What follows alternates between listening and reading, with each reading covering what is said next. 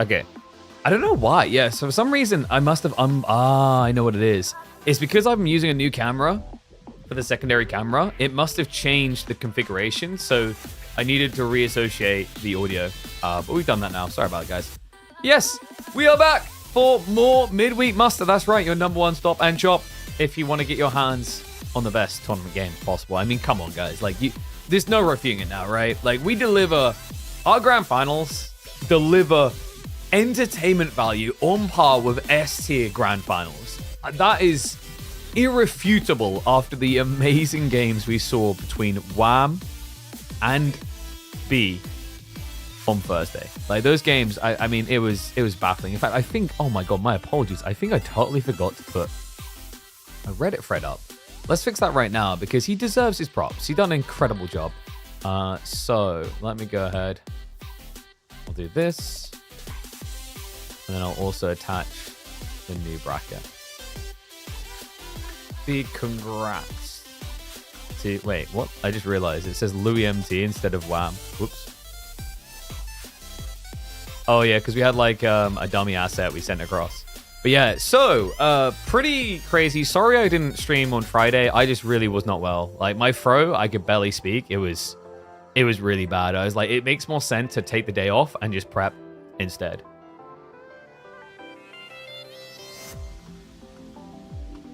Midweek Muster returns. And with it, the domination of the chosen one. New week starts today. Catch it live at twitch.tv. Sorry, guys. It's because, like, I mean, I feel bad not sending out, like, it looks like I got a problem with WAM, you know, if I don't do it. Like, I gotta do the man some honor. So let me just quickly send that, and then we can get on with the first series. Because I've got Core versus Sortof to open up with. This is solo bad. I need to get better at that. I mean, it's because I usually send it on Friday, but like I said, because we were feeling really, really not well at all, I didn't get a chance to. So, first series of the day is going to be Core versus Sortof. Reminder, we've entered a new week, and thus we have rotated the map. Yeah, default map starting now for this week is going to be front range. So that's by intent and design. Is the logic here is like front range is going to be used in the upcoming qualifiers for the NA LAN. So I thought it was a good idea to set it up so that people would be able to get practice on that map. 1 second, just need to bump Tommy about something.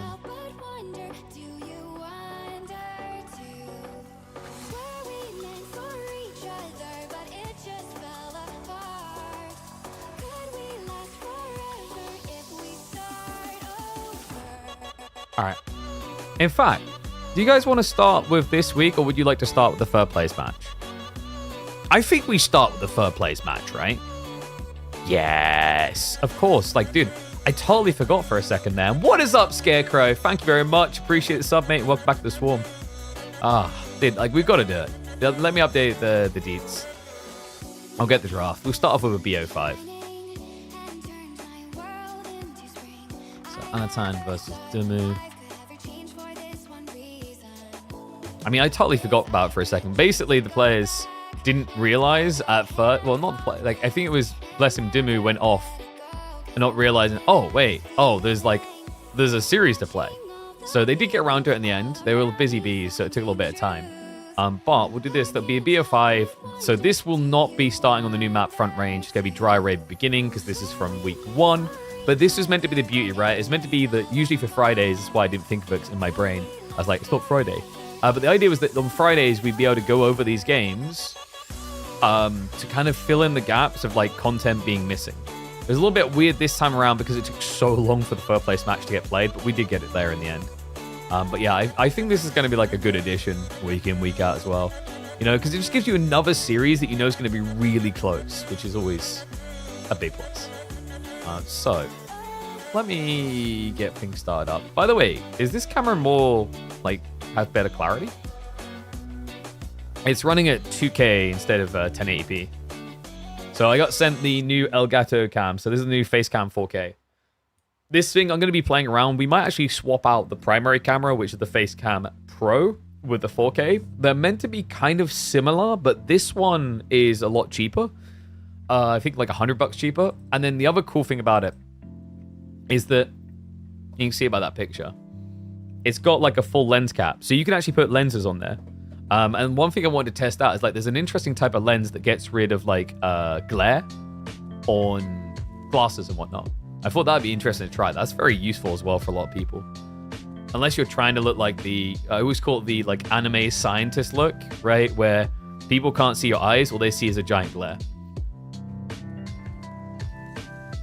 But anyway, let's get this bad boy started up. And I think did I just scuff it? I did.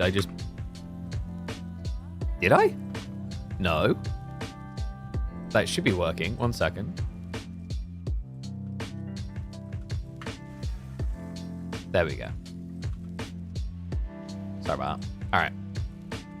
So we're getting it fixed now. And we're going to have Anatan versus Dumu. My throat still isn't great. But screw it. We waited long enough.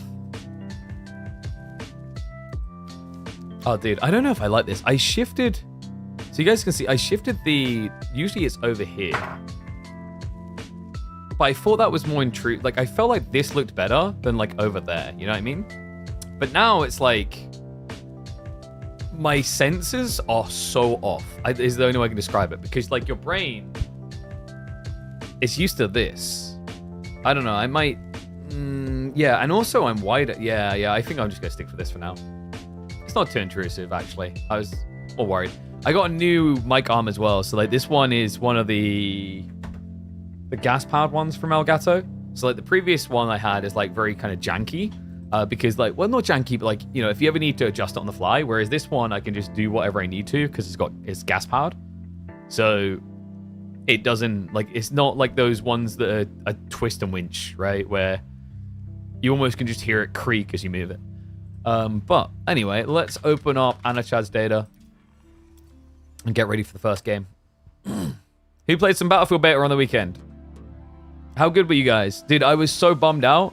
I was like, I'm gonna play a few games, and I got on one game, and I'm getting ready, you know, to like go out, make my mark on the world, beat everybody, and it's quite funny actually. I see this helicopter coming across. I'm like, oh hello. And I just look up, look at it, and I just aim about 30 degrees to the side and shoot. And we're talking like 200 meters out, which is really far in Battlefield for like rockets. And it just flies straight into it. And I'm just like, oh god. You know when it's like so perfect? I even let out like a scream. I was gleeful kid about that. I'm so bummed out that I did not capture that. Because now it's like, it sounds like I made it up, you know? Right? Like fake, didn't really happen. It was so good. Oh, dude, that one's gonna haunt me. Yeah, see, there it is. Yeah, sure, bro. Dude, it was so good. We were so good. In fairness, like, what is it? Battlefield sends you a little thing about your KDA, so I can at least flex that, and you guys can't say I lied. I reckon this weekend, my KDA must have been like 4. We were beaming. 3, like, safe down. You know, like lower limit. I expect to at least be 3 KDA. I remember it was like watching some of the Optic and 100 Thieves guys do kill races.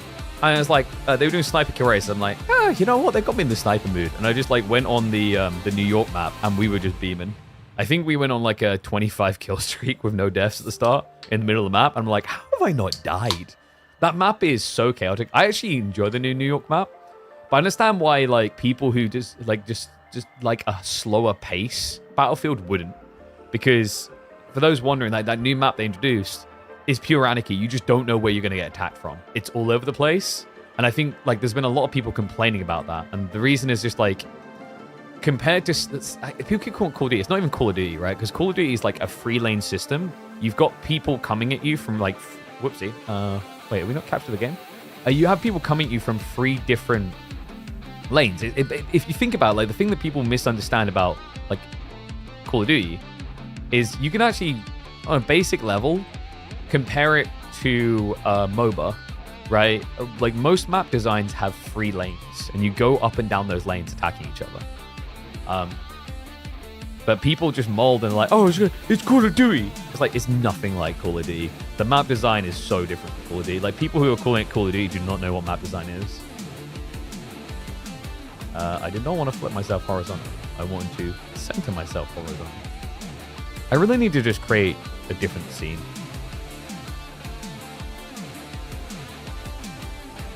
People molding maps. Yeah, the small maps, I feel. Like, I hope there's some bigger maps.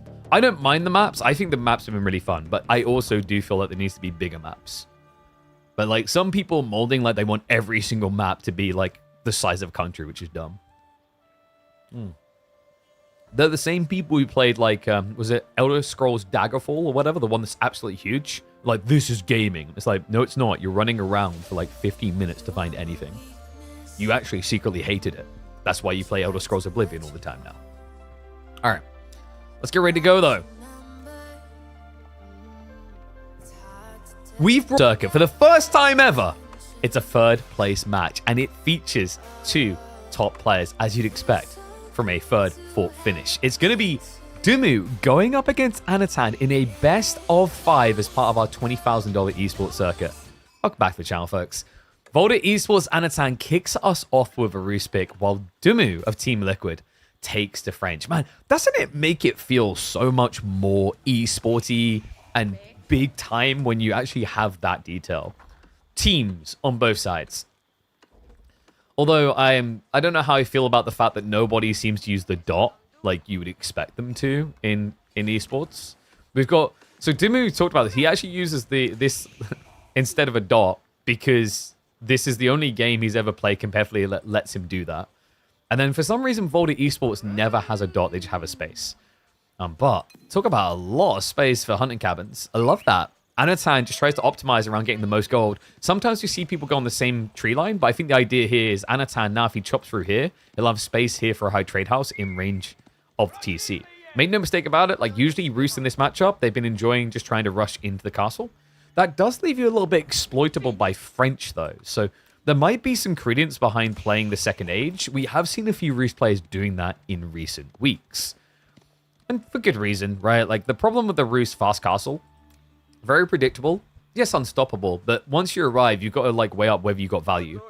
And we've been seeing this from very talented players. I think we saw it last week. There was an amazing game from Recon actually playing Mongols against Roost, where he went all in aggro, and it completely ruined the greed of Roost.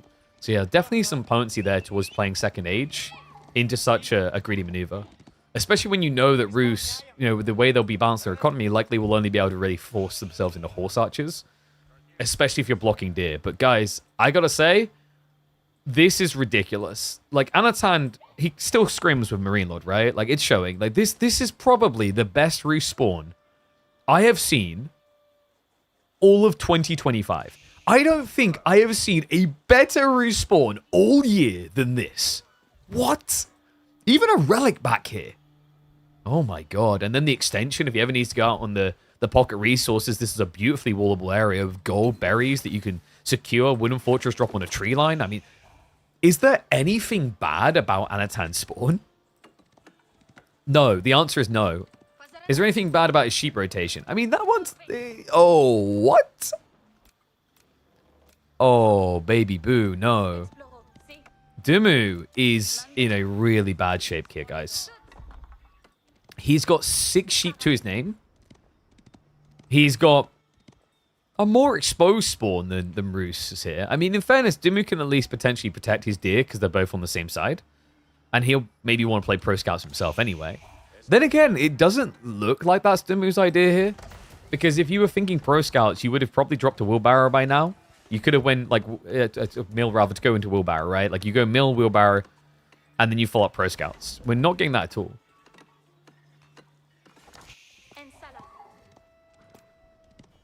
Yeah, and I think Dumu just got the bad news. He's like, what the hell is this? Right? It's looking at everything as it spawned, and I could already just imagine Dumu having that kind of baffled look on his face. You know, where he shakes his head, and his eyes tell the full story.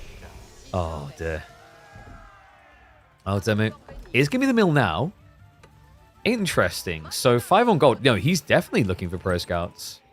He's just doing it a different way, right? Because a lot of players at the moment have been doing wheelbarrow pro scouts. But the reason why Dumu would do it this way, I think, is to prioritize the night timing so that he can try to intercept the deer. So he gets this out, like, what, probably 10, 15 seconds sooner by doing so? I think the only tricky thing with that is, like, your opponent's going to have to wait a minute anyway. Literally a minute to get pro scouts from now. So getting this night so early, you're going to need to find some worker kills to justify it. And that's very difficult to do against Roos early on, folks. There's the pro scouts coming in from Dumu now. Remember, he gets it a lot cheaper. Only pays 195 gold and 98 wood.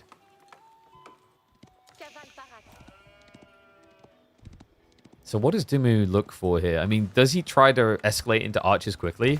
Normally, when you play French pro scouts, you're talking about 3 scouts in the field, 2 using for deer gathering, and then the other one used with the knights on the forward. And the reason you do it that way, by the way, is to keep up your aggression while scaling your economy. And we can already see that with the second knight coming through. Yeah, I think this is probably Dumu looking for, there you go, the timing where it is just going to be 3 scout total. Sometimes you see them go up to 4 just because what that means is 3 are gathering. Because you don't really want to put knights on the front side of the map towards your enemy's base without vision. That's very dangerous to do, especially when you know most civs are going to react with spearmen. Which we can now see coming from Anatan. Now, if this was a more generous spawn to Dumu, you could see a world in which he could use his knights to punish Anatan because the deer would be split in locations. But this is a back spawn double deer. So it's very easy and very fluid the way Anatan needs to move to secure his resources. Right? Spears move out here, push you away, quick carry back, and then spears will shuffle out over here as well. And in both cases, Dumu's going to struggle to get reinforcements in quick enough. Body blocks from Dumu. Oh. Wait, did he cancel? I think he canceled the attack. He didn't even get the final one from his scout. Cool idea. I love that Dumu's just trying to flex a little. He kind of needs to. And he has gone for the forward scout approach. Right? So 3 to gather the deer up, 1 to stick with the knights. Wait, he's going 5. Oh, this is very different. Yeah, I thought that Dumu would be looking for an aggressive line here, but this seems to be him just trying to fake aggression and take greed. So it'll be a 50-50 split of deer. The problem with that is that Roos, they do have a lot of upsides that they 50-50 the deer here, right? It's not like when you say China has, 20% more than that 50%. For Roos, it's more the case of like they obviously read the bounty very well and the high trade house comes in very, very swiftly.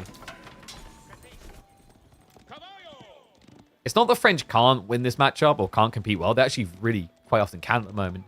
But it's all about the way you scale into your knights. You've got to be quite exponential in that growth.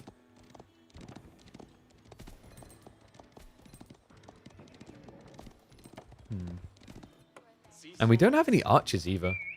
I think that's the biggest surprise to me. Like, your opponent's built spearmen, you could go archers. And more so, it's a case of, like, your opponent is probably thinking horse archers. And if you have archers, that deters him. But Dumu's just... I don't know. I'm starting to think that Mia Micah game he had earlier this year, the 120 knights one, is stuck in his head a little. It's only 4 knights, but it's a full focus on just heavy cav. So it kind of feels like what Dumu's trying to do is just look for opportunities to outmaneuver his opponent. Right? Build an eco edge, which does make some sense with French because they build more villages. Right? They build them every 17 seconds compared to standard 20. So if you can find a few worker kills here or there, you're going to be in a very healthy eco state. The problem is, Anatan isn't waiting around. He's getting his upsides, he's getting them fast. Castle Age is less than a minute away. And wait, it is archers. Okay. There is a little bit of concern here that by the time the archers arrive, all of the deer are going to be home. Now, he does still have the value play in terms of, like, if your archer count is good enough, you can do horse archers. The only concern here is that this high trade house is going to be coming in fast. Dumu's probably going to be at, what, like 8 archers? And with triple archer range, Anno can catch up really fast.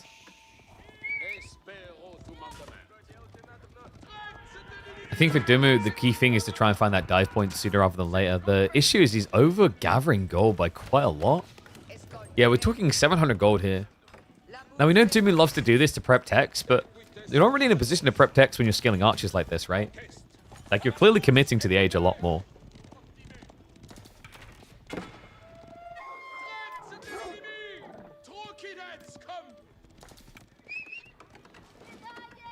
High Trade House is not going to be very good. It's going to give him the extra food. Last of the deer are almost being brought in here. The spearman. Okay, that kind of helps. Anatan. Yeah, because he allowed him to charge away from him. Remember, like those type of situations, when you're in that chase, if you want to get your knights further away, just click at the enemy in the opposite direction. It means that you're going to charge further away from these spearmen. He does cycle back in, cost him the scout. Let's give him a little bit of denial as the first archers do arrive. And Anatan already queuing those horse archers up. But the concern here, folks, is that Dumu does not have that many archers on the front side right now. No, and the horse archers produce aggressively quick. It's 23 seconds compared to 15 on archers. Yeah, and for over double the damage as well. And the deer, well, they are going to be taken back. So he will get a slight edge there. Dumu, a 1-up on deer. But remember, the high trade house, it means that Anatan's already going to be mirroring or besting your deer count.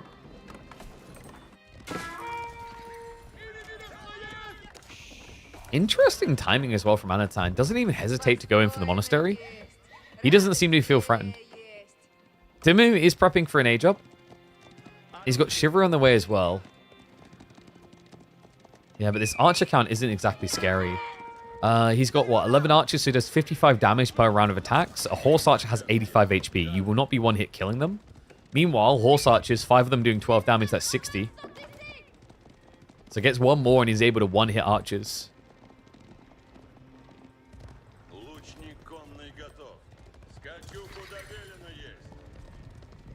So what is Dumu gonna do? Because the other thing I'm wondering here is landmark choice. Royal Institute would feel... I mean, you basically put yourself on the line. You don't have any other option if you do that. Guildhall would require you to take a lot of pressure in the meantime. And his golds aren't securable. No. Oh my god, actually, this is horrible. Yeah, no, like Dumu could actually lose this game based on gold vein placement.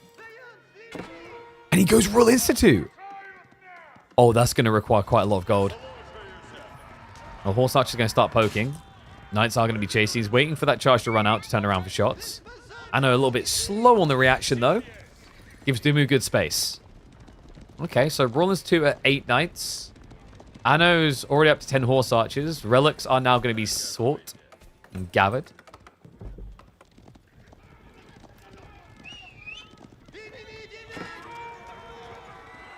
And these horse archers, yep, they are going to start hurting quite a bit. Knights only have 190 HP, remember. At this point, it takes him 3 volleys to kill one. And the scouts just griefing the charge in there. Dumu, he does get the age up. He'll continue the investment into archer knights here. He's got the gold to get the veterancies. It's what comes afterwards that concerns me. I know. He's at least slowed down by the scouts there.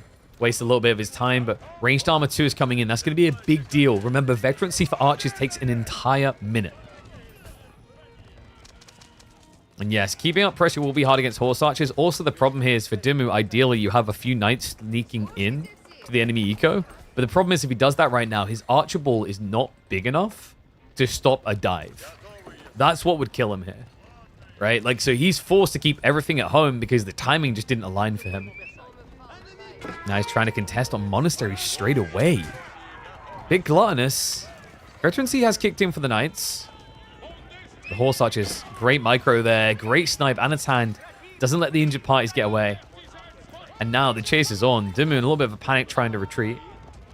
We'll return to the charge. I gotta give it to him though. Anatan has been on point, right? Like, there's maybe 1 or 2 micro moments where he missed out on a kill, but outside that, he's been dodging damage being taken so well in this game.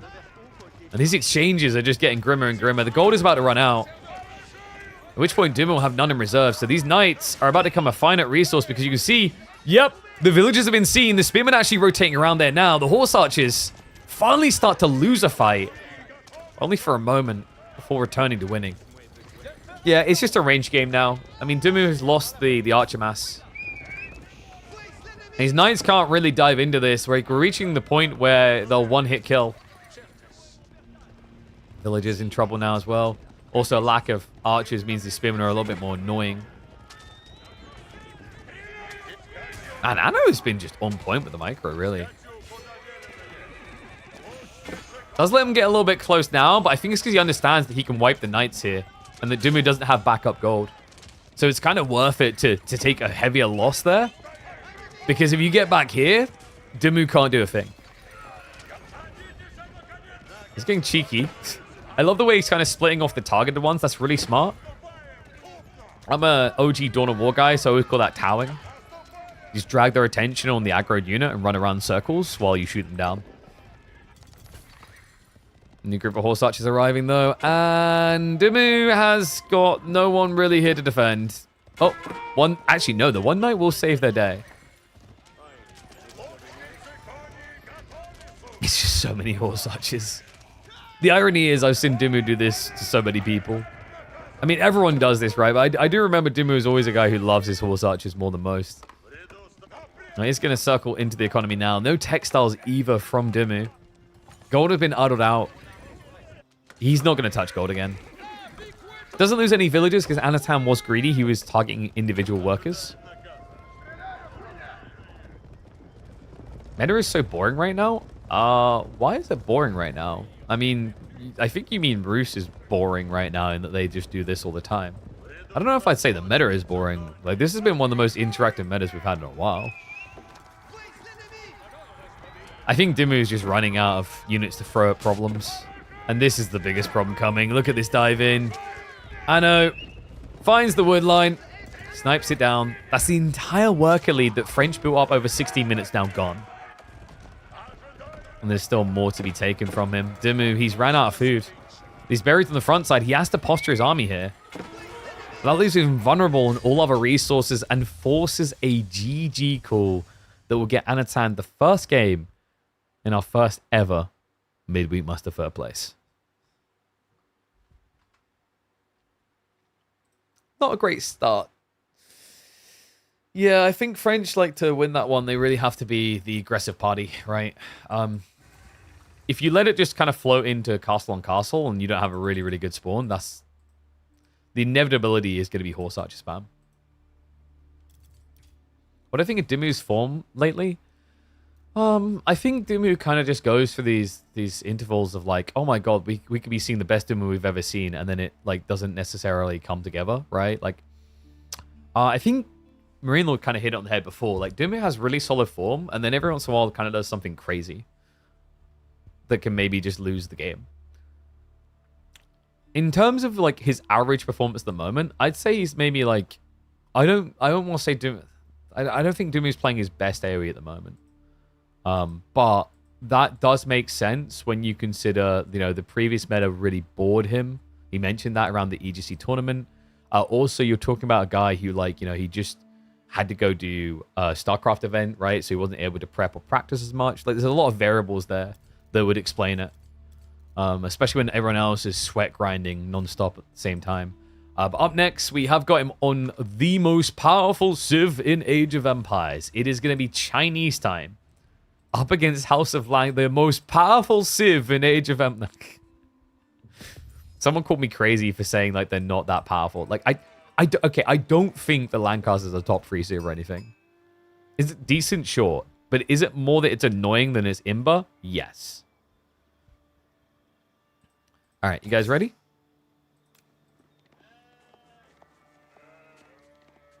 It's time for the first ever third place match showdown on our $20,000 esports circuit. And we do so with two well-known names and two well-known civs. It's the Battle of the Broken, involving the bold and the bold. That's right, we've got Anatan leading this series already, this best of 5. He's going to be picking the House of Lancaster. A civ that most casuals consider to be busted right now. At the pro level, it's seen more as annoying than outright broken. Dumu, on the other hand, has gone for the civ that most will agree is insane. China has been king amongst kings, emperor amongst kings, actually, for quite some time now. Dumu, by some miracle, managed to get them through the draft. I know, I'm shocked as well. Rocky River is going to be our map for the clash as well. This is the one that does have a little bit of pond fishing, but most people just don't go for it. I'm curious to see what Anno's going to try and do in this game. Most of the time, you're just thinking of going for Lancaster Castle and just playing it safe, scaling your eco. I've noticed that some people mention, like, you know, go for the Lords. Lords could work here. There's not really, like, something to truly deter you. Lords really suck against civs that have great access to knights. China technically does, but it requires third age.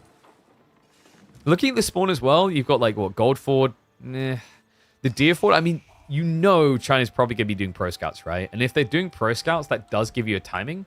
One thing I would say about Lords of Lancaster rush timings, though, you know, what you're targeting resource-wise needs to be obvious and in one direction, whereas Rocky River's a little bit tricky to lock down. Pro Scouts play has a lot of breadth to it, right? The same reason why we said All the Dragon requires high execution to counter Pro Scouts in this map is like, do you have enough entities in the right place? You think the same people that design Hull are going to be the ones designing civs for the next DLC? I mean, all this crap that is given, I get it, but like, by that logic, these are the same people also, like the people who made House of Lancaster also made Templars. And most people agree that Templars is a fantastic addition. The only issue is like they feel a little bit weak right now.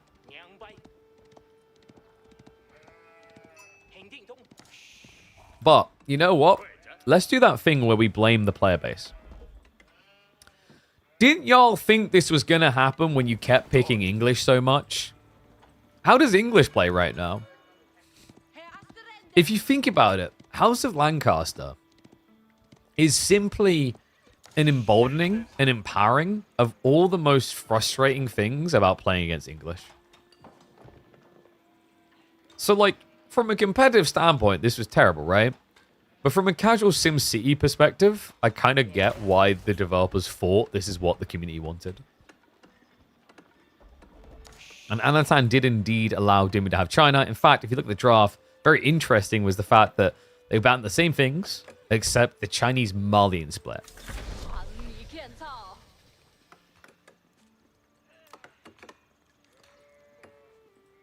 No wonder. We've got the 2 on the gold right now. First imp officials coming out. 2TC, maybe? Nah, let's not kid ourselves, right? Like, I have seen some Lancastrians do 2TC. I'm just... No, this is too much stone. But the way he's gathering wood, like, is a hunt. This actually might be 2TC, guys. Which is very intriguing. We've been seeing a few 2TC games, especially on Rocky River. I think it's quite impactful. Normally, it's better against civs that, like, want to strike at you. Because you have to think about it this way. If you go manners, you know, you have some protection against lightly armored units. But let's say it's like knights, men-at-arms, etc. You can still be dove. But if you have a town center with your Lancaster Castle, you actually have garrison slots. You have protection for your workers.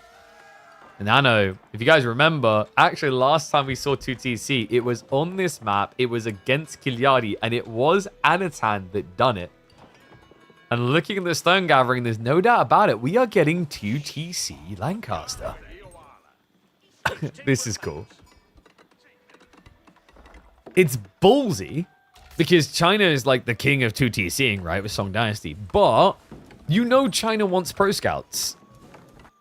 The meta of 2TC for China is long gone. I don't remember the last time a player opened with that.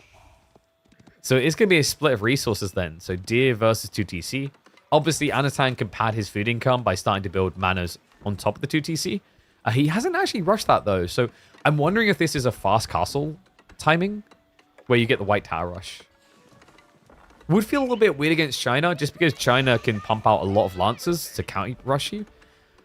Instead, maybe it's worth going for the King's College, because then you can get your hands on the bonus damage for your knights in a knight-on-knight fight. You don't think there's a reason to go TC before Manners? It depends what you want, right? Manas can't gather you gold. And also, like we just highlighted, in terms of the diveability of this area, this is a lot harder to dive than the manas. Everyone thinks the manas are incredible in terms of their defensive structuring, but they're actually not. Like, manas are very vulnerable compared to TC. Because a TC, like, think about the multitude of details that a TC gives you over a mana. So, a town center can be garrisoned, right? So, instead of shooting 1 arrow, it can shoot 8. It can also be repaired.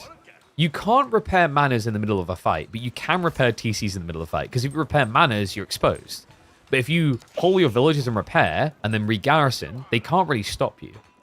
That's a very big detail of import. And in fact, we've seen, even in the semi-finals, actually, between Dumu and Wham, how that lack of a garrison spot on the gold killed Dumu's Lancaster in the Frisian Marshes game. So yeah, never underrate how valuable this can be. Like, you can still get the manas as well. It seems overly greedy, but that's where, like, having the Lancaster Castle plus the TC escalates you quite nicely.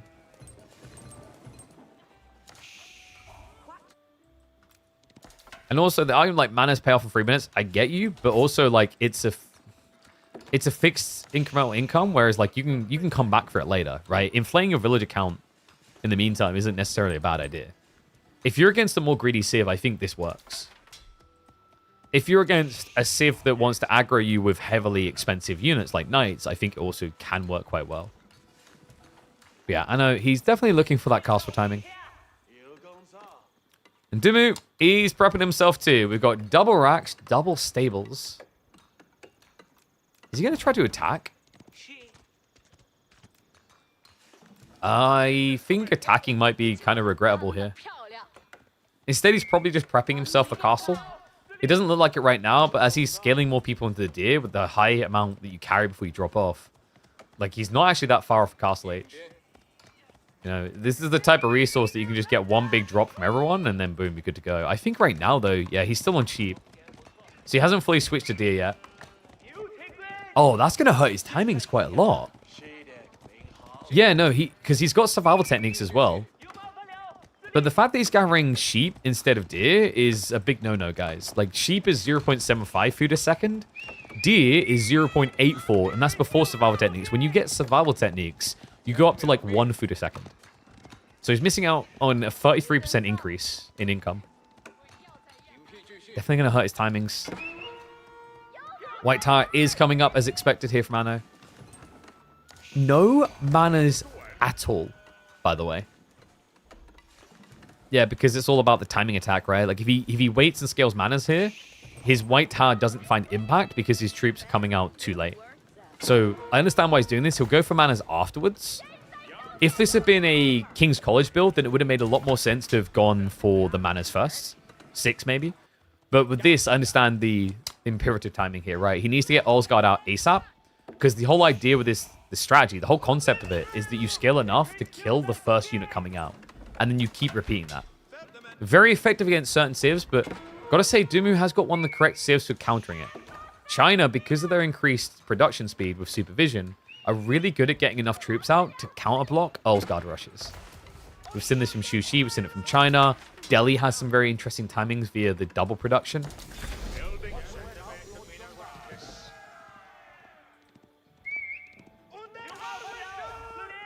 We play like this, isn't English just better Civ, other than sheep gather bonus, I guess? But sheep gather bonus is a really big deal, and I'm glad you brought that up. So, like, we had a video, I think because it got so wild, it got changed in terms of its name, but originally it was going to be, like, this is more efficient than Pro Scouts or whatever. And it's the Lancaster 2TC build. Because the Lancasters get 20% more on sheep gathering, right? It's almost as good as Pro Scout gathering without paying for Pro Scouts. So it is very good. That's 800 extra food you're inflating your gathering rate on. And the whole point of manas, like, manas don't give you that type of gathering rate. Right? So that's where it can be pretty impressive what you can do. Now, what is shocking me, though, is that Anatan, he scouted the stables, and it forced him off of Olsgaard straight away. So he didn't have the timing for that rush. It's just going to be spear spam. Yeah, good pivot. Dumu had the right idea, but Dumu also baited him. Do you see what he done here, guys? The racks placement was intentional. Anatan came into the base, saw the stables, reacted spears. Now he's getting counterplayed by PG. Yeah, which means that Anatan is going to need to find what? crossbows next. Spear crossbow. Would make the most sense for Lancaster. Even though you're always thinking, how do I get towards spearmen and yeomen here? Like, sometimes it's just too good to resist. So, yeah, crossbows get queued up. So Dumu did get an edge, but like now the problem is if you don't push, then the crossbow mass, if it gets too big, it can't play as everything you're doing right now, right? The trickier part for Dumu is he's against 2 TC, and it's soon going to be manners as well. So his income is going to start to plummet in comparison because remember, his is finite. It's a very long finite line that he's running because he's got all the deer on the map.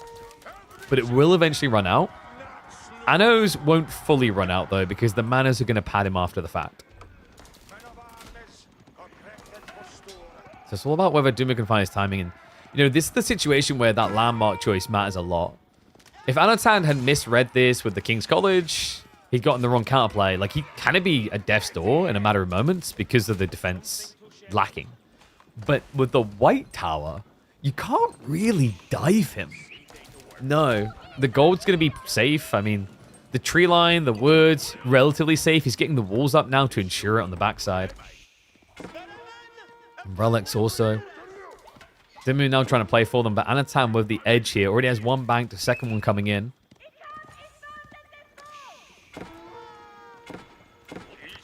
And it is going to be a reveal of the crossbows. So Dumu now knows what he's up against. Nestabees could be a very interesting switch here, but unfortunately, Dumu did not go for that landmark. He went for the Imperial Palace.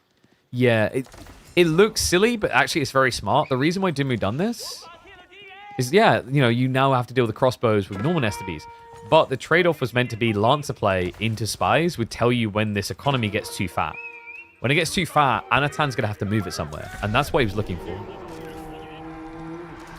Another relic picked up by Anno. Are we going to see 4 relics? It's looking quite possible at this pacing.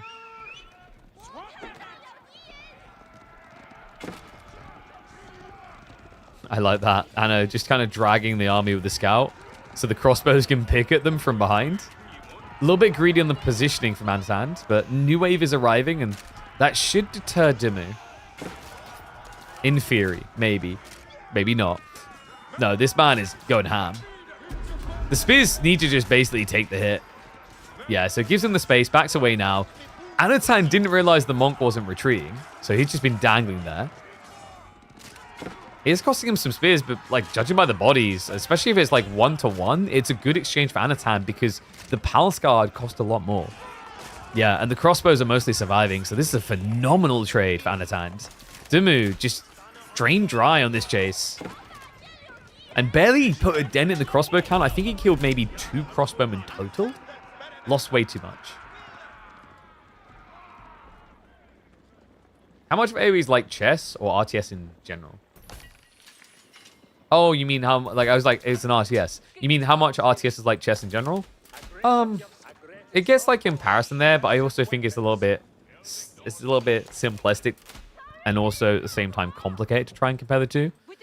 There is strategical thinking, but I think many things have that in gaming, not just RTSs. But, you know, because the other thing as well is like chess doesn't have a hard or soft counter system necessarily. Like units move in certain ways, but it's not like a knight gets +2 against a queen or whatever, right?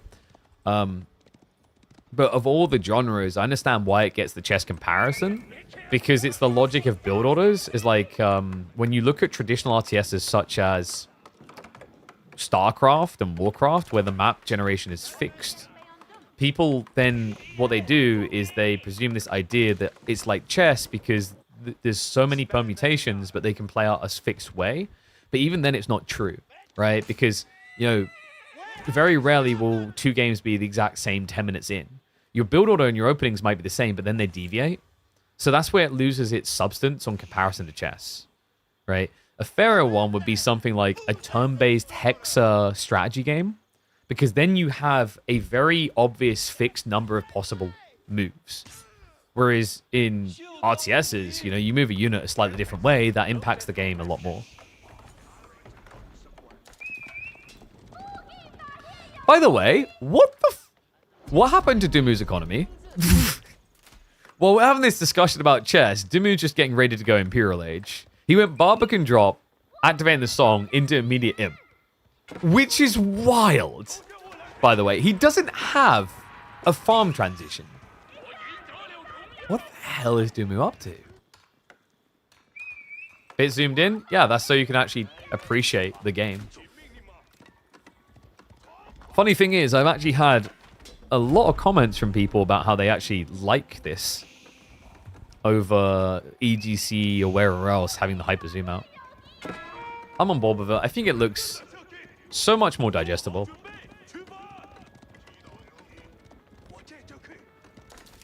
Recon says it looks like me playing China when I'm not sure what to do next. Welcome to playing against Lancaster. I mean, this is a crazy Great Wall Gatehouse, by the way. Is he planning to do forward farms? Because this landmark is meant to protect your farm area.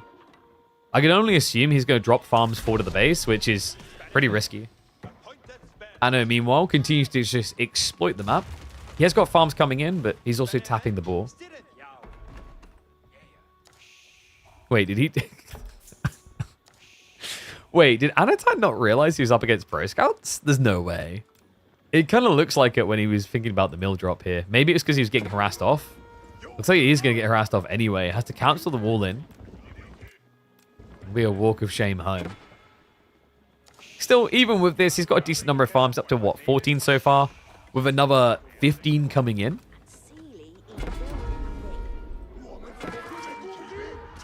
And Anatan's goal now is just survive. Dumu is waiting on the elite text. I don't think he's supervised either, which is a bit shocking. Yeah, elite pass guard upgrade would have been pretty nice here for the dive. Stairs going to be slightly delayed. Anatan starting to stockpile up. Now, could this be the type of game where a man is forced to Berkshire, is what I'm wondering. It doesn't feel like it right now because Dumu is playing Palace Guard and a crossbow, so Anatan shouldn't feel too friend. And he has already walled himself in, mostly. So I actually think that Anno gets away with the wing guard here. And that's really important, actually. It gives him a lot of answers. So it'll give him the Colves to deal with siege. It will give him the Spearman spam to have a front line. This is wild, by the way. Like, what?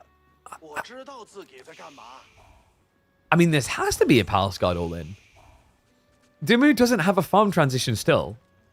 And he's just, like, he's straight up gone for Yuan, which is another 1,800 resources. What the duck is happening in this game? Because you can't afford Horsemen now, right? I think Horsemen... Yeah, it's weird because, like, Horsemen Palace Guard are the same price. And technically you're against crossbows. Like, and wait, it is Berkshire? Okay, Anatan, he actually has to bark to secure the 8k. But that... Is that a failure? He's got more coming. The Parthian on the Lancers is griefing Dumu, though. That was terrible, the run around there. This will go up, but it definitely cost Anatan a lot of villages. Oh my dear God.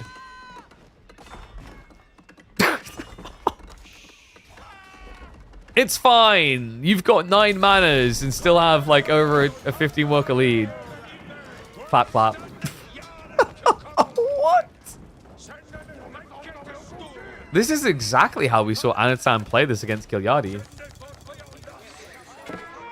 Oh my God. I really thought he was going to be greedy with the wing guard. Maybe he realized that it's like, it can't be mass cav, so you don't really need the spearman. What a weird game. I mean, no one expects the fast song, fast imp, fast Yuan rush, right?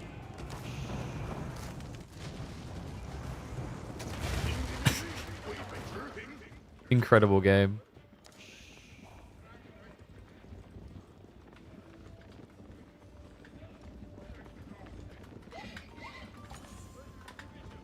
I'm trying to figure out what he's playing next.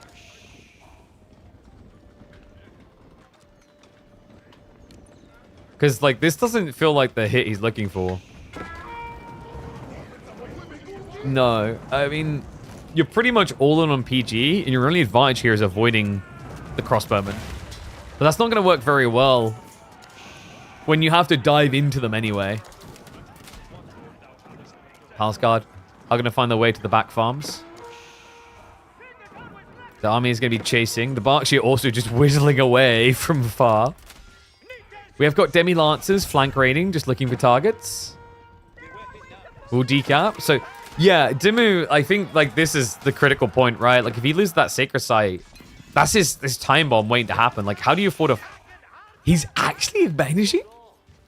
All right, props to Dumu for this right now. Somehow getting a farm transition after everything that he just burnt is kind of wild.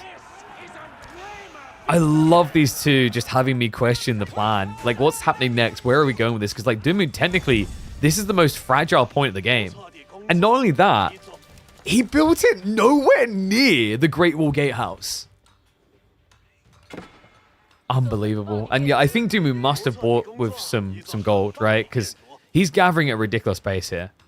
2k gold income.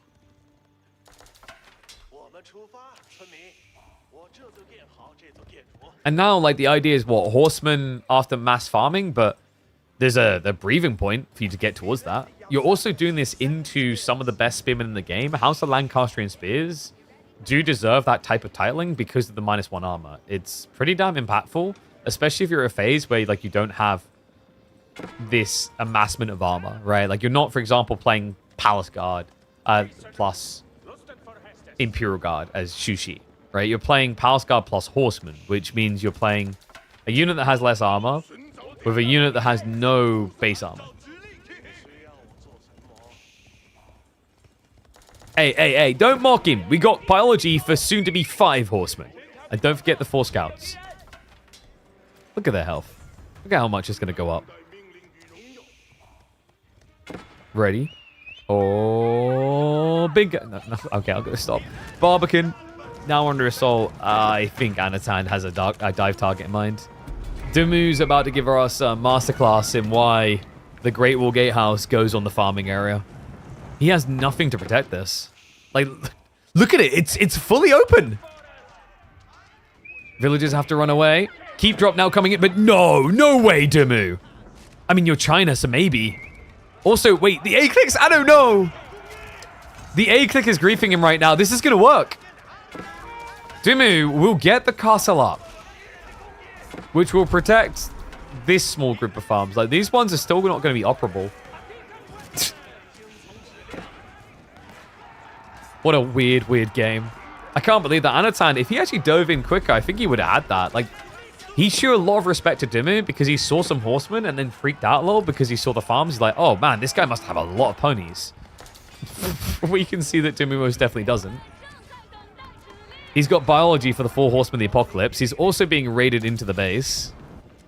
The sacred sites have been recapped, but I don't think it matters now. It shouldn't anyway.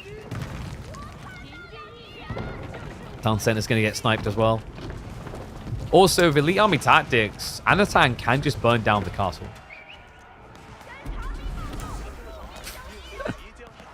What on earth has this game become?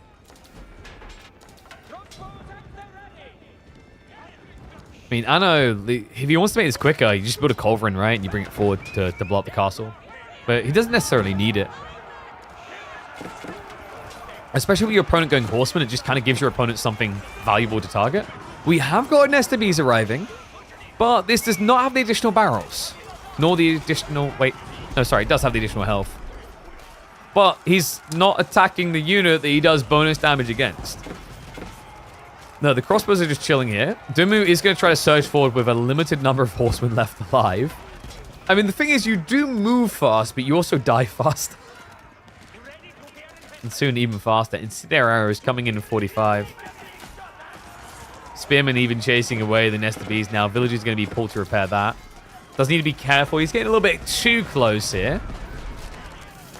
They want to think about backing up or maybe just going in. In fairness to him, there's not really much of a front line left for Dumu.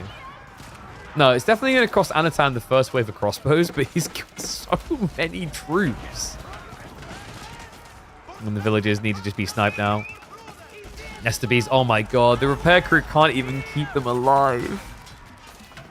Alright, this is bullying, get him out. Well, Dumu has been trying to defy all logic, and we've gone beyond that now. We're in a different realm, the realm of chaos. Normal rules don't apply. Normally, when your opponent has 140 Nico and you have 44, you call GG. Not when you're Ben, apparently. Dumu's just thinking about that 0.0000001% comeback opportunity.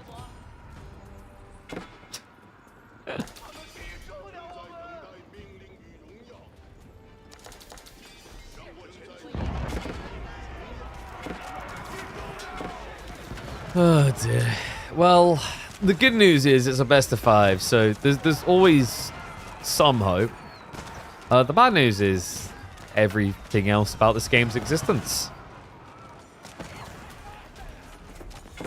Yeah, I think Dumu's line here, I wonder if like an all-in would have made more sense. It's just tricky though. We mentioned the white tile detail with 2TC. You know, it's just like the English. Obviously, you don't have to deal with that attack speed, but you deal with other threatening factors that Lancaster enables themselves with, such as the mana spam into the summoned units for defense.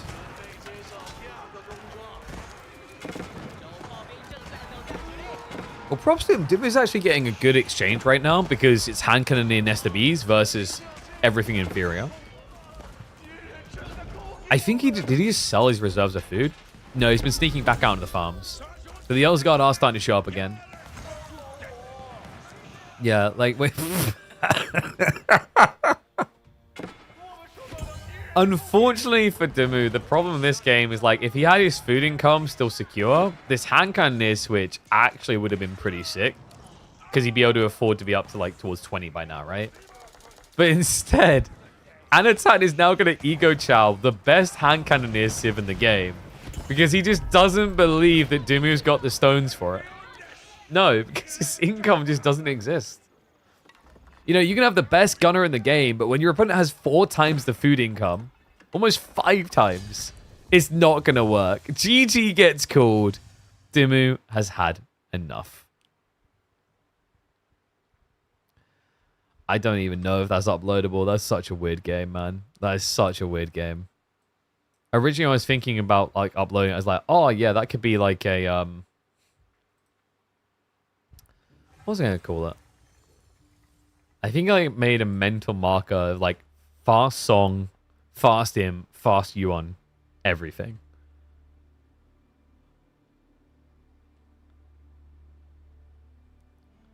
I mean, it does just feel like he was showcasing all the things you can get almost immediately, right?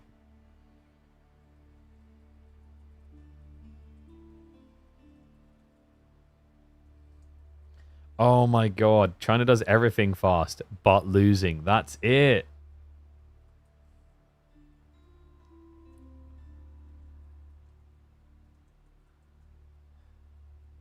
And then, like, the thumbnail should just have, like, fast song, fast im, fast yuan written on it, you know? Oh, that's a good, that's a good idea. All right. So, 2 on the board for Anno. This is not looking good for Ben right now. He's just used his best civ. And now he's probably thinking, oh, maybe HRE. And I don't know if I like that. But hold on. I didn't notice that. Rocky, not Rocky Riverside, Canal got picked. And what does he have? It's Knights Templar time. There's hope for Benny yet. All right, let's get ready to load in.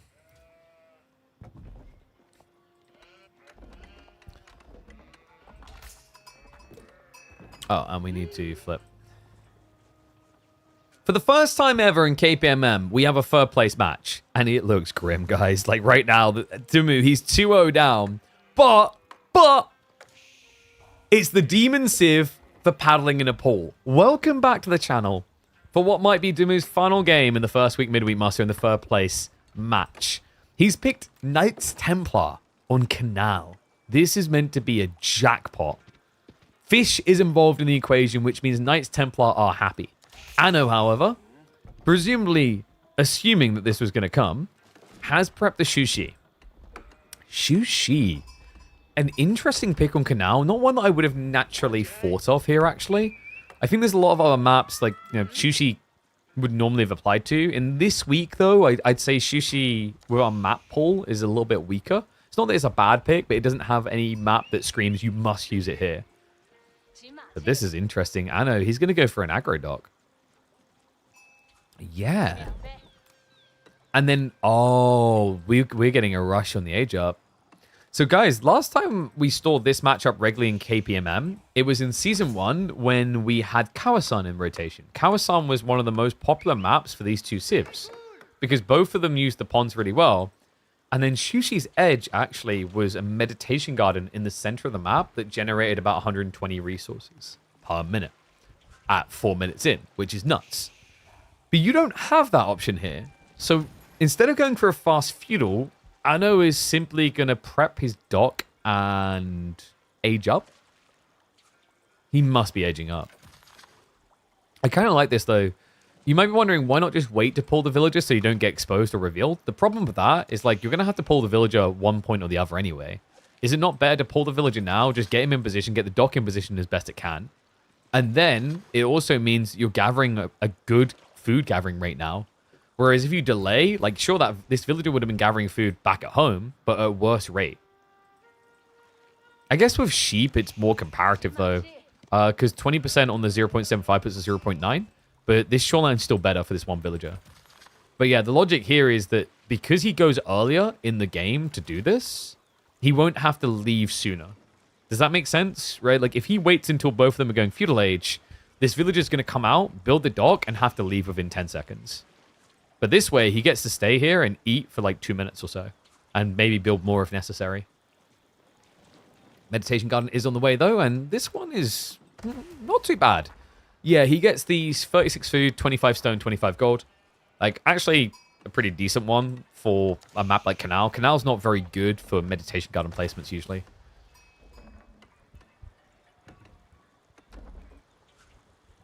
Alright, what do you think, guys? Are we going to be getting Hospitalaire, French, or dare I say Antioch? Don't say Antioch. I mean, Hospitalaire feels really good on this map, I think. Especially the flexi on where your Sacred Site can go. French into Shushi. I've always felt a little bit like two-sided about that. The Chevalier are definitely valuable, but there's some argument that the Chuganu do better against them than they should. And there we go. It's going to be Hospitalaire. The only problem with Hospitalaire is you cannot use the men-at-arms very well. Because Hospitalaire have low ranged armor. That's their trade-off. They have, I believe it's 3 melee armor, 2 ranged armor. Which means Chuganu can snipe them very well. And also, it makes healing very hard on top of that due to the fact you are up against repeated crossbows, right? So, like, when it's melee on melee, I think Hospitalaire has an interesting kind of usage because you can just pull away injured parties. Less feasible when you're against a civ that can have range units. And even more still when you consider we've got archer ships coming out now. So Anno gets that clean timing. It's going to be harassing upriver. Dumu wasn't too greedy about this, though. Only went for the double fishing boat. And it looks like it is giving the naval arrow slits defense from Dumu. So it's gathering the stone necessary to get this in placement. I mean, I'm hoping it's for the emplacement and not 2TC. Is this 2TC? What? So when Knights Templar were first introduced, 2TC was a very popular concept, but it fell off fast, especially when there's fish involved. Like, people just prioritize that instead. But no, we're actually... Okay, there we go. We've got naval arrows, but he's still gathering stone is the weird part. I'm starting to think this is going to be a snuck second TC on the mainland. I feel like Dumu is just having fun at this point. I mean, in fairness, guys, there is more money on the line, right? Third place gets more money for the week than fourth. Now, it's not going to be, like, buy you a house and change your life levels, but still. Demo ship is going to be there. We'll be scared away due to the arrow slits. Love this from Anatan, the repair crew. Man, shout out to Viper, by the way. That guy deserves special mention. Whenever I see people pulling villages to repair like this, he was thinking about that concept earlier than most players. I still remember talking to him about Red Bull World Legacy, the first Age of Empires 4 event, where Baltic got introduced, you know, the map that had a big pond in the center. And he theory crafted the idea of running villages along the side and using them to repair instead of sending your boats all the way home. Viper was thinking about that miles before anyone else was trying it. Demo is going to be a whiff from Anatan. Good defense by Demo. That this has been sieged down. Double Spring will get it low enough. Dimu's not going to try for a demo ship. Instead, he's going to try for that TC. He's so late on his timing, though, right? Like, he's overgathered on the stone now. I guess you could pull these villagers north and sneak a TC here. And then just keep gathering the wood in the meantime. And in fairness, it's not like Anatan has fishing yet, right? He's got one fishing boat, but it's just repairing.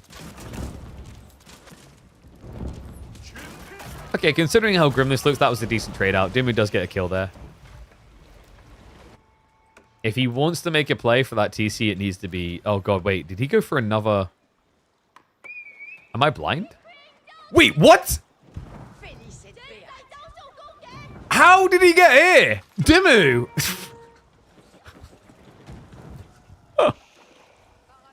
I was not expecting this.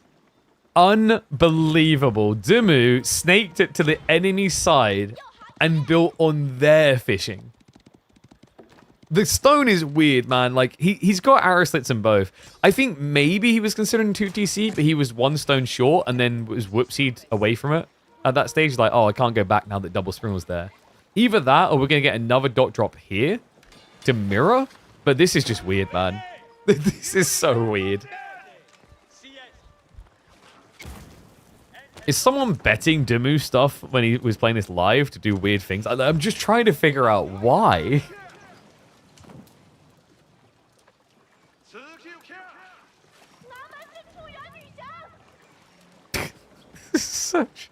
Is this the weirdest series of the week? I think it might be. Anno now going into the Horseman.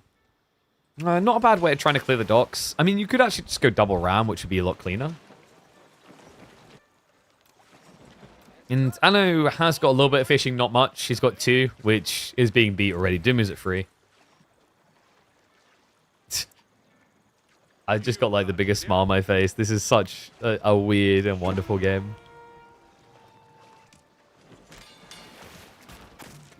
No naval arrow slits either, by the way. Anatan has just got the stone for that. That's one of the nice things about dropping a Medi garden next to a stone outcropping.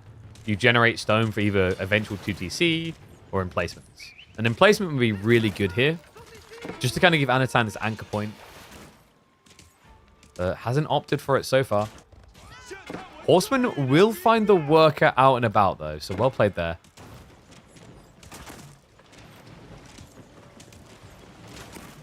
Double archer ship's going to be hard to dive with this demo. And yeah, exactly that. Fishing boats are going to get back to working. Archer ship tries to dive in. That's ambitious. Are we about to get another crazy canal game? Because in week 1, we had the best canal game of 2025. That would be a tall order to beat that showdown between WAM and B. But maybe. Just maybe this has got some flavor for it. Good strike back there, Anatan. Able to deny one of the springles from Dumu. Dumu now with a double demo pump. Noticing that Anatan only has a single archer ship. Quite smart there. Naval arrow slits coming in from Anatan, but it is going to be defensively on his side of the map. So he still hasn't upgraded this one. Yeah, the reason now you can see it from Anatan is because he needs all the military boats coming possible here. He can't really afford to have a delay so you can get arrow slits.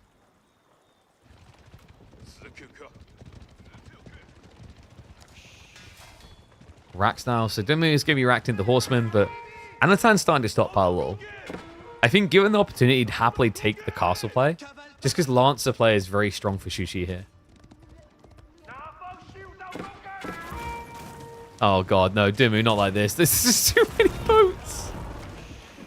The problem here, guys, is like reaching with your demo ships is very difficult if you're moving the whole army. You kind of have to pull them back so that your boats can get through. And that connection, not going to be the one he's looking for. Actually, does get the fishing boats and the denial of the dock. Okay, I'll eat my words. Dumu gets the cleanup. Well played. It didn't look like it was going to be quite good enough. But no hesitation just to commit the triple demo play. Gets the dock wipe. Horseman arguably raiding into his base in the meantime. Anatan has now lost his stranglehold on the river. He's out of position. He's definitely not outplayed here. No. Dumu maybe a little bit too distracted elsewhere. Hanging around with the boats. is going to offer up a decent trade for Anatan. Still, he knows he needs to get out now because one big problem for Anno, archer ships. He has an archer ship, but it's really far upfield, so you can't afford to stay here just in case demos come out from Dumu.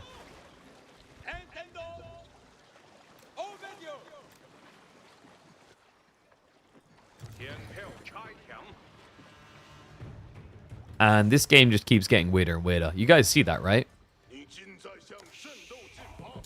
We've got Pro Scouts. Anatan just went Pro Scouts on Canal. An interesting play. This map doesn't have that much deer, right? Like, it has 14 deer. What? I'm trying to think if I've seen anyone do Pro Scouts on Canal. I don't think I have. This is a first. And Springalds are at least going to be able to trade out a bit here. But Dumu will get the wipe in the end. I'm sorry, I'm still trying to process this. Because, you know, you can't even just blame Dumu for the weirdness. This is Anatan as well.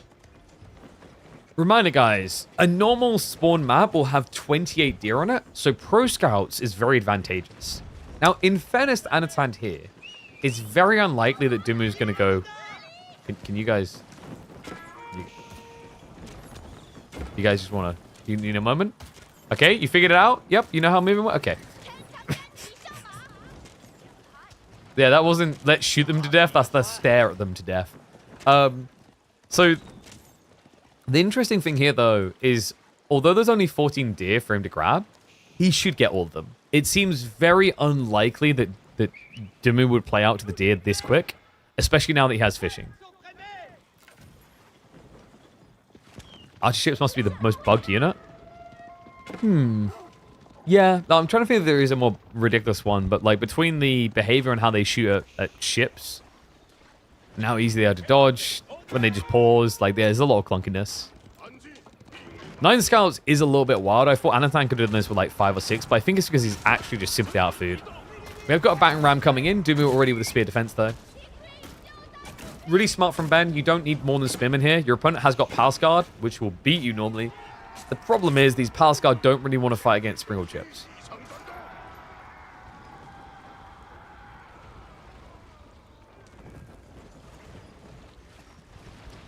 And Mount Lu just makes a lot of sense. Anatan, if he's lacking food, this will make it go a little bit further. Now, there is something to be mindful of here, is that Shushi Chinese cannot early farm transition. They need to secure the mainland first. So while he's done a good job of delaying that problem, inevitably, we will reach that point where Anatan has to vacate the starting island. But now, Pro Scouts will keep him safe there. Dumu, now with a wall up. Yeah, he's worried about those horsemen that were coming before, and even more so now because Anatan had Palace Guard out in the field. And Lancer spam is feasible for Shushi in a lot of situations. True, Tower of the Sultan's pretty clunky. Wait, is Siege Tower very buggy? I don't know, because we never get to see them. They never get built.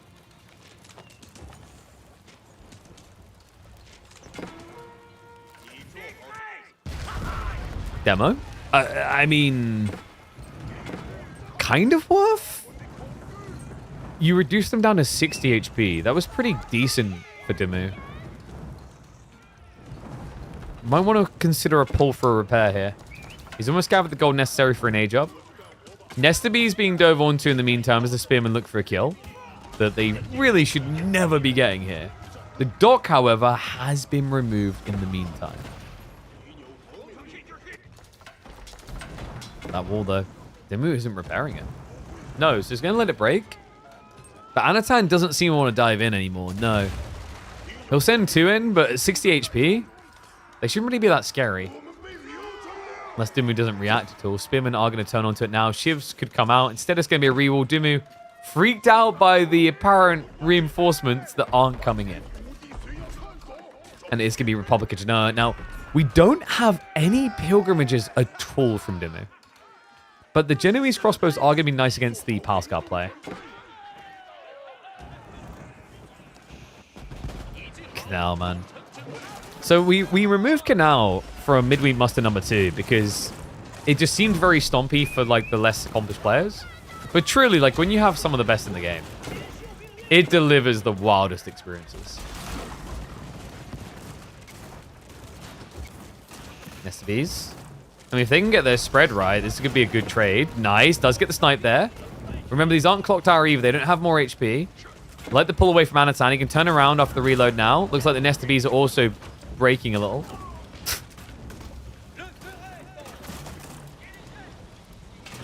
The docks, they are getting the armored hulls upgrade here. So Dumu wants to continue the commitment onto the water side.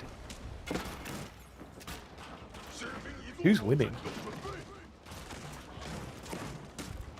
I think Anatan has the potential to rush relics here in a way that Dumu currently can't. In fact, we're already seeing that as Anatan does have the first relic coming home. And then he's got access to all the others, really. Final Deer also being picked up.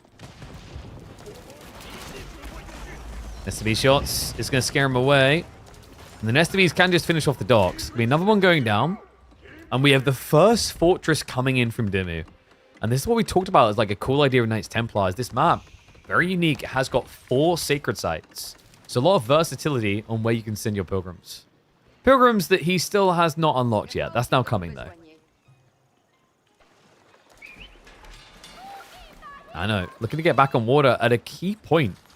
Yeah, there's still actually a few thousand food left on his side. So this is a great time to do so. Looks like one of the docks originally blocked out too here, which is even better. Remember, nowadays, when docks block food, if you destroy them, the food is still there. So yeah, just able to get access to this again.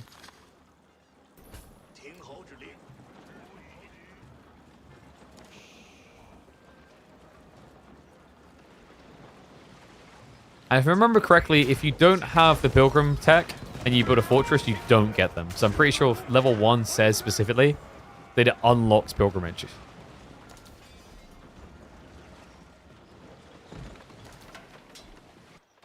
Speaking of that Pilgrimage, it's going to get scouted. So Anatan now knows where he's sending them. He could steer just 1 or 2 units up there to deny.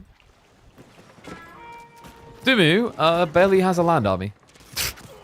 It's a lot of boats, though. The problem is, guys, normally Siege can kind of suck against boats, believe it or not. Because you'd think with all this bonus against ships, they'd win against ships. Normally, actually, what happens is the ships chase you down too quickly and you die. But Canal's very different. In Canal, you can't really pull out to the sea, get them to come to the coast, and then chase them in. Here, they can just skirt the edge and stay out of range. And on top of that, because Dumu's clustering the fleet, the Springle choice is really good by that time.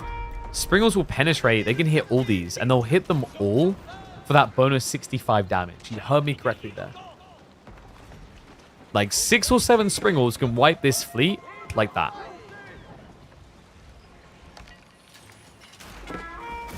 Nesta Bee Springle shots. He's going to try to trade with it. Dumu is a bit ambitious, though. Tries to snipe out the Springles. The Nesta Bee spread damage doing just as much work here. That was not a favorable exchange for purple. No, definitely not. Even without the fishing boat kills. Anatan was already ahead on that trade. Springles are really cheap compared to these boats. Nesta Bees, they're not done yet. They're going to continue firing in.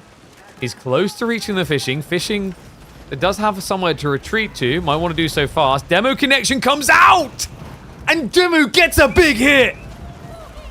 Crossbows go down! Oh my god. Dumu, what a swing there. Nesta Bees, though, they are trading out well against these fishing boats. The dock is almost dead. Will be a dodge and a wasted detonation.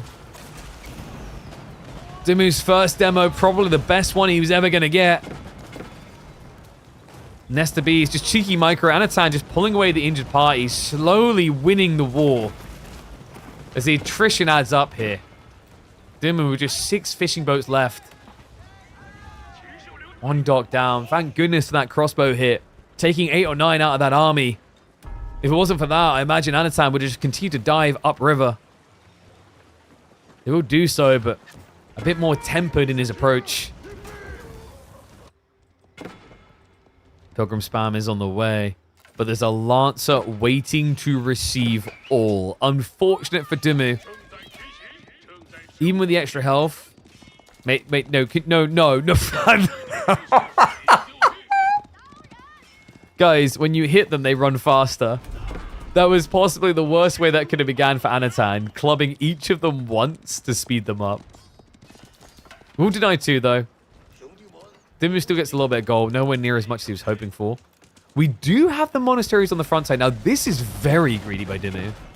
Yeah, because he's planning to go for treasure towers. Treasure towers gives 20% more gold from the sacred site, from the pilgrimages, and also from the relics in range of the fortress.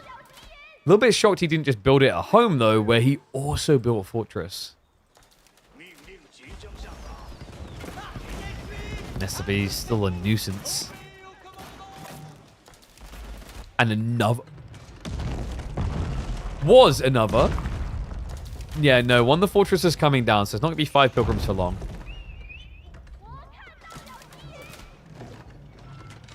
I like the idea by Dumu, though. Just trying to deny the wood opportunities for Anatan is not going to work, though.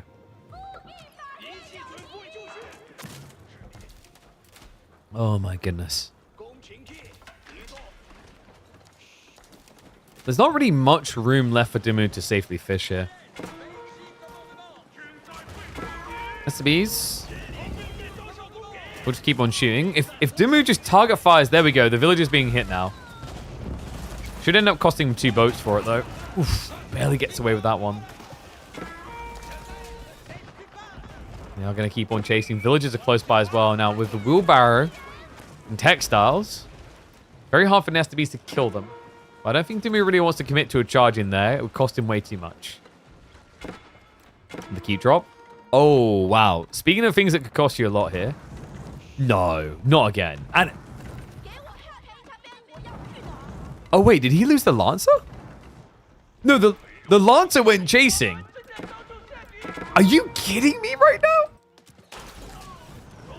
So, water is being won by Anatan, but Dumu's making it a gold game now. Nestabes also starting to get target fired down. Well played there to actually get the snipes. Not easily done, by the way. Like, somehow Anatan went from, what was it, 4 Nestabes down to 2, and they're barely existing at this stage, so... Great standing your ground there. Means that Dumu will have some fish to fall back to. Limited as it might be. But the ball's now being played onto. And I imagine we've got one more fortress coming on the gold here soon. Yeah, he's even creeping back towards this 24 stone outcropping. I've got to give it to him, man. Like, Dumu's starting to make me believe. In the weirdest of ways, Ben is making this work.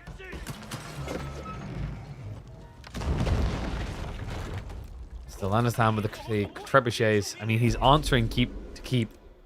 So it's keeping the count down, which of course slows Dumu's escalation economically. We talked about Anatan needing to find somewhere to make a farm transition. That has now happened. Down in the open. Yeah, he's just walked out straight next to the 8k gold. And he's setting up the farms now.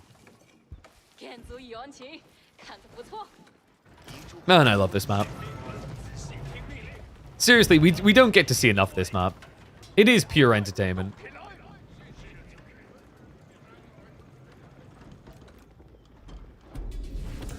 Dumu. The other problem here is, like, the way he's playing this, losing this many castles, he needs to play defensive around the north side of the map. This is the only choice.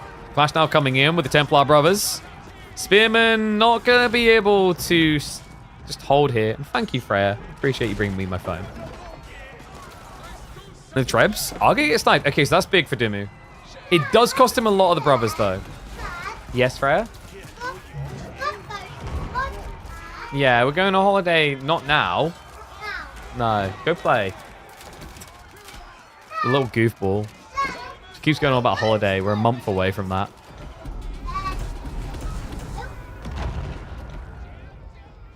Okay, so... He does get most of the trebs, so it costs him all the knights. What, Freya? No, Mummy isn't working. Mummy's work is full-time parent. Go give her a full-time job. Oh my god. She won't leave me alone. Fortress being built up. Nest of bees? It's only one. No, this keeps gonna go up. But Anatan doing a good job pushing through here, by the way. Like, that night loss for Dumu may have been too expensive. He's down to just one. He's got a Genuese crossbowman switch coming in. But Anatan has got crossbows to answer that, plus Nest of Ease. They're not great for Dumu. They're not great for Anatan just giving him a freebie like that. We'll get something in return, but the Pilgrims continue. And yes, I spell Freya the correct way. F-R-E-Y-J-A. As it is meant to be spelled. None of this F-R-E-Y-A stuff.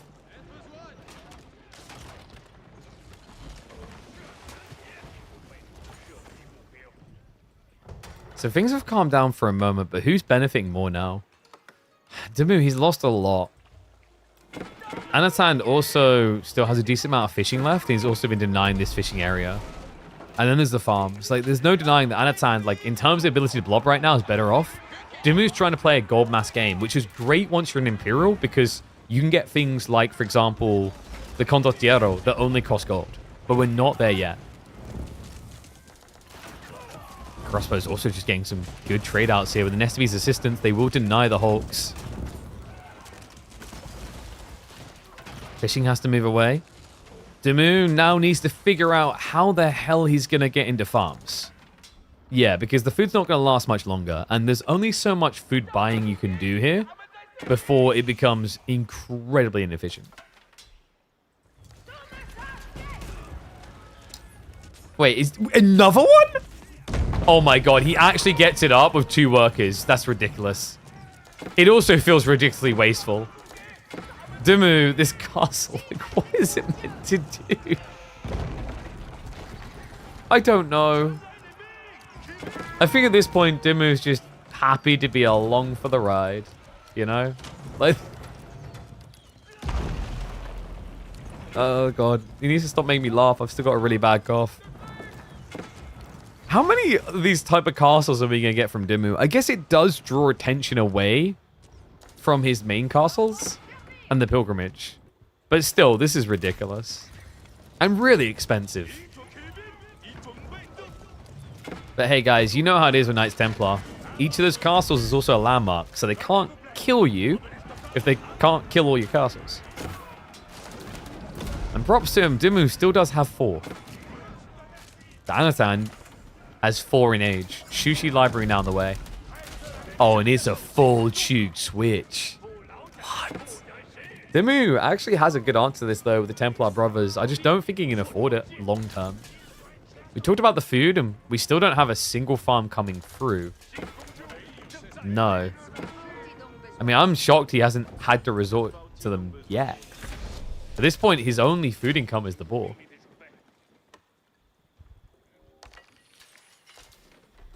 So, Sushi Library.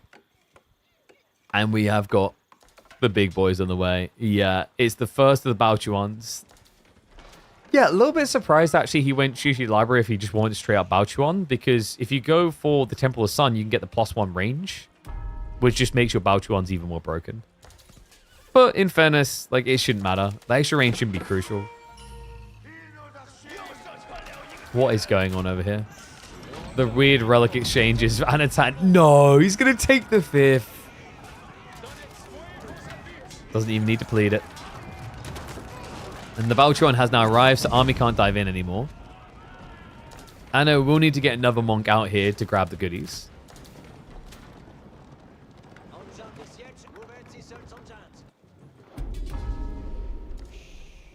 How over does this feel for Dumu?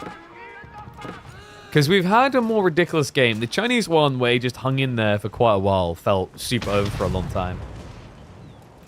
But this one, he's got like a healthy army compared to it. But with the berries now tapping out, yeah, we have got the farm transition coming in. So this should be the most vulnerable point of Dumu's game.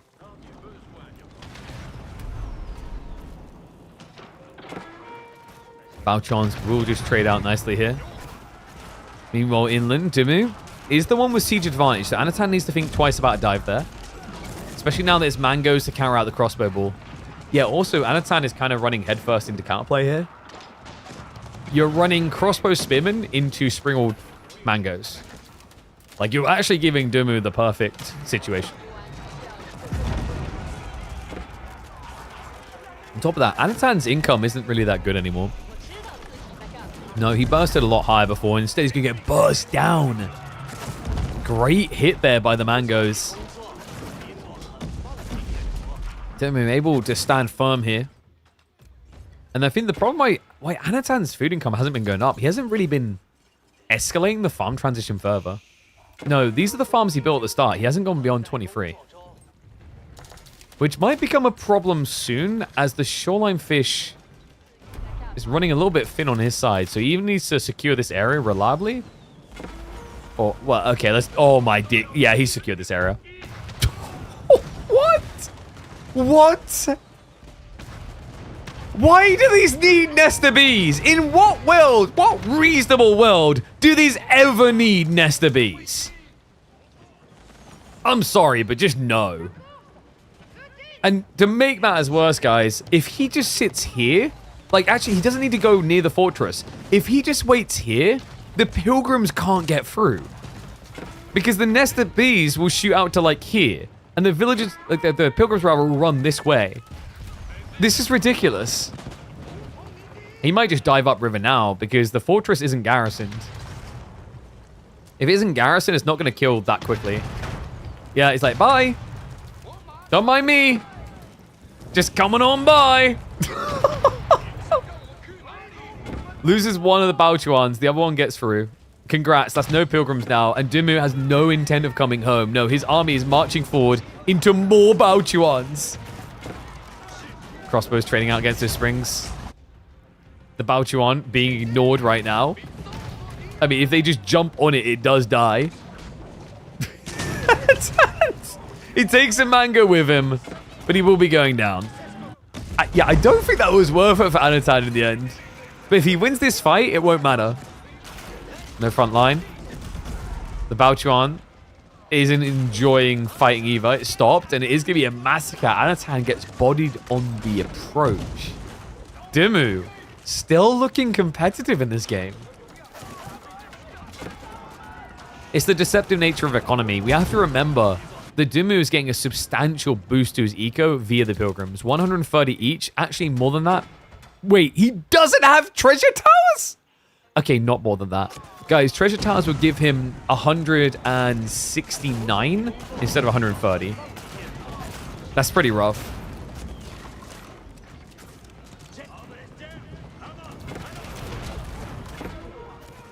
I can't believe he doesn't have that. That's ridiculous. Like, if you think about the way he was building earlier, Dumu, he set up a monastery on a fortress, right? He captured sacred sites with fortresses on them. He intentionally designed his base layout around treasure towers and then completely forgot to get it. Doesn't have boiling oil too. I think boiling oil is more forgivable than treasure towers because, like, you aren't expected to get dove that much. Like, actually, like, boiling oil isn't as important because you died to trebuchets mostly. But treasure towers is crazy. What a game. What a weird and wonderful game. We still don't have a single tech out of Sushi Library, by the way. This is a classic example of a why did you build it type game. Like, it's obvious what Anatan wanted to do around 10,000 volts because he was prepping Chiginu as he was aging up. But this is the dangerous tale of Age of Empires 4. There's what you envision you're going to be able to do, and there's what you can do. And, like, there is an argument that he would have been better served having Temple of the Sun and then scale towards this later.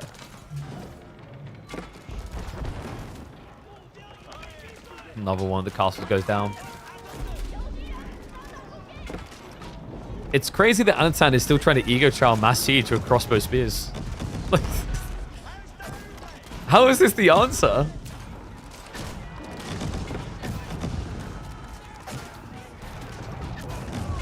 Our spearmen are just going to dive in all willy-nilly.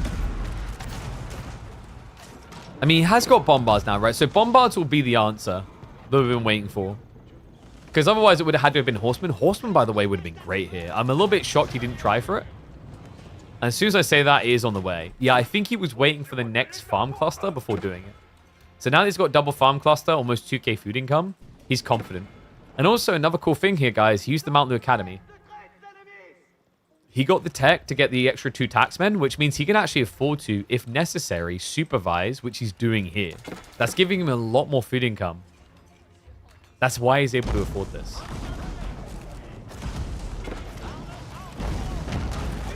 Nesta B's ridiculous. I can't with this thing.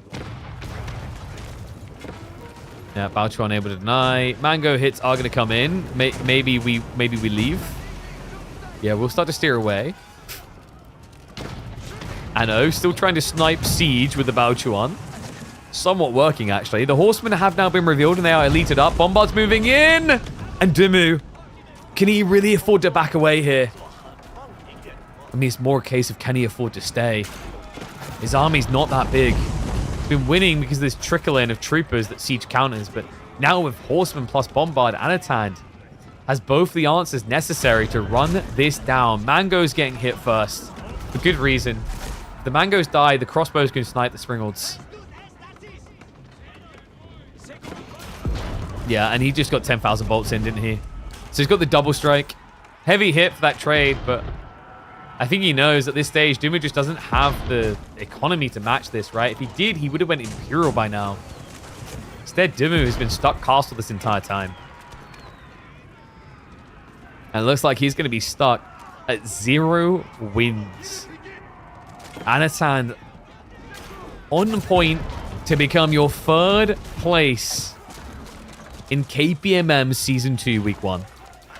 And with this break of the Siege Ball, there can be no doubt anymore.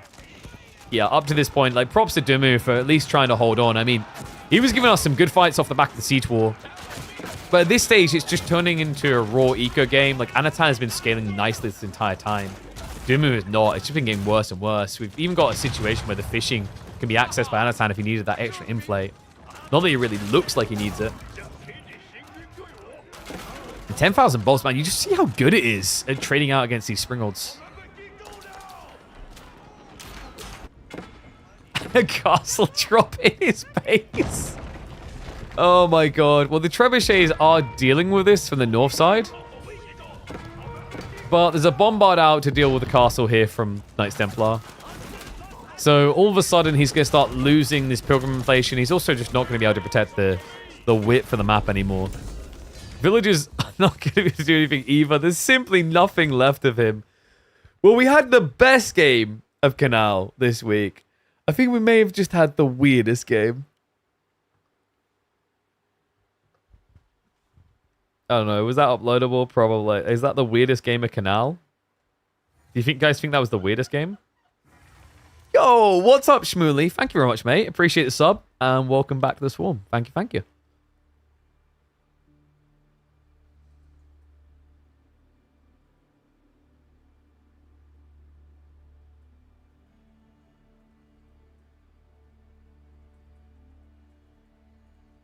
That wasn't fun? What do you mean it wasn't fun? The problem with you 2TC is you need to start thinking differently. Docs are like second TCs. And if you think about it that way, you'll think it's fun. That was messy? Dude, messy games make it... I am a big believer messy games are funner. When it's all orderly and meta, it's the most boring crap. Because it's like, yes, they're playing this matchup the same way we've seen it played 15 times. Who cares? It's when you go off the was it off the reserve? Off the reservoir? Is it off the reserve or off the reservoir? I want to say it's off the reservoir. That's when it gets good. Alright. Next up, we're going to have a cheeky look in on B versus Deniska. A rematch from last week, where I believe the words I used was he turned him into a human toilet, which was awkward because he was in chat at the time. Sorry, buddy. All right. So let me update this all.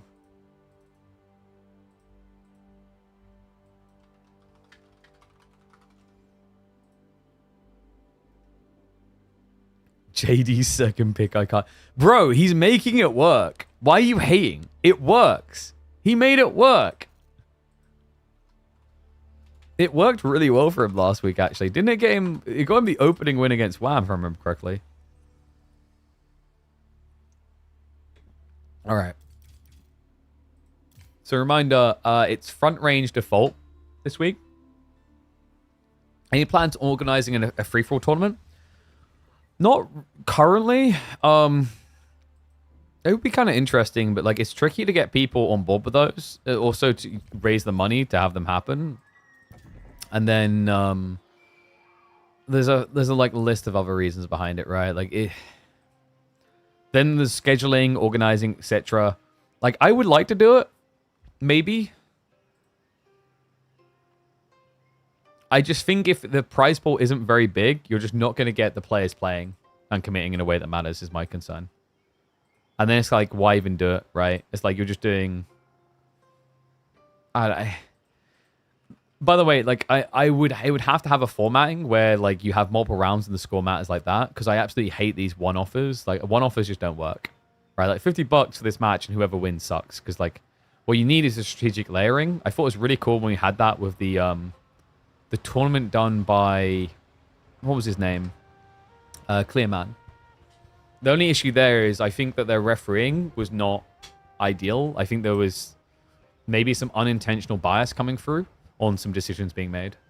But like that's their call, right? It's their tournament. But I remember saying I don't know if I would have went the way they went with some of their decisions. All right. Let's get ready. We'll do... Oh, yeah, sorry. We'll do Core versus Sortof afterwards. It's because I accidentally closed the tab, so I forgot about that one. So we'll do B versus Deniska into Core versus Sortof, okay? All right, let's get ready to go. Wait, what? I just realized the picks. All right, this is just wild. I can't believe what I'm looking at. Chinese was allowed and picked straight away. And B's response is Jean d'Arc. You can't make this up. One and all, welcome back to Season 2 of Midweek Muster. We are into Front Range, the new default map for our weekly $20,000 tournament circuit. This map is going to be used in an upcoming LAN, so we thought it was a good way to allow players to practice, to get ready, and forge their skills for the upcoming qualifiers. And Deniska, I mean, I don't know if you'll get this in the qualifiers that often. Chinese as an opening pick is kind of wild. And not just that, B, he picks his Jean that has been working for him phenomenally well. Like, I've been kind of shocked at just how impactful he's been able to make it so far. We'll see what he can do on this map, because we've already got a... Alright, he's cooking. Dude, this is so cool. Wait, B. No. What? Oh my god! Someone buy B a new keyboard! That was not a shift U!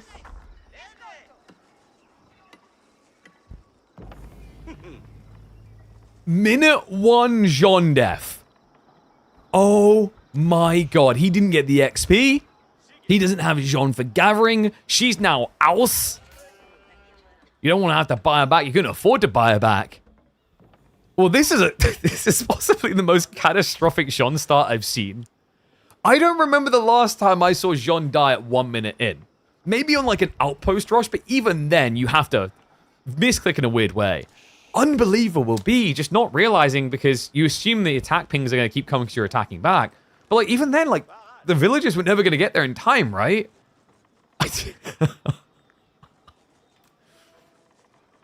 May we see B's first loss with Jean in Midweek Muster Season 2? I think so after that. Deniska, we'll see what he's able to make of this. Initial rotation, not too bad. He got 8 sheep, 8 for B, but of course B now has the ball. I mean, that's the weird thing, right? So you pull 6 onto ball.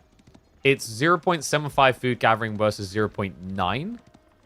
So 0.15 extra times 6 equals 0.9. So you're kind of like an extra villager here. The problem is you're against China, which you're going to get a supervisor. Actually, like, no, okay, it's not as dramatically bad as you'd think, because Deniska went for the no IO opening. Without an Imperial official, he's not getting 20% more to put him miles ahead on like income right now. So yeah, you can even see like it's competitive here. But like the timing obviously is going to be worse. It was always going to be worse compared to China because they're one of the quickest teching civs in the game. But yeah, this is... Dude, this is a horror story right now. Jean is back. Jean Baratheon. Alright, who laced the wine? Oh my goodness. I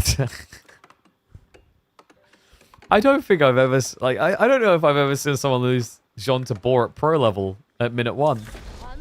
I think that's the first. P, gotta give him props for always delivering something new.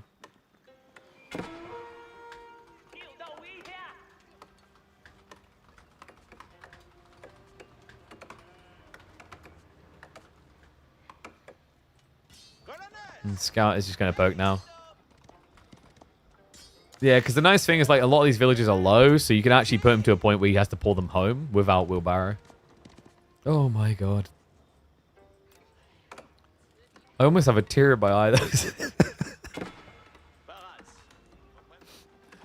I mean, that... So, like, that, to me, is almost on par with, if you guys remember Lyric and his experiences with Boar when he played Mongols in the early days of Age of Empires 4. If you've not seen the clip, look it up and you'll understand. It kind of felt like it was bordering on that. Because the difference is, like, Lyric is not an extremely good player at AoE 4. B is. B is one of the best. You didn't really lose a villager? Oh, true, true. Right, this is like when people feed their Khan and like, yeah, but he respawned, so it was a good trade. I done 10 damage. Yeah, but you lost 5 sheep, you dingus. Yeah, but, you know, like, the mental damage of him needing my sheep to win means that, in a way, bro, even if I now lose, I won.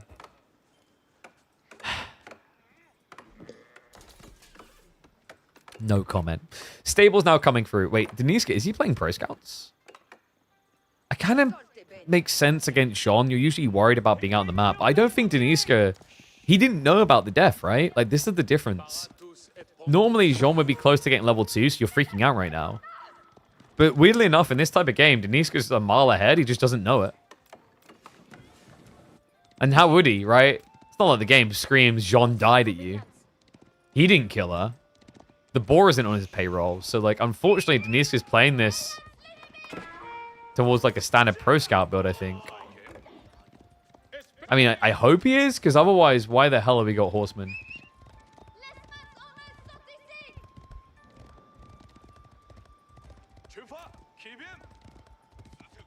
No, guys, he definitely didn't hear it. I have to test how loud it is. Actually, I'm trying to think. How in stream loud is it?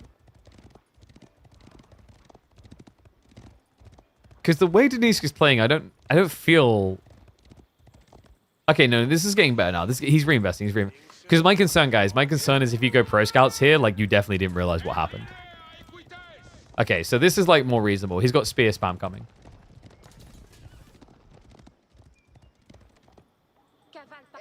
Still, B has gathered quite a lot of the board, no? He's almost done. And archers are already coming, plus knights. Jean is still not level 2. Soon. I'll take all the building projects you've got. Anyone need anything built? An outpost, a house, another house, maybe another house. How about another house? Because we're housed.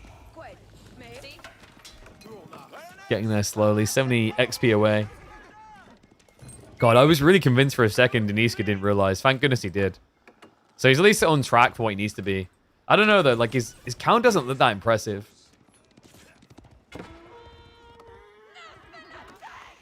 He's going blacksmith, but why? Undermesh for dive, I guess?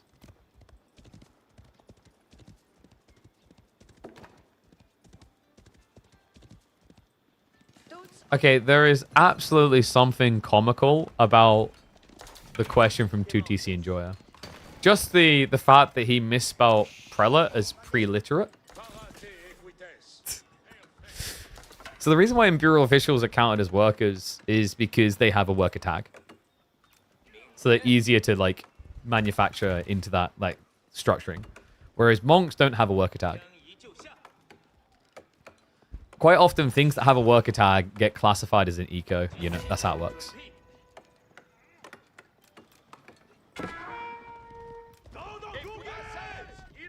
Oh, you didn't even need to walk away from the ball. Just set up an outpost. And Deniska may be a little bit heavy-handed in his spears. Like, I'm wondering, like, Deniska... I like the idea of aggroing, but was this the correct way? Like, does he actually have a timing here? Because, like, the other scary thing you have to keep in mind, guys, is the more you scale this, like, if you don't maintain being a mile ahead, all you're doing is feeding Jean. Like, you're giving a catch-up XP. Is the easiest way to think about this. Jean, who is far behind on our timings because of that death, can be re-enabled now. And because it's melee Jean, with 3 melee armor and 2 ranged armor, you don't really have anything that threatens her at all. Wait, B, calm down. B, this is your biggest threat. Be careful. Now, we have to watch this all the way through because there is a chance that he's safe. This is like one of those stories where, like, at the start, the main character gets beaten up, but then they recruit a gang of like-minded individuals, and then they get their revenge when they 9v1 the person. Now, I know what you guys are going to say. That doesn't sound like the type of movie where you would cheer for the 9 people versus the 1, but hear me out. It's 9 toddlers versus... 9 toddlers versus 1 person. You're cheering on the toddlers. Alright, second ball coming in. This is nice as well. Keeping Jean in range just escalates the outpost construction time. Takes them barely any time at all. 40 seconds to build this thing up. Less because of the additional workers. Deniska, wait, he just went survival techniques. Oh, so he's going to have to come out. Oh, no. So this is where, like, now you kind of wish you did go Pro Scouts, right? Because you were looking for this attack point, you didn't find it, you're now retreating into your base, and now your opponent can constrict you when you try to go full Pro Scout. Now, it sounds like I'm just saying that he should have done the opposite thing each time, right? Like, after saying previously he should have done the other thing. But it's all about timings in the game, right? Like, early on, the aggro idea, I could see what he was going for, but he didn't find the strike point. It's like, falling back to Pro Scouts around then would have made sense. But now, instead, he has to go for pocketed resources when his opponent's army is there to contest him. Now, I'm not saying Pro Scouts would be better here. It's more a case of if you want this deer and knew you needed it as a lifeline, then, like, actually having PS earlier maybe works better. Because even if you only get your deer, it's still a decent number, right? It's still 12. And then you can maybe sneak a few from your opponent's side. Plus, we've got the deer up here. I think maybe what swung Deniska the other way is he actually got a really ridiculous spawn, by the way. This deer is not meant to be here. The deer usually are meant to spawn more up here. So he got a very nice deer spawn. Don't know if he sees it that way in this game, just because at least this way it would have been hidden in the stealth forest. And just to remind people, the little icons you see on the map, those points of interest, they're all abandoned outposts.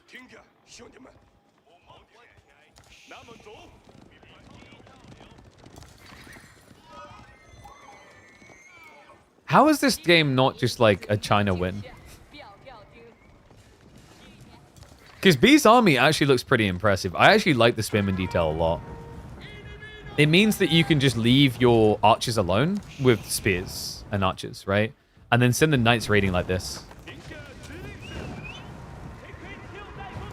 Hey, what's up, Pilgrim? Appreciate the Prime sub. Reminder, guys, get this Prime subs in.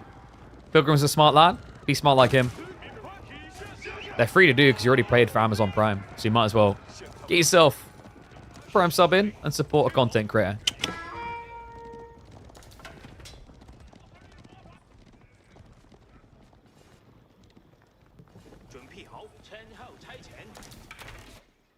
This is becoming quite the weird stare down.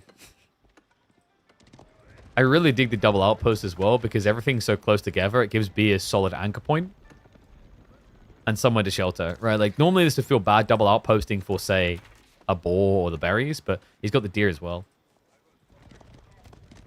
B is going to be looking for a little bit of a poker fair. Speed count is really high, so he does have to be a bit careful here. We've got double arrow slits coming in. And it does look a little like B is saving up for Christmas.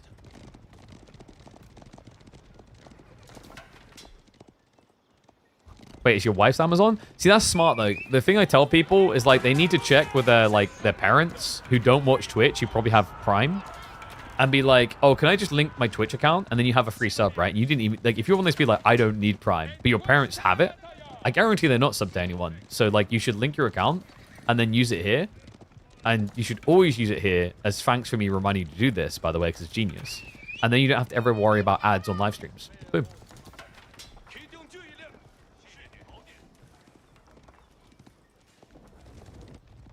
Is Deniska going to run out of food? He should. With this split, I mean, you let B get both balls. There's no world in which you have more food than he does. Barbican drop's going to come in, so that's going to secure the next step. So berries are the next step. But that means you're not getting deer at all. And even with those berries, like, it doesn't really compete with the double ball you just forfeited.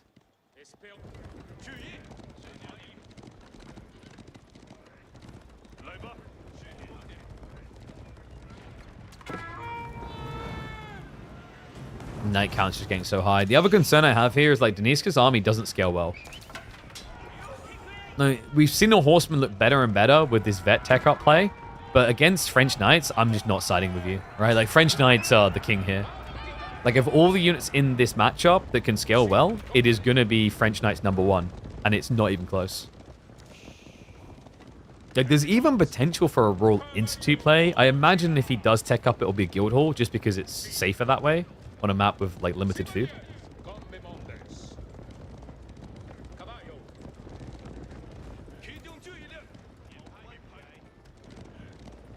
Steel Barrett also coming through. The weird thing to me, I think Deniska maybe should have attacked sooner. Because the funny thing here is look at the techs. Deniska got every single blacksmith tech. It's kind of like one of those weird situations where you're ahead and then you're like, oh yeah, but I want more. And I understand why Deniska feels this way, because it's the civ he's up against. Like, specifically against Jean, you feel this way. Like, you always want more because the risk is so big. The reward has to be enormous, right? Risk-reward ratio gets changed by the fact that you're dealing with Jean. But like, raiding, something like that with the Horseman, maybe? I guess he just didn't trust Spear Archers to defend against this many Knights. Either way, this just looks odd now. Imperial Palace is going to be coming in. So no Nesta Beast potential. And he knows. B knows exactly because of this. Why are you adding in more stables at this stage? More Horsemen's not going to change the outcome. There's only one reason. Berry gathering's at least safe, but the problem's going to be production. Deniska age up almost complete. They might not have buildings to tech up out of. Yeah, but he's just been given it all. In Deniska, he's got 1 or 2 buildings back here. He's going to queue up the veterancy on archers. Actually cancels it in the end. Requeues it now. Where is he doing it? Did he build another archery range somewhere? I'm trying to figure it out. B is just going to charge on by. And yet he did. He built the archery range down here in a panic. Smart move. Archers are staying alive for the time being, but the Knights are now starting to reach them. He sees the veterancy coming in. B has to be a little bit careful about where he postures Jean. In fact, Jean, yeah, she's having to run all the way back. Already got popped. We have got to move out onto the wood here because Deniska can't get these workers back to base. And the melee mosh pit is just too big. Deniska, this was his greatest fear. Jean may not be getting level 3 that easily, but the Knights are achieving peak mass too fast. Yeah, 25 after that fight. After, not before, after. And now B for afties, for dessert. Should just be a play into castle and end the game. Yeah, Deniska also about to be out of food, so it's not like he can mass many lancers here. Rough one for Deniska. I mean, it felt like he should have been a mile ahead after that Jean death. The grim affair here. I wonder what he thinks he should have changed about this, like when he looks back at it and reviews it. Now, we talked about needing to attack when you have all these blacksmith upgrades, and I understand why you didn't want to in like mass knights, but maybe even earlier than that, like you either keep the raiding up or you try to pivot greed earlier. Because it is a big lead against Jean. For Jean to just be dead minute 1 when you have, what, 9 workers? That's ridiculous.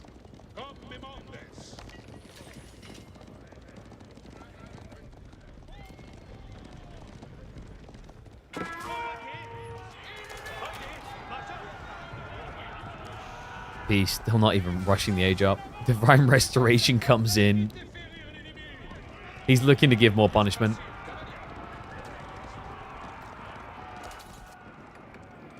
Deniska, I mean, he's out here for wood, actually. Oops. I don't think he's remembered these guys. I think he just kind of set him here when he had a fight and forgot. And nice. He got a glimpse of that. So B is going to go chasing. Rest of the army is going to turn around. It's quite the game of cat and mouse now. But the problem is, yeah, look at how quickly this captures. He's going to see them. Yep, full vision. Oh, that's the disaster. Remember, it captures quicker when there's more people.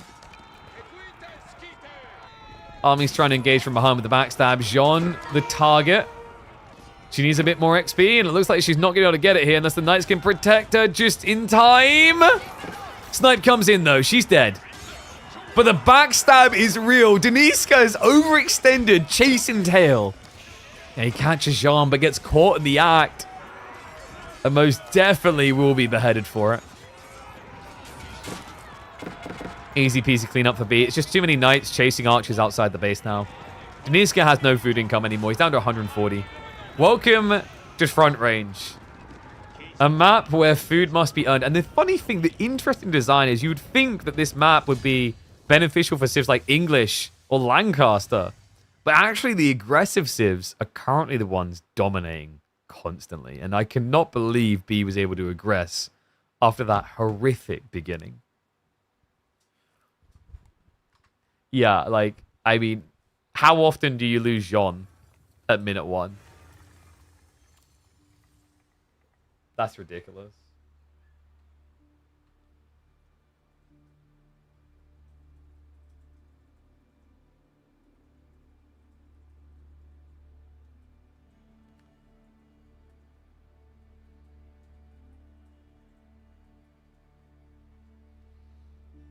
I don't know if that one's uploadable. It's like kind of absurd that B was able to simply recover it like that.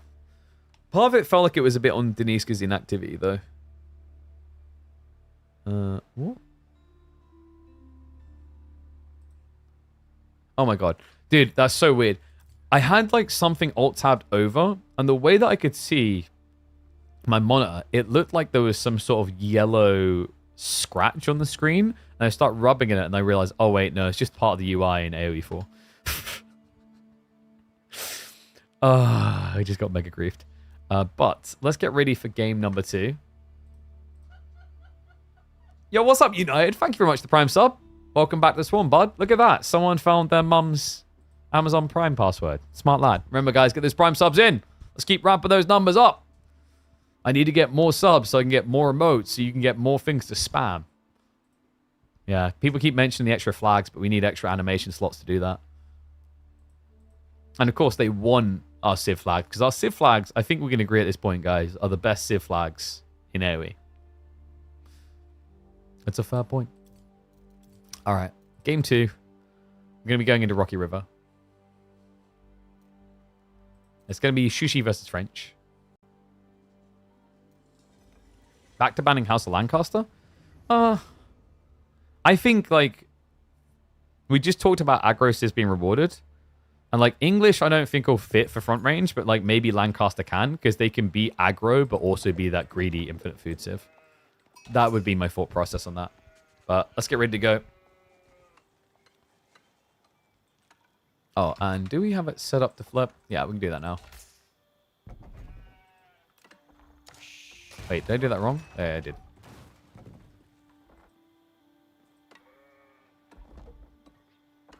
Pro Scouts. Deer.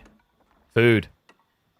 That's probably what's happening in here. One and all, welcome back to the channel for game number 2 between Deniska and B. This is, of course, going to be a round of 16 showdown between two familiar faces. Yeah, Deniska and B, I feel like they play a decent amount against each other.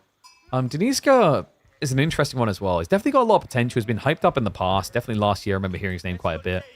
Hasn't been able to really make that big conversion, that big run like someone like Anatan has in the tournament yet.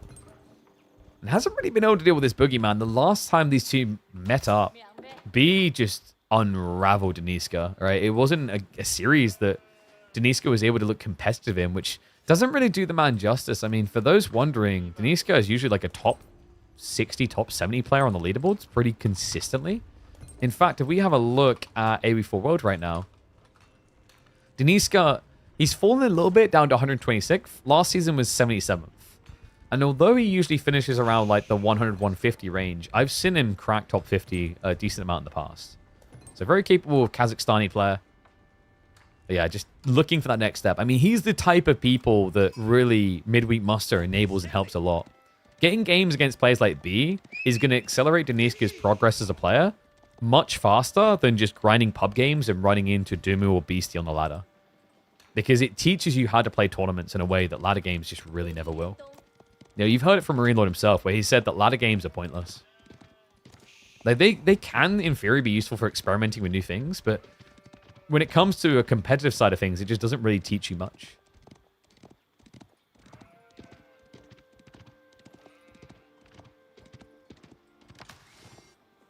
So what's B going to do in this game? We already mentioned Pro Scouts. It just seems inevitable.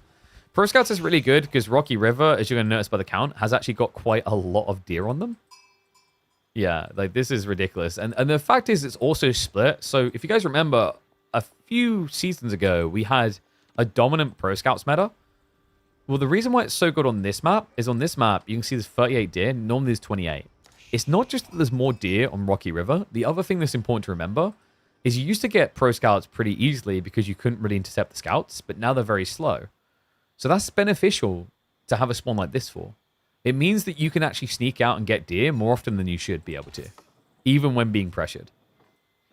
And looks like B... Oh, okay. So he done a lot of exploring to not... No.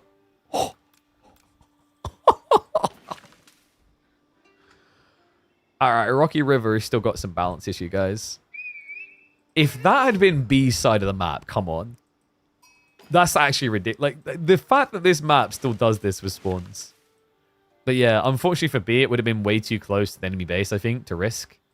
So instead, he settles for double stone, which is interesting in itself, actually. Like, is there going to be a hand cannon slit defense with something a bit more greedy? Could this be fast castle into gradual 2 TC? Because he's going to be generating 50 stone a minute, plus probably about 15 wood. I still can't believe that spawn happened. Guys, if he had been able to get this, it would have been 108 food a minute, plus the trees. Which is nuts. Reminder, like on Kawasan, 150 was considered busted.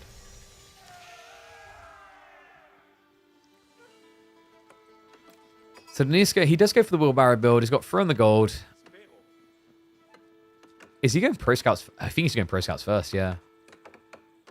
With this type of macro, like with the wood gathering as well, it definitely feels like we're looking at Pro Scouts straight away, yeah. So no aggro, which is a little bit surprising. A lot of players like to open with the first night.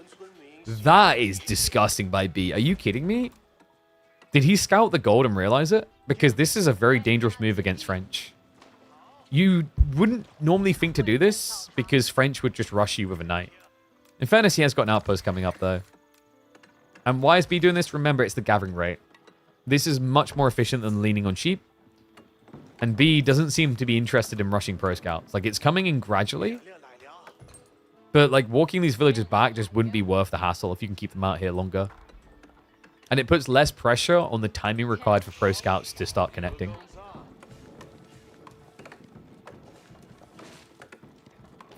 You think this is the Byzantine player's dream? Hold on a sec. Like, wait. One's in chat if in your games you're able to drop a ground winery here, this far out your base. Two's if you know you shouldn't do that and you're going to die if you do it. Because like, I understand, okay? Like, guys, remember when the game first came out, I played HRE, and I liked building my Arcanine in the middle of the map. Right? Because I had to get all the resources. But we all know it's a really bad idea, right? Like, if you build a ground winery here, you're going to die. Against Shushi in particular, I think you just die. Because they can just spear Chug in, right? But anyway, there's no biz in this anyway. It's French versus Shushi. Not saying it's impossible, but I think you need the right matchup and the right game plan. And making arms like Anatan did that? No, yeah, but we're talking about you guys. And if we're being fair, most of you guys are interested in rushing Castle Age with 2 TC. or something greedy, right? I'm sorry to categorize you generically, but like most people want to do something a bit more greedy.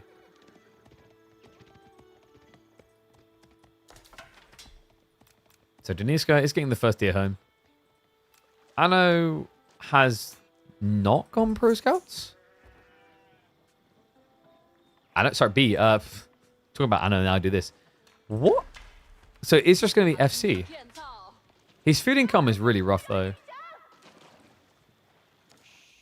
Okay, that's why. Yeah, he. Oh, dude. Wait, B.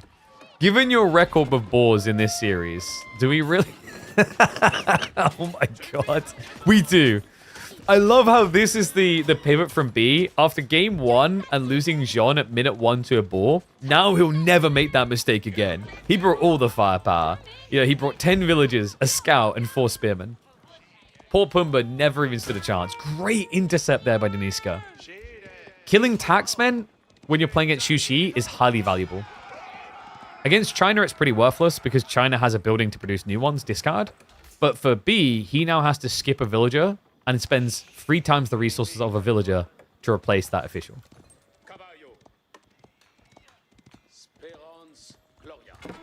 Now fishing for more B. Corner looking again. Nice strike there. Pathing's going to be even worse. Wait. Nah, he won't get it. Didn't move quick enough.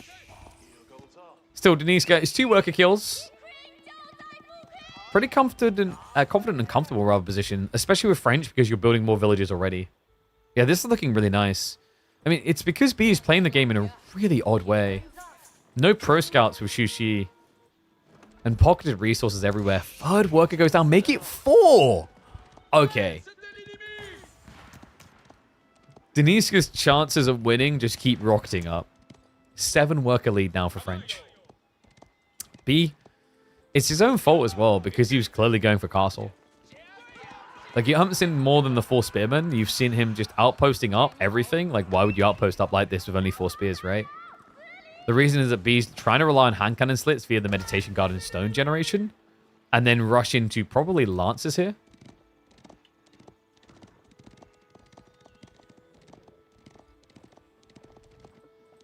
He's going to go fishing again. Is B going to be looking? He is. He's watching this time. Won't happen again. Deniska, subscribe to onlyknights.com. That's probably a thing, and they probably now owe me advertising money.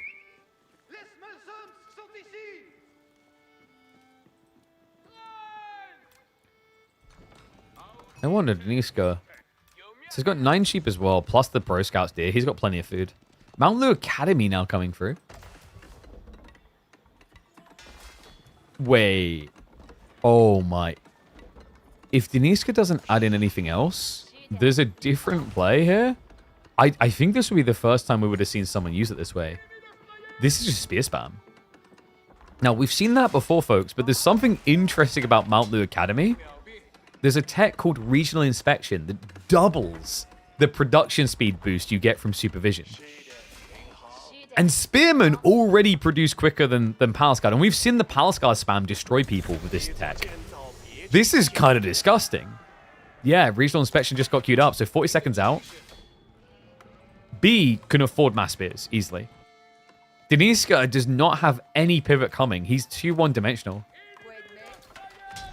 Knights are going for the dive in to punish him here, but the spears are waiting. Imperial Official will get inside the TC just in time. Yeah, so a little bit of idle time achieved, but outside that, not much for Deniska. And the spear spam's going to get real soon. Because the problem here, guys, is B's actually played this really well with the split economy now. Because his eco is in different locations, when you dive his base, you don't idle all the food. Which means he's still producing spearmen this whole time. Spearmen will be ready to be upgraded soon. Veterancy is being sought, as you can see B out on the gold. New Knights now diving in. Workers, all but one, are going to be safe. Someone drew the short straw. 5th kill of the game for Deniska. Still, with these hand cannon slits, you start to feel the pain on these dives. Should be able to get away because B wasn't target firing down the same one. That was... What was that funnel archer shot? You little cheater. That guy right there, Timmy. He's using a longbow. spear veterancy. This is the nightmare for the knights. Deniska, he's still not diversifying. We've got 0 other unit types coming out.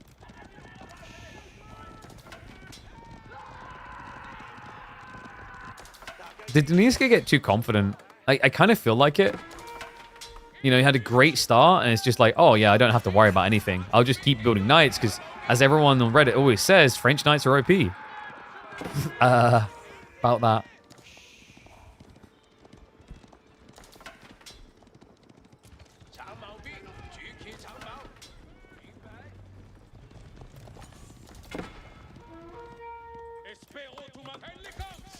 B now with more spearmen than knights from Deniska. Deniska also just not showing signs of aging up. Is he really going to lose this game like this? I mean, this feels like one of the most obtuse ways to lose a game, no? Like when you only build horse archers and he only builds horsemen, you're like, why have I lost? I can't believe it. Horse archers are OP. What's up, Multimate? Thank you for the sub. Wouldn't archer or castle transition be too slow anyways? Not necessarily archers. Archers get double damage against spears, so it's pretty nice. You have to math the knights he's building, right? Like, losing 5 knights there, like, he should have been at 25. Does he really need 25? What does he achieve? Like, it looks decent in fights like this, but this is because B's being a bit gluttonous. Great clash there. 1 knight goes down, several spearmen killed. I think B just needs to get all spearmen in one location. Also, keep in mind some heavy damage done onto the cavalry there. The other thing is that he just fought out in the middle of the field. If B just fights around these type of little clumped locations, you can't get the full melee surround. Wait, he's raiding him with spears? Oh, okay, come on. So now we've got French knights being outdone in their raiding role by spearmen. However, B did just again throw away spearmen. This time, though, it's a triple knight kill for 5 spears. A lot of other time on the south side. New wave of spearmen coming in, and this is the thing. Normally, this would be a horrible trade for the spearmen the way it's fighting, but the difference here is, look at this. It's every 4 seconds, B produces a spearman. This is like double Burgrave power. It's ridiculous. Such a crafty use as well. We normally see regional inspection used, but because people are building Palace Guard or Knights, they don't have the economy to sustain it. Spearman is the most cost-efficient way of using regional inspection. It's still pricey, right? Because you're producing 15 a minute, which means you're spending 1,200 resources. But if you math it out, you can actually afford that.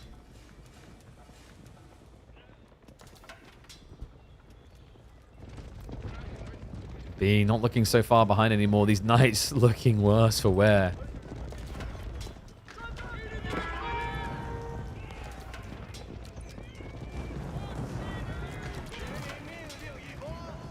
Villagers are getting harassed a little bit. The spearmen are coming, though.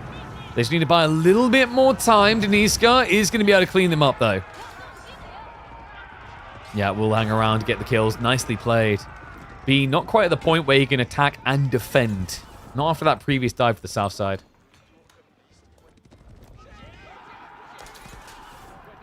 What Deniska needs to be careful of here, though, is retreating too far. Like, if you get too close to your base, your opponent will inherently then be able to dive you. So you want to keep him in the middle of the map. Deniska, another charge. I swear to God, if he wins this with just French Knights and age behind, there is going to be so many Freds. Another wave thrown away by B. Deniska's health bars are getting low. But this is the awkward thing. It's like sunken cost fallacy for B. He starts fighting and then it's like, okay, I got them all low. I need to keep fighting. Because if I don't, then this happens. All the boo-boos get kissed better. War's now going up B, taking even bigger risks. He needs to. Yeah, you have the deer of the berries, but that's running thin now. Not much of it left. He's got the deer in the back, but like you really want to keep your economy in more sectioned areas. Like you can wall here or keep it near where your military is going to be. Because that's how you lose in this type of matchup, right? It's like Mass Knights relies on you spreading wide.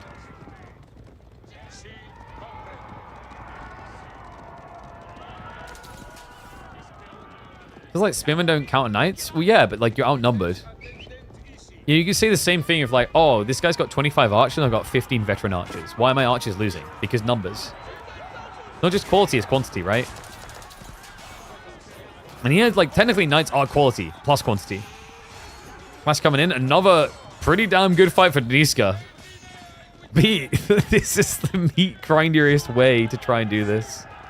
Oh my god, he killed what? 5 knights? And ended up losing, I want to say 12 spearmen. Mathematically, that's actually a good trade, guys. As long as you are not losing more than 3 spearmen for a night kill, it's good. Really, you should be doing better than that because you're an age ahead.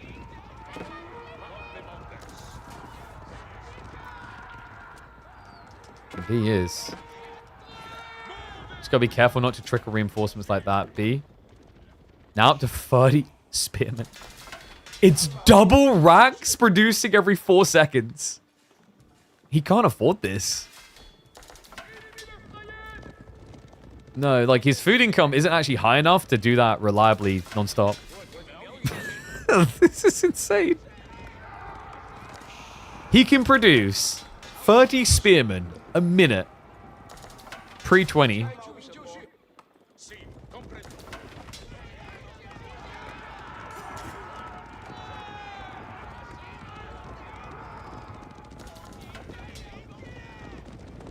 And I think Deniska's made the right call. He needs to get out the age. My only concern is Royal Institute your best friend?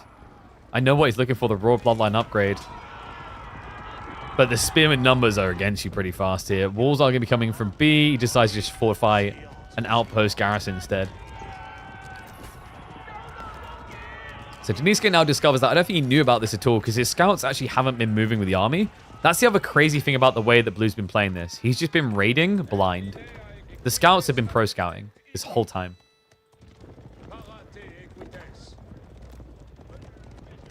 B.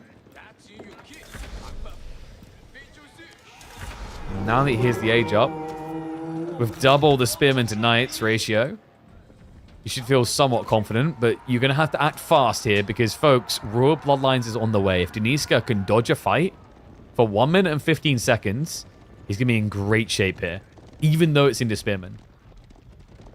Extra health goes a long way, especially when limited melee units can engage. And I'm kind of shocked. I thought B might try and pivot into crossbowmen at some point here. No. It's still just Raxes. Yeah, I think that's the best way to describe it. We're on an only 1 unit challenge.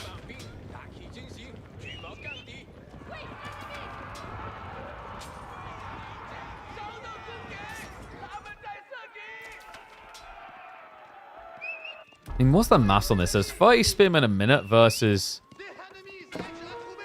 what, 8 knights a minute? Oh, sorry, no, 10. So 30 spears versus 10 knights a minute. Which, if they can both actually do that optimally, that is even on in terms of, like, investment as well. 69 spears. Royal Bloodlines is about to complete. That should be Deniska's go point. Honestly, if he just added in Springles right now, I mean, it would ruin the challenge, but it genuinely would be the recipe to success here. Because then B would have to hard pivot. Because Springles counters this perfectly. It's just obviously very slow. Deniska going for Cantle Saddle. Should be very hard to get that. That's where you get the bonus damage for charging. Increases from +3 to +10, but like you're against spears that will brace, so you shouldn't technically be allowed to charge. Deniska, hesitation sets in. He sees the 72 spears. You can see he's like, is this the moment? Is this where I'm meant to fight? He tries for the clash. He goes on in. But B, it's a body of spears. If Royal Bloodlines can't do it, what can? The problem is, what Deniska doesn't realize is B has plenty more in reserve. It's only 44 of the 66 spearmen.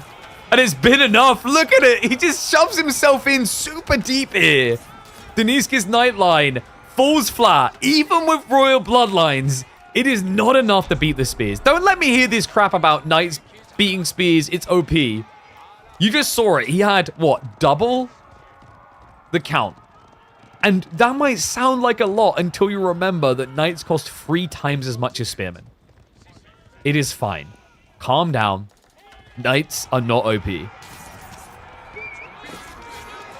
the Brace just catching as well. Great micro by B to clean up what's left.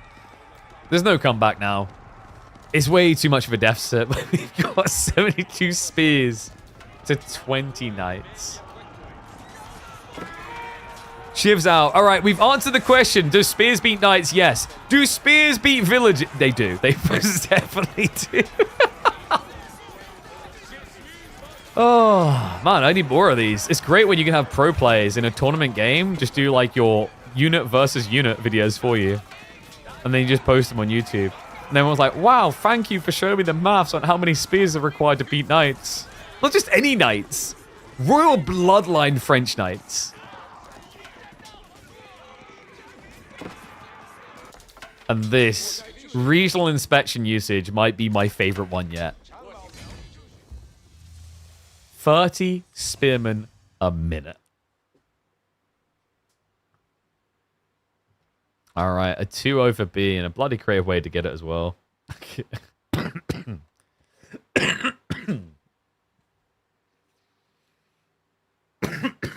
Oh my god, give me a moment. I'm coughing my guts out.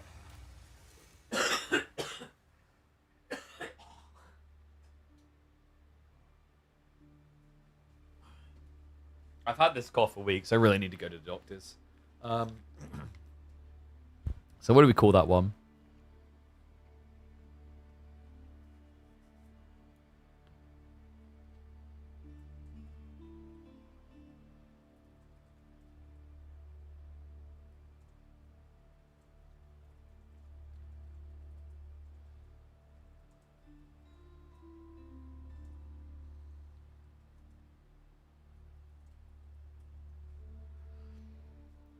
Yeah, I'm starting to wonder if it could be someone else. I don't know.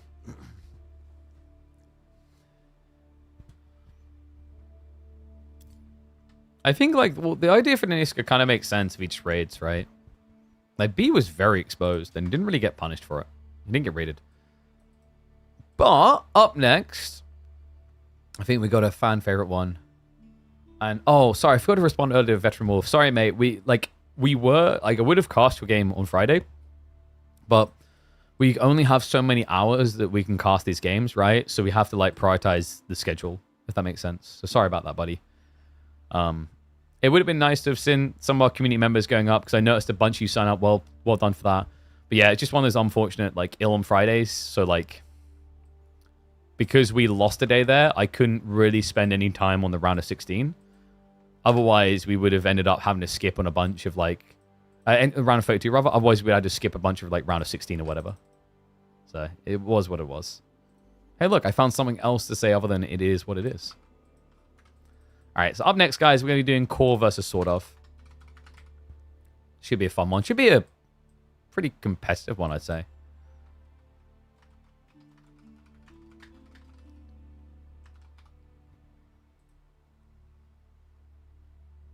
Oh, sorry, it's against Wham, not B, right? Yeah, right, my brain. Sorry. Who was B? Who was up against B? I forget. Let me have a look. Oh, it was a Gherkin Kind, who I don't even know who that is. Because, like, I think one that would have been interesting is, like, RTS Papercut apparently took a game from Sortof in the round of 32. But like I said, because, like, the schedule limitations, we only have so much time, etc. But let's get ready for this one. Do you feel like you learned a lot from the game, Wolf?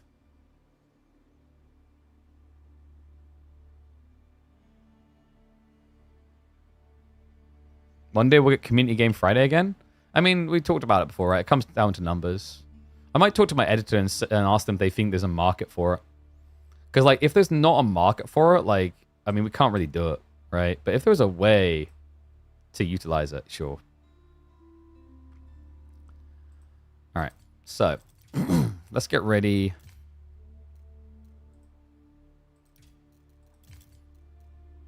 Has Cork given his account a really weird name? No. Okay, there we go. All right, we've got English versus Japan for game 1 on Front Range.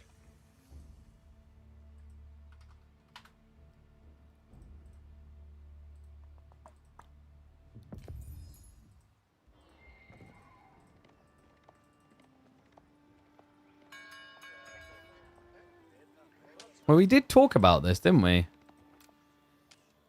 We had been discussing this brand new map and whether it could be good for a Civ like English. Let's find out. We're back on Core Watch. It's Core versus Sortof in a best of 3 here in the Midweek Muster Season 2, week number 2. Core, with the English pick, picks it out of the gate on this new map called Front Range, which will be appearing at an American LAN later this year. This map has got a lot of stealth forest, a lot of gold on the north side, and a lot less sheep, actually. Only 16 sheep on this map in total. Which is why Core, as in theory, said the English is strong. And I love this beginning. Straight onto the deer. This used to be popular on maps like Altai of English. The reason why English are meant to be good in theory on a map like this is because of the limited access to food. A Civ that can very easily go into a farm transition because of how cheap they are should feel quite advantaged. On the other side, Sortof has gone for something we've seen a lot more of. People experimenting with things like Japan, Mongols, has been par for the course. Lancaster, I think, could make a lot of sense here as well. But normally what you're seeing out of people is civs that they feel like they can aggress with early on. Because if you can aggress and take map control, you can play onto the boar, the berries, the deer. Put 5 starting and 4 per player around base. Okay, so 18 then. Normally, from what I've been seeing, it's been 8. But it might be they haven't collected it quick enough. Either way, like that's nitpicky at that point. 16 versus 18, either way, that's not a lot of sheep. You do not get much sheep to play with here, so you have to really structure your eco and where you can access food early on. If you don't have the foresight, if you don't actually prep for that, quite often what we've been seeing is people just run out of food at like 12, 14 minutes and die. Sort of straight into the water. Excuse me. Throat's still a bit rough. I actually like this. This is really smart because English could go for a council hall rush. You want to get the berries now before you get blocked. And the call was correct because Core is indeed going for the longbows. And Sortof. He didn't take the temptation to go for a Rax play. I mean, the problem here is, like, he's made the right call on the berries, but the negative thing here for Sortof is that he couldn't go for the Dark Age rush. You can't Dark Age Rax rush against English because of the short bows and the long bows.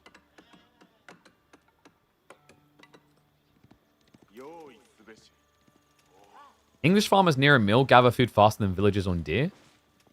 Yes. Well, no, it's not that simple. So if you get survival techniques, it's actually better to be on deer. But an English farm will get buffed by 20%, and an English farm rate by default is what, 0.75? So you're getting 0.9. Deer is 0.84 by default, but when you add in the extra 15% from survival techniques, it goes up to like 0.96. So deer is better if you invest in survival techniques, which normally you will because it's only 100 resources. It's a little bit different here because it's triple deer versus 5 or 7. If you're at least getting 5 deer, survival techniques is always worth it. And same the way for Sortof here. By going for Tawara, he paid, what, less than survival techniques? Or the same, I think it is. I think it's 75 resources, actually. But Tawara, you get 25% increased gathering rate on berries, which is 0.66. So that increases you up by, what was it? I think it's 0.81. So it makes you slightly worse than deer. But obviously, like, it gives you wheelbarrow as well. This is greedy from Sortof, by the way. Going survival techniques when you know it's council hall? Does he know it's council? Like, you don't see stone gathering, so now you should be aware. Because if it was going to be Abbey of Kings, it'd be 2TC, right? So tech up completes. That means Sortof is now going to have to either react with Horseman or Yuumi. And it is going to be the Horseman play, which makes sense because of the double archery range effect of going council hall. If you try to mirror Yuumi now, Lombos are going to just outmass you, right? So Horseman is a counterplay to begin with. And I imagine Sortof will be looking to lean Yuumi. Yuumi's really popular with Japan on this map because of the lack of food. You don't have much wood either, but you definitely have a lot more wood than food. Right, like each of these tree lines is probably, I mean, 150 per tree. Let's say, what, 20 trees? So 3,000 wood per tree line. So you've got like 9,000 wood. Let's play it safe and say 7,500 wood.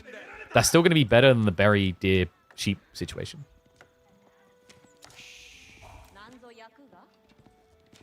You're so surprised that a lot of people aren't going for deer pushing with scouts. It takes a very long time, and I think the other important thing to remember is this is a map that is defined by aggression. But if you don't scout, you don't know about the aggression, and the problem of not knowing about the aggression is alternatively, someone could be being greedy. And on a map where you can be aggressive either way, that's an important piece of info. Like, for example, if your scout isn't out about right now, you don't know about this. You don't know that Core's going boar. Instead, Sortof will be able to circle around. Oh, no, he doesn't catch it. Sortof doesn't get that key info. So yeah, that, to answer your question, like the deer shove rather is needed very early on. But if you don't scout someone going boar, it can be game ending. And you have to spend a long time. Remember how long it used to take to deer shove? Early, like close deer with one scout? You have to spend 3 times as much now. Times doing that. Scout goes down, man. Core just strangling him there. That first longbowman scouted him really early on. Sort of didn't realize it until he walked into the trap. So outpost going up now. This is going to be great for the defense, for the attack speed buffer. And sort of is straight away going into the Yuumi. Now, the good news is... Wait, no, bad news. He cancelled the stables entirely. So that is going to be him down 1 villager.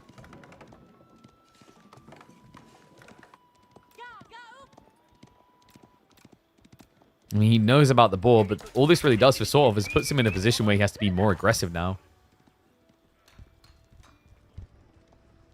Interesting switch, though. It comes back to the lack of food. I do wonder if 1 or 2 horsemen would have been worth it, though, because now your opponent's just going to switch men-at-arms, which are incredibly effective here. Free ranged armor on these bad boys, and, well, once they get the undermesh, you're going to be reduced down to 1 damage. And Core, it seems greedy to go men-at-arms straight away until you remember he has got boar. Boar is what enables this early on. I wouldn't be surprised if we start creeping in, you know, a few farms here or there around 30 villages. That's the other thing that's got to be on Sortof's mind, is like he will not win the food race. But I will win in the Prime department. What's up, Jinx? Appreciate the Prime sub. Welcome back to the Swarm. Thank you, thank you. Keep getting those subs in. I think you guys are overdue for another sub train, choo-choo. Moving out into the berries. Has got the level 2, so Tawara plus the Takazaiku. So 50% increased gathering rate means that this is now gathering comparative to survival techniques deer. That's where the berries are ridiculous. I think for a long time, Japan... and Japanese players, rather, they slept on just how good berries were for this civ. It's secretly your most powerful influx of food.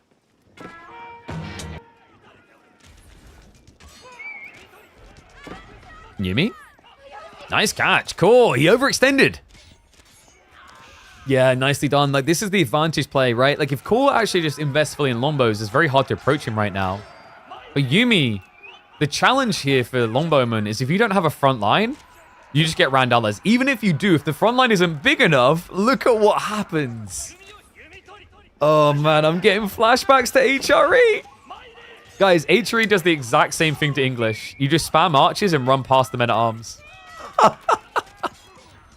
Fantastic exchange for Sortof. He still doesn't have an answer for the men-at-arms. But Core... he says, okay, what's even the point in Lombos if this is my fate? He's going to scale more men-at-arms. The problem is he just doesn't have anything to defend the base now. Has to be a bit careful. Would love to see Sortof just prepping for the daimyo now. Maybe just rush out for a bit of extra stone. Because if you can actually get the daimyo up, that means the bannerman's going to give you, what, plus 0.75 damage? So you're almost doubling the damage you do against men-at-arms.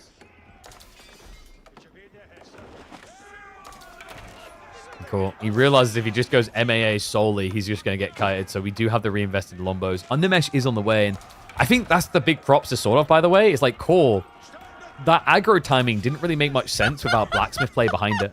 And the reason he didn't want to rush Blacksmiths is because he split between men-at-arms and Lombos. Like, normally, if you're more heavy on Lombos, you'd actually already be prioritizing Steeled Arrow. And he'd have a better fight. And what is up, Blue Dream Legend? Thank you very much, mate. Appreciate the sub. Appreciate the kind words as well. Hope a lot of people are enjoying the KPMM digest. We're only going to get bigger and better. So make sure you let everyone know. I saw that Reddit thread the other day praising it. Thank you very much. Those type of things, like, it seems trivial. It's actually not. Because then it gets a lot of people asking the question, what is KPMM? How is KPM? Why is KPMM? And then they go looking. Reminder of people, KPMM is our weekly esports circuit, is the go-to place for your Age of Empires 4 tournament content. $20,000, 40 weeks. And we're so early. Second week of that 40-week cycle. Sort of almost ready for castle. Undermesh is now there for core. So his men-at-arms do not feel pain.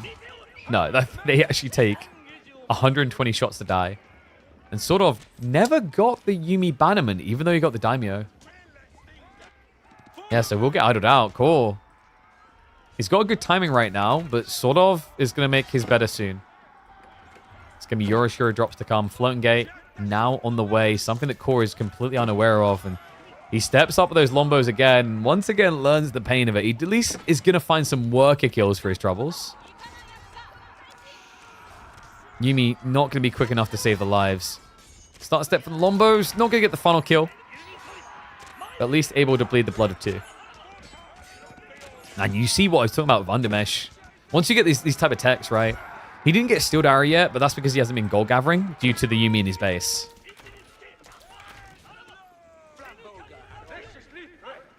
And this is always a reminder of where Yuumi look best, right? Like, we've seen them a lot now. Ever since the discount, it's easy to justify them in a lot more situations. But even before then, this unit had a role. The role was just as a raider. Something that a lot of people maybe didn't process at first. No, because they wanted it to be this frontlining unit. And it can be. You just need to build a justifiable advantage.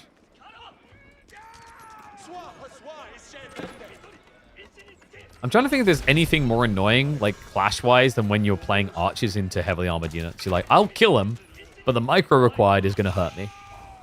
Still, Clash favoring Sortof now that he's got the Yuumi bannerman. Plus the tech up. It means that Core shouldn't really want to hang around here much longer. This is now looking really bad. He's already tapped the ball. The second one's way too far forward. He's on berries as English. Farm's only now beginning. And to make matters worse, look at who's waiting in the wings. Sortof. He's done waiting, though. He's going to make his move in. Villagers are in trouble. Let's go 2 strikes to kill, which he can achieve. So it can be a double worker kill on the gold. And Core did not gather enough gold to get his upgrades. No, that looks bad. He's actually short of what he needs for veterancy Lombo. Sortof does need to fix his own situation, though. He's yet to upgrade. What did Yorishiro drop? He went Forge. Very interesting. Wait, why? Like, Sortof is still playing Feudal Age, even though he's Castle Age. Gets another work kill on the back. Clears the spears. Oh, he's straight up just going Samurai. That's interesting, because if your timing's wrong, and let's say Core was aging up, like Lombo Mass would be able to snipe them down as they come in. But we can see that Core is having to put everything back into Feudal. He's stuck. What an interesting switch from Sortof, but does make sense on a map like this. This is a very linear map. It's straight to the enemy base.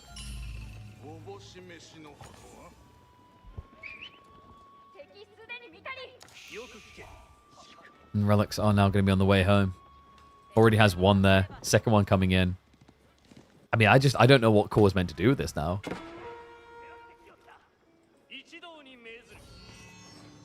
Getting a little bit of raiding in. We have got stables coming through as well. I mean, sure, why not? The Samurai is nice, but your opponent has only got Lombos. So Matt Samurai does the same, only faster.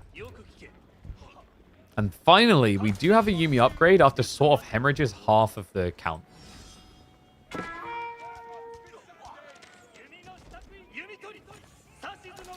Still, upgrade in. And Core has been baited deep. Sees the Samurai now. That's the bad news. We'll look to counter-snipe the Yuumi. But this is going to get tricky. Even if he clears them, the Samurai will occasionally charge, and that's always going to gap close. Yeah, it just gets so expensive to try and reinvest in this age. Like, now that you see Samurai, you don't want to be stuck building Lombos, but, like, Core doesn't have an option now. Men-at-Arms won't defend against this, because your worry is that if you start building Men-at-Arms, not only is your opponent's one's better, he'll go into a Duchy tech. Core now just getting baited to dive past, just to finish off the last of the range units, but Make no mistake about it. It looks like the Swede is going to lock in a sweet, sweet victory in game one. I mean, I just don't see the path to resolution for Core in game one. If the longbow ball was maybe like 40, you could envision a world in which he can snipe the samurai for a little bit. But with Undermesh 2 being there and you only at 23 longbow, it doesn't look great.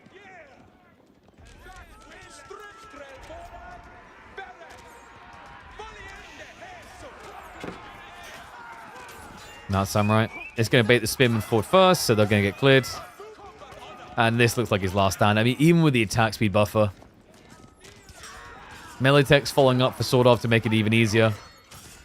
That mounted samurai is just not dying quick enough. Finally goes down, but the front line is failing. And Core is falling. GG gets called. Game number 1, the way of the Japanese. The English answer for front range. Not proving impactful here. That's right. A map made for an NA LAN, and you thought it'd be a good idea to send the English in. We learned our lesson with the Tea Party. Anyway. We all knew English sucks. Bro. Why you gotta be like that? There you go. I put a point up for a second so we could pretend they won. So right side will be a Japanese win. And into game 2 here. We've got Roos versus Lancaster on Cliffside. Interesting.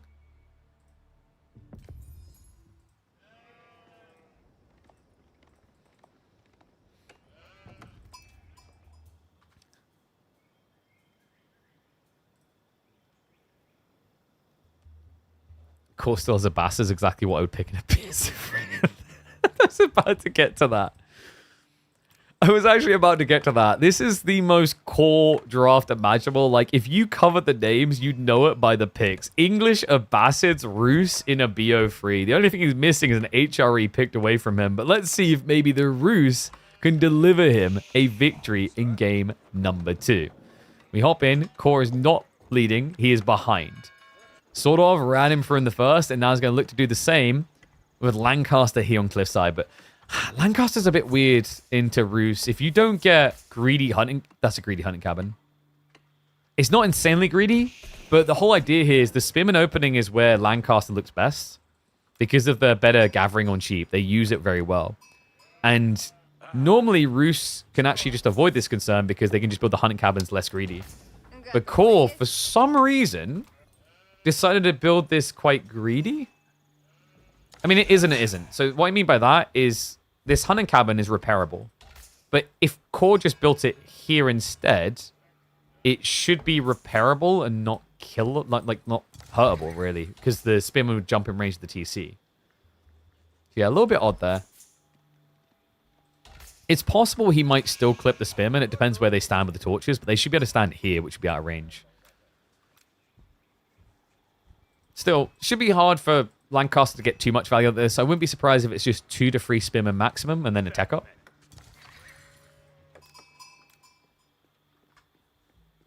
English doesn't have a single favorable matchup.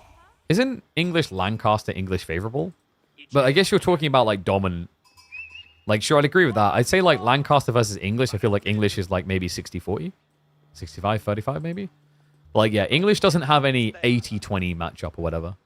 Maybe Abbasids is like closest to hitting that category. Nah, not even then.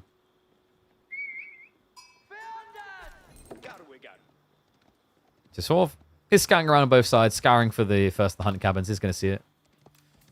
I'm saying English needs a buff. Let's go for a rework. I like a... The sound or a rework is better. The problem is I don't want any Civ that's wholly reliant on just ecoing up to succeed to be buffed. I'd rather they just be given more options.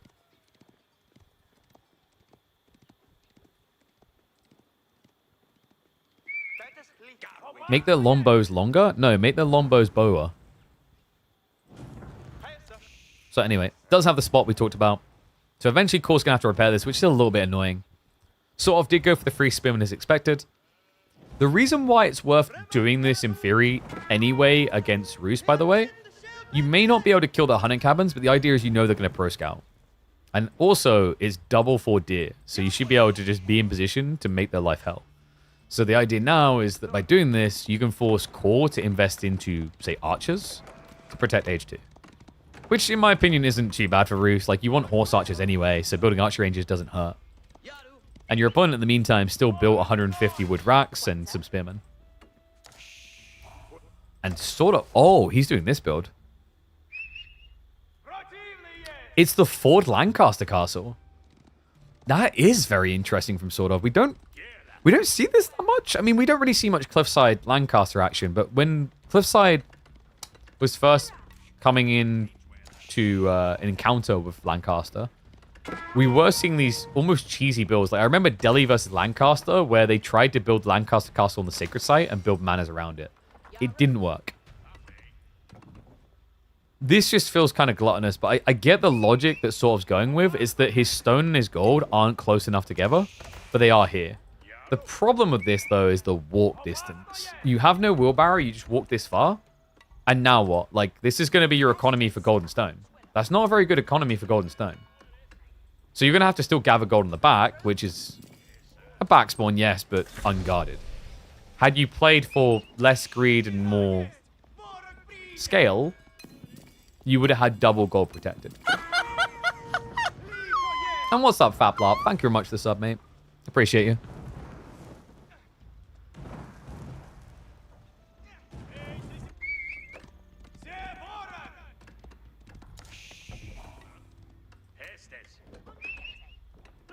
And what was that from Core? ABBA good into Japan. Interesting. I do like it for, like, the prolonged feudals.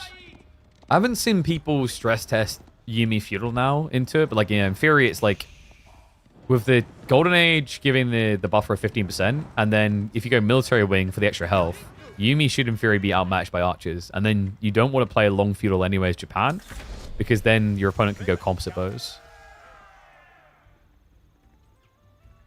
That castle can't be good. I mean, it's a castle. One with ABBA versus Beastie. It's interesting because I remember people saying last year when we cast some Beastie games against Louis, where it was Abbasid Japan, and he live on stream said he didn't know what to do as ABBA in that matchup. But that was quite a while ago. I think that was like 9-10 months ago. And Japan in particular has changed quite a lot. But it's weird because they've changed to be stronger. So first man is coming in. He's gathering the stone at home. Okay, so that's how he's going to just stretch his economy like that. That is pretty smart. Gathering the gold at the back not really advisable because the raids that are going to come in, but the stone is closer to your forward side. And also, think about the rotation requirement here. If Core wants to hit your stone, he has to go all the way around here or all the way around, right? So it's actually much harder to hit the stone than the gold. Still, we'll see if it works out for him. I think for Sortof, maybe more than 3 manas might be a bit too greedy here. He's not really doing much to deny pro scouts right now. He did just invest in the stables, by the way. So we're getting Hobbler. Hobbler... We've seen some Hobbler strategies recently. But they do require a little bit of time to scale. And the problem with this against Roost is Roost doesn't give you time, right? Like, if you don't do something to really stop them, they just rush age. And also, Hobbler, compared to just having Spearman to stop the scouts... I think he's just trying to force Core to invest more, because if Sortof is scaling manas, and he can keep Core reinvesting, then he's favored, right? And he has done that. Core actually went for Iraqs. Oh. Oh, that's interesting. The racks, I don't think it's as much of a throwaway building as you'd think. In this matchup, you could actually use it to go men-at-arms. Like, especially if your opponent's going to build Hobbler.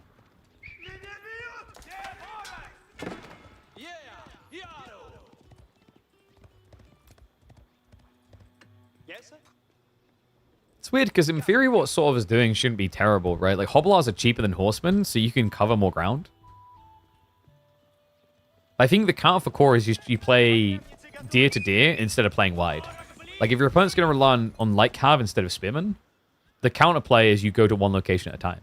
If your opponent's going to use Spearman instead of Hobbler, the counterplay is you go to multiple locations at once. So as long as Core realizes that, he should still get his deer.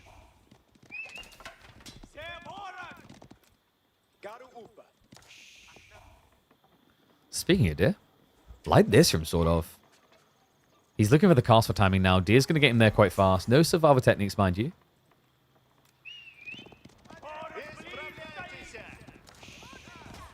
And he chose the right one. Yeah, this is like the hardest deer for Core to reach. So Sortof could actually clear this before he gets there. How large trying to be cheeky.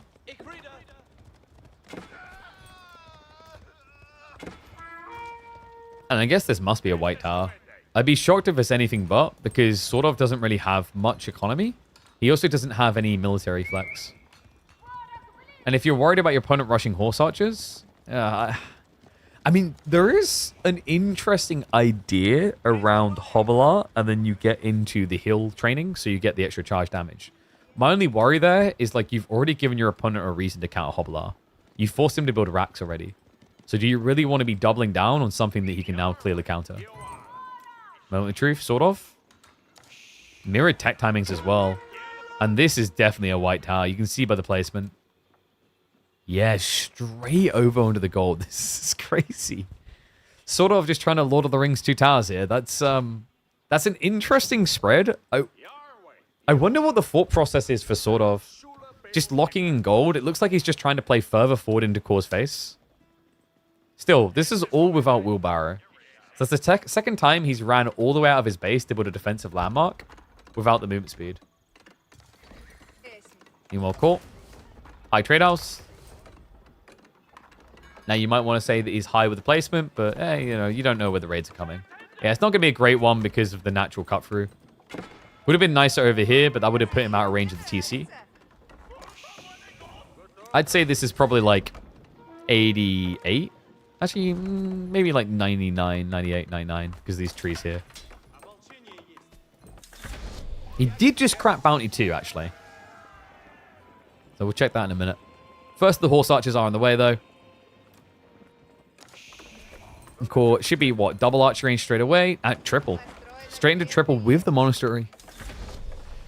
I didn't think he'd be able to afford triple archery range with men-at-arms.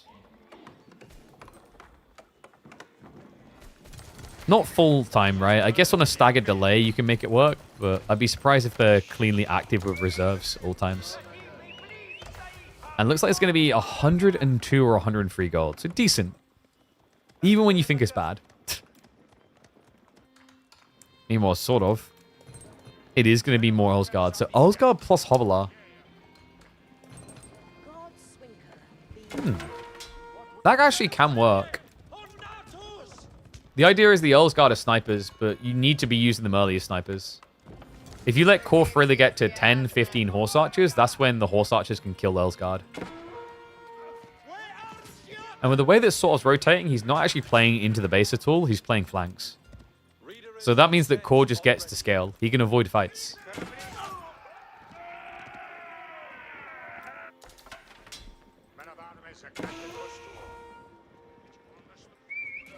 No, only the free Elsgard were free with the White Tower. He's building extras. So he's looking for a Hobbler Elsgard comp, which makes sense, because the idea is that Hobbler can chase and kill horse archers, and then Elsgard can throw daggers to snipe them as well. But that's where Core going like men-at-arms would have been pretty crafty here. He seems unsure, though. He still hasn't seen the rest of the Elsgard, right? He's only seen the free. So he isn't going to add in more yet. This is a terrible catch. Sort of. He was trying to sneak into what? Deny pro scouts? Ends up losing 3 Elsgard for nothing. Like, gets a spearman kill, just not really worth it. Can't even throw a dagger. Yeah, Chorus are very comfortable right now. Sortof is being greedy. He's going for the level 2 mana now. But the problem is, Core's going to be at, what, 20 plus horse archers in a matter of moments? He's also playing Relic Rush. I say that, sort of. Bloody hell. 4 monks? I like the fort, but I don't like the map control. He doesn't really have much, right? Like, 2 relics seems feasible here, but the rest is going to require you to run into Core. Horse Archer's damage is gross, but they have a slow attack speed. But they move really fast, but they have a slow attack speed. Horse Archer's now with a full dive. Alright, cool. Calm down. Oh no, Veteran Hobbler. Anyway. Not quite one-hit killing, which is less than ideal. So yeah, not going to be the most favorable exchange. Remember, Hobbler are a lot cheaper than Horse Archers. So one-to-oneing isn't great. Still, catches the Olsguard to make it a bit better. Cool, just a little bit too much standing around here. I think he keeps taking a puff out of his sheesh pipe at the wrong moment. So Sortof does get a good scare away. The core presumably is going to get free relics because of this position.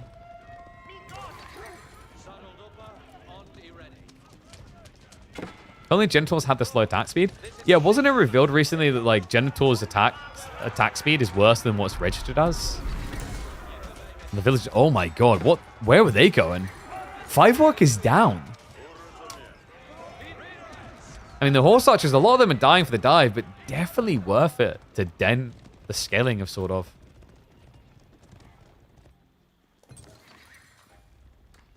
A lot of gold from Sortof also. Food is the lacking detail. I'm a little bit surprised we haven't had a boar pull. Like, actually, if he pulls the boar towards the tree line, he's close enough to the White Tower to kind of be protected. All this gold and for what? I mean, wait, did he? No, he got snatched the other way anyway. It doesn't matter. So it's going to be a 3-2 split. So Core does get the edge when it comes to gold gen. He also has the high trade house generating 112 gold, plus an extra 35. Then obviously all the hunting cabins. Sort of now looking for the big switch. Yeoman would be the answer to mass Horse Archers. But you are in a fragile state right now. You don't have enough manners to make it efficient to use the ticket inside the Lancaster Castle. And you're also going to get your ticket punched here. Core with the dive in. Finding extra worker kills. Lee continues to build.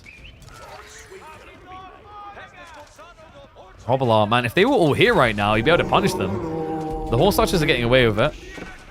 We have got to dive. Wait a second! No wonder they're not here. The Hobbler into the back of the base. Fantastic strike there. I wondered where the hell his army was. Sort of evening up the worker count there. A lot of chaos on the map as both players striking at each other simultaneously. And finally, those Hobbler pay off, but the Horse Archers are not done yet. No, because Core knows that your army is raiding, he gets to do this for free. Jumps on in, several more worker kills.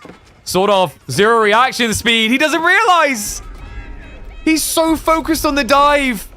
And it's going to be nowhere near as impactful. Spearman now coming out to deal with the Hobbler. The Horse Archers finally killed off, but it's an absolute massacre. Core now with a 10 worker lead. The Hobbler nowhere near as impactful as the first dive.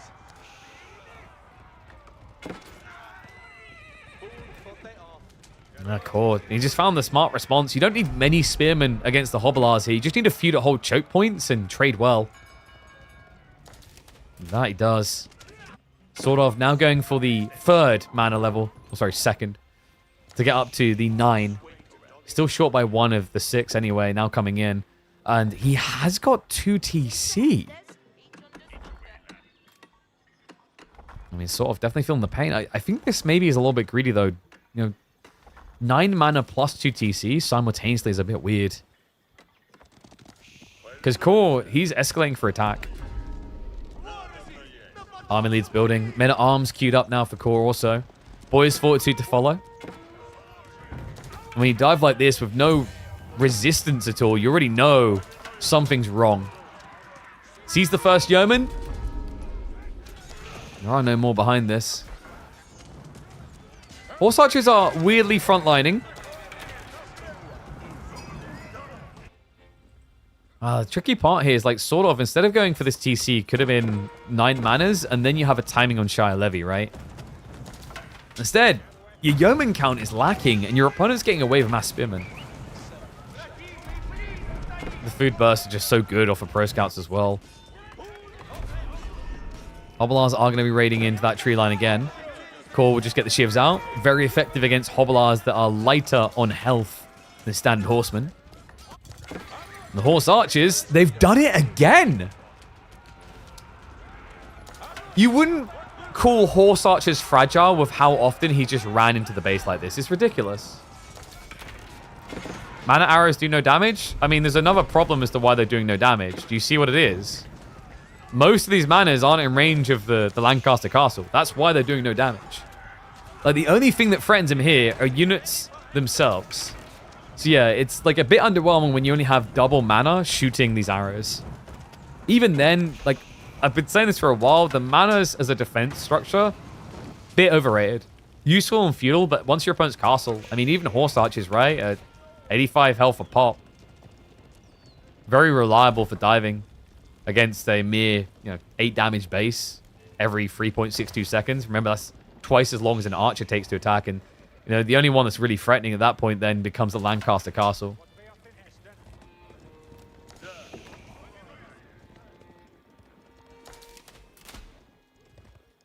Mana arrows do more damage than towers, but they cannot be garrison-like towers. That is a very important difference to remember.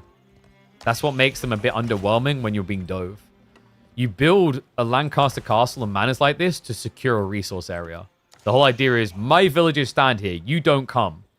But similar to Stewie, when he started rushing smokes in Counter-Strike, there's what you think the order of things should be, and there's what they're going to do.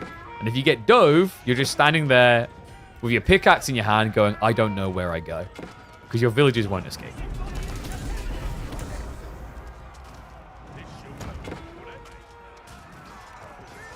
This is a horrible clash. Yeoman.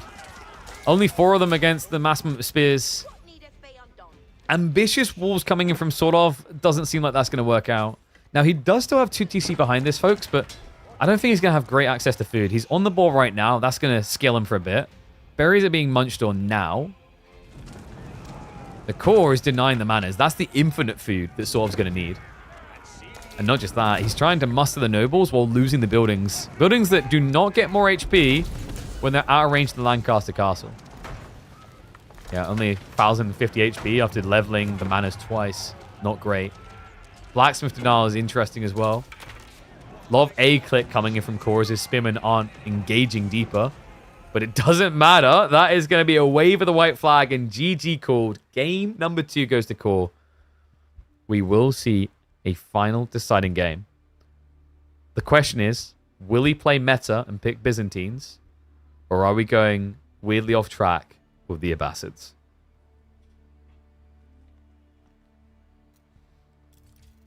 Pick Abbasids. Don't be a pussy.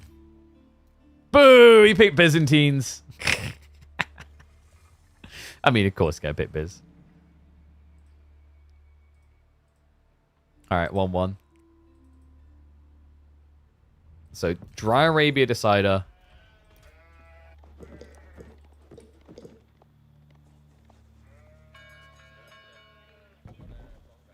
He learned his lesson from game number 1. All right, ignore the Abbasid pick. Pick the meta. It is Byzantine time. Welcome back to the show, one and all, for Core versus Sortof. Deciding game between these two to see who is going to make it through into the round of 8, where they'll face off against either Anatan or Gully Deckle. Core goes to the Byzantines. Sortof will seek victory with the Shu Shi legacy. Dry Arabia to decide it between the two. A good map for the Pro Scout play. Byzantines have been looking pretty good at not caring about these Pro Scout at the moment, though. Been rating the System scaling build better and better, and you're going to see it coming from Core. He understands in this matchup, there's no threat of a Dark Age Rush. Like, the last time you saw a Shushi play a Dark Age Rush probably would have been on a water map. They don't really tend to do it on land maps. And by water map, by the way, I mean something like Kawasan.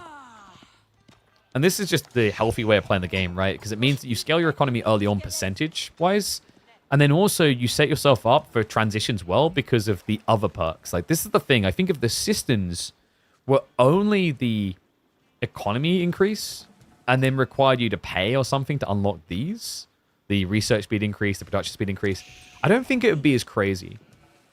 But the systems just do so many things that it's almost impossible to resist this economy scaling at the start of the game. That's how sort of spawn look.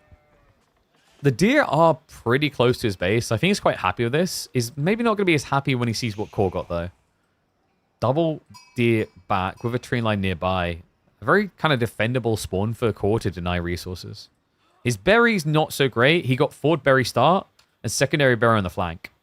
But, you know, this is the thing where you're kind of wiping the sweat from your brow. If this was a civ like Japan, Lancaster, you know, HRE, anything that would aggro you, I think Core would be really mad about this spawn. Like, he wouldn't have been able to gather stone. He wouldn't have been able to go berries. He would have been forced into Hippodrome whether he liked it or not.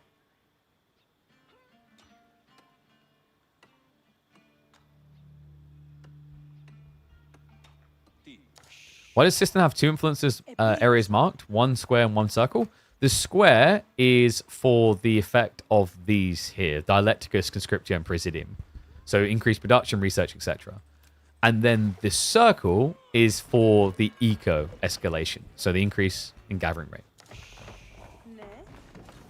So yeah, you can see it's very generous with where you can gather in range of these things, which is why systems feel so good to scale. Not just because they benefit each other, but when you move out to a new area, you can easily cover 3 different resources. Grand Winery coming in. So yeah, everything just normal so far. We've got a meditation garden out on the flank. I actually like this from Sortof. 50 gold, 25 stone, and probably about like 10 wood. If he's going to go pro scouts, you don't really need the food as much, so you can ignore berries. This was a trend we saw when pro scouts came in Season 9, is people stopped building their meditation garden solely around the berries. Before that, you had to, because early game food dried up too fast. But ever since you got access to potentially 10,000 more food safely in your base, you don't really care about 36 food a minute. What does a crown next to your name mean? Wait, is there crowns on YouTube? I think that is to do with people who watch the most, maybe, or talk the most. There's like a top fans thing. I'm not sure what that is with YouTube. But you're a fan.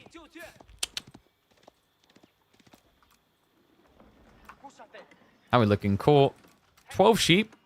12 apiece. Okay, so no ridiculous advantage there.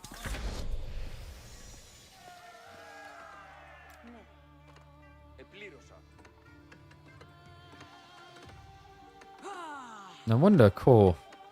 I like how he's talking about his English in chat. He's like, I think my English is really good. Not talking about his Byzantines, though. That's what we're curious about in this one. I guess, in a way, Byzantines is English. Also, isn't the idea to have someone else say that your English is good? I've been watching Game of Thrones clips at the moment. And isn't it like the, you know, when Joffrey's like, I am the king. Any king who has to say he is king is not really a king. And we'll see if he's king of the Byzantines. I'm a little bit worried about how he's going to extend on this spawn. Sortof is going for the stables. Pro Scouts coming through. Pretty much everything you'd expect to see in this matchup so far. I've been seeing some really good aggressive lines out of Byzantine players at the moment, but normally when you play Cistern Rush plus Grand Winery, you're just anchoring. The idea is meant to be your economy will be better, and you'll scale nicely into groves, while your opponent will be stuck not being able to go farms. But it comes back to whether you can defend the deer, and Core is making a good effort to do exactly that. This is a very early wall. But the value isn't in protecting his economy, it's in denying Sortovs.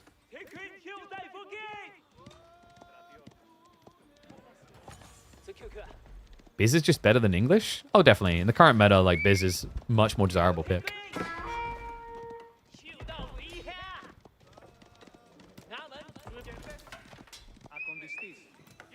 I wonder, could Sortof actually attack this at all? Oh, he is. We've got archery ranges coming in, so Sortof does want to aggro. Interesting choice. I mean, technically, javelins or lombos can do quite well against Chug. And you're playing as Shushi, so you can only build Chug new. Merkhouse coming in. I believe Core is not anywhere near in a position to scout this quick enough, so he's going to have to make a mercenary choice before he knows. English Feudal All-Ins is the most fun build ever. Is that the most fun build? Maybe for you. What is the funnest Civ to Feudal All-In with? And why is it Knights Templar Apple? I'm not even going to say Knights Templar.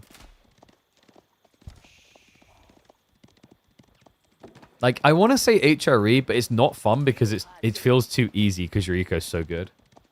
You know what I mean? It's like, wow, it's fun because I just get to crap on everyone with 35% better gathering. Whoop, whoop. Wow, all the different answers coming. Order the Dragon, Mali, Ottoman, Lancaster, French, Rus.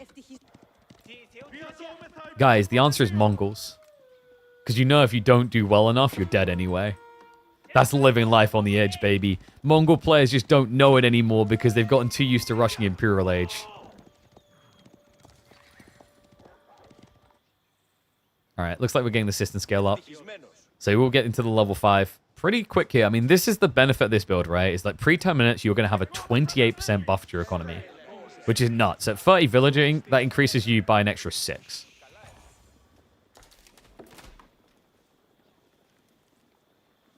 Outposts are already in, so he's just looking at Sortof saying, attack me.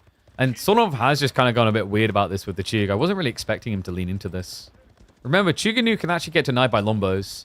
In fact, when Chushi was first introduced, like, people rated English very highly against them because of the Lombo countable timing. Idea here is, like, by the time Sortof arrives with 10 Chug, you should have 10 Lombos. And the Lombos have the same movement speed as Chug, but they have extra 2-tar range. If you catch each other in the middle of the map, it can backfire for Longbows, but when you're in the base, it's very hard for Chug to commit. Unless they have really good numbers. And yes, that's why Sortof is leaning Horseman, right? But like, you're leaning Horseman into Limitane. Again, if you're in the middle of the map, I can see the sense, but... even if you try to fight over these walls, you can never reach the LBs. I have so many questions about this game. Yeah, I'm trying to figure out like what he wants from the Chug. Brazier Stables? It's a pretty good question. Was it maybe because you weren't expecting a repeater crossbow rush? Which would be, I think, quite reasonable. Like, you're playing against Shushi that likes to rush castle. They're planning to, but not before attacking.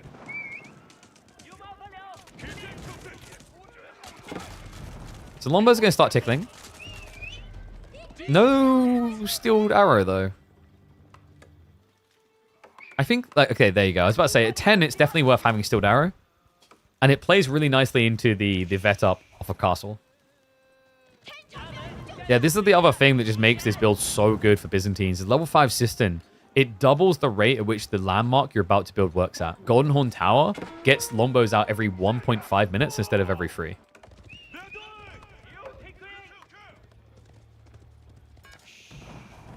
Looks like scouts are going to be breaking in for the deer after all. Yeah, cool. He got stretched wide, I guess. He didn't feel like he could hold. Cool. Wait, where's the gold? Sir? Oh my god, he clicked undermesh. Yeah, he got freaked out by the Chug, so he actually delayed his own tech timing. And he hasn't Dialecticus either. No, so this is really rough. He built the blacksmith out here. He has to Presidium, which is pretty smart to keep the outpost alive. That was the difference maker. But it means that, like, you might as well have, like, just waited until after the defense and then undermeshed with a switch and then had Golden Horn Tower coming.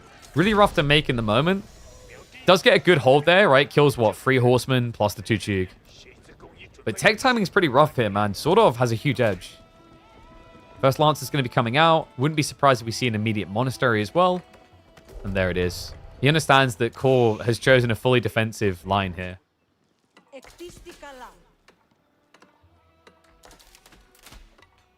Not just that, remember, the deer sneaking did come through. So he's eventually losing out on all this resource.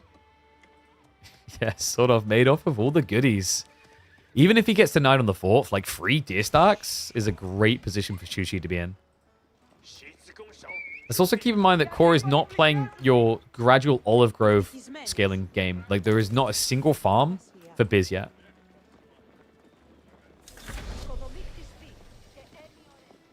Didn't realize he broke your wall. I mean, I kind of figured at this point, like, why has it not been rewalled?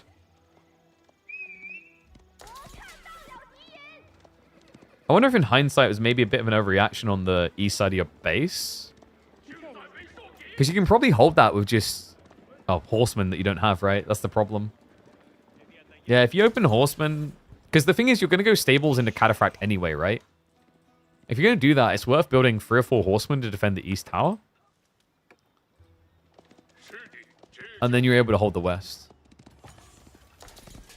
Looks like Core has finally realized the rewall is going to come in, but the first Lancer has already entered the base. Maybe gets the... No, that's dead. Sort of a little bit late on the reaction, though. Will go down. East side is what I'm worried about. Core just got baited all the way to the west. Fortification is coming in. He has used Dialecticus, so he's getting it very fast here. It only takes 12 seconds. Clutch play there by Core, so he gets the defenses up. But the tower is low now. And attempts to repair this are not going to go well, folks, because of these guys. Repair crossbows, snipe villages like no other, right? It's like Bambi's mom and the hunter all over again. He's even trying to snipe them to make sure he can actually survive it. Without textiles, even with it would feel hard. Sort of. On point, gets another kill. Cataphract's now arriving. Villagers go for another repair route, but another one goes down on the re-garrison. Loses another. He's trying to outplay him, but sort of plays him like a fiddle there. So gets almost the maximum worker kills. Only one remains alive. He's going to repair just in time, but that's ugly. Cataphracts will now get the chase away, but I mean, sort of. Fair to say the repeated crossbow play paid off at this stage. Not just that. He springs the trap. The Cataphracts chase too far out into Lancers. Longbow Master's at least building for Core. Looks like the re-wall has been successful, so he does protect the remaining deer. Still, no farms. Limited berry access remaining. He's just got these ones on the back. And these ones are, like, what? Down to 3 berry worth. So about 700 food left here. We do have Jiangnan, so sort of... Is he looking for 2 TC? He's got the stone on the backside. This is usually quite organic with these meditation gardens these days. If you get pro scouts, you can put it on stone gold instead as he did. And it means by the time you've picked up all the relics, you've almost got the stone you require to just drop second TC. He does need some sort of scale because although Sortof has killed a few workers, Core still has that system buff.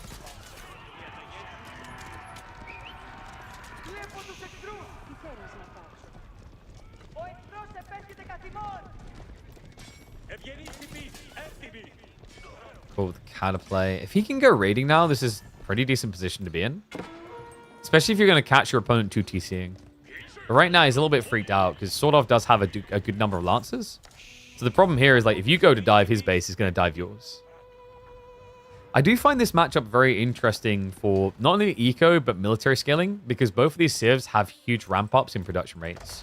You know, you've got things like regional inspection, which is there, allows you to produce Lancers every 9 seconds. With the Conscriptio, you're able to get Cataphracts out every 20 seconds. Yeah, 2 of the best civs at just turning eco into army. Why Lombo instead of Javelin Throwers against Shushiko? Because Lombos is usually a lot better defensively and it like kind of scaling into castle. Javelins to me, like I feel like you have to do something in Feudal Age with them, right? It would have been nice for the Camel Aura though, which you know you're going to be up against Lancers. But like Javelin's DPS scaling is really horrible with castle design builds. And in a lot of Byzantine games right now, you're in castle. Like, gone are the days of feudal all-in because system scaling is so good.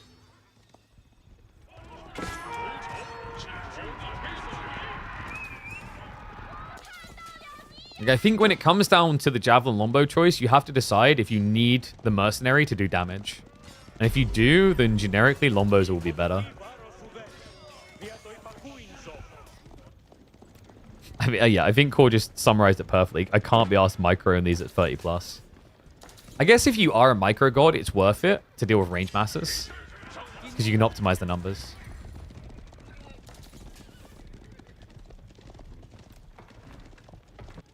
Yeah, I think if you were to look at percentage breakdown at the highest level, most people are running Lombos now because most people aren't attacking anymore with Byzantines early on.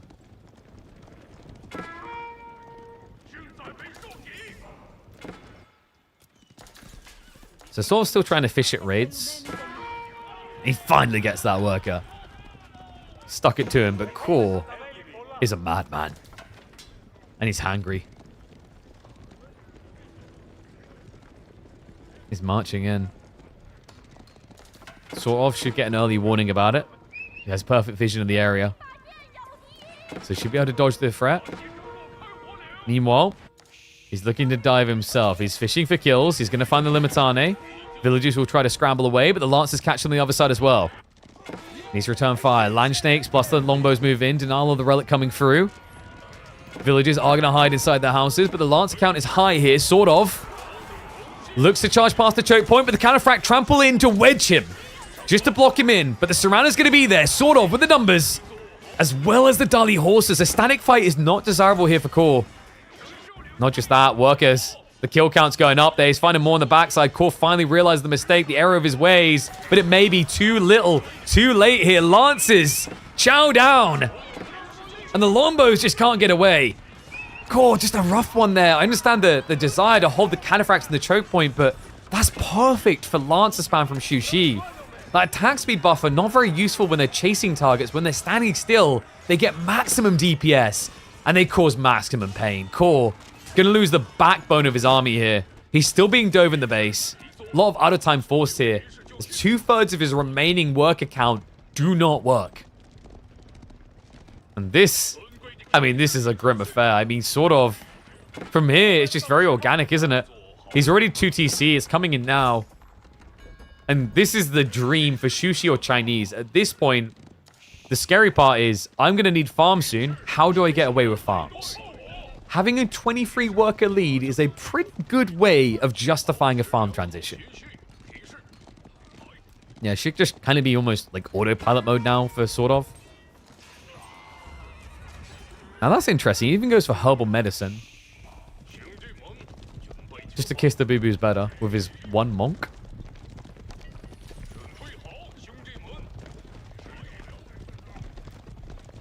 Versus Sortof, you play bad overall. What, playstyle mismatch?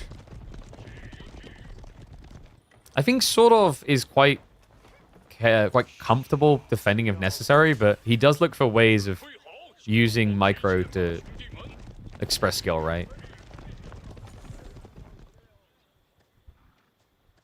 I feel like the Sortof I've been watching recently is teeter-tottered between like defensive play and aggro play a lot.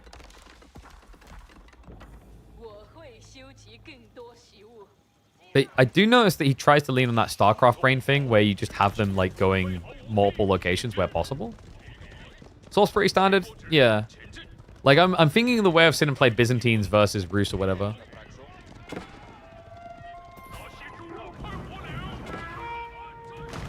Like if he's playing a Civ like Byzantines, 100% he's just playing like most Byzantine players at high level.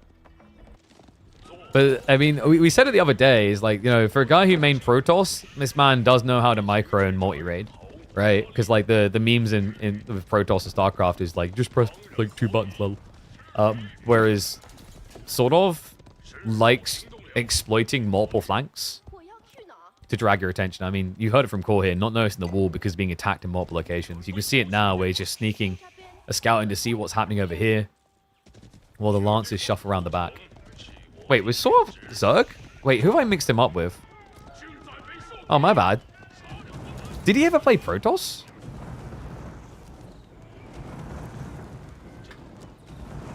I don't know who I've mixed him up with now. Wait, I might have mixed him... State was Protoss, right? That's what I done. My brain. Wrong S.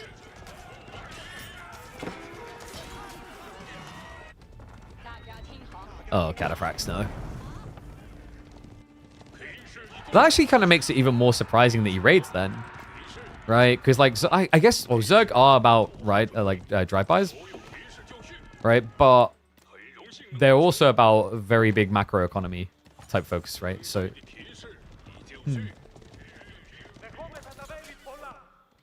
Yeah, I guess, like, in what we're describing here, you put... If you had to compare him to any of our existing big dominant players in AoE4, like, whenever I talk Raiders, you talk about the Luciferon camp, right? It's like, you might lean him in the Luciferon camp. Like, I almost want to say there's arcs of, like, Dumu and arcs of Luciferon with the way Sortof plays.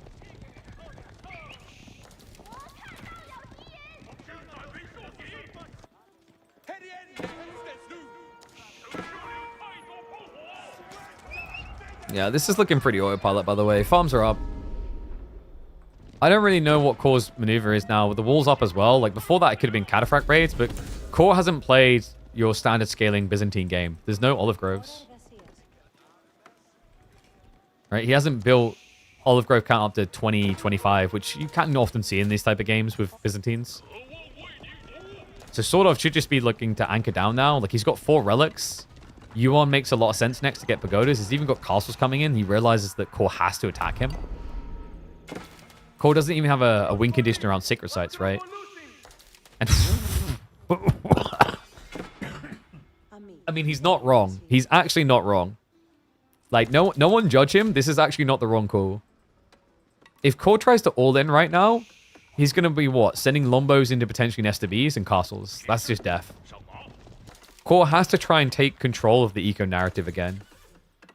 So being stupidly greedy is actually, like, not stupid.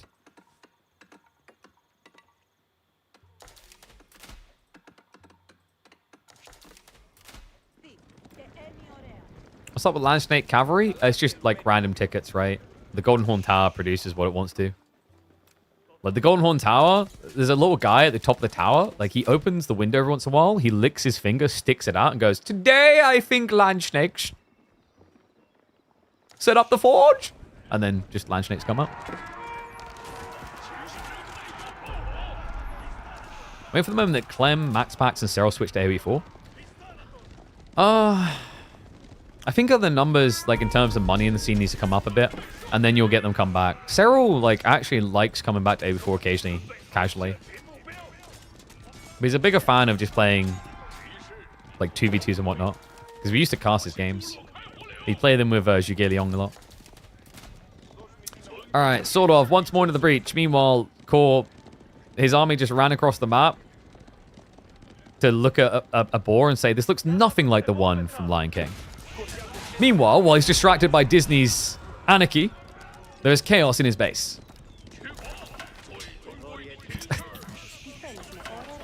It did not remain secret for long.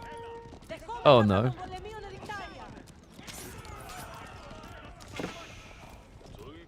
And even the farms, man. I mean, he started to get a few on the front side, trying to creep them on the back, just because his economy's already spread out here. But the other time is big, like, sort of. The farms are almost complete. This has taken what felt like a millennia. Once these are up, that food income is going to rocket past, like, 2k. Because he went for the extra Imperial official. So he can actually, if he wants to, afford to supervise the granaries.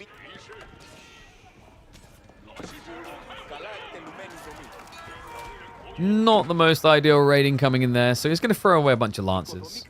Core's army is bigger. If he can find a way of attacking, could be a game changer, but bare minimum, you're probably going to want to complete the walls. Like, maybe some fort walls around the groves will make you feel confident about moving out.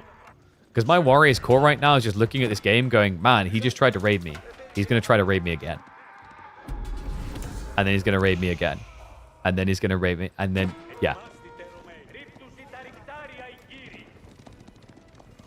SC2 has more viewers and prize money. We've got to do our part and get all our relatives to tune in. Yes, there you go. Thank you, 10K coach. He's a genius. I do keep saying it. It's all about the marketing, right? Also, I think for a lot of people, even though it's just slower pace, the nice thing about Age of Empires compared to StarCraft is it's a lot more digestible. If you aren't a StarCraft person, you don't know what a Stalker does, right? When you hear someone called a Stalker, you're looking for a guy who's hiding in the trees watching you, right? But, like, in this game, you're like, oh, yeah, that's a crossbow. Oh, yeah, that's a knight. Oh, yeah, that guy has a sword. Oh, look, there's a giant catapult. It has the sanity check of being things you already know. And what's up, SJ Hacks? Thank you very much for the Prime sub, as well as Trickster Boy. Appreciate the subs coming through. Keep those subs churning, people. Gotta pump those numbers up.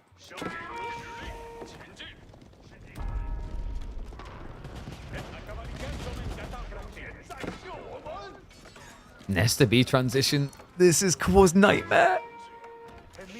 Yeah, so any designs and machinations of attacking are now gone from Core's mind. All Core can think about is this is going ape into Imperial. I said going ape. And then he goes ape. Because, like, triple Nesta Bs will shut down Lombos quite well. I think sort of it's just about scaling age now, not marching too far out. He does need to secure an 8K, which he already done a long time ago. And now it should just be a play towards the Temple of the Sun. A lot of people that come from AoE2 and say legibility of units is really bad. But I think we talked a little bit about that before, is that what doesn't help is on broadcasts is that everything's too zoomed out, and I think that's stupid. So, like, you guys know when Beastie was doing his, like, Mechabellum piece, and the meme was zoom in, zoom out, zoom out, zoom out. They were right and wrong. There are moments where he should definitely, like, zoom out to digest what's happening on his board. But zooming in is underrated, and it's something I've, like, told to the Mechabellum production teams as well. It's like, if you've got these epic big fights, you want to be able to capture them cinematically. So, for example, if I've got a fight that includes these guys and these guys here in a melee, I can be this zoomed in because it's going to capture the whole picture. I don't need to be zoomed out like this if there's two knights fighting. That's stupid. Like, it's all about screen space usage, because at that point, you've got 70% dead space on the screen that's not being used. Like, this chase right here, you can capture it like this. That captures it really well. Zooming out like this doesn't change anything positively. It just makes it harder to read. I'd say, you know, outside that, in terms of unit design and look, there are a few obvious ones. Like, we've got a game with Chuganuin and Crossbowmen. I don't think I need to hit this one over the head again. It's pretty obvious. Unless you zoom in this much, you cannot differentiate crossbows from Chug.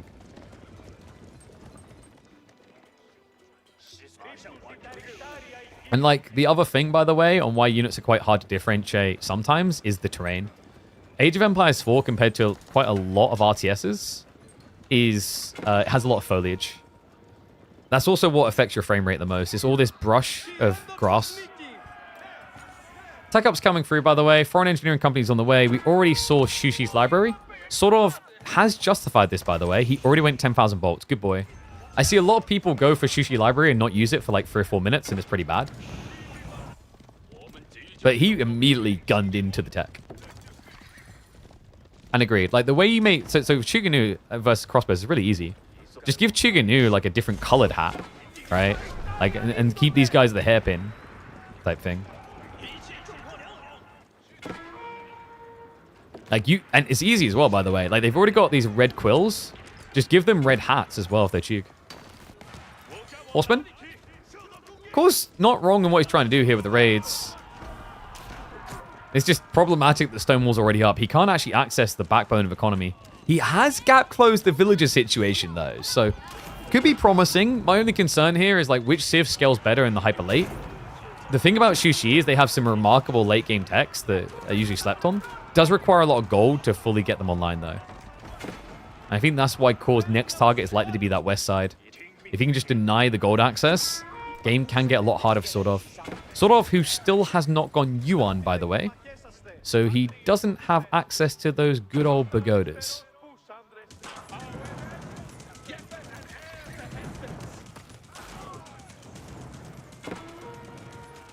In the last land, they used the free count for match intro. Is that possible in the entire game? No. It's like a kind of a hack job type thing. I also think, like, it doesn't look as good as you think. Because most RTSs are not designed to look pretty viewed from the ground level. Because they're low poly models. Lombo's now to dive in. But wait, the Nest of Bees. The Nest of Bees are going to be a problem here. Core? Oh no. Hello? Check keyboard input. He's going to try to sidestep now. Landsnake trying to move in, but the repeat crossbows are going to clear them. He's going to lose this game to 4 Nest of Bees. He's being dove in the base. There's no turning around now. Sortof forces the matter. Core, he needed this goal denied. He knew it as well, but it's too little too late. The horseman pump wasn't big enough on the dive. And Sortof found his way into the base of the backbone of the army to force the GG and knock Core out of Midweek Muster Season 2, Number 2.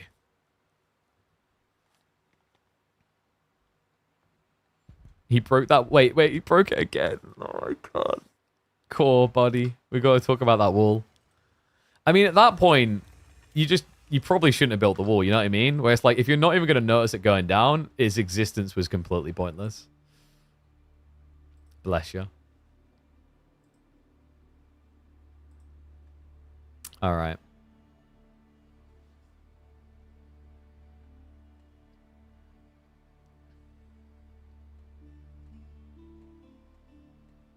don't know if that one's uploadable or not.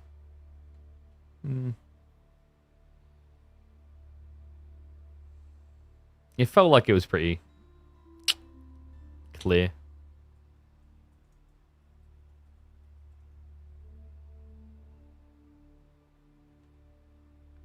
All right. What are we talking about?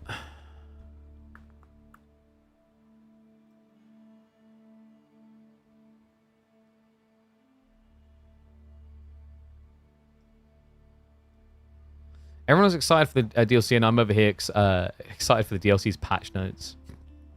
What? Fixing the busted civs. Jean's finally going to be a unique civ.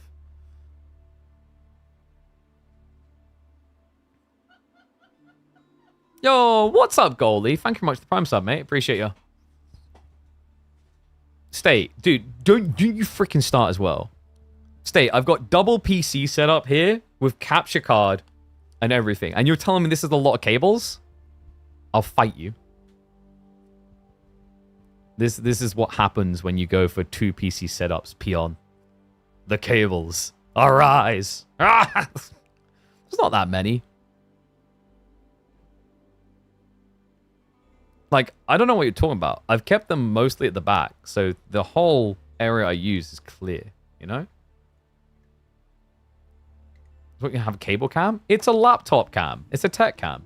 I'm showing off my Elgato products and my amazing laptop from PC Specialists that is making this entire stream possible. Shout out to those guys. Exclamation mark PCS.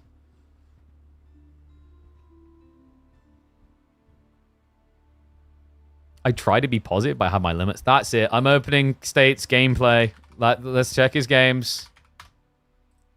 I try to be positive too, State. 3 years ago? State? 3 years ago? What is this shit?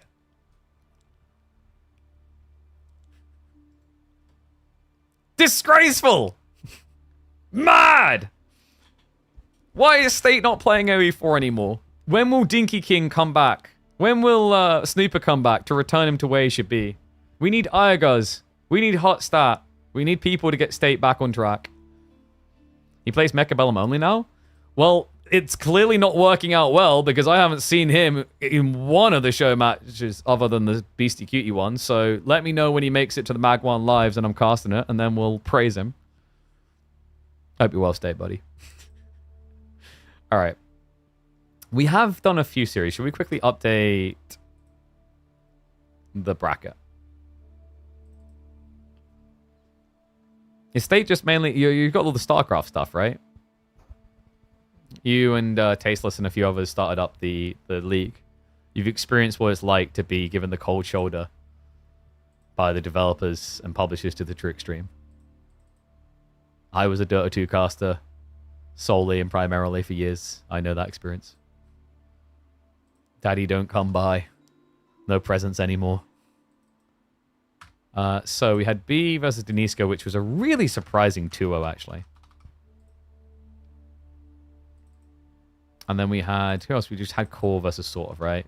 So that was 2-1 for Sortof. What else did we cast? We cast the... There was another one, wasn't there?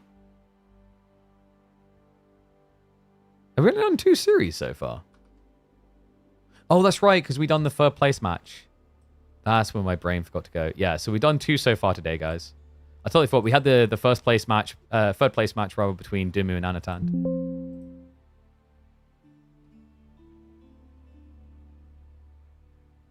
But yeah, I mean, dude, you know, it's just like you're focused on my cables instead of all these beautiful products that you're meant to be buying using my codes. Like that's the problem. That's why I'm sensitive. It's not even that messy. You're just fussy. I could just put on like a backboard in there. You wouldn't even see it, and you'd be like, "Oh wow, look at this tidy cable management." It's not tidy. I've just hidden it.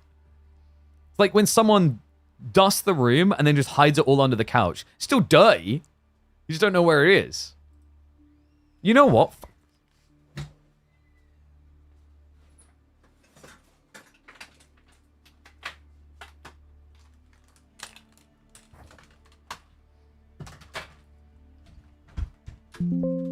There. Better?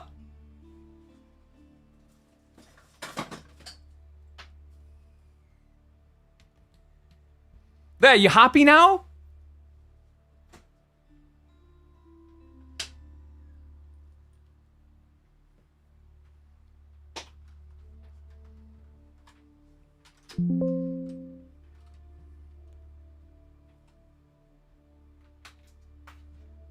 There. See what you done? Is this what you wanted? Ethernet cable won't even wrap. Is it pretty?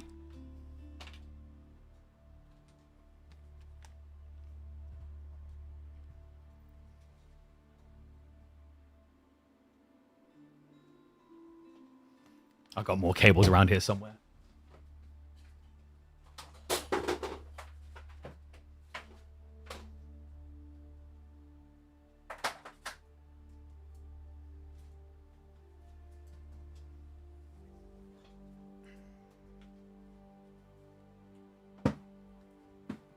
There.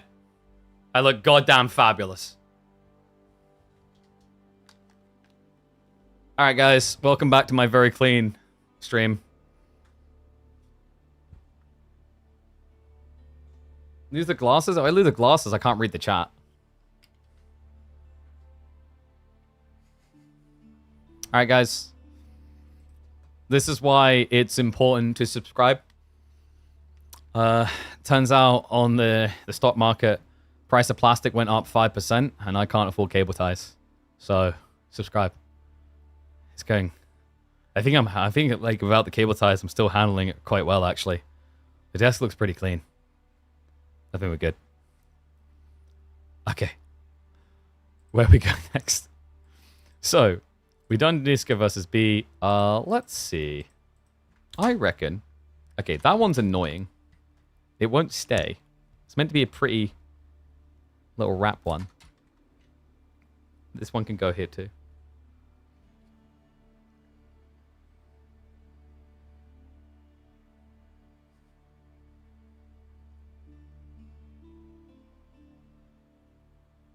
Cables around your neck look dangerous? I mean, the best fashion is dangerous to the minds of the simply uneducated.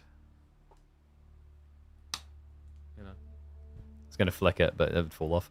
All right. Did we do Myriad versus Miyamaika? We could do Myriad versus Miyamaika. There's also Numedan versus Mahodo, and there's also Recon versus. We gotta do Recon Scabrain, right? Yeah. With the madman that Recon is and the wild strategies he's doing, we've got to do some Recon.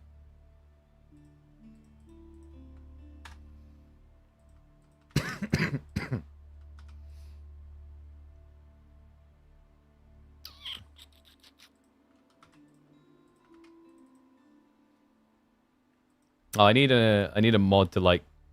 We need to set up command whenever people ask about cables now. This is just the response they get. I'll have to remember that. I'm going to make a note in Nightbot now to set that up. Did someone clip it?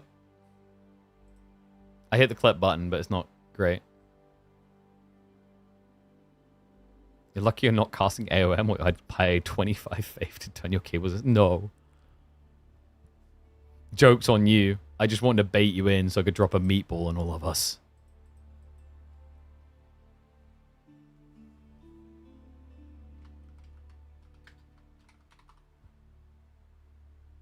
Alright. So, I need to add the names, don't I? So hard when you haven't got glasses on. Look at what you guys do to me. I think Scabrain is the highest seeded player here. What a noob, Recon. Come on. Gotta get those rookie numbers up, my friend. Oh, he's using the tag account now, isn't he?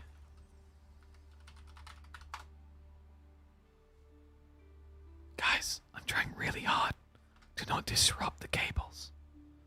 Because if I disrupt them, they might cause me harm.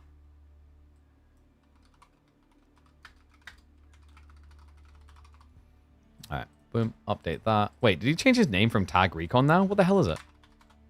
Is it just Recon? Oh, there's so many Recons. Give me a sec, guys. I'm trying to find Recon's account.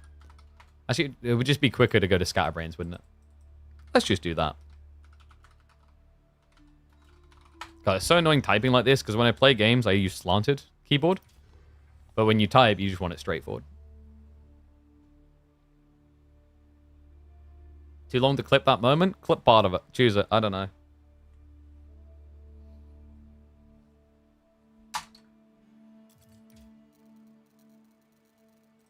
Alright. Otto versus HRE. No, Altman's is fine here, right? It's an aggro map. So, reminder, Recon has been providing some of the funniest games so far.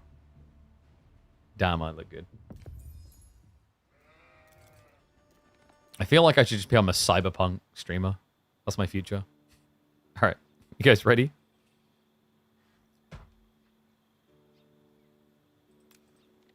Look at me, don't look at the cables, don't question it. It's gonna get weirder. We're watching Recon games. If you are not familiar with this guy, welcome back to the channel, folks. This is one of our most chaotic players already in our esports circuit. A $20,000 weekly league. It's going to be Tag Recon on the Ottomans in the blue going up against 3D Clan's Scatterbrain playing as the HRE. The map is going to be Front Range, which, oh my god, that's cursed. I think you can get through there, just about. Front Range is an interesting map, though, guys. It's got a lot of stealth forest. And, you know, if I take lessons from Reddit, and I do, they like stealth forests, so they'll be a big fan of this. And, oh, I love this. This has become popular already. Ball pulls early on, so really key takeaway with this map, guys, aggression rewarded. And that's important because the guy in blue in particular has been playing very aggressive. Anyone who is a legacy watcher of Age of Empires 4 will remember the name Recon. They will remember a very defensive guy. That is a different Recon, i.e. before you had a kid and realized that you just got to be quick in life because they don't give you any free time, any breathing time to do anything you want to. So if you waste too long waiting for the late game, they will come in and say, Daddy, I need a poo. And they'll say, I'm just finishing off this competitive series, darling. And then before you know it, they've crapped all over the floor and dragged their ass across the floor like a dog. Recon, for that reason, plays very aggressive. And he's already going to look to do that. He's got a military school opening, so it looks like he's going to try to put some pressure out on the ball. And Scabrain, he's actually been forming into a pretty decent player, actually, in recent times. Scabrain is not really at the point where he's going to contest the top 8 or whatnot, but we've seen him, especially when it takes to water games, being able to take maps off of some top players. And that is the takeaway. Kids can ruin your MMR. Unless you train them, and then they can be your cow slinger in team games. Scatterbrain, he is going to get the reaction quickly here. Yeah, so you scout out the military school. This is pretty expensive to have to do, especially with the delay on build speed. And the fact you brought the prelate out here, right? So you're already kind of hindering your gathering rate. But Recon did make a very heavy investment himself. The military schools are not cheap, remember. They're 250 resources. I wonder... Scabrain, this is just going to be an Archon, right? I do like the idea of all pikes in this matchup, just because Ottomans love to rule over you with Sipahi, and with marching drills plus all pikes, you can chase them down quite nicely. But probably we are just looking at standardized HRE gameplay. I wonder what Recon's got in store for us, though. This is the man who has been innovating with the Iobids. In fact, he's been just opening up all of our eyes to how insanely ridiculous Iobids are when you go for the Mastersmiths game. Right? The tech that allows you to get 1,000 resources of free tech for 600 resources. Ottomans is definitely an underexplored civ. I think there's some ways that people could go that they just haven't been so far, like earlier Kinji play. We could even be maybe seeing like some good timings on Pax Ottomana transitions. It does feel a little bit weird because the Vizier Point shackles you in an unnatural way that has forced this linear style, where most games you go for the sheep Vizier Point and then maybe the healing Vizier Point. But, well, you look at that. Scabrain says no to our Archon statement. It's going to be Minework gameplay. I mean, I should expect this from someone who scrims with B and Anatan. And the wood for the walls, the wooden pieces, the 7, they start off, I think the base is 21 to begin with. And then, so this would have been like 28. And then you would have had to have, like, what, done another, is it 28 there? Because you have to start a wall in a different direction. If you draw long walls, it's cheaper. But the way that people have been offsetting that, by the way, is if you start a wall on like this side of the tree line and then build it beyond, and then you cancel the end, I think it makes it cheaper still. But it's not just the cost of building it, remember? It's also the time it takes. It used to be that walls only took 4 seconds. And that was, in fairness, a great change from the devs. I think that walling was way, way, way too fast, and it made the game very kind of boring because the risk-reward ratio was completely off. So really happy they made that change. This is a very slow breakthrough. Soon, brother. Soon. Probably not that soon.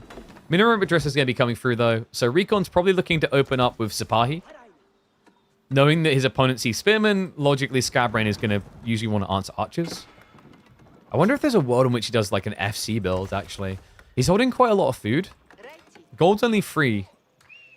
Yeah, and he is gathering wood, so we are going to see some production.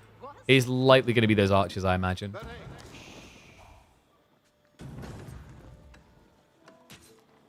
You teach a child a wall, put market in corner, and play Mongols and put pastures. Exactly. There you go. And you've created a team. How do you feed them, though? What? The children? Wait, you have to feed them? I thought you just have more and they, like, cannibalize each other. You know, that's how you get the strong children, right? It's becoming a harder world to live in, so I just figured Battle Royale made the most sense. I mean, my little boy Ezra's got to be careful. His sister's always saying she's hungry. Stable's coming in. It's going to be standard Sipahi. And it is going to be racks opening for Scabrain. Okay, so he doesn't nibble at the bait of the archer into spears. I thought he might try for it just to hide behind the walls with archers. But I guess it's just risky because you have no fallback. Man, all this talk of food and I'm actually quite hungry. I feel like I'm getting hungry fast today. Solo casting, like, I recommend people try it. You'll see, like, it actually... If you're not just lazy, like the sleepy, boring casting, if you get into it and get quite excited, it can make you really hungry. Especially solo. Spear Clash. Well, Tech Advantage is going to be there for Scabrain, but numbers winneth the match. Only awkward thing here for Recon is breaking the walls is wholly reliant on Torch. This type of position, you kind of wish you just opened archers, because you'd be able to deny the workers straight away. But Sipahi are just too good to resist. He's going to get the archers as a follow-up, but that means that Scabrain should have time to make this a 2-unit comp. The cool thing about what Scabrain is doing is he's trying to directly ego-chow the Sipahi dominance with Minework. Because Minework gives you a tech called All Pikes, which gives +2 damage to both Spearmen and Horsemen. That's a lot, by the way. That's a 20% plus increase to your DPS at this stage in the game. It's cool. Problem, though, is that Ottomans have an incy-wincy ability that completely offsets that, and it's called the meta. The meta with melee armor is a +2 armor gain. So All Pikes just doesn't exist at that point. Upside is still you force your opponent off the attack speed. Downside is you aren't getting your biggest upside. Why not just tower it? Because he's got too many people out there. When you pull for boar, you want to preferably be pulling between 5 and 8 with the prelate. Do you really ever want to pull a prelate for 4 on board? No. Like, even this feels a little bit subpar. Actually, wait, did he? No, he did, didn't he? So this feels a bit rough if he did. I could have sworn he pulled 6. But if he did pull 4, this feels really rough because a prelate can buff 9 villages. So if you're pulling your prelate to buff 4, you're not really getting a big advantage over just gathering sheep and deer. Yeah, like, I kind of wish Scabrain pulled more. But because he knows he's going to get attacked, he has no choice but to do this. The reason is this is the amount to garrison fully a single outpost. Yeah, it just sucks. Means your prelate is operating at, what, 60% efficiency? Sipahi. Ooh, catches him trying to do an archer switch. Which is interesting because he hasn't really been given a true reason to archer switch yet. No, he's just kind of assuming. Oh, nice. So we got the cable. Thank you. Let me add the command for that. My cable management is great.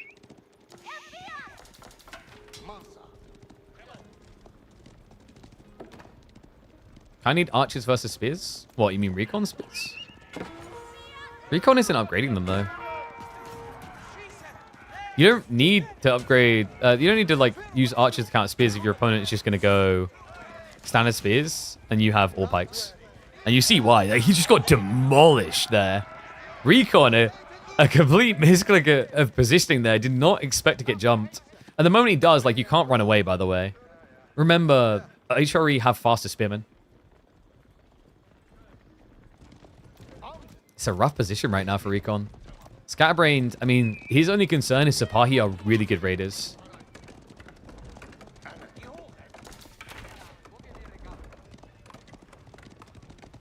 Are the prelates worth it? Falling behind in villages? As long as they are buffing 8 to 9 villages, most definitely.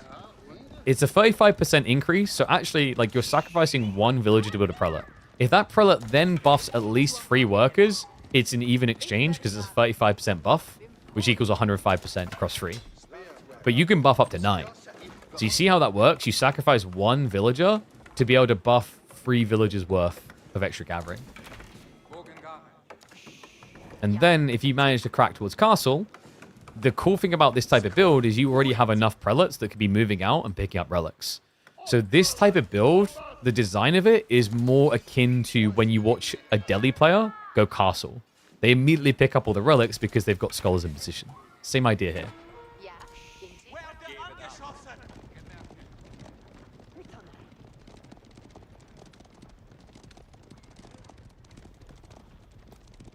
Scabrain has got that all pikes, which is going to be great for villager kills. He kills in 5 hits. Recon will pull away quick enough. Maybe not, actually. Looks like one's going to go down. So nicely played there. Scabrain gets a kill. It's a good start, especially with his buffed economy. He's got to be confident and happy with that. In fact, did Recon mess up? He did. Recon's been skipping worker production. And it's not the first time I've noticed this. Maybe Age of Myth habits die hard. Of course, Age of Myth, a game where you can afford to be down on villagers more often because of the upsides of other things. But if you look at it, they're 37-37, but Scabrain's built 2 extra prelates. Plus, he's got a kill. Right? So there's a difference here of 1 that doesn't make sense. Okay, there... Yeah, no, it's more like 1.5. Where Recon's missed villager production. He's doing it again. Oops. Alright, so this is actually a big no-no for Recon. This is the type of thing that is going to hurt you a lot when you come back to competitive Age of Empires 4.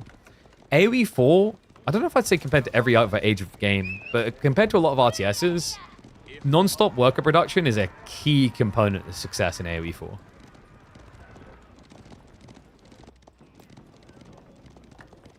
Kind of liking this map? Are you saying you're giving it the nod?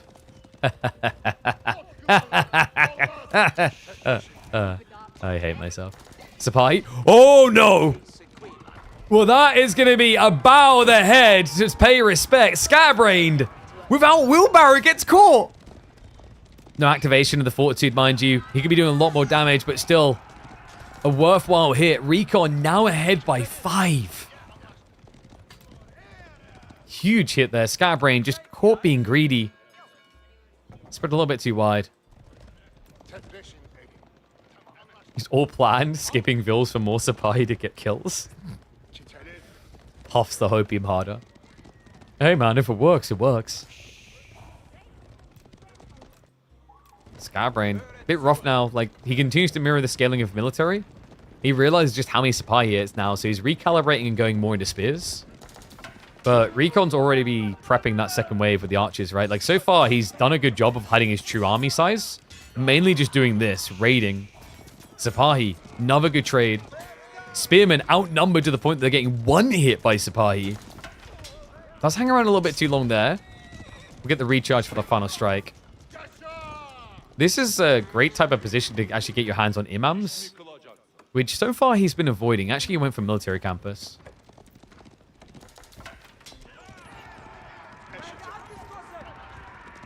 Sipahi, oh, gonna get steered, but should eventually get out. Might lose 1.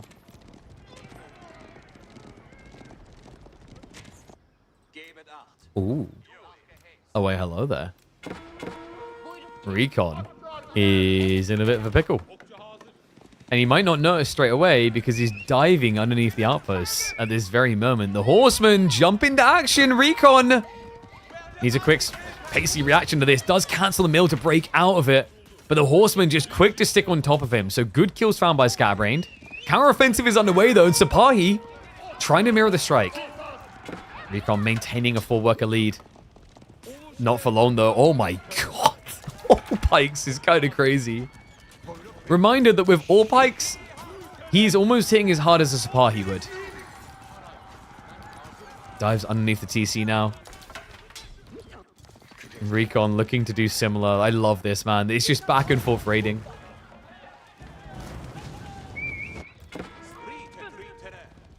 These games, military schools are the hard carries. Yep. Lack of food access is going to be problematic, right? Military schools inflate you. Plus the fact you're playing a long feudal. Definitely helps a lot. And I think he's got them on Sapahi. Yeah, not the quickest unit to produce. Takes a very long time, sure. But Sapahi should be the hardest thing to die. So scaling that count makes more sense than scaling archers that will come out quicker but are more likely to be killed. At least that's usually the consensus, right? It's like at the highest level, Sapahi have begun to be leveraged in such a way that they are no longer a liability. You know, back in the olden days, people were reluctant to scale them because of how easily they die in feudal. Not the case anymore.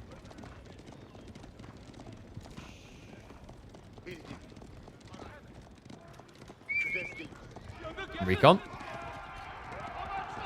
He's creeping in on both sides here. Scatbrained. Trying to split his forces correctly. The Seek Shelter, though, is going to grief him a little bit.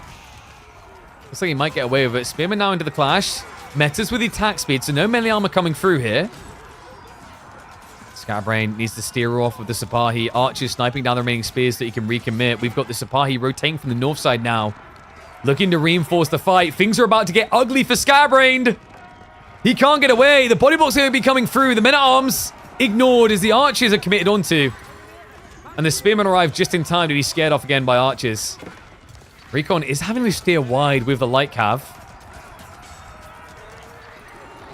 He actually hesitates a bit here. Yeah, no. So the spearmen, I think Recon dragged him a bit wide there. Scabrain got a better fight than expected. Still, spearmen have died off now. Sapahi will look for the recommit. Recon, however, is lacking in the meta. Second wave is now arriving, however, and Scatterbrain numbers starting to even up. Will be enough to scare Recon away. So very expensive light cav losses for Recon. Almost all Sapahi going down.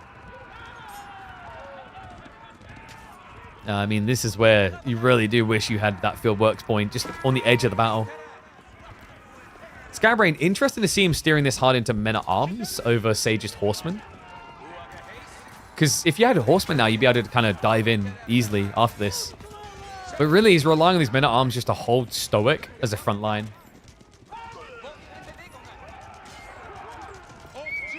Recon seems to have forgotten he lost the meta. Yeah, there's no replacement coming through. He is starting to save up a little bit, so we might start seeing an age up soon. Especially if Scabrain can't keep a new wave coming in after this. Yeah, like, this is weird. When you both wipe armies like this, you want to say that you're going to remax, right? But actually, what often happens is both people go, uh-oh, I am worried about them teching, so I'm going to tech now. Not Recon, though. Wait, what? He pulled the Janissaries. Oh, my God. Scabrain stopped producing archers. Archers is usually the thing you can produce most consistently on this map because you have quite a lot of wood. This is kind of sick, actually, from Recon. If he can just spring up on a fight close to Scatterbrain's base, he's going to lack the time to quickly react to it. And remember, at this stage, we're seeing people running out of food pretty fast. Meanwhile, Scabrain runs into the food. Recon will have to move towards reinforcements. That is going to reveal the Janissary, but a good way of revealing them into the horsemen. Only gets 2 kills.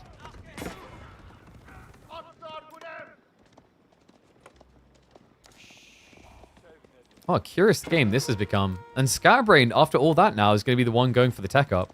But that means he doesn't have many defenders. No, and Janissaries are decent at breaching the men-at-arms, even if they're vetted up. Yeah, this is actually a little bit worrisome now for Scabrain. He's doing the right thing, starting to scale archers, but the problem is there's just so many Sipahi. Oh my god, is this going to kill him? Regnit's being built up outside the base. That at least will not be discovered quick enough. My concern is direct head-on-head fight. 8 men at arms against 8 Janissary with Sipahi to frontline for them. Janissaries have 16 base damage. Even with your lofty 5, soon to be 6 ranged armor, you're still going to feel 2/3 of each attack. And Janissaries do have a good attack speed. Even better, he gets the fight early. Scabrain runs headfirst into chaos. Horsemen have stopped reacting. 404, brain not found. They're going to go down. As everything does become a bit Scabrain, and he gets discovered! Recon charges across. Sipahi go in. Range mass in favor of him, and Scatterbrain, this might be the tech up that just gets him killed. No meta. Seems to be working. And Janissaries, they're at least getting sniped down by the remaining archers, but it doesn't matter. The military lead is now too big. Scatterbrain with no food access. No, he's out. He's got the farms, and that's it. He's not going to have the farmers to work on there. Sipahi keep on chasing. Recon is completely allergic to Fortitude, by the way. I don't think he's used the ability once this game, despite how powerful it is. And that's the crazy part to me, is this isn't even Ottoman's final form. If Recon was using Fortitude on these raids here and earlier, just think about what would happen to the work account. Maybe just showing a bit too much reserve and respect to the potential melee turnaround, but I don't think you need to here. It's getting ready to dive the base. Burning out the stables just to block counterplays here. Villagers, they've got nowhere to go. Scatterbrained, he's dead. It's 60-5 military. The trend in this new season continues. Castle Age kills. Just not the way it used to. Scatterbrain with a wheelbarrow now coming through, bless him. And the Sipahi! No! They were waiting! Oh, this one group that could have gathered food to maybe get the men at arms together will not be able to now. Recon, just perfect positioning to receive that.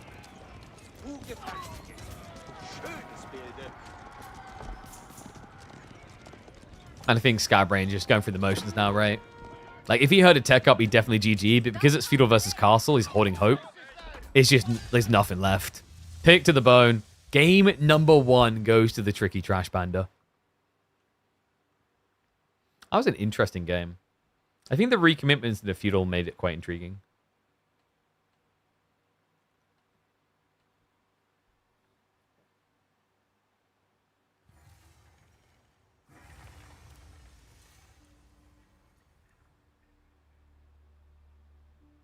Not sure what to call it, though.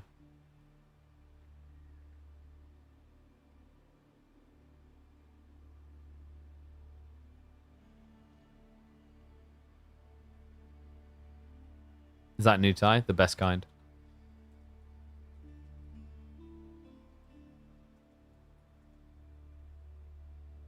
Oh, I just realized we shouldn't have typed out Scabrain's full name. Let me fix that. We always call him S-Brained because his name's too long. Alright, I'm taking these ones off, actually. They're kind of annoying. Ugh. BRB.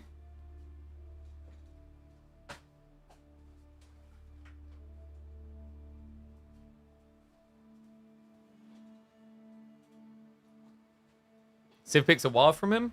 Oh, yeah, dude. Like, he loved his Ibids, French as well. Ottomans was definitely interesting, but worked out really well. So gets him the opening game win. Ottoman versus HRE.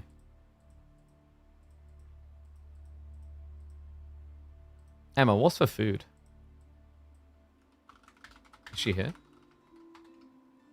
Look very aggressive. I just all caps text her.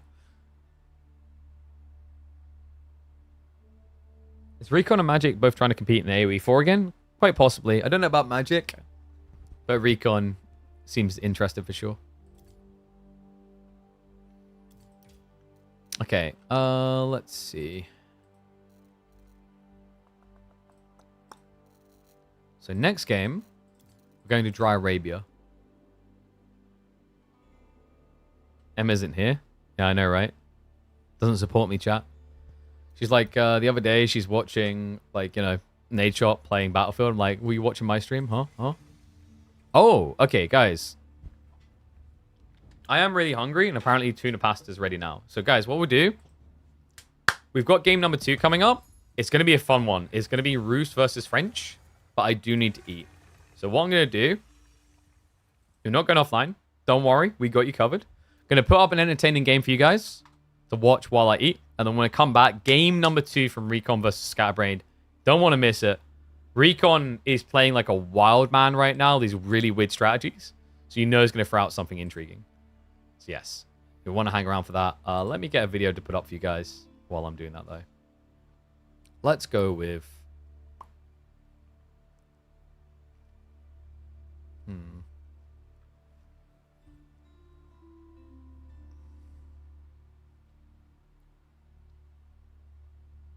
What one was this? Oh no, ads. Dude, why does it make you watch ads on your own channel? That's so silly. I'm gonna need to get YouTube Premium, aren't I? Oh, God damn it. Probably, yeah. Wait, isn't there a risk this runs ads midway through? Oh, there is, isn't there?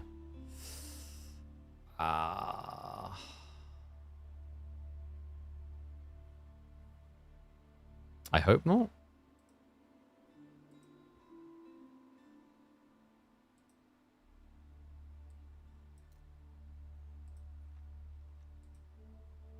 Alright, this was a pretty interesting game. This was Anatan versus Dumu. Enjoy the game, guys. And I will be back soon. Gotta go eat my food. But this is a home away from home. Welcome back to the channel, folks. This map, no matter what you do, no matter what you change, it just seems like this was built for the Ottomans in mind. Dumu is here to flex them in game number 2 of this best of 5 in the $30,000 S-tier tournament. Anatan's reaction is going to be to go towards House of Lancaster. And we're going to flip that score around because Anno has fallen behind after that filthy Mongol Imperial Rush game. And this could be just as filthy, actually. The design of this map, I feel like Ottomans have a very good time just rushing towards Imp after the opening aggro play. But you know what? Anatan has a good answer. House of Lancaster is surprisingly effective at playing this spear spam opening because of the efficiency of sheep gathering. This Civ gets 20% more food on the opener, right? Like, they don't waste as much effort trying to go into Spearman as other Civs. They can more easily thread the needle into the next stage, but they can also actually outmass Ottomans, believe it or not, folks. Ottomans' edge is that they pay less for the racks. They only pay 90 wood instead of 150. I'm going to hit the 2 times speed just for the first 2 or 3 minutes. But for Lancaster, you pay full price, but you start with more wood anyway.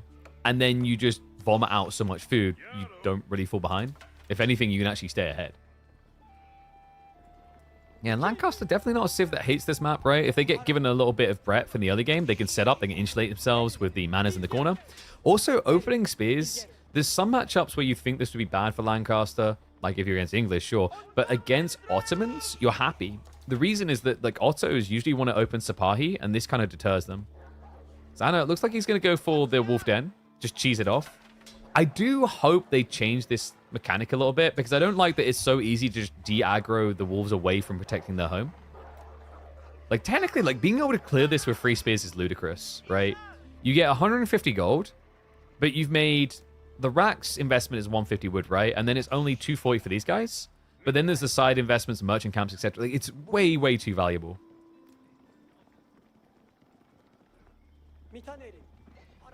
Lancaster Castle is going to come in very high value here. What is that spawn? That's kind of outrageous, actually, guys. I don't know what it is with this map, and I'm not sure I'm a big fan of the variability of this, but very often what you'll see on this map, on Enlightened Horizon, is that you will get a gold spawn around here, and then 2 stone spawn over here. Literally what the Ottomans have. Like, what the Ottomans have is the logical spawn. It's meant to be the ideal one. But for some reason, Dumu has a problem here. Anatan hit the jackpot. As this Civ, getting stones split on each side of your base is perfect, because even if you get harassed here, you have a backup location now to get access to your manors. Thank you, Frey. Love you.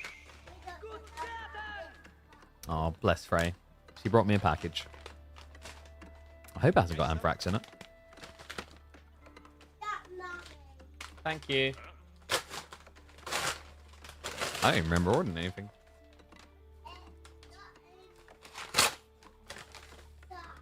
Oh, go give him to mummy. Yeah, go give it to mummy. Wow. I mean, talk about being fat shamed by your 3-year-old. So Emma ordered a bra. But apparently, my boobs are so much more in need of it, my daughter brought it out to me. Anyway, we've got spear on spear spam. Minaret Madras is coming through. And he is already on the stone. Now, is Dumu just going to be going for standard military schools? Or have we got some, like, new style extensive fortifications built in mind? Because the problem with that is, like, it would be cool, but extensive fortifications requires 2 vizier points. For those who don't know, they changed extensive fortifications now so that it reduces the cost of building TCs. My issue with this change is, as cool as it is, you need to wait so long in the game to do it. Where in Feudal, he's only now getting the first vizier point. Most people who want to do 2 TC do it straight away, right? As soon as you can in the beginning of Feudal. Whereas the only way I think this would be viable for Ottos is like aggro for, 10 minutes into delayed 2 TC. But the problem with that is, like, do you even then have the vizier point? Or have you invested it into military campus? And if you've invested in a military campus, do you now want to go extensive fortifications? Or would you rather get access to Janissaries and Lancers and go Castle Age? So yeah, it's cool that they gave Ottomans more vizier options. And they really did, folks. Remember, they made not only that change, they also made it so that the Kinji, the horse archer point, spawns free, for free, when you get it as well at your town center. But the problem with the extensive fortifications is it's super situational. With Pax Ottomani, you can catch up. But you've just turned a 1 vizier point investment into a 2 vizier point investment. Let me translate what you just suggested in a different way. Yo, hey Jack. So we invested like 20,000 of your savings into this stock. Really cool, like, aerodynamics company out of Indiana, and they're really going to be going to the moon. We really believe that still. It's like it hasn't quite shown itself yet, but we think if you put another $20,000 into Anatan, I promise you that this stock is going to the moon. Right? You see what you've done there? You've created a sunken cost fallacy. To try and fix the flawed nature of extensive fortifications, you've pushed yourself into another vizier point. And the problem with that is with this system currently, in the meta where you do not go for the landmark that gives more vizier points, you've now stripped additional options elsewhere, away, because you'll run out of points, right? So it's really weird with that. I guess if you sacrifice, like what, you can do so 1, 1, 1, and then you can go back for advanced academies and still get military. You can get 5, right? But then you're missing out on, like, I guess Siege Cruise has fallen off, but if you thought that you want to trade later on, you don't have that option. Or if you got an all-in time in, the Great Bombard's not going to be there now. It's a bit weird, yeah.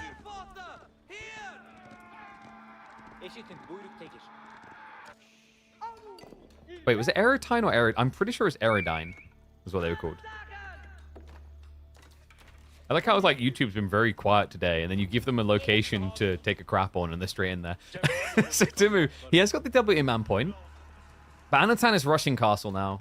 Yeah, he went for the only 3 manas. He did add into Yeoman, which I guess Dumu can see as a win that he forced Yos.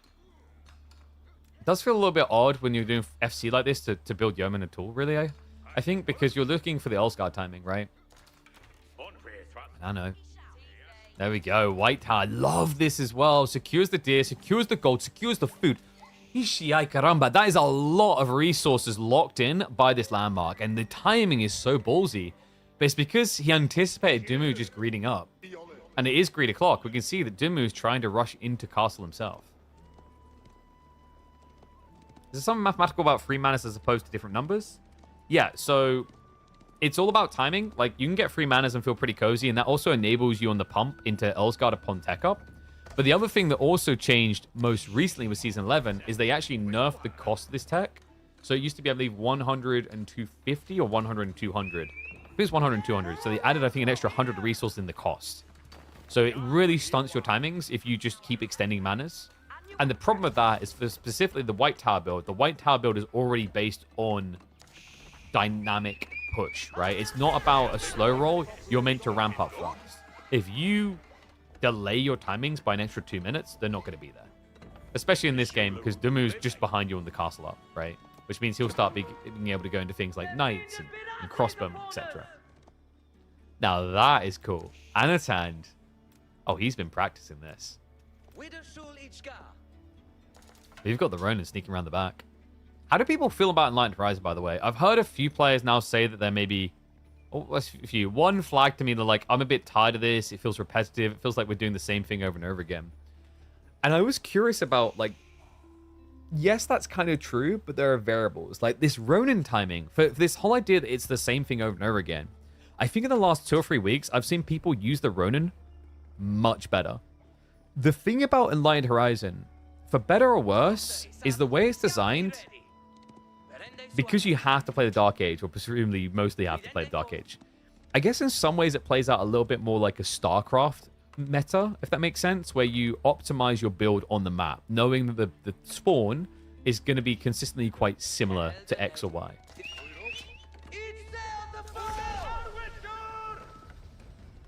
Yeah, I don't mind us changing up maps. I just want more maps to have this type of character to them. It doesn't necessarily have to be Dark Age all in, but the options being different, man. Like, I don't know. I know some people would love it if we just fell back to Dry Arabia and never left Dry Arabia, but depending on the meta, that can be the worst possible thing. I still remember Dry Arabia in the middle of the 2TC meta. I hated it. I'm not even going to pretend anymore. Like, that drained me, man. That was a horrible time.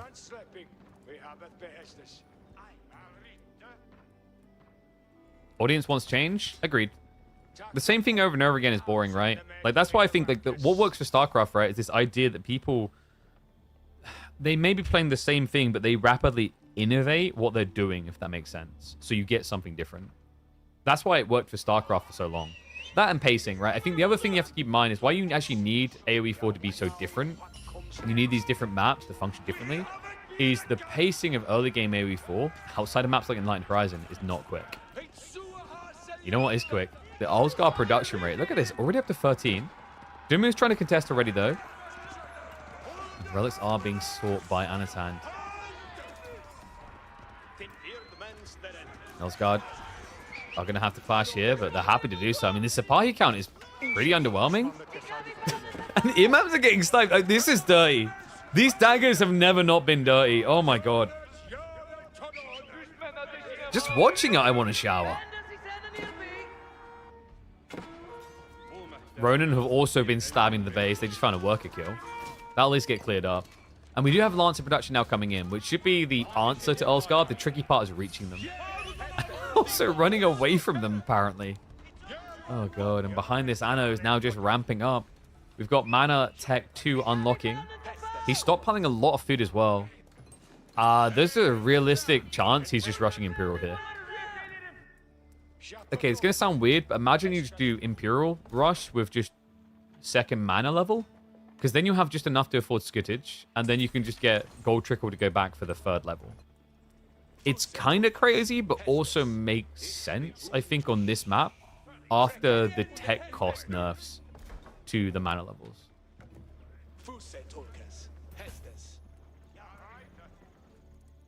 Man, actually, if he keeps getting relics like this, he'll be able to afford whatever he wants anyway.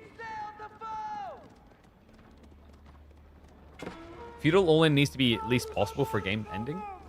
Okay, so what if the TC wasn't as tanky in the earlier ages? Would that fix some of the problem? I think one of the big conundrums is the natural built-in RFI defense and the amount of garrison slots in the primary TC is actually what makes Feudal all-in so difficult to achieve. The way that the primary TC functions in AoE 4 means that Feudal all-ins are not worth the investment over just winning the feudal fight and then going castle. There are very rare examples where that's not true. Maybe. But like the majority of situations, and take this from someone who's cast more hours than of AoE4 than he should be willing to admit. I've cast well over 3,200 hours of AoE4 at this stage. I just checked my Steam. My Steam is sitting at almost 3,200 hours. And remember, I cast on other people's channels, right, where I don't log into the game. So I've watched a lot of AoE4. And if there's someone I've consistently seen, it's that feudal all-ins are an absolute struggle. When they work, the way that they work is the person GG'd out because they just didn't see a way, right? Like, but I'm sure people had it in their pub games. You try and end a game on a person in feudal, feels like you're there for a century. Oh my god, this one Ronin though. He's just ruining everything for him. I tell you, the value that you can get out of one of these guys is kind of crazy. They're so quick as well. 1.38 movement speed. Even finding 2 worker kills on top of the idle time? That's crazy. And look at what he's done. This, oh my god, this runner's locked in the game. Wingard is coming in right now, and Dumu is nowhere near the enemy base to kind of really threaten, right? I mean, he's got some troopers here, but he pulled back, what? Was it an extra 5, 6 troopers? Plus the siege, then the idle time stopping the next wave. So, like, you know, had he had all that gathering going, you maybe see him with a few more troopers and feels confident about going in. He's going to try to knock at the door here, but I'm a bit reluctant to say this is going to work. Especially with the timing. Military Academy plus the veterancy. This is going to be a Wingard rush into Spearman.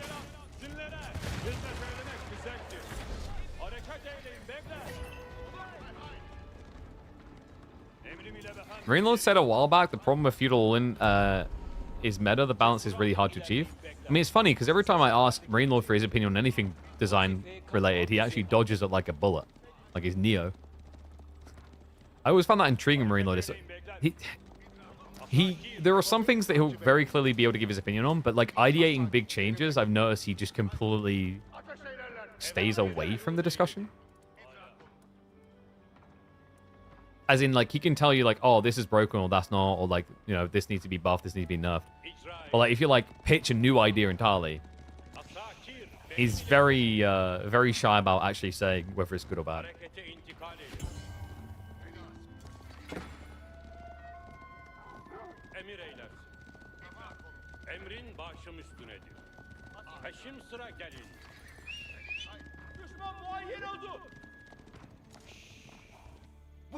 So, game has calmed down a bit, but this is to be expected.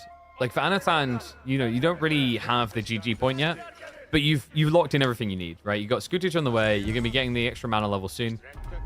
This does mean that Dumu gets to enter his favorite phase of the game, though, which is a bit dangerous that you've allowed, because we're going to be seeing Ottoman Imperial, which has been the bane of many a player's existence, especially on Enlightened Horizon. We said earlier, right, this is their bread and butter map. The map where they most definitely look most comfortable. I mean, what could the big strat be here? Cheeky little waddle. Gonna buy time to clear these boys up. Yeah, I think 35 spearmen might be enough to kill these guys. Maybe. Maybe. It's ridiculous to watch every time just how quickly this Civ blobs spearmen with this Wingard build, isn't it? It's just out of nowhere. And for good reason. Like, remember, at this point, this Wingard is producing 8 of these spearmen every 23 seconds. And it's doing it cheaper than what you'd normally pay out of a Rax. Yeah, I've called this, like... I wouldn't even call it Burgrave Light. It's actually Burgrave Premium when you think about it. Like, mathematically, like, what was it? Is it 3 or 4 seconds for a spearman out of a Burgrave? But, like, if you do 4 times... Let's say it's 4. That's 4 times 8. That's going to be 32 seconds. This is by default 30 seconds. And you pay less, right? 8 spearmen, remember, would normally run you up a mean bill of 640. You're paying 450, and you also get an Earl's Guard as a bonus.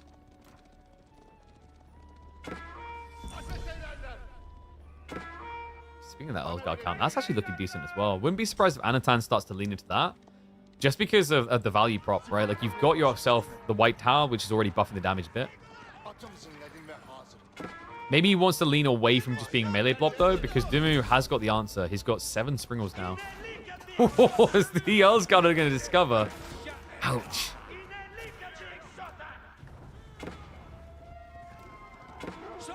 Chasers on to mirror the move. Sipahi, we're trying to get across the map.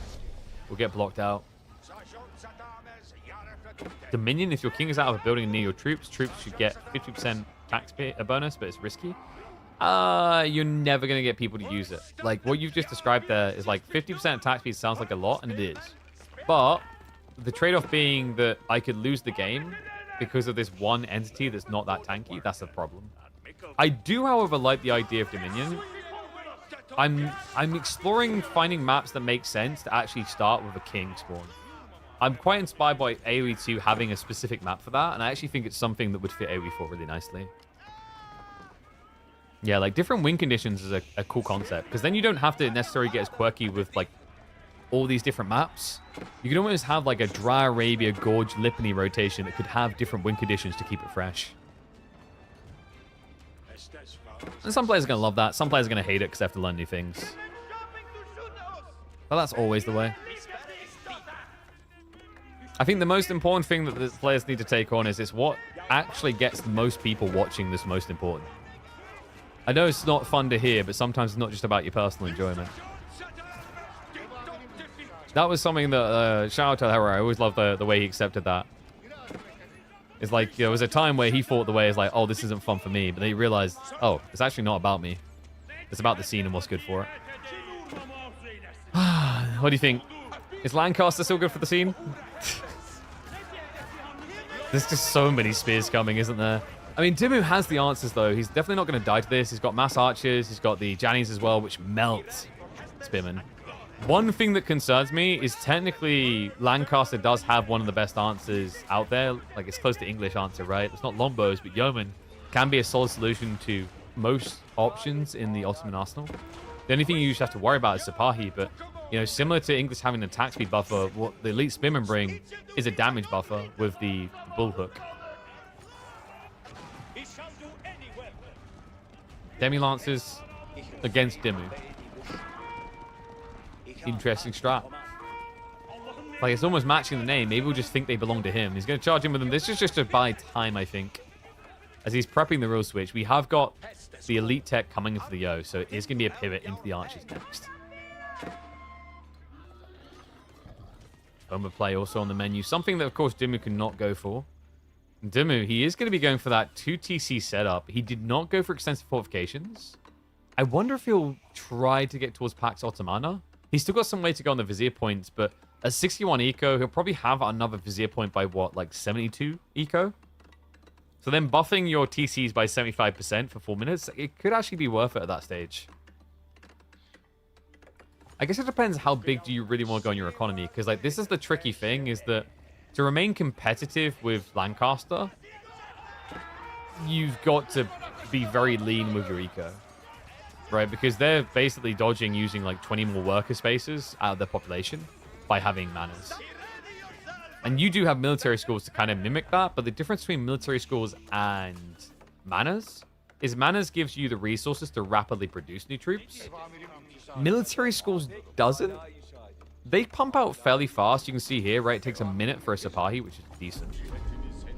But a minute for Sipahi, that suggests, yeah, you get 160 resources a minute. Compare that to just 1 mana, which is going to give you about the same.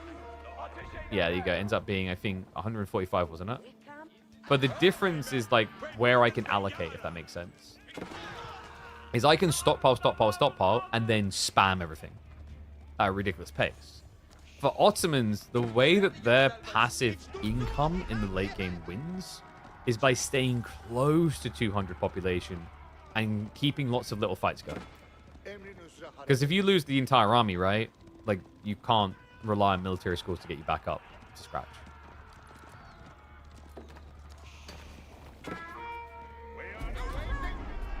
More than a little scratch there. Sipahi. Do you find the workers? Anno's still only 1 TC. He's also running out of safe-ish gold. But with 4 relics plus scootage, you can be forgiven for that. He's also got the big techs coming in. Sync shot and snare arrows. Also now getting the sealed arrows. And this... Okay, that is... We've almost got this one. Can you guys handle the other one? No, we have bows too. Someone send spears. Oh my god. Sipahi. To play not Yeoman. Who would have thought it? He does... Oh god, he does 1 damage. Yeah, because like he never got Blacksmith 1. Like that's why this looks so disgusting is remember, Dumu, he already has range 2 and elite upgrade. Anatan wasn't ready for that. He has no real upgrades here yet.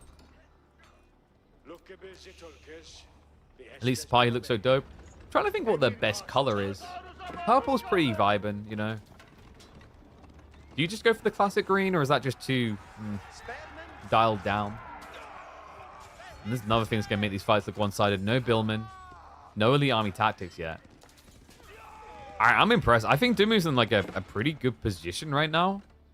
I was a little bit worried that maybe the blob gets too big and he can't get on the map, but he always kept the Springles alive. And the Sipahi count is competitive. He does need to be careful this Yeoman timing, though. He's got the 8k gold secured now with the castle. Something that Anatan just became aware of as he started to dive there.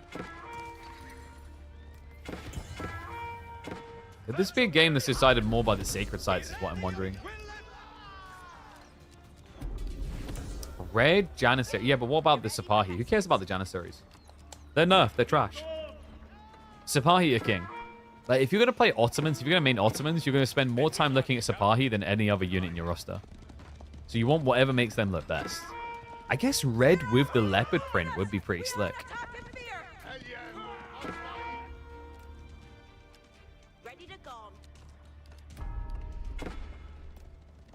Nice hit there. Does take out the workers on the gold.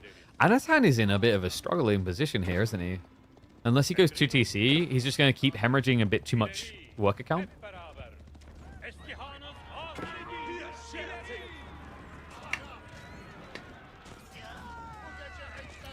Well, finally, they do actually register damage. But, you know, mathematically not really a fair fight, if you ask me. Meta does go down, but the Sipahi are just going to keep raiding to draw attention. Anatan, in the meantime, has locked in 3 sacred sites, but that's not guaranteed. With this type of position on the map, it's going to be weird. He has got the Spearman in reserve over here, but the castle's nearby, and Dumu has got 7 Springles.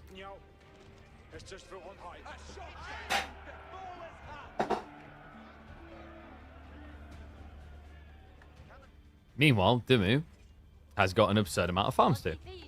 No? Okay, only 21. I thought it was a little bit deeper looking at the minimap, but there we go. The extra Scabrain's coming in now. Really important if you want to keep the Sipahi blobbing going. And we know because there's so many spears, it's more realistic that you're just going to start seeing, 15 Sipahi melt. So you need to have the second wave prepped and ready to go.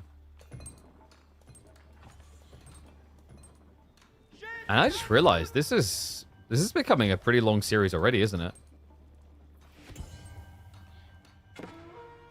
Because we had the 30-minute game, which was the Mongol Imp Rush at 17 minutes they got there. And now we're about to hit the 30-minute mark again, and I don't really see this letting up too quickly. No, because Anatan is doing the right moves. He's just trying to go around on the flanks, poke at the economy, slow things down there, right? And then you can do all the passive production afterwards.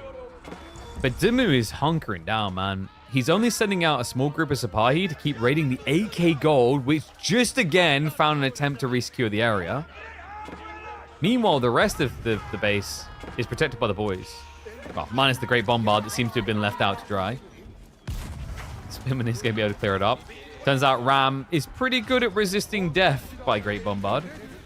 And wait, the second one just came out as well. Whoops. And by the way, he did go Pax Ottomana. Yeah, so he's been ramping up on the TC production. That timing already passed. Kind of crazy, actually. Oh, wait, no, so I'm an idiot. It's the other way around, isn't it? It's the ticks. My brain, I don't know why, is like, whoa, he's got a lot of points. So yeah, he hasn't actually leaned into it. He went for the Janissary Company point. Feeling that pressured. That's pretty rough, guys. The Janissary Company point is a one-offer. It spawns this group of Janissary once. It's not a high-value choice unless you are in dire tides. So a little bit of harass here. Boys keeping each other in check. Anatan is now leaning away from raiding melee blob-wise. He's leaning into Yeoman. Yeoman actually are very good raiders in most matchups. The problem here is that because it's the Ottomans, it's very risky. Sending in spears before is kind of fine because if there's just some Sipahi, they can't fight. But if you send in 20 yeomen and there's a group of Sipahi, you're just dead. It's just wasted economy. And the difference also is that, you know, the spearman, he keeps getting them discounted from the wing guard. The yeomen are very expensive. You know, for the spearman, you throw away 8 of them, that's like 400 resources, right? Because the discount. The yeoman, you throw away 8 of them, that's almost 800 resources.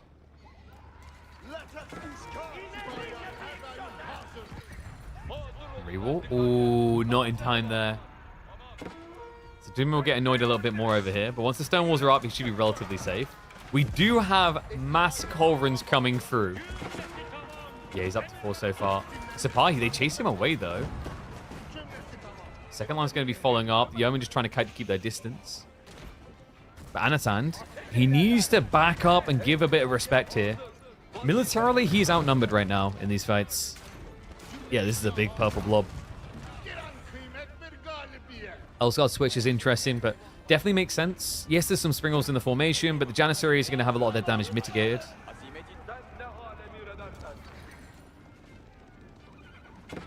Actually, I guess that's kind of weird between Spears and Elsgard, right? It's like Elsgard obviously have a lot of inherent armor, but with the padded jack, which I think he forgot. Did he forget padded jack? It's in the blacksmith, right? Which I need to now find. Wait, does he have padded jack? Well, he's got the +3/+3, but he's... Oh, wait, no, sorry, I'm an idiot. It's melee, isn't it? Yeah. My brain was like, melee and range, right? Yeah, so he's got the padded jack in. I guess this could be pretty impactful against the Sipahi, but obviously the problem is, like, you wish you had more range resistance here so that the Janissary wouldn't just melt spears. No wonder. Do we have Anatan prepping for castle soon? Because he never built one, right? So he's actually missing a lot of damage burst on this Earlsguard mass. We do, however, have the Silk Bowstrings to keep distance. So, Silk Bowstrings on Yeoman and Lombos is sometimes a very big negative. Because it now means you're going to keep your boys much further away from the melee line that protect them. A bit of a whiff on the sink shot. Not the most impressive there, but now the Revoltiquins are going to lead in. It's not sniping them down either. Dumu's just in A-click mode right now. He's going to get minced here. Great Bombard's trying to snipe, but I mean, it's just irrelevant damage, right? Like, these Revoltiquins at 250 HP, it takes way too long to kill them. So Anatan is just going to brute force his way through the center here. Both siege sides going down. Dumu losing the Great Bombard to the north and south of Springles as well. And I'm baffled, man. I cannot believe that. I mean, Revoltiquins are a good answer to Janissaries, guys, because of the short range. But I thought the archers from Dumu would try to target fire that down. Nope. Never happened. I guess without the Silk Bowstrings, it felt impossible. And now he's in trouble. Anno's going to keep the pressure up. Coles plus the Lombos are sniping in. There's going to be a backstab coming through from the Sipahi to try and save the day. But it looks too little too late. Castle's going to go down. The Sipahi count, although looking competitive at 19, cannot really approach these Revoltiquins. It's a death sentence. He's going to go for the dive in, though. Hello. Ooh, Dumu! You cheeky son of a gun. He actually makes it work. Gets the wipe. Keeps the castle up. And pushes Anno away. That was disgusting. So close to faltering, but Dumu finds a way of threading the needle. Anatan has to reset. Yeah, lost a decent chunk of the Yeoman. Way too much of the melee ball. The Revoltiquin count being shrunk like that. Not a good sign for him. So, Anatan, he's given a brutal reminder to Dumu that he's not to be underestimated, rather. But Dumu just as abrupt of a reaction.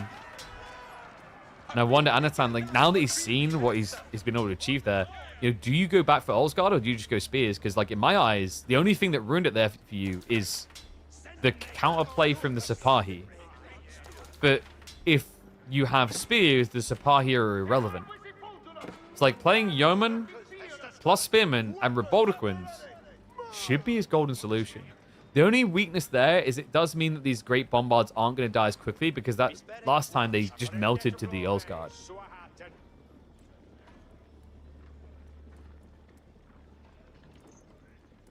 Elsguard needs to be nerfed to the ground. I'd rather they just rework some elements. Broken record on this one, but like that's the thing.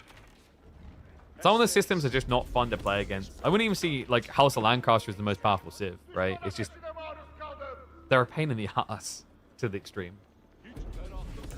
I'm trying to think if there's a more frustrating civ to have to play against. Actually, I guess we have the perfect match in heaven here, right? These are the two frustrating civs in the hyper late game. Ottomans versus Lancaster.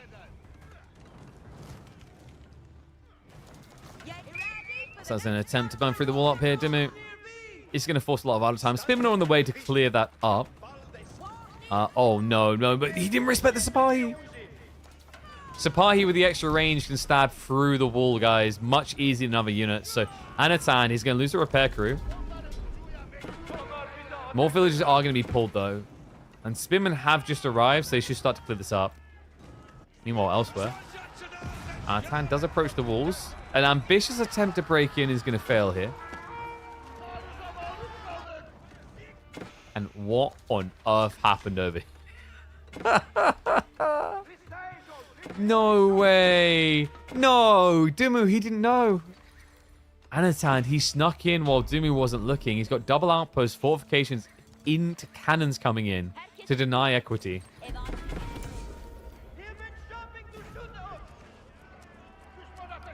Anatan's on the push again, guys. 6 Revoltiquins. Meanwhile, Dumu tries to go into the enemy base, but good timing on the wall there. Anatan gets it up just before he broke, but he hasn't got much time here. The Great Bombards are already in position.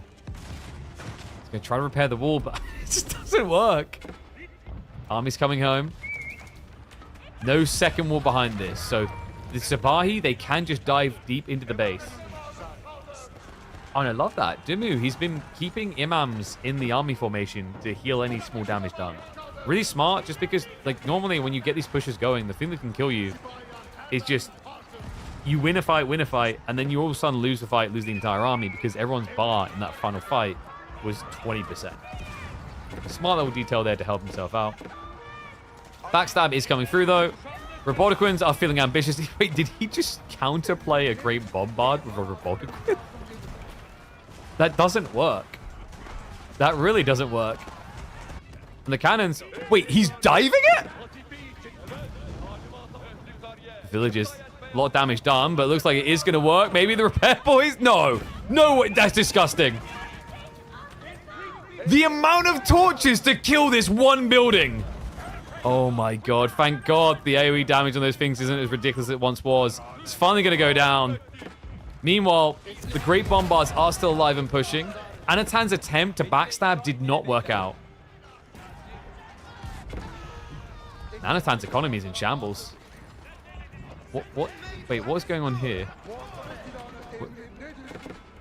Yeah. Show me that junk you got in the trunk. What is it trying to do?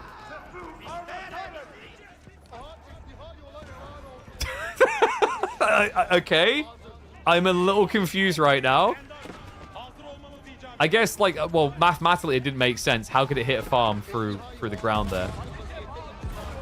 So Dumu, he has thrown away a lot of army just to try and get this dive. However, look on the other side of this. Economically, Anatan took a big hit to the chest. Right, these raids have consistently been keeping him down. The question now is, Anatan with primarily spears, what kind of damage can he achieve? Or does he need to now wait, reset, and potentially allow Dumu to get back up to maximum military? Wait, no, not again, not again, not again! This can't keep happening! The cannon emplacement from hell. Oh my god, Anatan put baby in the corner. Dumu's eventually going to clear the way, but the losses have been stacking up. Just look at the worker kill. It was 55 to 55 less than a minute ago. Absolute disaster. He even has to double check. He's like, wait a second. Is there another? He's that freaked out by it. Unbelievable. While this happens, the dive comes into the main. Well, think about it, Dumu. How much time was wasted there burning down outposts instead of getting gold? Like, how do you remax now? Can you max? I don't think so. Anatan, he's got enough yeomen here to snipe out any Janissaries that spawn. And this is why he aren't counterplaying. There's just too many spears. Burn damage is coming through. Great Bombard tries to stand its ground, but it's just not finding the high-value shots here to try and re-secure the base. No doubt about it. Anatan, after a wacky engagement as well as a raid on the gold, he's pulled it off. Demon Civ beat Demon Lord Civ in the late game. Ottomans may be King and Imperial, but Lancaster ain't no slouch either. I mean, there's no coming back from this. I think Dumu knows it as well. We talked about the difference here. It's like, Anno, he loses the army. He can remax if he's got reserves. Ottomans don't really rely on big reserves and big income. They rely on passive production to just pull them through. And there isn't enough passive production in the world to save you from the Demon Civ. Okay, told you, dude. Freaking incredible game between those two. That one was... I actually need to clip the bombard moment towards the end. Yeah, all the junk in the trunk. That was a good bit. We should really actually be clipping those type of things to be shorts. But we're back. Recon versus Scabrain. Game number 1. The expected outcome, I'd say. I think Recon, like, no offense to Scabrain, obviously been hard on the grind, but Recon has been looking clean with some of the builds we've been seeing. Looking a little bit cleaner as my desk is a miracle. But game number 2 has me intrigued because I got a glance of the picks. It is gonna be Rus versus French, and I believe they chose Dry Arabia for this. Yeah, Rus versus French has been a matchup coming up a lot more recently. It used to be that, like, you know, obviously Rus would just get banned all the time, and you just didn't really see much in the way of French picks in the last, like, what, month or two? I don't know, it's weird because in the Pro Scouts meta they look very strong, then it kind of just fell off really hard. Oh. Sorry, just double checking something. All right, we're good to go. So, let's get ready to hop in. It looks like it's going to be Dry Arabia.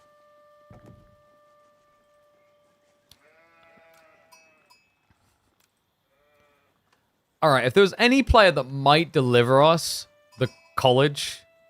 Actually, what's it called? The Royal College, right? If there's any player that might deliver us the Royal College instead of a Red Palace, it's got to be this guy. Welcome back to the channel, folks. We've got Recon versus Scabrain in a best of 3, in which Recon is already leading, and we're getting a good old cavalry pumper. French versus Rus, the two civs that get access to heavy cav in the feudal age, going down on Dry Arabia. Yeah, very interesting matchup, actually. I think French has been growing in popularity. The interesting thing, guys, is until recently, French was kind of slept on. You know, we had the Pro Scouts meta where French looked really strong. Then, post-Pro Scouts, didn't really feel like a civ getting touched as much. I think, for no good reason either. They were still pretty solid, still pretty reliable, and people are taking back to them again. Meanwhile, the Rus feels like a civ that's been taking hit after hit at the moment. Not really looking as dominant as it once was. With the Pro Scouts meta being nerfed down a little bit, things being slowed, Rus aren't really the beast they once were. And it's definitely been kind of felt when you look at the win percentiles. Rus has been on a downward climb for a while now. I want to say the last 2 or 3 tournaments, in fact. In fact, if we go and have a look, let's do Master Summers. Because EGC Master Summers, compared to the LAN that happened recently, would have had a lot of games played. With that, statistics in... And Rus had a 35% win rate across 20 games. Pretty brutal considering that, you know, a year ago, you talk about Rus, they are the unbreakable, unkillable civ that had to be banned in every single series. Now, no one cares.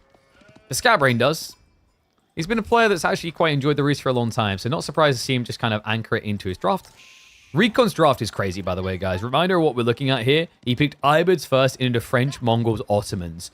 Not really meta, right? Like, maybe the Ottomans you could argue for, but Recon is looking to go in a different direction. Korf said this is because Rus has only played one style. That's not actually entirely true, though. It wasn't that they were just being played one style. It's that people tried to play a different style, but didn't know how to play it. And it's not what you're talking about, where it's Abbey of Trinity versus, like, High Trade House. It's actually the unit comps. Most players were just spamming horse archers. And then you arrived in this situation where players knew they needed to explore and do different things. For example, men-at-arms rushes or go for like horsemen.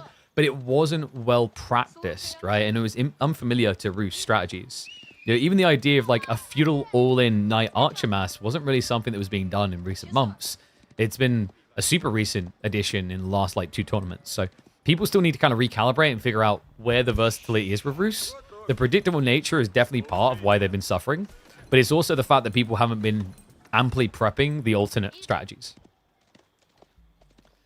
Meanwhile, for French, you know, we've got some versatility there. We don't really see the 2TC approach. Pro Scouts can be there, doesn't need to be there. This is a very good civ at playing onto the resources itself because they usually have feudal dominance. And then even in the castle up, we still see some variance between Royal Institute play, Guildhall play, pivots early into Arbitrary has been making a creep in. All I know is when I look at Recon, I'm expecting something aggressively aligned on the opening. This guy loves to be the attacker right now. We've been seeing it in multiple series. He doesn't like to sit back. It's not the Recon evolved. This guy used to play competitive Age of Empires 4 in the early days, and his signature style was being attacked. You know, he was doing his best roleplay of the Joker. Hit me. Hit me. You know, just essentially begging to get pummeled to see if he can come out ahead. It's not really the same guy anymore, though. He's evolved. And for the better, actually, I think it was a good direction for him to go in, taking that Age of Mythology experience. Because for those who don't know, like this guy, top 2, top 3 player.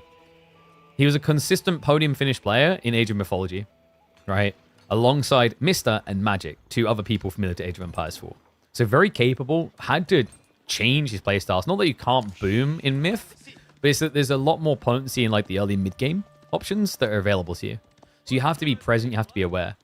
And Recon, since he's come back to Age of Empires 4, he's always been looking to fish that damage in the early phase instead of thinking about the late.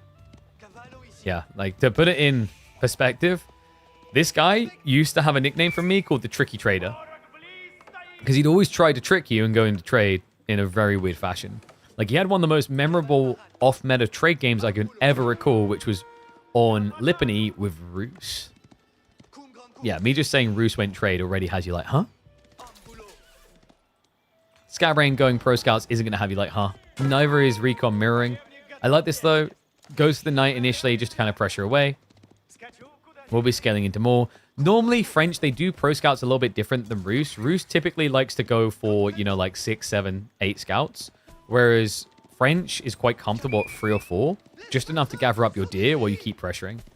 Oh, and by the way, shout out to Thirsty44 earlier. Apologies for the delayed response on that. It was while we were grabbing lunch. Appreciate the Prime sub. Reminder, guys, get those Prime subs in. Supports the channel more than you could ever realize. Same with just standard subbing. Also, if we keep getting more subs, it means I'm going to unlock more sub emotes. And then I've got to fill them with entertaining things. Looks like Scout's rotating around the back. Giving Vision of the Knight. He does get confirmation that it's going to be the spear opening. This is very standard right now for Roos when they're playing against French. Like, French is just too bullish with their Knight timings. It's not easy to pick up the deer when you're being pummeled by French Cav. So, correct call coming in, but Recon already knew it was going to go this way. Just step ahead. Archer's already queued up. Thank you very much, Pixelman. Appreciate the Prime sub. Look at that. Another smart cookie. Keep on bumping those subs in. Let's see if we can set a record for the return of KPMM Season 2. Love this. Recon just snatching from the enemy side. Does mean he's got an inferior gathering rate at this phase compared to Scabrain. Scabrain is going to be able to get that first deer home. Spear's coming out to ensure it. Yeah, but his timing isn't like that much worse, really. Right? He's gathering deer back here, so he's almost mirrored in the timing when they both are going to shift over onto deer, which is a much better gathering rate. Recon needed this optimal timing as well, by the way. He's on his final sheep, so he's actually worse for food gathering right now because he's got 11 on someone that can only be gathered by 8. So yeah, he's suffering a little bit there compared to Scatterbrained that still had 7 sheep remaining.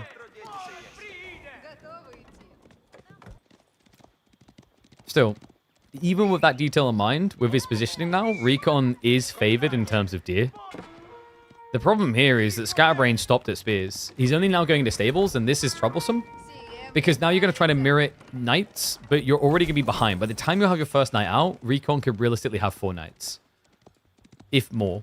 Like, because the other thing you have to remember is that for you, it takes 35 seconds to produce. For Recon, it's only going to take him 29. And his knights are better. 1-to-1, French knights will always beat Rus knights. Yeah, it's due to the charge in. Once you charge in, you activate for an extra +3 damage on 3 attacks. So that's 9 more damage in the exchange. And every other stat is the same. The other thing that's pretty horrible for Rus and why they don't like to play a long feudal here is that French knights will eventually heal with chivalry, the tech that allows you to heal while not in combat. So that means that the longer you play feudal, the worse and worse it gets unless you can edge out a big lead, which is difficult to do, right? Like there's multiple angles as to why it is. For a start, Rus economically get weaker compared to French because of the faster working TC. And then we already mentioned the knight detail. Your upside as Rus is usually around archer play because you get more wood with the Wooden Fortress, but that's pretty redundant against French knights, right? So you can't just say, I'm going to build 90% archers, because you build 90% archers and your opponent builds 90% knights. Like, you don't need to be a mathematician. You don't need to be conk free to understand how that fight's going to end. Cheeky Scabrain, though. Nice. Overwhelm on the east side as well. Scabrain. What just happened here? The snatch around the back, but the intercept's coming in. So you will have to duck and run. Knight arrives. He's still not dropping them, though. Does see the archers now? We'll look to retreat. I mean, still, he put them out of position, so it's going to be annoying for Recon to return the goods. But it looks like he will be able to protect it in the end. Cheeky. If that had worked, the advantage he'd have right now. Especially while teching up. Pretty ballsy, even though it doesn't pay off. The good news, at least for Scabrain, is it's keeping Recon out of his base while he gets ready for tech. And you can see exactly where that's going to go, right? I think we can guess where the high trade house is getting dropped here. Yeah, left the perfect spot.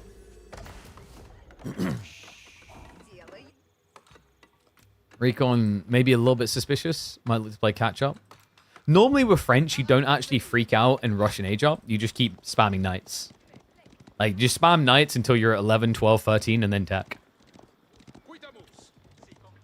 You're only worried once the horse archer count is at 15-ish.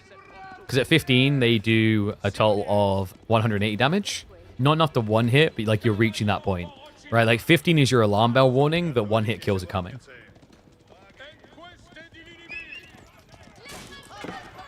So I believe actually is it 20? Because 20, you're going to do 100 and... No, so yeah, sorry, it's 22. 22 horse archers will insta-kill a knight. Because you have 3 ranged armor, they have 12 base. Like, actually, technically, less can kill you if the Rus player prioritizes range damage too. But normally, like, you know, if you don't consider that, you can just consider Steeled Arrow under mesh, and then you go from there. They will eventually get range too, but usually by then, they already have 22 horse archers. Recon just going to chase him home. Scabrain, getting numbers in. Oh, you did. Look at that. High trade house. Aiming a bit high there, I'm afraid, chat. Probably about 104, 105 gold. And that's with bounty too, by the way. Not that good. Recon. Is it going to be Guildhall? Guildhall would make a lot of sense here just to scale past the raiding phase of the game for Rus. Because, like, this is where they can get a bit dangerous. But if you're able to keep your economy a little bit tight and then rely on Guildhall to scale you up, the Red Palace is very hard for raiding comps to dive anyway.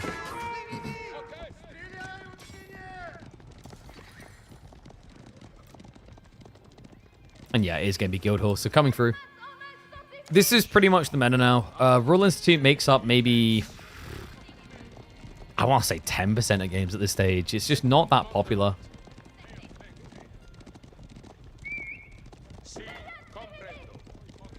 Hunting cams give you a whole generation. Then it's like getting another villager or two. Why don't pros start building more cabins? The problem is, like, what you're saying makes sense, but not as much sense as you think. The gold gen is not that powerful. You spend 100 wood to get, usually on average, 25 or less back. Usually it's around 20-ish until you're in castle. So think about the maths of that. So if you say it's 20, it's going to take 5 minutes for your investment to pay off. A mana pays off in 3 minutes, right? That's why people build manors. The other reason why people build manors is because of where you could build them. If people had to build manors like you build hunting cabins, people would build them a lot less. Build time is pretty long. Yeah, 45 seconds is a bit rough, but like manors take longer, so I'd refute that point. I don't think that one's as important because like if you think about how long a mana takes to build, people still build them, right? It's a combo of the ROI is much worse. It's 5 minutes to return the initial cost. And the other problem is that you're going to expose yourself because you're going to have to build a hunting cabin here and then here and then here and then here. Remember what we said about why people don't want to spread wide? They don't want to go double boar and deer at the same time because people jump them. Same logic with hunting cabins. And the difference is with villages, you can run them away from danger. A hunting cabin, because they are not a Mongol structure, cannot pack up and leave. Nice. Nice backstab here. Recon does have the veterancy, remember, so the horse archers, it's going to take even more of them to get the insta-kill. And yes, there is a max gold cap. I think it's 500 or something, but like it's so unlikely you're going to reach that gold cap in the early mid-game. That doesn't matter. It's more the danger.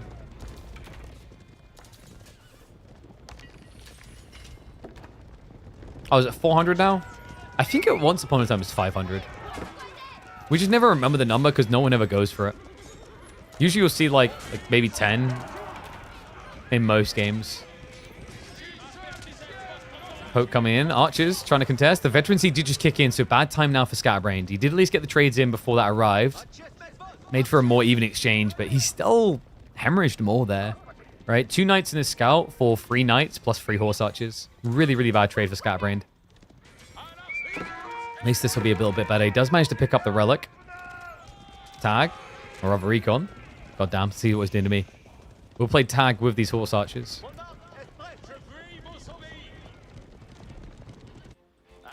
Recon with the gold gathering at the back. Yeah, got a pretty good spawn for that. I mean, I say really exposed. He didn't wall it at all. But Scabrain isn't really in a position to find that right now. With the way that Recon's circling, he's so close to the base that he can counter dive.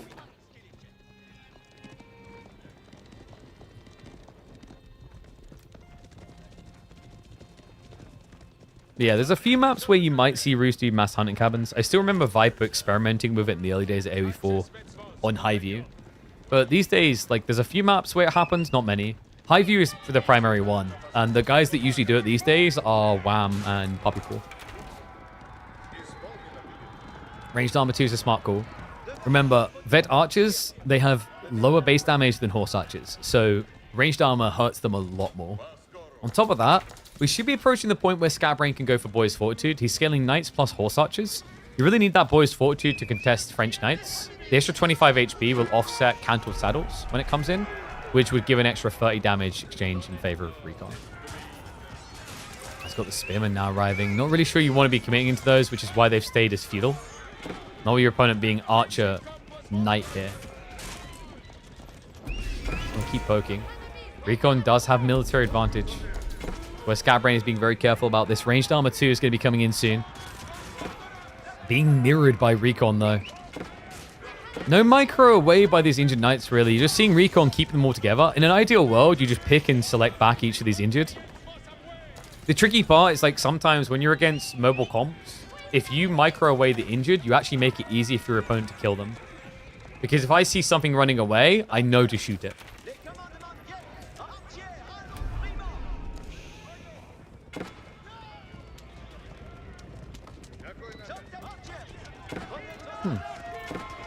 Chivalry only coming in now. Yeah, I don't know if he meant to get early and maybe forgot about it. Scabrain still does have the archer lead. It's just the gap isn't that big. Obviously, archers need to maintain a lead over horse archers to be valuable. But the knight count is what really worries me. Scabrain just doesn't have much of a front line right now. Not able to find a raid in there. Scabrain quick on a reaction to get away. Archer's bailed. Wow, Recon, he has to recommit the injured knights. And the health bars do not look pretty. Does need to re-engage his own knights, which aren't healthy either. Scabrain is winning in the relic department after all this, though. And wait a second, Scabrain hanging around a little bit long there. Yeah, the knights are being exchanged for the kills on the horse archers, and it's working out quite nicely here for Recon. The other tricky part is, like, these type of fights, usually Roos versus French, they look very close at the start, and the distance grows at the end. And the reason is the French knights are no longer getting one hit killed, so then you pull them away. It's much easier to micro them away when your opponent has 10 maybe 15 horse archers than when they have 20 plus. That's important because it means that these guys, they're not a fallacy. Their health bar isn't a lie. It will heal. So the gap really does matter. Whereas all the injuries taken here for Scatterbrained, you're not going to heal them off. Like, I don't remember the last time I saw a Warrior Monk player do that. Why is Recon not getting Horsemen? Because food is just as valuable as gold here. Actually, more valuable. He's going to run out of food before he runs out of gold in most scenarios. Especially when he's got the other 4K here. On top of that, your opponent's going Knights. If you go Archer Horseman, you have no counterplay to Mass Roost Knights. You're just opening the door to get countered when you should always have Knight advantage. Scabrain still trying to ramp pressure. He knows what's coming. Guildhall's at 1140 food already.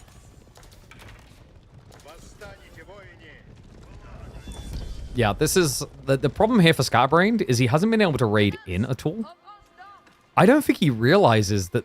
Oh my god, Recon doesn't realize. Neither player has actually scouted this gap. That's huge. If Scabrain knew about this and sent in just, 7 maximum horse archers, goes for the goal, go for the boar, the damage it would do to Recon. He needs damage right now. This has been the French eco boost. Valuable in these type of games. When it turns into a bit of a meat grinding stalemate, those slow, faster production rates on villagers makes the world of difference.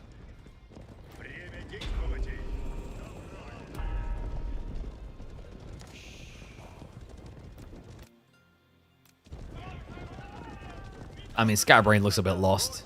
The other problem of playing mass horse archers is walls counter you perfectly. He's only got a small group of earners. So Recon actually might forfeit over the area, though. Yeah, he must almost have tapped the ball. I can't think of any other reason you want to leave here. He's so slow arriving. Scabrain, he does see the ball gatherers. Hesitates to go in, though, so it's just going to be a rewall. That was a little bit underwhelming, but welcome to horse archers.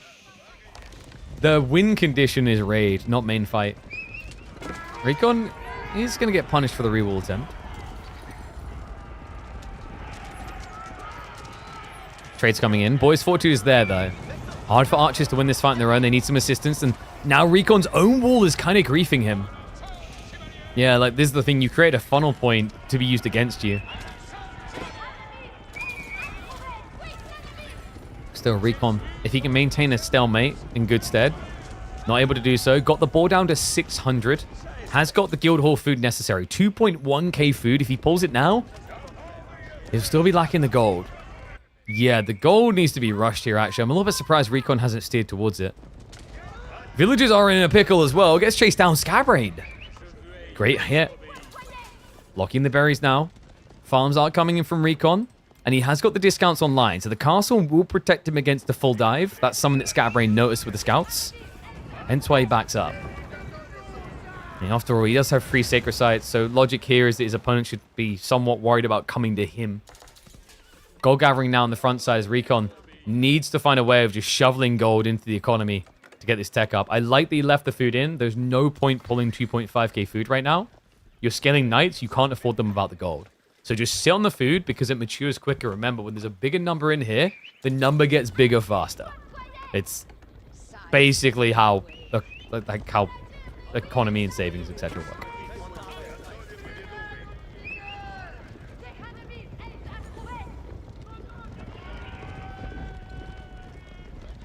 Scabrain, maybe suspicious. It looks like he's starting to hold reserves.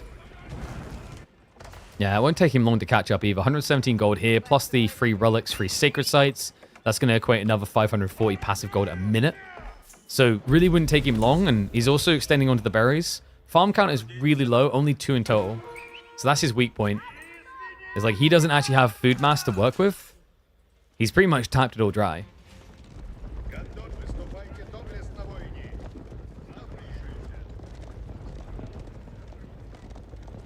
I'm sure why he doesn't peel off units to check. What, on the backside? Like, he's already outposts up, so, like, 3 horse archers here just dies. Scabrain, on the stone now. Oh, I think he's investing in this as a win con. Are Boys Fortitude Knights better than Royal Knights in Castle Age? Actually, Gully, so Gully is giving you a hard no. That isn't entirely correct. In a linear, we don't do anything fight, yes. The problem is, Age of Empires is very rarely a linear fight. So unless French get cantled saddles, which you'd be surprised how often players forget to get it. Like, he's only getting it now at 40 knights. Unless you get this, you only get +3 damage for 3 strikes. That's 9 extra damage. Whereas Boy's Fortitude would be an extra 25 HP. So Boy's Fortitude would allow French Knights to win, Rus Knights to win, rather. But that's suggesting that a fight never moves. And a fight will move, so Knights will charge multiple times, and Knights will heal. Scabrain trying to bring Recon to heal here. He has got the Boy's Fortitude plus the Saint's Blessing, so a very tanky front line. Really important up against the Horse Archers as well, but the rotation around the back is big here. The Knights are coming in. And it is going to be a chase away. So Recon, able to defend himself on the gold. The food has been pulled. He invested it all back into Knights. Are you kidding me? Well, it explains where he got 40 Knights. He's down to 200 food income. He needs a big win. Love that little poke from Scabrain, just renewing the Saint's Blessing. Remember, it is a ridiculously valuable tech. It gives +2 damage and +1 of each armor type. Recon needs a way of continuing to push deeper. Sacred Sight just got renewed again.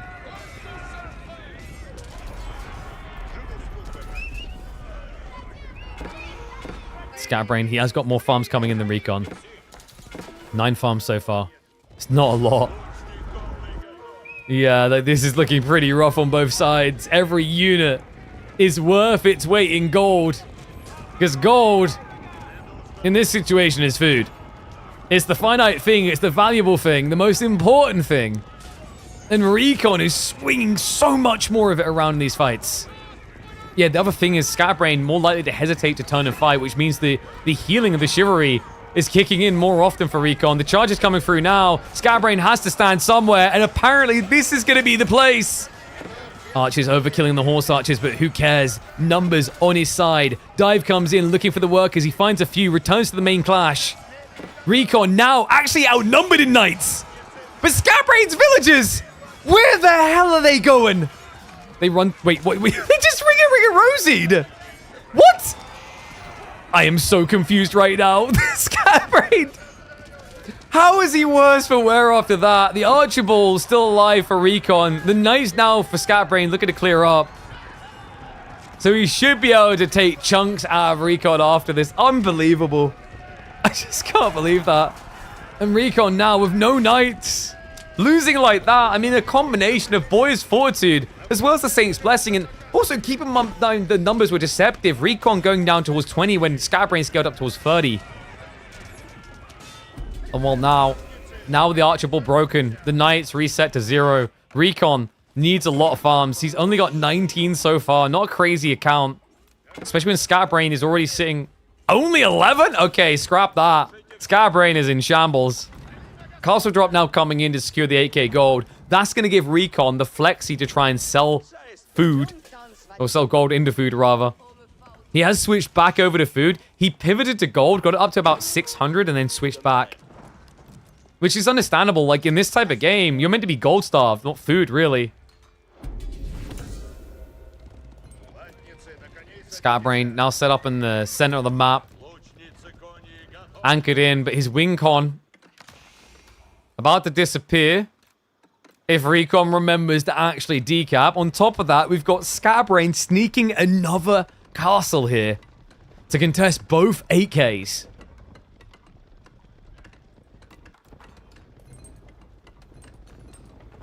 Unbelievable. The creep out is real, but now the other keep. Recon, no! Cancels the run. That's Horse Archers Knights. There's no getting away from this. Recon's entire worker lead about to evaporate. And the walls from Recon should have seen this as well. Castle up, denying the gold. He doesn't secure the 4K. Recon now in shambles as Scabrain takes the worker lead.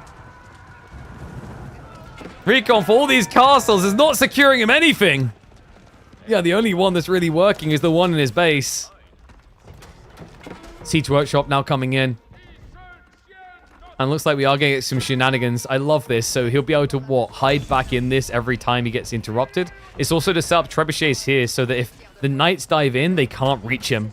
Crafty little trash panda.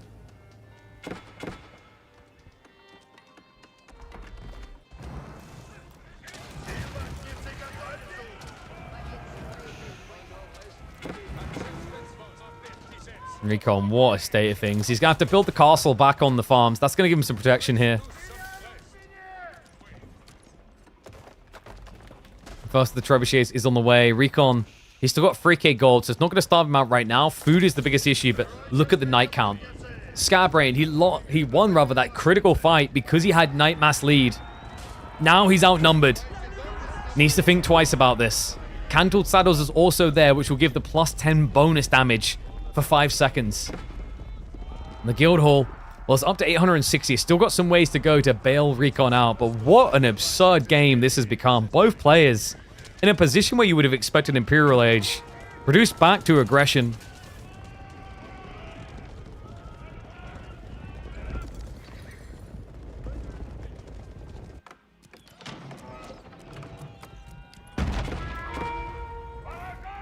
And Recon will begin to knock. Scabrain has got enough stone to keep repairing this, though. 1,200. But all focus now shifts towards this west side of the map. You can see that Scabrain is steering into it.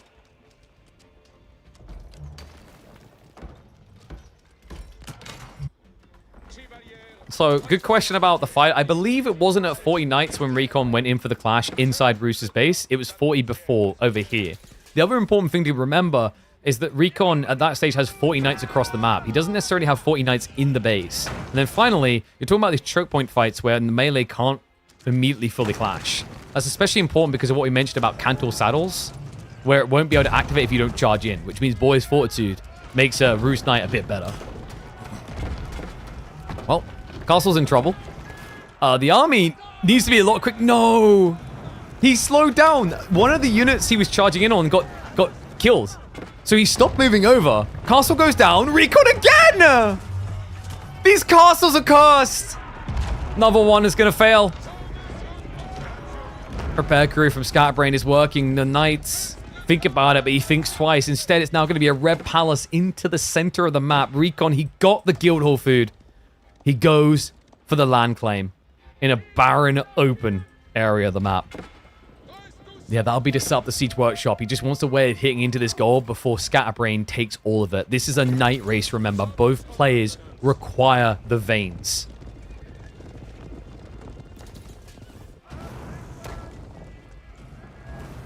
They may not secure an 8k vein, but remember, Recon has still got a 2400 stone in the back of his base. So he has the means to get additional castle drops. He's already holding 878, which with French is actually enough, folks. Remember, they get a 10% discount off of castles.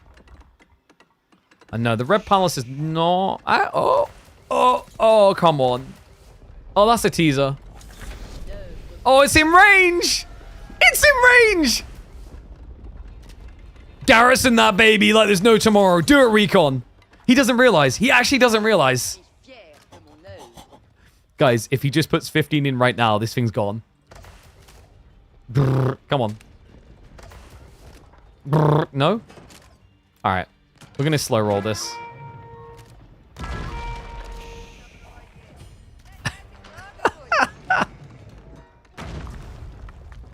I mean, the damage is pretty good off of an Obelisk emplacement here. And it is 2x Obelisk. So he's doing 24 damage every, what, second? Yeah, 1.5 seconds. Trebuchets are going to be sieging. Recon can keep this alive with wood.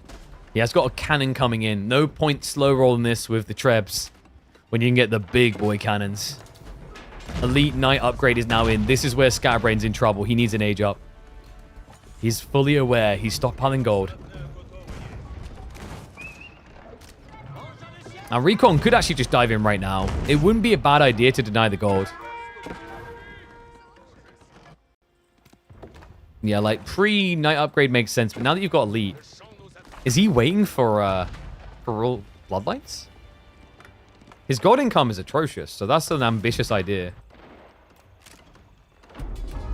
Scabrain now with the Spskaya. Not a great placement. Does at least secure the forward wood. Would have been nice to have seen it more up here, but he's paranoid about a dive.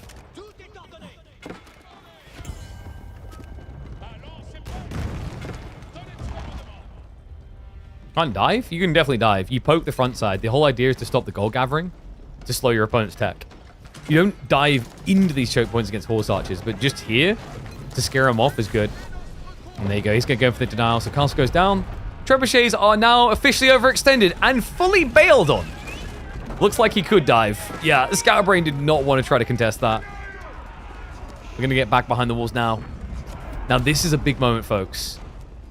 Knights on knights, Rus are actually underrated and undercredited in late game. There's a tech coming in for Scatterbrained that will give him +4 damage. This is pretty interesting. Royal Bloodlines is a little bit better than biology for sure, right? It's 25% versus 35%. But here's some interesting thoughts for you. That's 270 HP. Extra 10% there is 27 HP. Poleaxes gives +4 damage per strike. In fights that are usually going to take about, what, 10 hits to kill? That means that Poleaxes plus Boy's Fortitude actually allows the Roost Knights to contest.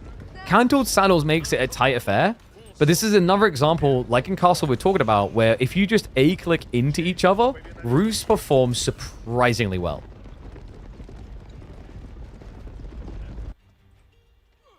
Yeah, like if you do the 10 damage, so we said 10 shots to say, and that's like, I'd say French Knights will beat Roost Knights, and French Knights will probably have about like 20, 25 HP left.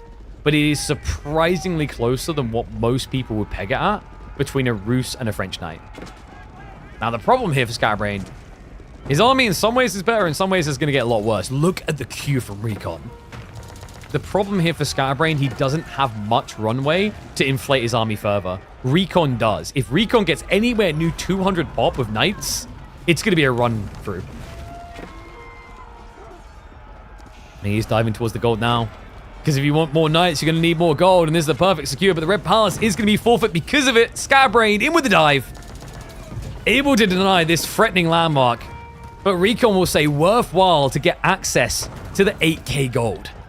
This is his lifeline, remember. Needs to be careful in the retreat. He's got castle drops here. He's got more Knights coming. Scabrain can't really afford to overextend right now because he does not have biology. The university tech is in. Recon, 364 HP on a Knight compared to the mere 295. This is too big of a gap for Roost Knights to win. He has got the Horse Archers upgraded, has got the Gallop, but doesn't really hold a torch to the French cavalry. French cavalry that is encircling him. Scatterbrained.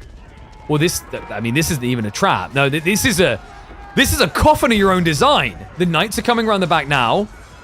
Recon, he split north though. Horse Archers diving in, looking for the worker kills, but now the Knights research through. He's going to overwhelm, and he's going to punish him. Scatterbrained. He took the bait. Runs head first into a swirling axe pool of death. Scatterbrained, it's all gone. And it's all gone wrong. I can't believe he took the bait. The most obvious trap in the world. I mean, he saw the Knights on the north side waiting. He knew there was reinforcements coming from the French base.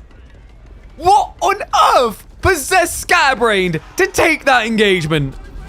I mean, it has to be the gold, right? He needs it just as much. He's got some in reserve, but he knows French Knight mass like this, with a 6k gold vein behind them, there'd be no end.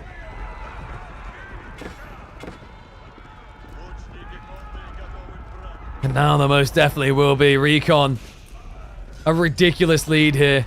He's got 3 archers randomly somewhere. All the rest of this is just French Knights. And while they are going to welcome themselves into the Rus home, I hope Mama Babushka made me a nice borscht, because I am famished. 65 Knights and scaling. Scatterbrained just hangs around. He doesn't even move away. This is done. And he knows it. The Trash Panda from behind. The map control looking completely grim. But Recon finds a way out of the headlock. to champion French knights in Imperial Age.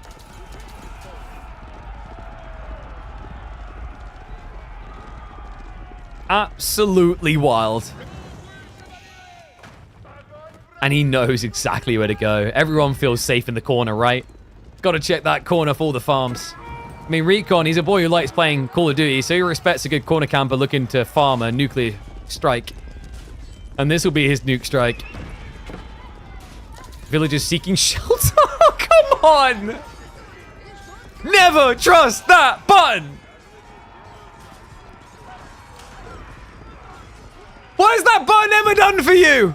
Huh?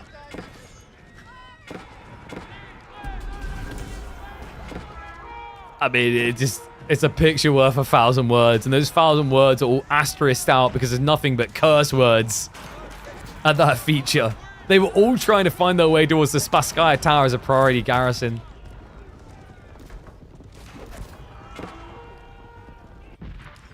So it looks like Recon is going to be proceeding 2-0, but Scabrain made it a bit of a nail-biter. It looked like this was going to be full food starvation and no way to come back, but Recon burrows himself out of the hole. He digs his way out of the bottom of the tin trash can and makes off with the goods. Let me know what you guys think about this one. I mean, French versus Rus, we talked about how it could be interesting. The way this played out was quite intriguing as well. The mass knights, the challenge from Rus here, looked pretty solid. You see what I mean on the maths. When you have Boy's Fortitude, it does compete reasonably well. You're only worried when you can't keep pushing, but that's the idea of Horse Archer Knights. Horse Archer Knights should be able to keep chasing. It's not like Archer Knights where you have to slow down and that recuperation favors the French Knights. That's another reason why French Knights actually like playing with archers as well. Is slowing down isn't bad because then you kiss all the injuries better. Looks like Scabrain is going to be kissing goodbye to this one. Streltsy switch is cool, but there's just not enough of them. There's too many knights. But I don't get it. Gun beat the knight. Not tonight.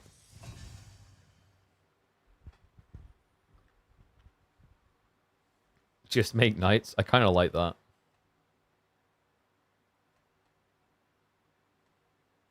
It's easy. Just make knights.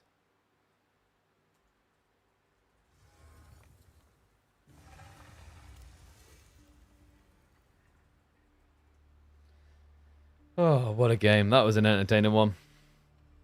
So, 2-0 victory for Recon means he proceeds through to quarterfinals, where he'll be facing off against B. Oh my god.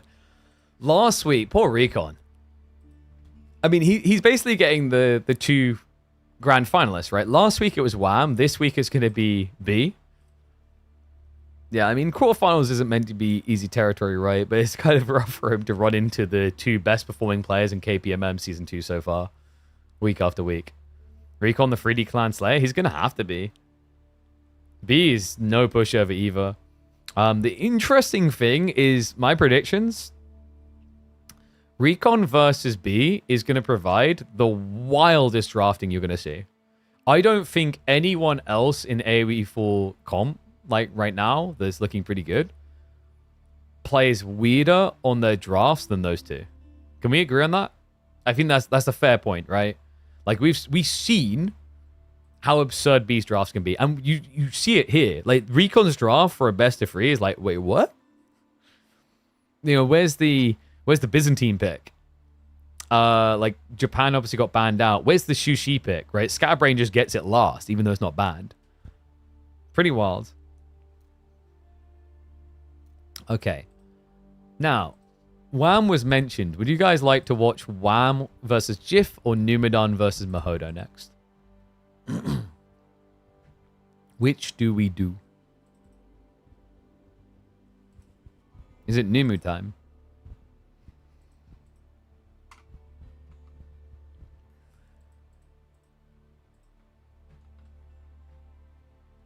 I think I'm seeing more Numus. Yeah, we're getting more Numidans.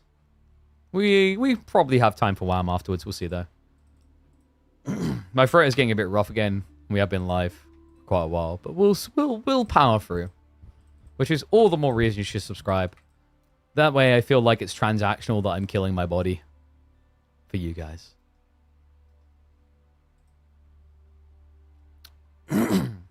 Oh my god, my throat is really rough.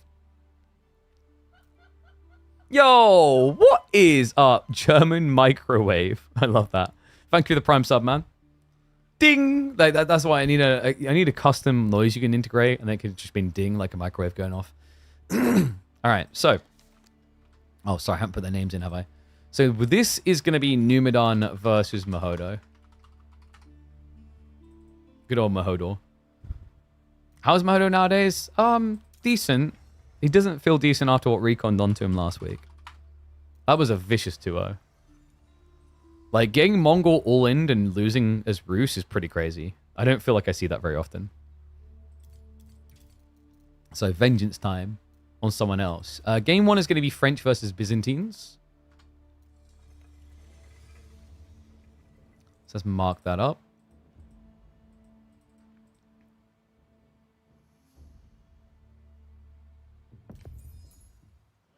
Do I get Pinello there? Unrefined cane sugar. I don't know. I think I just need to go get some from the doctors. Like, it's probably something to do with, like, another condition I have to do with, like, my throat and, like, gullet. It makes it very hard to, like, get over these type of illnesses. Because I feel like whenever I get them, it lasts long. And, like, obviously I have kids now, so I'm going to get ill more regularly. Whereas, like, I used to not really get ill at all. Yeah, it is pretty rough. I need to do something about it. In fact, the thing I'm going to do is cough my guts up. Be right back.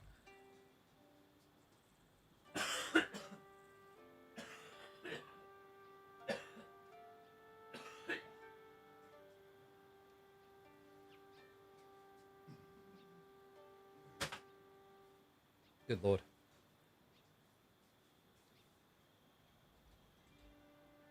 I have thought about getting these, there's these special throat lozenges that singers use. But, like, that's bougie stuff, and we don't make anywhere near enough money streaming to do that. So, for those who don't know, I think it's called Jello Revoice. And some of the events I used to work got them. Right? And, like, so I think you get maybe, like, 9 pills. Wait, oh, you heard me? You heard me dying? Sorry. Really have to clear my... Well, it's because I'm coughing in between otherwise, so I'm just trying to force clear it on that one. Although sometimes it is that bad. There's the Jello Revoice things, but those things cost you, like... I think they're 12 euros for 8 of them. So that would be, like... An extra 36 euros a month. Yeah, so that'd be an extra 420 euros on expenses a year on just getting those things to my throat. That feels quite pricey. Maybe that makes me seem like a cheapskate, but, like... I make about... Off of Twitch Rev directly, probably like 12k a year. Oh, it varies. It's hard to predict. Let's say like 9 or 10k a year, maybe. Get co-caster? Yeah, but I don't want people to like just come on and not be paid, right? So that's been a big challenge in trying to find additional sponsorship. It's like so that I could give someone something to come on Thursdays and cast with us. Because I don't like making people work for free. Like I don't like that we just had a LAN that literally had to have that many volunteers. Like, I would have liked to have seen a world in which a bunch of those people could have got paid. Whether it would have been me like working or not, right? Like, I'd like to think that those people deserve to get paid. That's why, for example, our moderator, like our admin for this, he gets paid. What is up, German Microwave? Thank you very much for the gifted sub as well. You absolute legend. Thank you, buddy. Who got that? Oh, it went to Daikisi? Daikisi or Daikisi? Whatever way it said. Enjoy this sub, mate. Someone else can go in your throat for less than $400. Someone used the timeout. Put him in horny jail. Here's the problem. We live in the 21st century. When you're obscure, it is inherently immediately sexual, even if it wasn't sexual. I don't make the rules. I just enforce them. All right, you guys ready? Let's get ready to roll with game number 1. Oh, I still didn't resize that. I'll do that one later. It's a new camera. Can you guys tell the difference, by the way? All right, French is growing in popularity everywhere. We hop into a hyper-aggressive map. Of course, this Sif had to come out. Welcome back to the channel, one and all, for another Best of 3 here in Midweek Muster Season 2. We're in week number 2 of this amazing 40-week, $20,000 esports circuit. And that is not something you see every day. Numedon picks French and then goes for a Dark Age Spear Rush. What? I mean, he's against Byzantines. It actually does make sense. Unfortunately for him, it's a backspawn Byzantine. So Mahodo is going to be feeling fairly comfortable. I mean, not fairly, right? There's still threat here. I wonder how he's going to respond because... Wait, no. No, Mahodo. Someone, quick. Someone get the spray water. Just like spray on him quick. Oh, no. Oh, that's pretty bad. Guys, gathering stone against Dark Age Rush, no. When Byzantines think they're going to get Dark Age rushed, they just go on the gold. They don't go for the... Well, sometimes they go for berries because they go to Hippodrome, but, like, you don't do stone. Oh, that's brutal.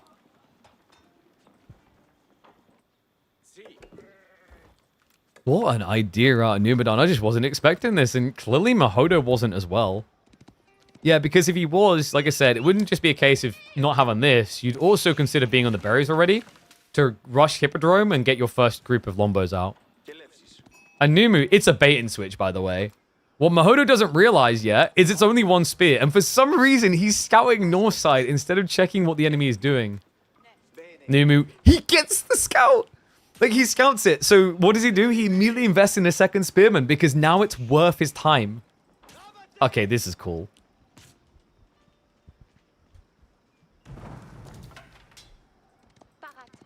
No, what? You got to make all the questionable health tips in the chat. It's just I got to give people someone to spend the resources on, and timeouts is popular. Oh, man. So how disastrous is this for Mahodo? Pretty rough. Because now he has to act as if he's going to get outpost rushed, right? Like, there's now always a threat. So he needs to confirm there is no villager coming, which means delaying your tech up, probably. The balls on this, man. He just straight up does it. The reason that's crazy is, like, there is a world in which Numedon... he's got the villager... Okay, come on. You could not make these timings up. This is ridiculous. And he's actually committing. All right, Mahodo is trying to speedrun this map. And I don't think he's speedrunning it in a good way. Oh, what a game.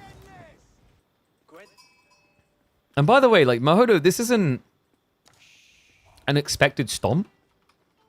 Before anyone, like, thinks that's the logic here is like, oh, yeah, of course, Numedon's much better. Mahodo is ranked 32nd in the world right now. Numedon is actually ranked 42nd. Mahodo, the last 3 seasons, has consistently held and maintained a spot in the top 50. He's not bad at the game. He just wasn't expecting a Dark Age French rush. Yeah, when you get Dark Age rushed with spin by French, you know it's a problem for Byzantines, is all I'm gonna say. And it's like actually subtly better for French to do this than a lot of other civs, guys. The reason is that the answer we've seen to a lot of civs doing this is you go Hippodrome play instead, right? Do you really want to be Hippodroming against French knights? What does that do for you? Doesn't that just lose the game quicker? And now the villager pool. Numedon is going to want to cancel this. Yep. So we'll move away. But he can go back for this again. Akratoy already just got used. He's got 20 seconds left. Nimu's gathering the gold now to catch up on age.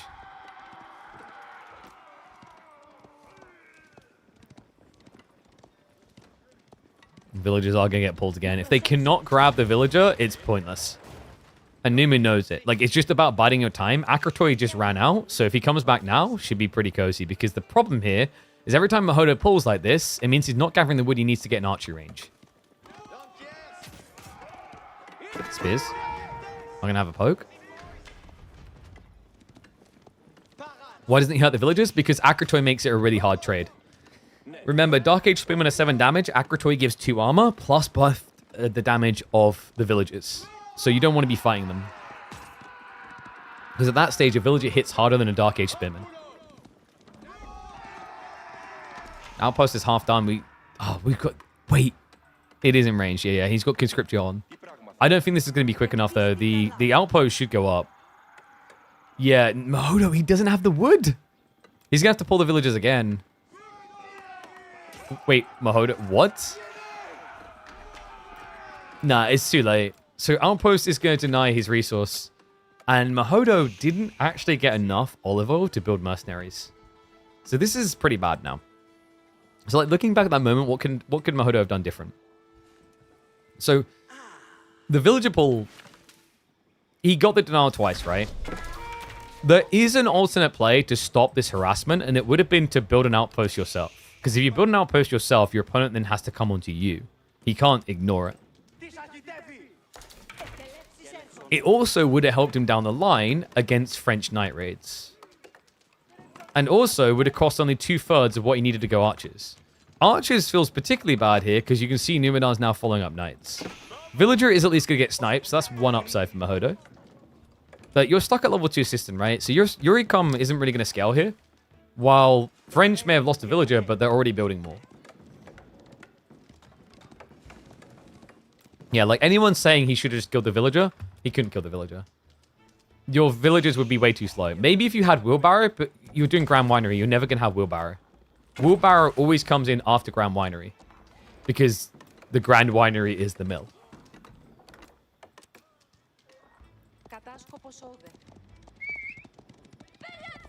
Scout's just checking on what's coming next. Numidan has moved out to Deer. 100% the correct call. His opponent doesn't have the ability to go raiding. Like, it's going to be a full static comp, right? Archer Spearman, which means you can gather deer freely because the map's very linear. This map is more tug-of-war-y than most people realize. The only risk is when you're up against cavalry is that cavalry can slip in and raid.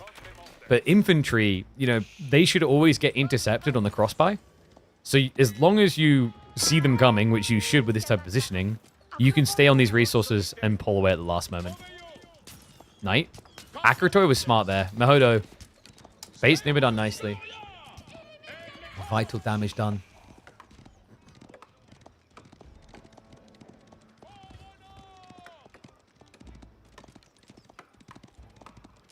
And this map is Front Range. It's a new map coming for the upcoming LAN in America. The King of the Rockies event. This was made by Avali for that event. And this is the first place you guys get to witness it being used in tournament play. We had it last week. We just didn't have it as a default map. And we decided, like, this is another really big thing with KPMM, right? It's not just about enabling the players. It's about enabling the tournaments to get the best games possible. Which is why we often circulate in maps that we know are going to keyly feature in upcoming tournaments. That way, it gets players familiar with those maps. And hopefully leads to less stomps when the maps come into tournaments. Nah, are you kidding me? Numidan gets another worker kill. Knight won't get away. So at least he denies that. This outpost is still really problematic though. Mahodo's probably going to need at least 10 spearmen to reliably breach it. Now that archers are following up.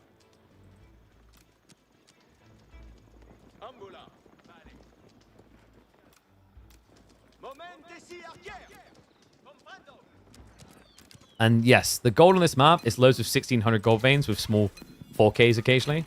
So there is a lot less gold compared to like a dry Arabia that has the 2 8Ks, right? That's by design. You have to move around a lot. And you have to move riskily into the Northern Territory. You only get 2 1600 golds in your base. So the whole design of this map is meant to be a tug and pull, where if you want to be gold heavy, you need to take risk north. But then obviously your food pull is going to be south. So Avali's clear design intent was to make you choose hard between food and gold. Kira Siphon play now coming through. So he will resecure the berries. It's been a long wait. The question now is whether it's too late. I mean, Numidan doesn't have an insane archer lead. Spearmen are going to be let loose here. Goes in for the trade. So yeah, Numidan, he just doesn't care about these spearmen. Even though he hardened them up, they were never meant to survive. He's not going to reinvest. Just throws them away. And backs away. Still, Dumu is now up by 8 workers, guys. The little raids, plus the fact that French scale villages quicker, is adding up quick. And Mahodo hasn't been able to sit on his stone, so hasn't got that timing. Usually by 7.5 minutes in, Byzantines are trying to get towards that 4th, soon 5th cistern. Usually by 8 minutes in, most Byzantine players are sitting on 5 cisterns. So he's missing out a lot. That's an extra, like, what, 10% gathering rate he's missing. That's the Iabid's golden age. Not just that. Western contract now, 11 minutes. Normally, your first longbow timing is usually towards, like, the 8.5, 9-minute maximum. So Mahodo is just missing all the timings with this initial aggro. Man, no one expects the Dark Age French rush.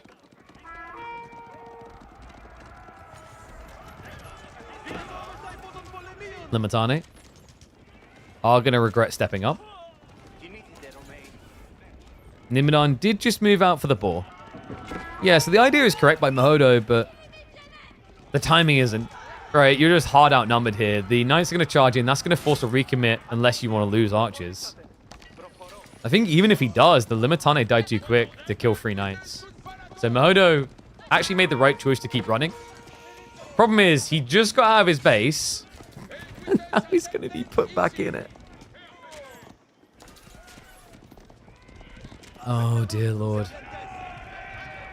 Is the ram still alive? No.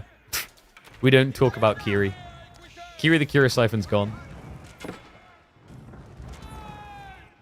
And so are the berries. Oh, dear God. I'm pretty sure Mahodo has, like, no food. He has one what? Oh, my God. This Alright, guys. This is close to over. Numidon just needs to camp the south side now. Like, actually, Mahodo could sneak the deer on the north, but you're not getting olive oil, right? So you kind of feel screwed. This is why he just rushed everyone to wood. He's got 28 people on wood, 8 on gold. That's his whole economy.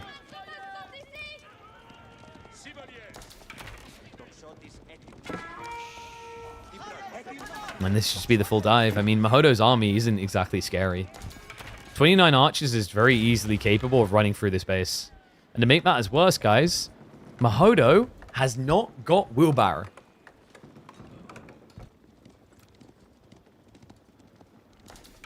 He's actually going for the farms on the Grand Winery. I mean, of course he is. But this is like the other thing. Think of the Grand Winery a little bit like an Archon. If you're not building your farms around it, what is wrong with you? And that's something that can be used against you in these situations.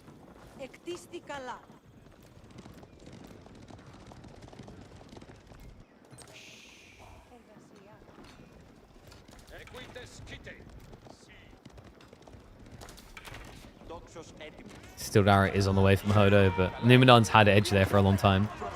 These archers do more damage than Lombos. And that's problematic. There's not even many Lombos to begin with. This looks over. Damn, what an opening from Dumu. I think Mahodo, the key lesson here is scouting, right? Like that move to the north side just didn't pay dividends at all. There's no reason to really go up there unless you want to look for the deer to play deer play, because there's no sheep that spawn on the north side of this map. So Mahodo just kind of baited himself. Akratoid defense gets activated, but he's in shambles at this stage. He does mop up a lot of the archers, but the cost is far too high. Yeah, we're now looking at, what, a 24 worker lead for Dumu. Do whatever you want at this point. Type BRB toilet in chat, and then genuinely go to the toilet. When you come back, your game will still be fine.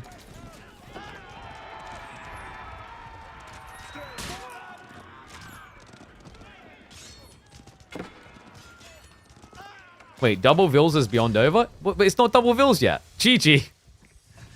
Dark Age French Rush. Oh, Byzantines are having a hard time. Should delete half his Vils to make the game more interesting. Alright, well, clearly we've identified Faye as a Mahodo fan. She outed herself with that. Alright. Nimidon, game 1.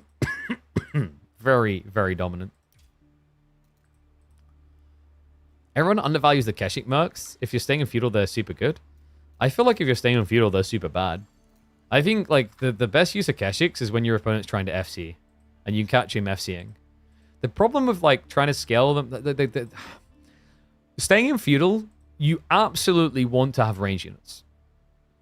Because if you're staying in feudal, think about it like this. If you're locked in feudal, the reality is your olive oil is finite, right? It's very rare to see someone build 30 olive groves in feudal age.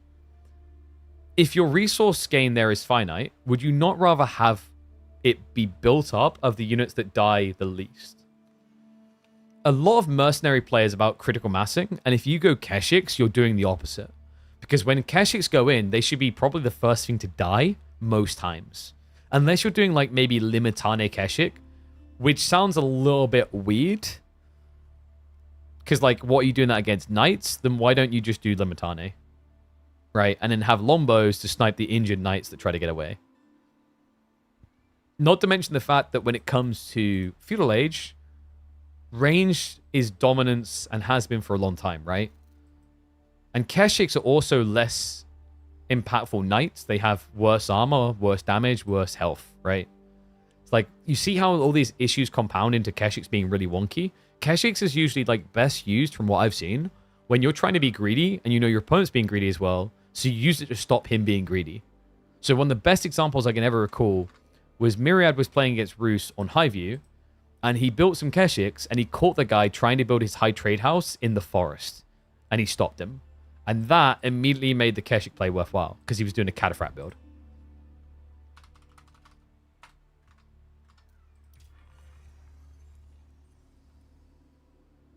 And yeah, Rivendell hit the other thing, which we talked about extensively. The biggest negative about that contract is not just that Keshiks have their own issues. He's going to want to cancel. Whoopsie. And playing like melee mercs has its issues. It's that the overarching contract choice is badly designed. And what I mean by this is if you look at any other contract type, such as Longbow into Land Snakes, or the Javelins into Camels, they get countered by different things. There isn't really a generic counterplay. Now, you could argue that there is in some situations, like Longbows and Land Snake are light, so if you have a unit that gets counterplay against light, sure. But if we're talking core units, so for example, archers, spearmen, crossbowmen, horsemen, the only contract that gets countered by one unit across 2 unit types is Eastern. Crossbows counter Keshiks and Gulam. So yeah, hopefully that gives a little bit of insight. Until they change that, I don't think that Byzantines are fundamentally going to change their choice. All right, game 2, we're going to Gorge. It's going to be Japan versus House of Lancaster. It's kind of funny to see Mahodo take House of Lancaster away from Numidan, considering how much he had been picking it recently.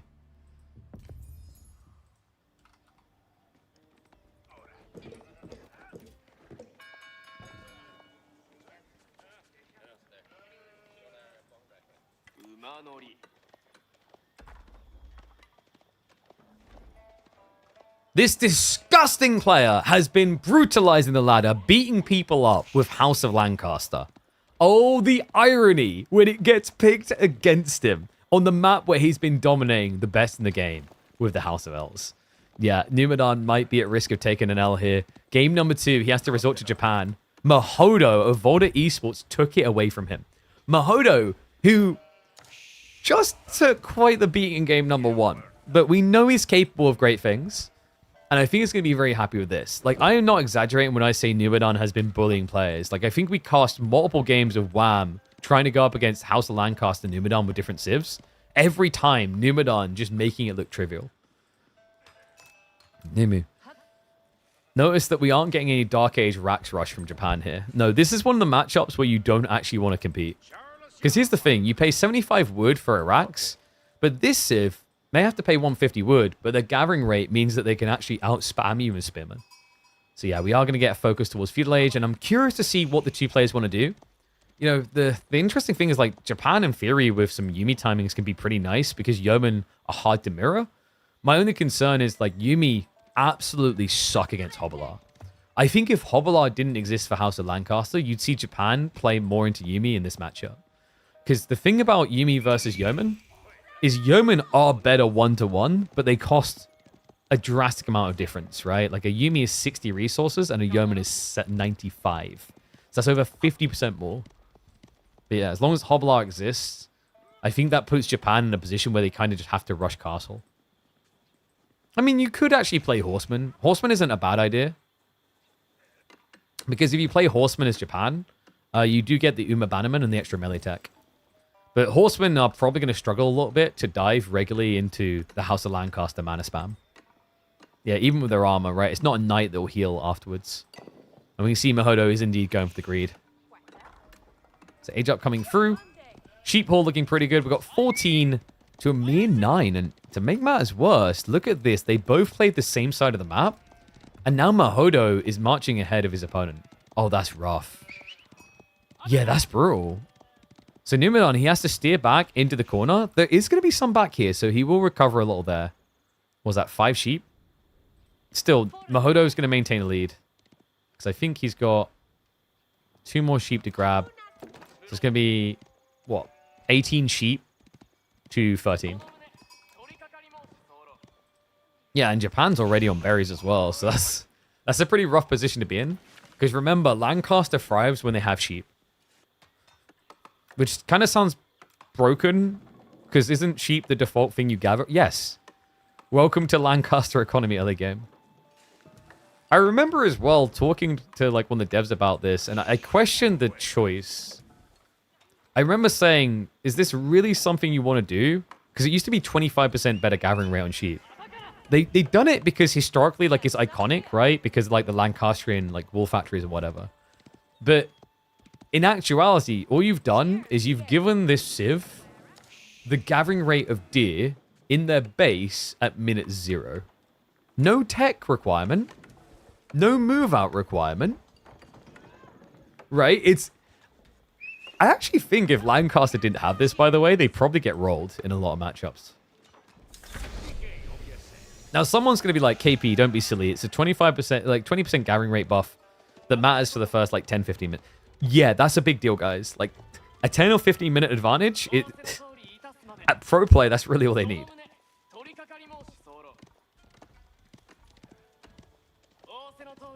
Kuro Storehouse coming in. I think it might be time to actually rework Coca. I know some people don't want to hear that because I've heard a lot of like talk about Japan being S tier or whatever. But let's be totally fair. Even if something is S tier, I still think it should have like diversity of choice for the sake of gameplay interaction. And I personally found Coca Township meta. Even though Japan was struggling to get a lot of wins then, I found it to be more engaging. Maybe if Coca had some skill point later in the game. I don't know. I think the biggest issue with Coca is it needs some way of feeling worth in the early game. And as long as Feudal Age remains an archer-dominant place, Shinobi play is just not going to make sense. So, Mahodo.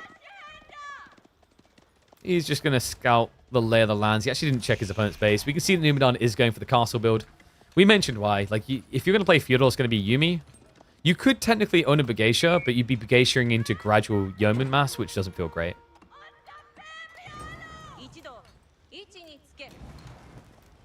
Mahodo, I wonder, is this going to be 3 mana's White Castle?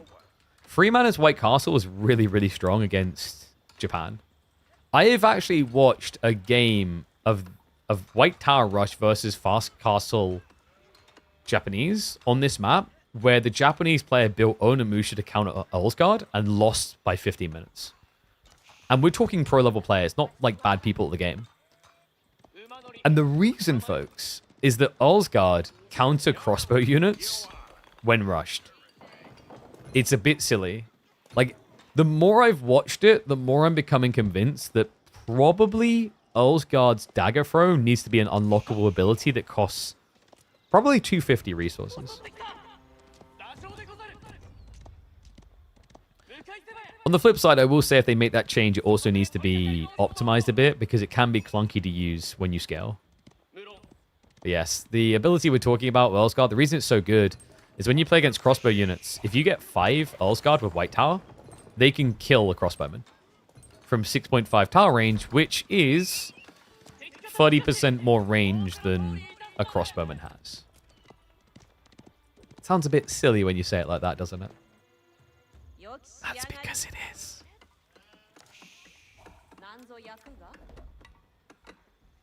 Shinobi should have an ability where they Naruto run at horseman speed and catch arrows for 10 seconds. Ah, that's kind of silly, though. I mean, like you haven't thought this out. What are they going to do with the arrows? What we should have them do is they should then throw the arrows back at the person who shot them. Yeah. Yeah, there we go. And that'll make it bounce.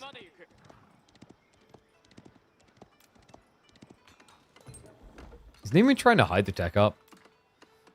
It kind of looks like it.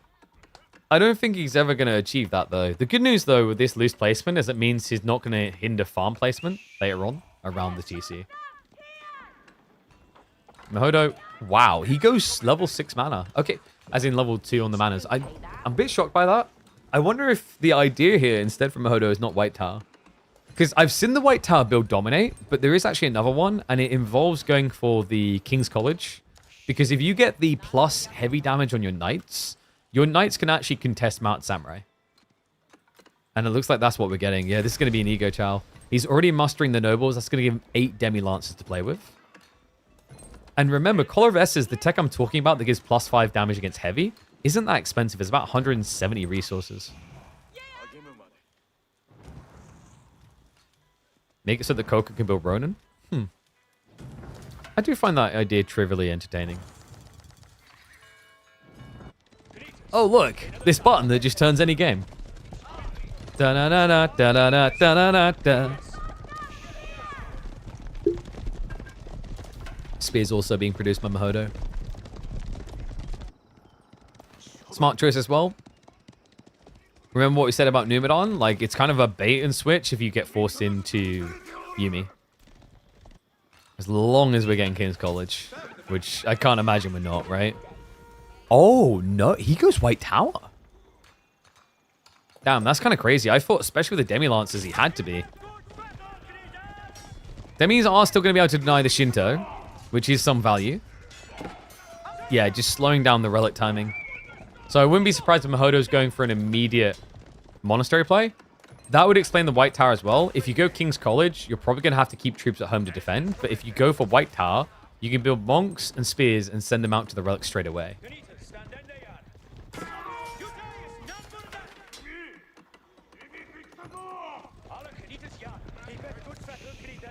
Terrible position on White Tower? Not really. There's a goal behind it in case you guys can't see it. No, this is also just a flex. You know when your neighbor gets like some Christmas lighting and then you decide your Christmas lighting's got to be better? That's what this is. And $1 for every time KP hummed the Attack on Titan feat. That's because they don't sue me. If I sing the Star Wars theme tunes, I get DMCA'd straight away. Remember that time we had that amazing free-for-all game with like 50 plus rams? And then I decided to play Duel of the Fates for 10 seconds and then lost all the money from the video? I remember. Yeah, I really do remember. Screw you. Oh, I'm still mad about it.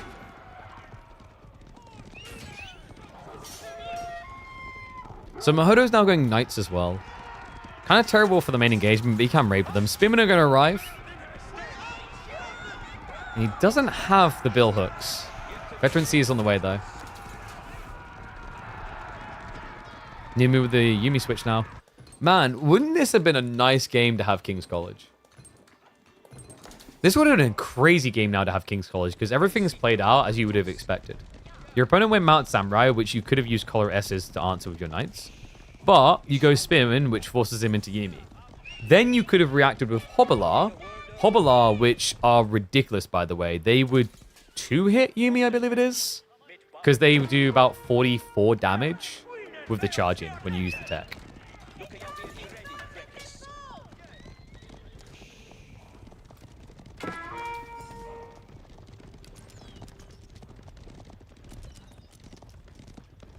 We should have Dragoons, the new Sith, where they jump over walls. I don't think that would be a Dragoon. Oh, wait, you're thinking Lance Dragoon. Because dragoons were also a way of referring to the guys, like, basically Black Riders. Like, you're thinking of... Was it Asian dragoons were the ones that could, like, charge and had really athletic horses? So, Western depiction of dragoons is Black Riders, basically. And shout out to Cossacks for creating the most horrifying dragoons in the history of gaming. Those things could destroy everything. Demi-Lance is just wasting a lot of Numidan's time right now. Which is a good thing for Modo, considering that he's got relics coming home. And also, remember, has got those manas. He's also sneaking out into Deer as we speak. Something that Numidan... Did he know us? Okay, the awareness on this man, if he knew... I think he's just suspecting because of the timing of the game. No! He thought they were going to move out for the Deer and the gold. Yeah, because the 8k, right? Like, if you think your opponent's massing knights, it makes a lot of sense.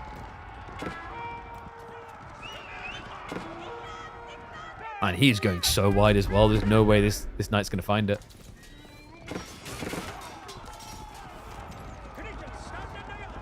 I can't help but feel like Mahodo went the hard way with this game. So this is one of those kind of like false positive narratives where you go, the White Tower has done nothing because a fight hasn't happened at the White Tower. Why did he need it? Because he isn't fighting the White Tower. Well, the reason, guys, is like the White Tower isn't being fought at because that would be stupid. You fight at the White Tower, you die. So Numidan is now steering clear of that area, in theory, anyway. Do I still think that Mahodo could have gotten away with King's College? Most definitely. Like, he's mirroring the knight count. Instead of raiding the enemy, he's been just blocking the knight raids a lot as well. I think if you want to play this way with White Tower, the most sense you get out of it is if you're attacking into the enemy backline. Whereas maybe Mahodo, he just didn't suspect he'd have this much of an advantage on military. And by advantage, I mean the fact that he's Stevens, even though he went for mana spam.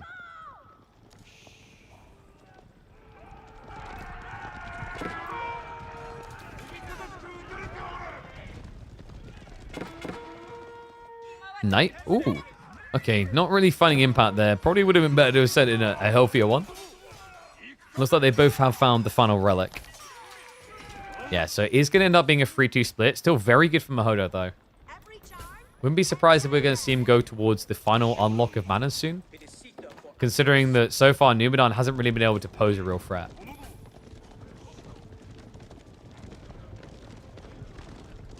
Wait, you guys are going dragons from Final Fantasy? What the hell were those? Should I remember this? Which Final Fantasy was that? Oh, from the MMO, right? So I had, like, I don't know, confession? I don't think it's that much confession. I haven't played the Final Fantasy MMO.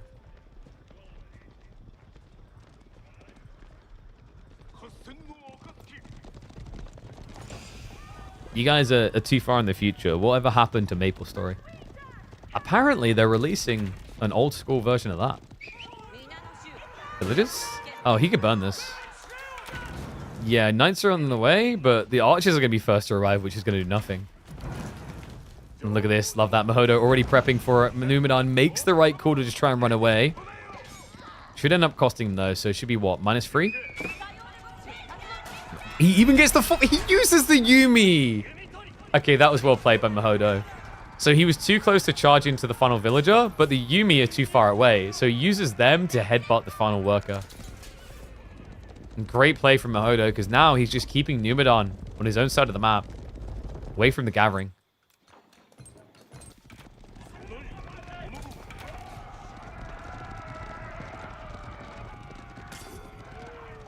Lancaster significantly ahead in eco. Should he press or play for late game? Pressing is a little bit difficult into like Mass Yumi Flood plus the Mount Samurai until you think you've got enough eco scaling. And we've reached that point, right? Once you have the Yeoman switch, it's feasible. He's got so many spearmen. And the problem is Yumi are made of plastic, right? Like they're very fragile units. Yumi's weakness is AoE damage. So I think Mahodo could easily push this. His timing is the Yeoman Mass blob, which he doesn't have yet. Once he gets Shire Levy, he'll go up to 30 plus Yeoman, and then Numidan shouldn't be able to fight.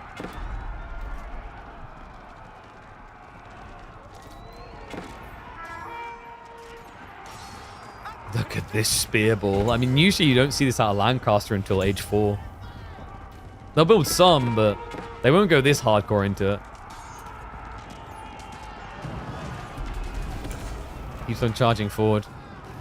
He's buying time for that sync shot to ride. Now remember, synchronized shot is going to be super effective against these low HP Yuumi. Spearhead is getting finned.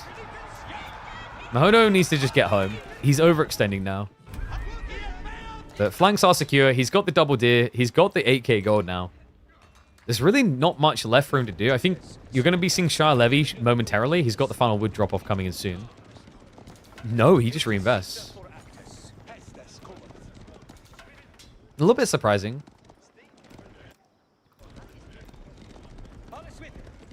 I thought he'd either Shire Levy or go for the next mana level. Especially when he saw that Numidan's army wasn't really that threatening.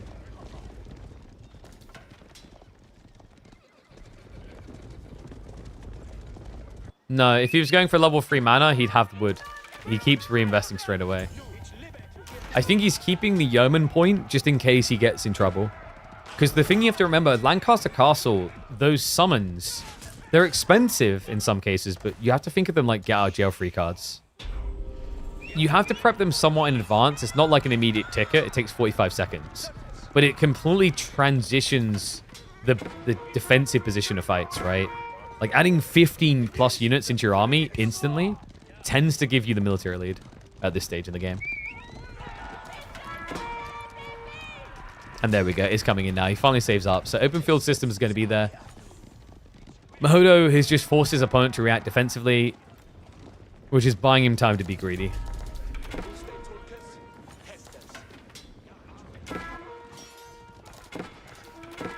And the march forward is going to force a reaction. Numidan not liking what he's seeing here on his front door. He's thinking about pouncing. Needs to be careful of the sync shot. Nodo, we need to brace. Sync shot comes in. Numidan, quick on the fingers though. Nicely done. He's able to minimize the losses. So well played there. I mean, that's one big advantage for Yuumi. They may be squishy, but also they're really fast. 1.38 movement speed. And there it is. Mahodo, he's feeling threatened. And this is what we talked about. You got to prep it ahead of time. 45 seconds to get. He preps it when his opponent's about 20 seconds away from the base.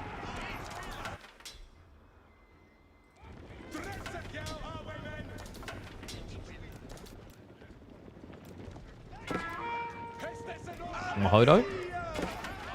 He's got another sync shot. So Numidan needs to think twice about that engagement. He's contemplating it. You can actually ambush him if you think he's going to follow you blindly. There it is. Sync shot!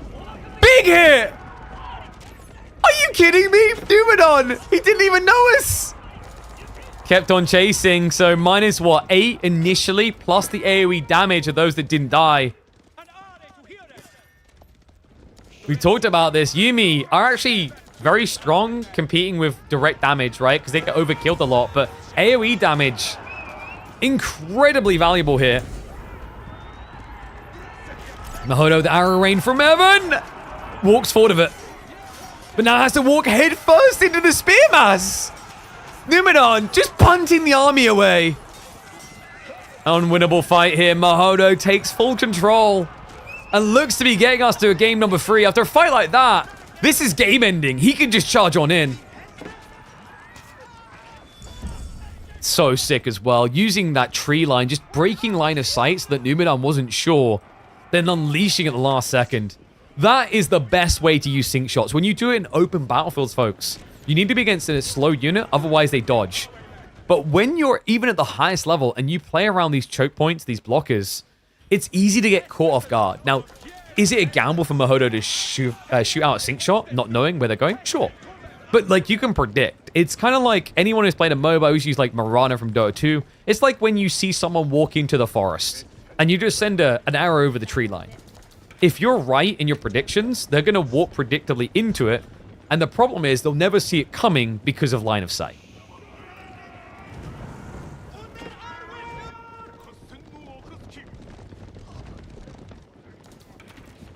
Mahodo, not fully commit.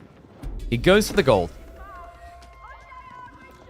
Nimidon now marching across the field. He's looking for a counteroffensive.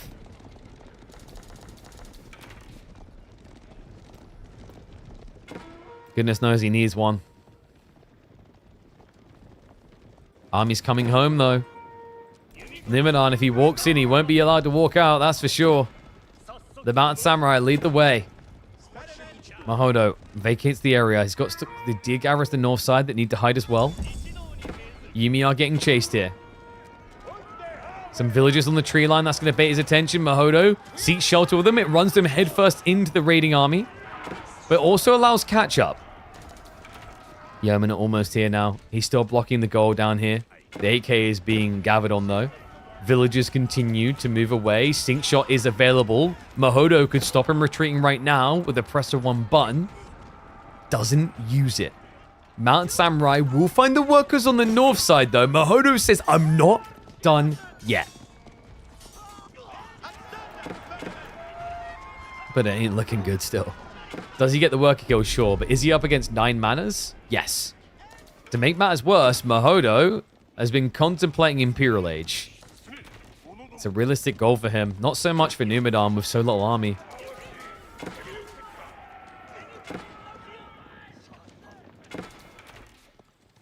Yo's have been cleared, so he's going to be safe on the back gold. Numidon, farm count, not looking crazy at 22 right now. Meanwhile, Mahodo, he's already got 19 himself, plus all the mana spam. And Marketplace coming in, so he's going to buy his way into immediate imp.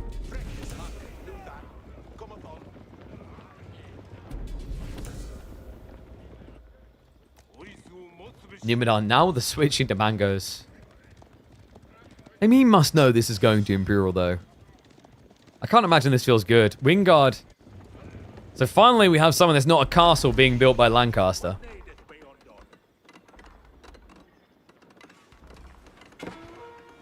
Wait, isn't Lancaster the only civ in the game that can build castles for every age? I think so. Yeah, wait, what? No other civ has that, right? Lancaster Castle, White Tower, and then you can build a Berkshire. God, no wonder everyone hates them. It's not Lancaster, it's Lancastle.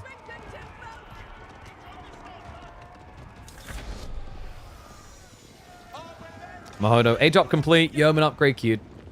He has got a long way to go, mind you. Like, this is the thing with Lancaster. They don't need much in the village account, but that means you've got a lot of breathing room for army, and you want to use it. So despite Mahodo's advantageous position, I think he's just going to slow roll this into max population. Because his economy is in a much better position, right? And this is pre-scootage as well, so there's extra gold to come from Mahodo. Not to mention, he can already get on these upgrades. Not just the elites, but university techs will be just around the corner. Especially with the amount of tapping he's doing on the 8K. The other nice thing here, compared to Japan, you're not really using gold for your comp. You're building Spearman and Yeoman. He also needs to learn to use the Wingard. This is hurting me deeply. I keep seeing him queue up Spearman instead of just using Garrison Command. Why does Mahodo hate a fish? There we go.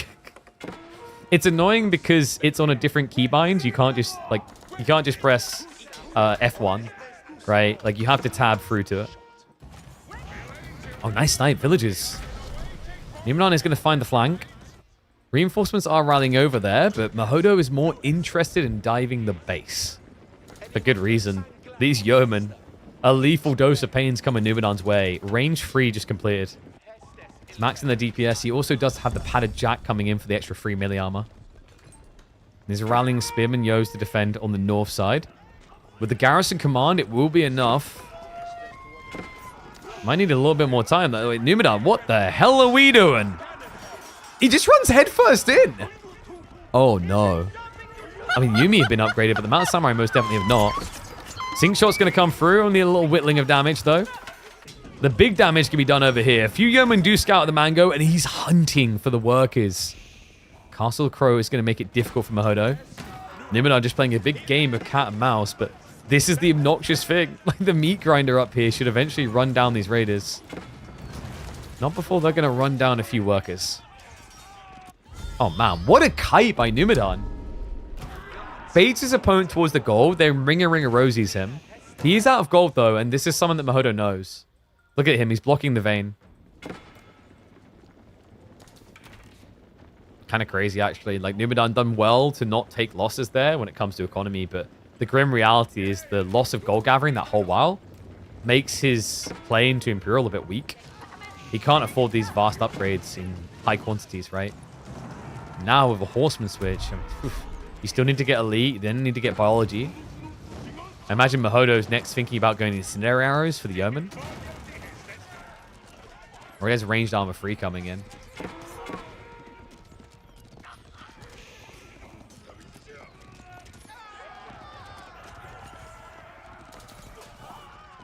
The Yeoman will at least reacquire the area, but it definitely came at a high price. Numidan now leading by 13 workers. Notice I specify workers. It's not that simple. You can see it on the economy as well. Mahodo's food and wood is eclipsing Numidan by a mile. The wood in particular is my concern. Both of them are playing around archers, so it does matter. Second commitment. This time main army's on the way. Sync shot is going to be a bit of a whiff, but guys, there's a second shot coming in. Numidan needs to be quick on the fingers. Mahodo's chasing. Sync shot!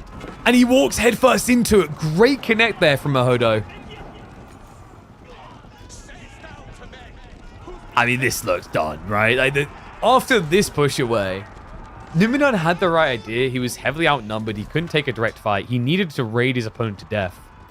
Up till now, he was doing a great job of it. But look at the military count. 62 spearmen, 55 yeomen. And now he gets scutage when he doesn't even really need it. I mean, he's still got university techs to get, which I'm a little bit surprised he hasn't pulled the trigger on, considering his gold. What a civ. And there it is. Incendiary Arrows is now on the way. He still doesn't have elite army tactics, but this should just be go time. Like, the other thing is Numidan, he didn't rush the stone for Shogunate, so his main farm area is not safe. He has got a decent number of mangoes. My concern is 70 spearmen evaporate all. Oh, and what's up, Ulank? I see you the prime sub. Thank you very much, mate. Appreciate the support. I see one sub. Do I see two subs? Two subs coming through. Three subs, three subs. Oh, I definitely am seeing submission here. Numidan leaves his base. Leaves his farm area. He has got 4k food in reserve, so this could end up being crafty, actually. If the buildings last long enough. Oh my god, Mahodo. Just the casual 53 spearmen onto the TC. He's burning for it fast. It's going to force the hand of Numidan. He's on his way now with the mangoes. Sync shot is available to Mahodo. Skirting the edge. Sync shot. Onto the mangoes. An ambitious choice, not good enough. But now you can dive to finish what he started. Goes for the mangoes. One down. Mahodo. He's teasing right now. These are not adjustable crossbars mangoes. They're not actually that threatening. The retreat is also ugly. Numidan has to sacrifice the siege. An incendiary just completed. That's it. That's the final detail. Snipes them out. Mahodo will just gun him down with mass yeoman. Shogunate upgrade did come in. But this looks over. Well played. Mahodo, just good timing there. Understood that the mangoes can do a little bit of damage, but like the initial shots are probably going to clear maybe 5, 6 yeomen if you just kite a little. Now just a full siege in. You got some hobblers joining in the party. Anything to just get the damage done. Yumi make their final stand, but heavily outnumbered. Mahodo is going to take us all the way to a game number 3. Numidan is going to experience great irony. The man who has been bullying more than most with Lancaster spam on the ladder, especially when playing Gorge, has to experience the pain the other way. It's the type of game that makes you send apology notes to everyone you've done it to.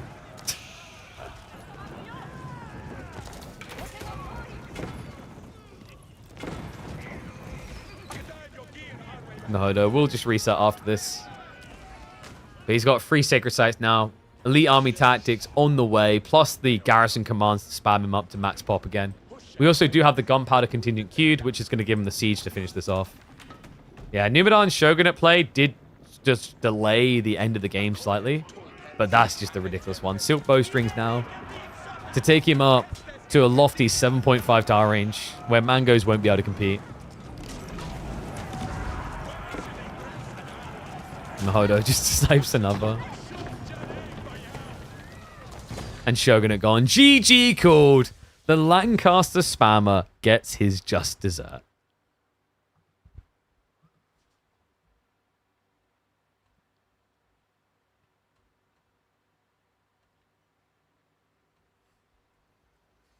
Lancaster spammer gets a heavy dose of irony, maybe?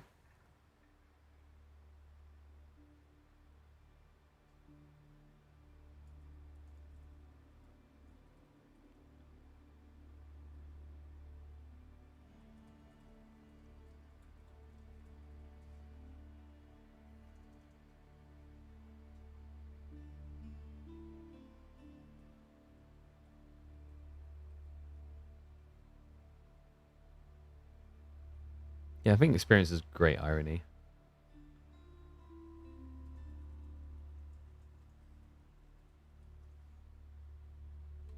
So, good win from Mahodo gets us a deciding game between the two. Oh no, did you discover the cables? Wait, did cable command not work? Let me check that. Oh, it's cables, not cable. I think you mean Cabal.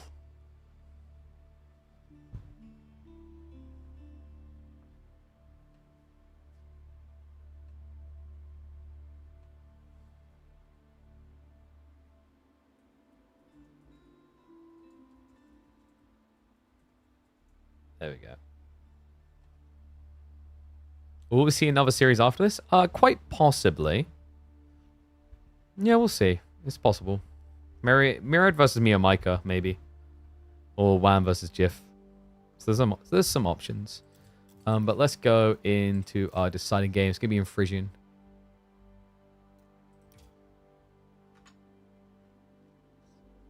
I reckon we'll do one more series after this, which means we would have cast. So Voldemar versus Starflat maybe tomorrow. We've done Scabrain Recon. Anatan Gully will probably be tomorrow. Yeah.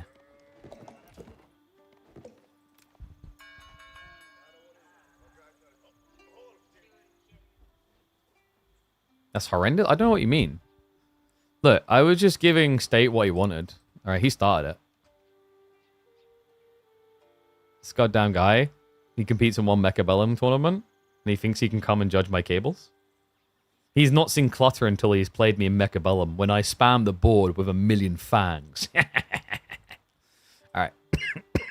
Oh god, my throat. Let's get ready to go.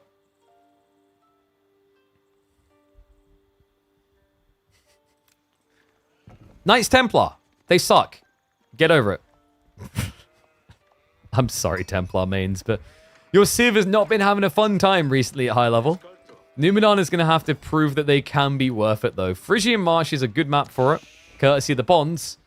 But Mahodo has gone for something that has already proven its capabilities to destroy the Knights Templar. It is going to be the Holy Roman Empire.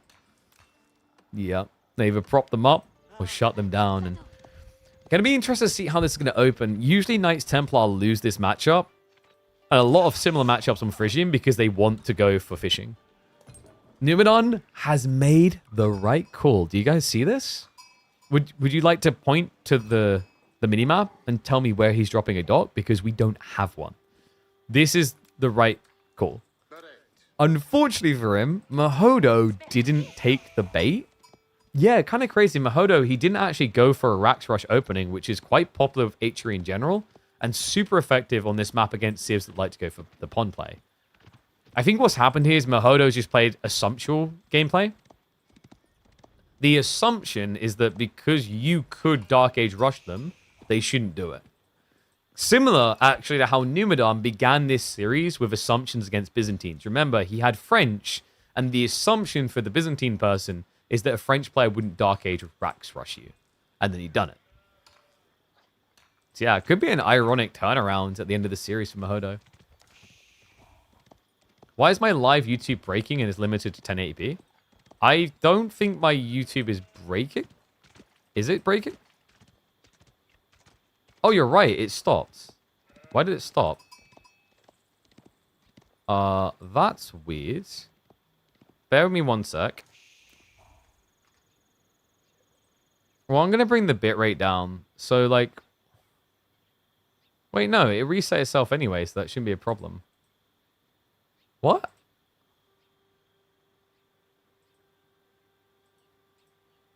No, YouTube is... Oh, wait, no. YouTube is working. No, we're fine. You're baiting me. I was looking at the wrong OBS because I got 2 set up. Is YouTube fine? Let me double check. Why are you lying?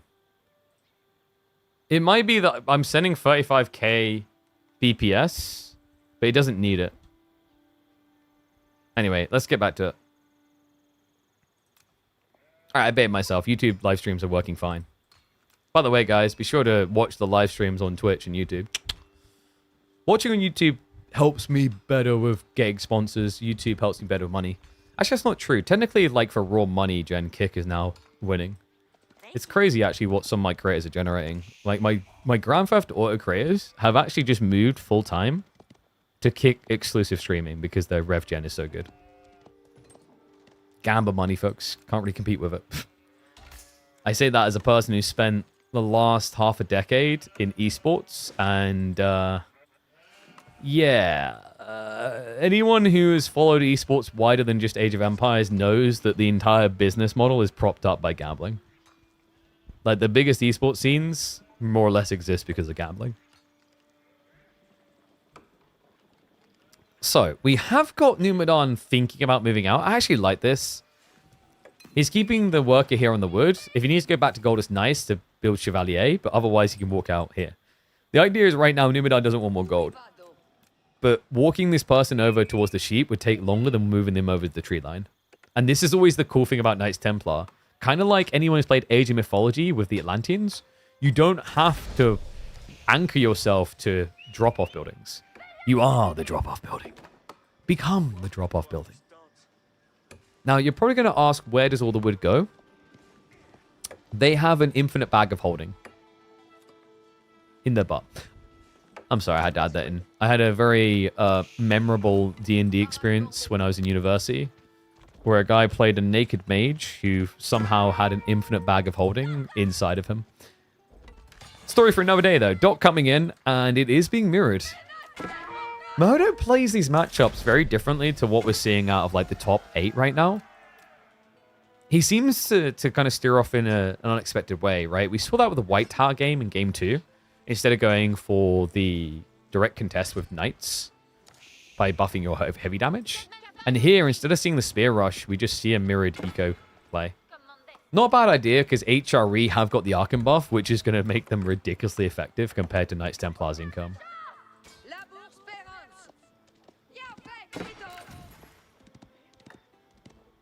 An unofficial YouTube app like Grey... What the hell is Greyjay? I doubt that helps at all. That's like going, hey, if I watch someone else who watches your stream, does that help your stream? No. Don't get me started on my opinions about React's content. And no, I can't enable 2K on YouTube. It's a limitation on the way things are encoded. So for reference right now, I have actually, via my like plugin, set up YouTube to literally encode a 1440p resolution for you guys. Like, I'm actually stressing my CPU more for you guys, and it just doesn't work. So YouTube's very weird. I need to try and get on the line with like a YouTube manager and figure that out. Horseman v Chevalier. Wasn't really expecting this out of Mahodo because he hasn't got mine work, but his thought process is probably that Knights Templar love archers, they'll go archers. So yeah, I'm still trying to figure out the 1440p on YouTube. In fairness, though, if I do that, more are you going to watch on YouTube and not Twitch? He's on to us.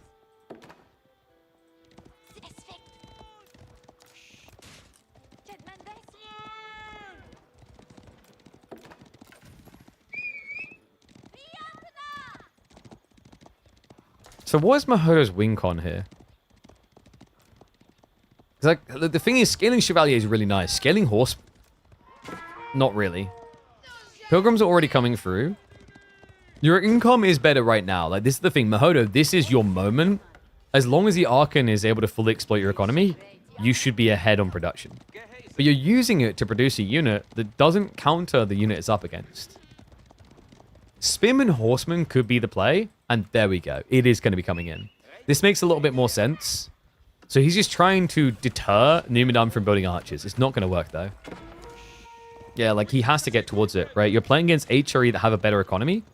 So you need to play to the thing that uses your economy best. And remember, Knights Templar compete really well in wood gathering because they don't need lumber camps and they don't need to drop off. So they don't waste time.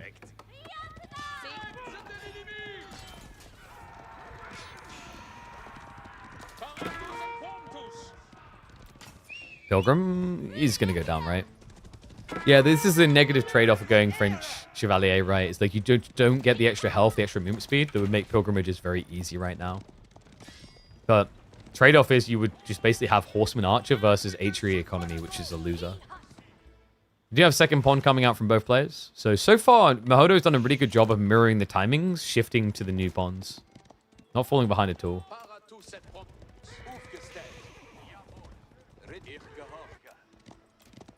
Scout now, though. Mahodo's riding pretty blind on the map. Outside of his pawns where he has vision, he doesn't really see a thing. Like, this is risky as well. Running Horseman headfirst into blindness. If your opponent had a spear switch or whatever, you'd be down by a heavy amount army count. Is going to at least scout the second pond. I just love this from Dumu. It's so crafty. If you guys want to get away with pocket expanding with Knights Templar, this is the way to do it. The thing that a lot of pros caught onto straight away that's valuable is when you commit to these dot plays or anything loose, don't walk your villager home. It's silly. If you go for a proxy rack to the middle of the map, don't walk your villager home. Gather somewhere nearby. And what Numidan's doing really well is smuggling it. You just can't find this. Like, it's next to impossible. He's intentionally pushed the villager into the back of the tree line around a corner so that Mahodo won't find him.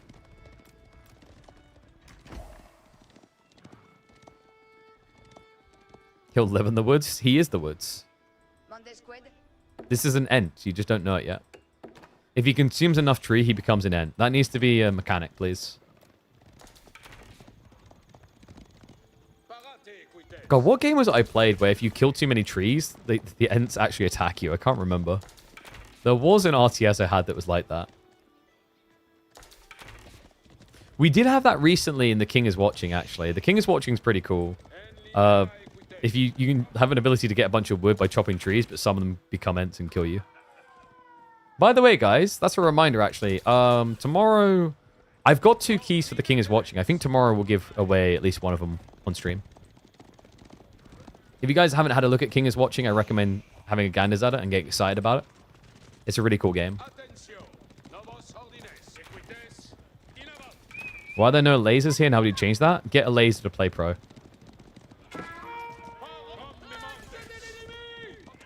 Nimu.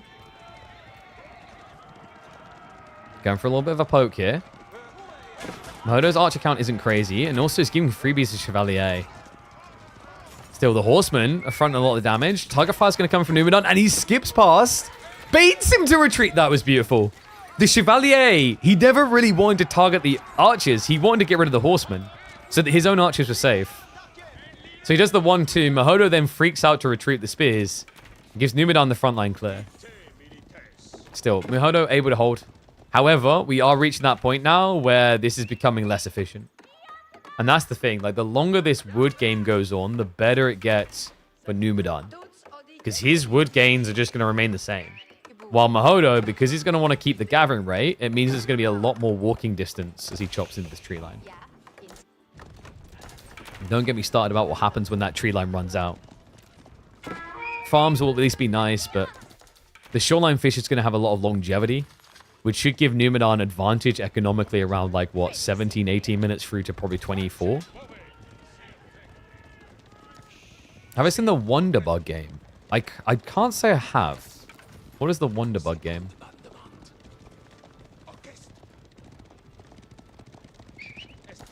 Oh, what the hell? This is a funky looking game.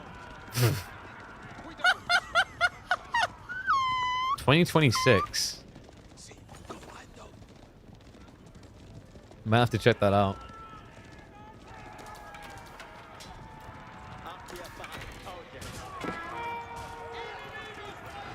And yes, in terms of worker kill count, Pilgrims count. Dumu. Forcing them out of here. Spears held in reserve, but Numenor, got to be careful here, son. You're riding blind into these fights. He did not deny the scout, so Mahodo has vision advantage, which is huge here. Yeah, like, Numenor needs to be target firing that down. It is going to be removed. Chevalier get the kill. Both players have no vision now. Chevalier are going to jump in. Numenor with the target fire. He's not even moving away. No, he's just maximizing the kills on the spears. The Chevalier are now going to win this out. Yeah, well played. Numenor just ballsy. I love the approach here where you've got Mahodo sweat lording movement. And Numenor just stands still the entire time to wipe the army. Great fight coming out from the Swede.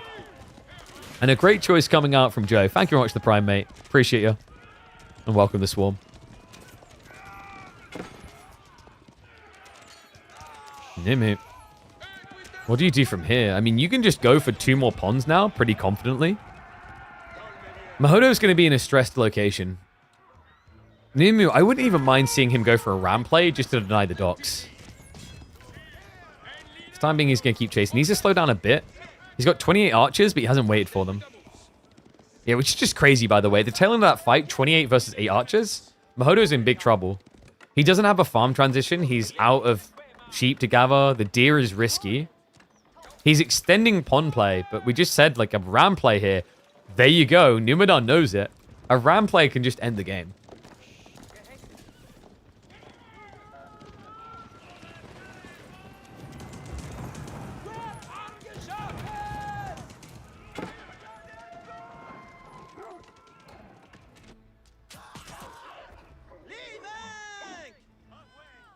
Numenor now extending onto the deer.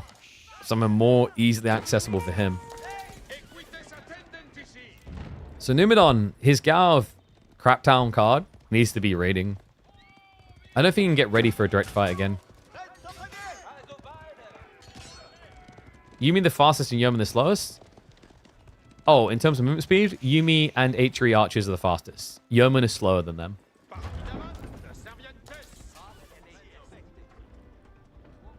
Like, Yumi, H3 archers are the exact same movement speed. Because H3 archers are 1.38. Which is why when everyone was crying about Yeoman being OP, I was like, have you heard of H3 archers? Because in Feudal Age, these guys are ridiculously effective. Clash coming in. The thing is, movement speed is great when you're looking to chase. Not so much when you're stuck on the spot defending. And interesting from Dumu, I thought he'd go straight after the fishing. He's blocking gold, so he doesn't want Mahodo teching up. Chevalier are going to dive under. Why didn't he just go for the pawns, I wonder? I mean, even the archer ship here, who cares? Just send a ram up, easy done. I guess this does achieve the same objective. Because if Mahodo tries to age now, he's going to have enough gold to age, but not get any veterancies. Man, and now just camping the production. This is the dream. Your opponent can't produce new units. If he does, he just loses them. Mahodo, great discipline. He just cancelled the production on the forward ones until he could try and get control again.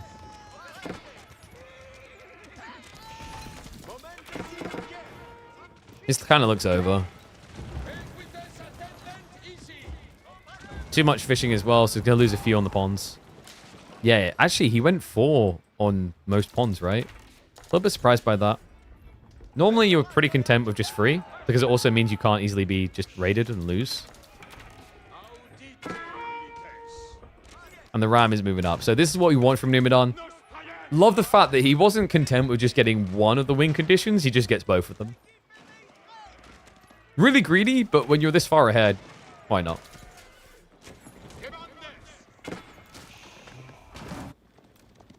Other tricky part is Mahodo. You know, horsemen are going to be needed to try and deal with this, but with the pawns now getting shut down, your ability to do so starts to dwindle. Farms are coming in, but we are talking true infant stage right now. Yeah, the reason why you're seeing Yumi at 1.375 and HRE at 1.25 is because HREs hasn't been calculated for marching drills. Remember, marching drills is an additive effect added into the game after the start. It's not there as a base stat.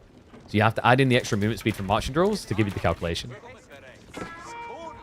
Hence, HRE archers are best archer for chasing. Because it's a Yumi but tankier.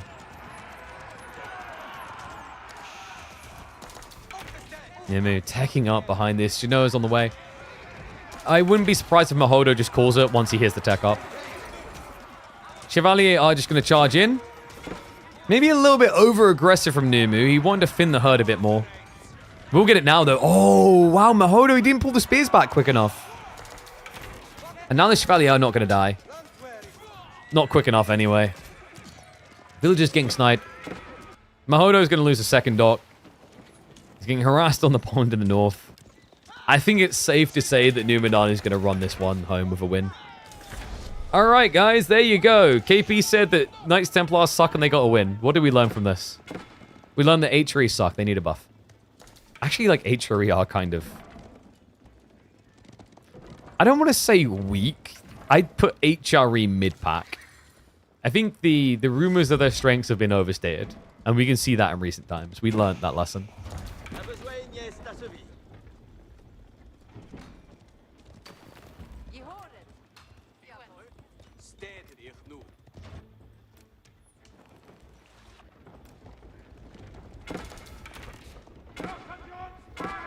KP's always wrong. Well, that is factually incorrect, okay? Do you remember that one time where I called a build perfectly? That one time. There you go. Get your facts right. Outpost gonna go down. No E-repairs. Oh, he gets it right at the last fraction there. Upgrades are in, though. This is full veterancy. Numenon's gonna dive it to end the game. I mean, Mahodo just can't contest. Even the horsemen are going to suck against the archers now. More workers going down. Did he at least block the ram? He did, and he's rebuilding. But it just doesn't matter. Like, this many archers can reach the farm area. Even gets the fortification in. Wait, okay. Tell me that you are cheap and out of resources without saying it. He's choosing arrow slits over sprinkled. GG. Numenor does the expected. Reliable, consistent appearance in the quarterfinals for him. Oy, oy, oy. All right, so this game. What was the game called again? It was Wunderberg, right? Wunderberg. Yeah, so it's this game.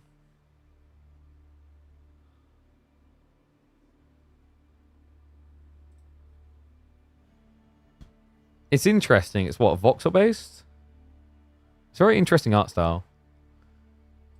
It's like what? You build like wait, do you build mobile bases sort of things? It's like really weird. A sheep factory? What on earth is this, man?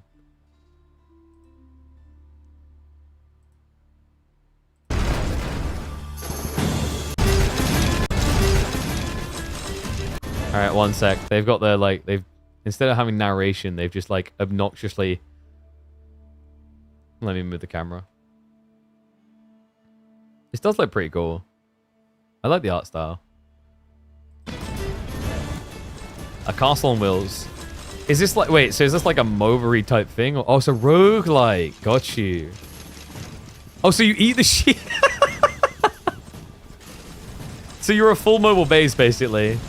Just going around hoovering up sheep. You monster.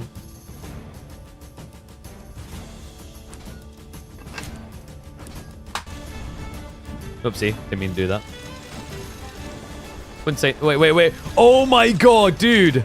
Dude, I know where he got the idea from this. You know what this is, right, guys? Does everyone remember that movie? That really horrible movie with the wandering towns? Oh, what's it called? Wait, was it a Warcraft 3 custom? How old is it, though? You know the movie I'm talking about, right? Movie with giant wandering towns. I can't even see if I typed that right. I don't think I did. Mortal Engines.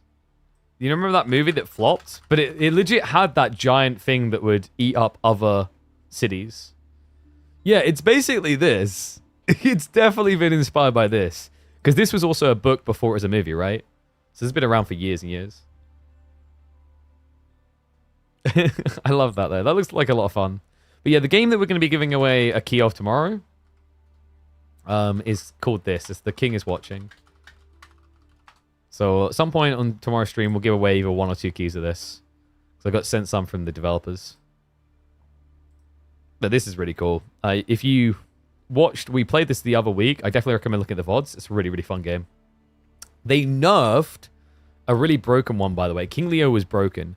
So King Leo, like, if anyone knows this game, knows what I'm going to talk about here, is like you could get resources instantly by selling like your blueprints down here, and it just skipped through the early game challenges entirely.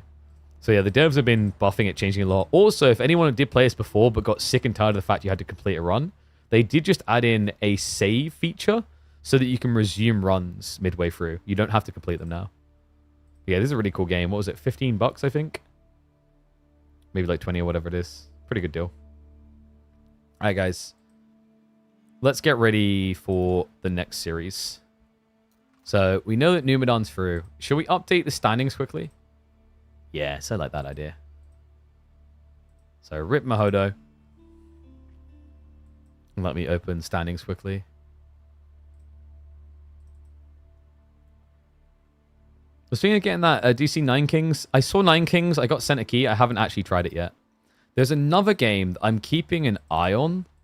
And I'll let you guys know if it comes out. Because it still keeps getting delayed.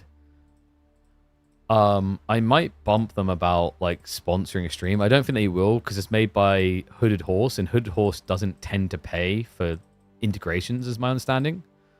They just focus on key distribution. There's a game called Super Fantasy Kingdoms, which is wait, did that not show? What the hell? Oh, that's why. This game. I remember I was playing a bunch of this demo, and it was really cool. So you just have this little like base you build up, and then you summon heroes to defend against waves. You have to manage your resources throughout it. I had a lot of fun with this, with just the demo, because I got like early access.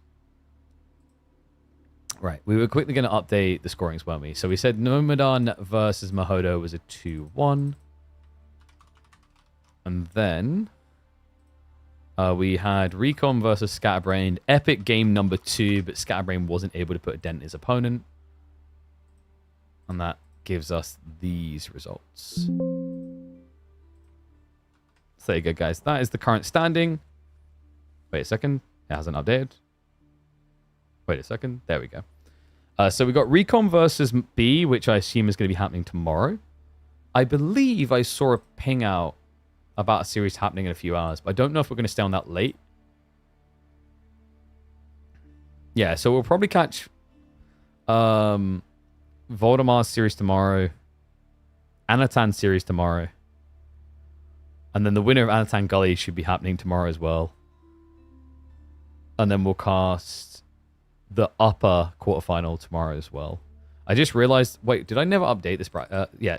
Remember, guys, quarterfinals are best of 5s. Sorry, I just fixed that. Totally forgot to do that before. So, up next, let's have a look at... Do you guys want Wham versus Jif or Myriad versus Miyamaika?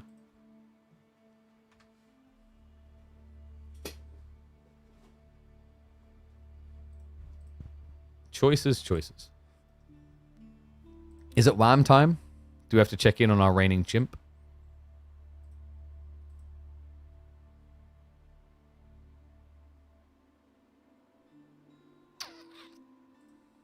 Because I don't know if I got enough time for both. I mean, we might do the other one tomorrow, actually. Do I need to do a poll?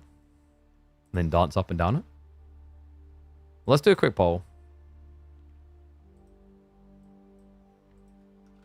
Wham for which series? Wham versus Jif or Myriad versus Miyamaika? Give you guys 1 minute. Predict. Not predict. Vote.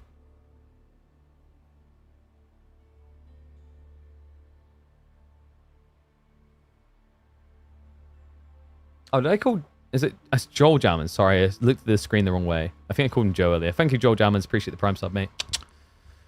Oh, perfect time to get subs in, by the way. Because, like, if you sub at this moment, it makes that really goofy laughing noise, which I know some people love.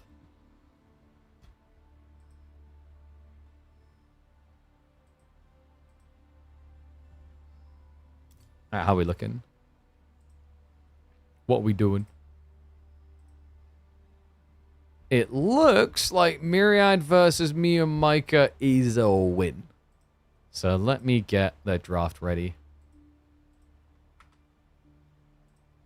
I'll wipe this one.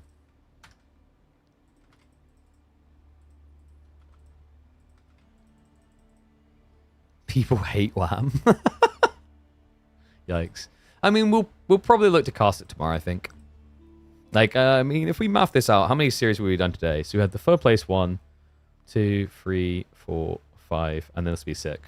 Tomorrow we'd have, like, what, 4 quarterfinals and probably enough time to do maybe 1 or 2 of the best of 16. So there might be a series, maybe 2, from the round of 16 that don't get cast. I mean, we have a pretty good hit rate on that as well. I think we're pretty good at catching a lot of them. And no offense to Jiff, but realistically, you're probably going to see a lot of Wham anyway.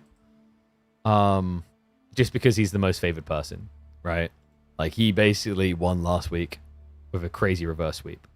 So, let's get ready for game number 1. And I just realized I'd done everything right, but didn't add the names.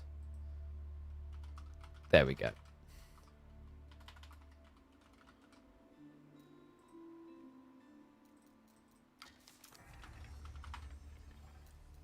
B versus Recon's going to be fire? Hell yeah, dude. I'm excited for that one. Oh, that's right. Myriad has the weird... I can't remember the name of his team. I'm just going to go for Mia Micah's... Wait, no. Mia Micah has the really annoying... Oh, God. It wouldn't be so bad if players had consistent tagging for their team names, right? So Mia Micah is CDSG with, like, the square brackets. Then you got Liquid Dumu in a different form. Then you got, like, VES space Voldemar, right? Then you've got, like, tag.recon, I think he might have done. I can't remember. It's all over the place. It's crazy. All right, game 1 is going to be Lancaster versus Japan. I do quite like the idea of Lancaster on this map. I can see the credibility to it.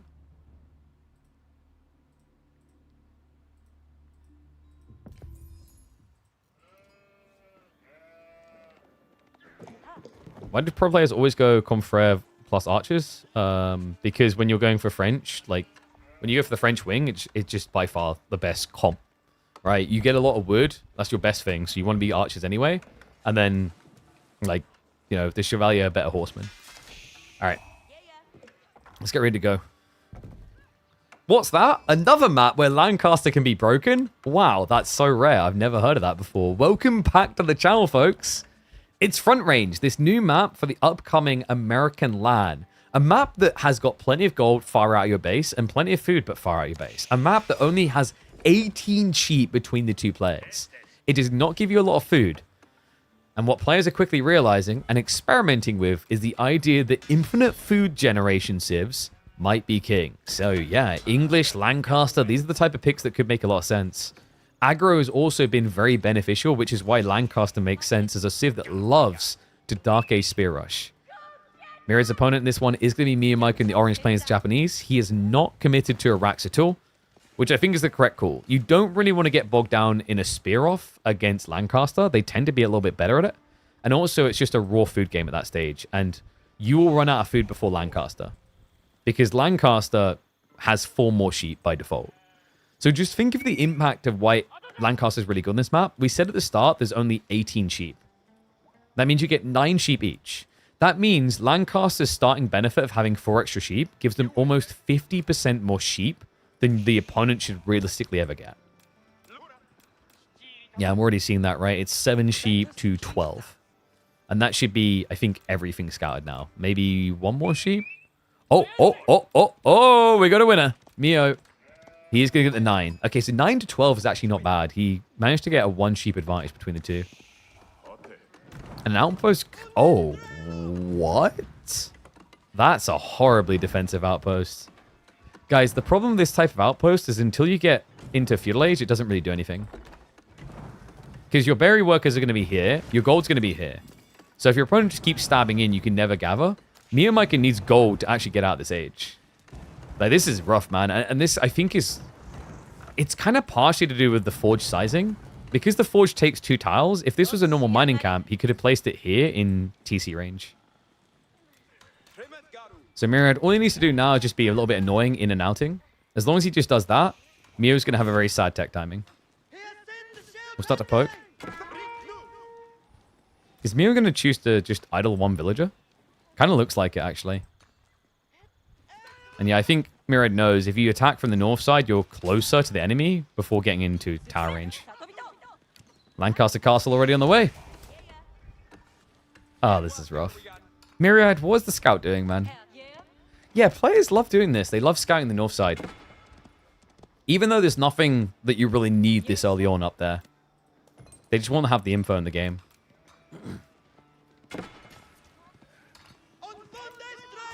And we are now seeing me and Micah just shuffle villages. Scout's going to come back home. So that's going to give me and Micah the extra firepower. I think Myriad's happy with this, though. You know, 1 villager idle for me and Micah constantly is pretty rough. And that is crazy unhinged. What? Coca Township, the unheard of landmark these days, on a map that favors civs that have food. Mio has gone crazy ballsy. This map is terrible for food access, usually, unless you are guaranteed the aggressor.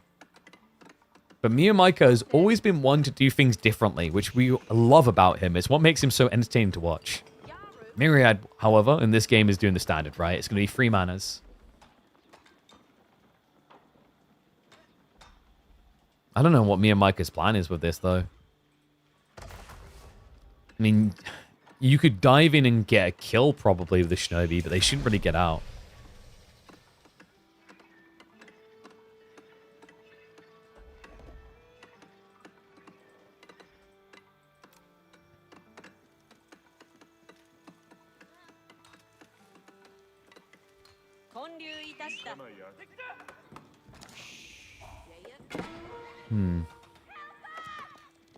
I think Mio could, like, potentially do Shinobi Yumi here. And then you get, like, a ram timing, right?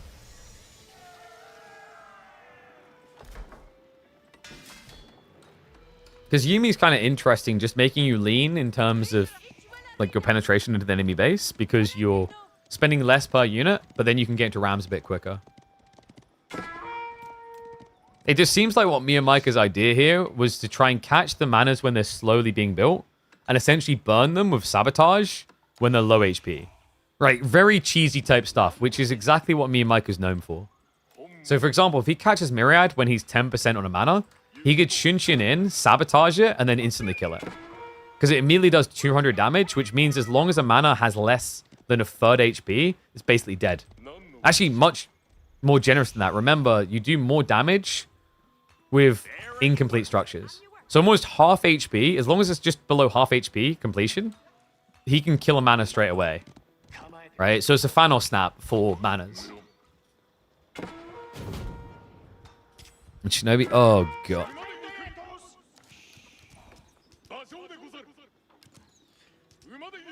Well, by some miracle, the Shinobi is still alive. But this is exactly what I was kind of worried about. He tried to use this as a bait and switch, but me and Micah, like, it hasn't really worked, right? Myriad hasn't reacted in any way. He's just building more manas. Yeah. And, I mean, if this had been a little bit different, had he gone for 2 or 3 Shinobi, he could have maybe stopped these manas now. I'm kind of shocked he didn't go for 2 or 3 Shinobi. It slows down your tech timing a little bit, but Shinobi are actually pretty lean on their expense, right? They're 100 resources each. And if you get that timing we're talking about with the Shunshin in, you can just full grief your opponent, right? It's 100 resource exchange for 300 resource. The only issue is, like, a good player will cancel the mana before you cast the sabotage. Because sabotage has a really long wind up. Now, something that is interesting is, like, if me and Micah had built 2 or 3 Shinobi, he would have forced Myriad's hand into Yeoman. knowing that Japan is likely going Mad Samurai, which feels horrible. But with only one Shinobi, I think Mirai doesn't care. Like, you could just build Spearman anyway. Which he's going to need. First Spearman get queued up. Mirai's being very greedy. So he's going for the level 2 mana. Value play in this is that you can actually set yourself up for King's College. And remember what we said. This map doesn't have much food in your base, so you need to find a way to secure it quick. This is a way of doing so. Just having it infinite.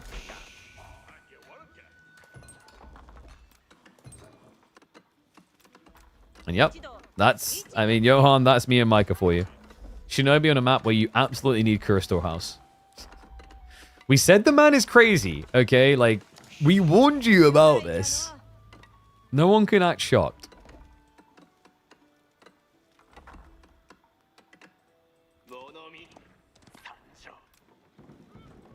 Wait, is Mirad going level 3 manas? It looks like it. With this type of gold gathering this early on, the food's low. I think he's going 9 manas. Which is pretty crazy. Against Fast Castle Japan. I hope not, because if you go into 9 manas, then you're going to let me and Micah get all 5 relics. Not just that, he'll be able to pull out into Boar and Deer. Which means you won't be as far ahead as you think you are anymore. Right? Like, the issue for me and Micah here is if Myriad's on the map, then me and Micah runs out of food and he's screwed. And there we go. It's going to be the muster of the nobles. So that's where the gold is going. I like this a lot more. He also has snuck out in the deer. This is a really good spawn for Myriad. Very wallable area, right? Definitely worth considering now that Mount Samurai is showing up, which Uma Bannerman is going to lead the charge. Not able to get the kill straight up, though.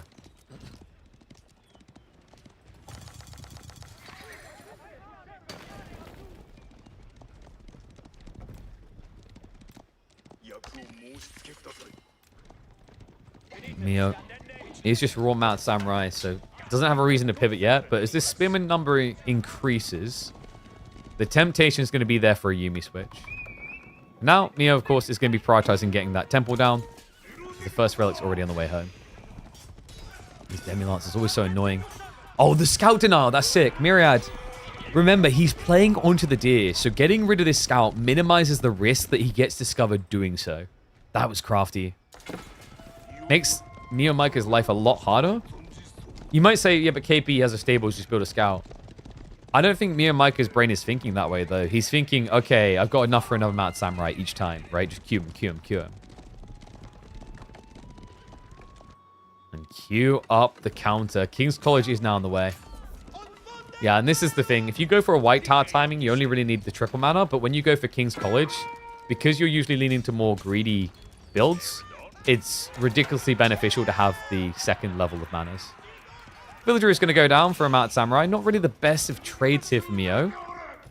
I want a little bit better as he does get a kill and out.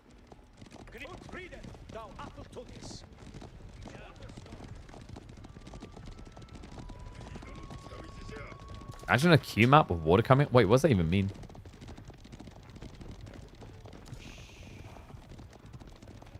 An interesting thing from Riftal. There's a lot of bias here where people expect to be up against something, then when they don't get that thing, they panic. Agreed. But this is where, like, cheese meets its contest, right? Is against more refined players, like, they've experienced the cheese. So they know how to react to it. Well, looks like the Demi-Lancers are going to go in for a bit of a trade here. Did net himself a worker kill? Not great, though. No, especially considering if he'd waited, he would have had the Core of S's to make these Demi-Lancers pretty good against Knights. Not a great exchange. Mirai can kind of get away with semi-decent exchanges or worse anyway, though, because of the fact that he's got those manas. For Mio, he's already out on the berries, which is a big positive on the gathering rate, but now means you're exposed in a Knight Mass war.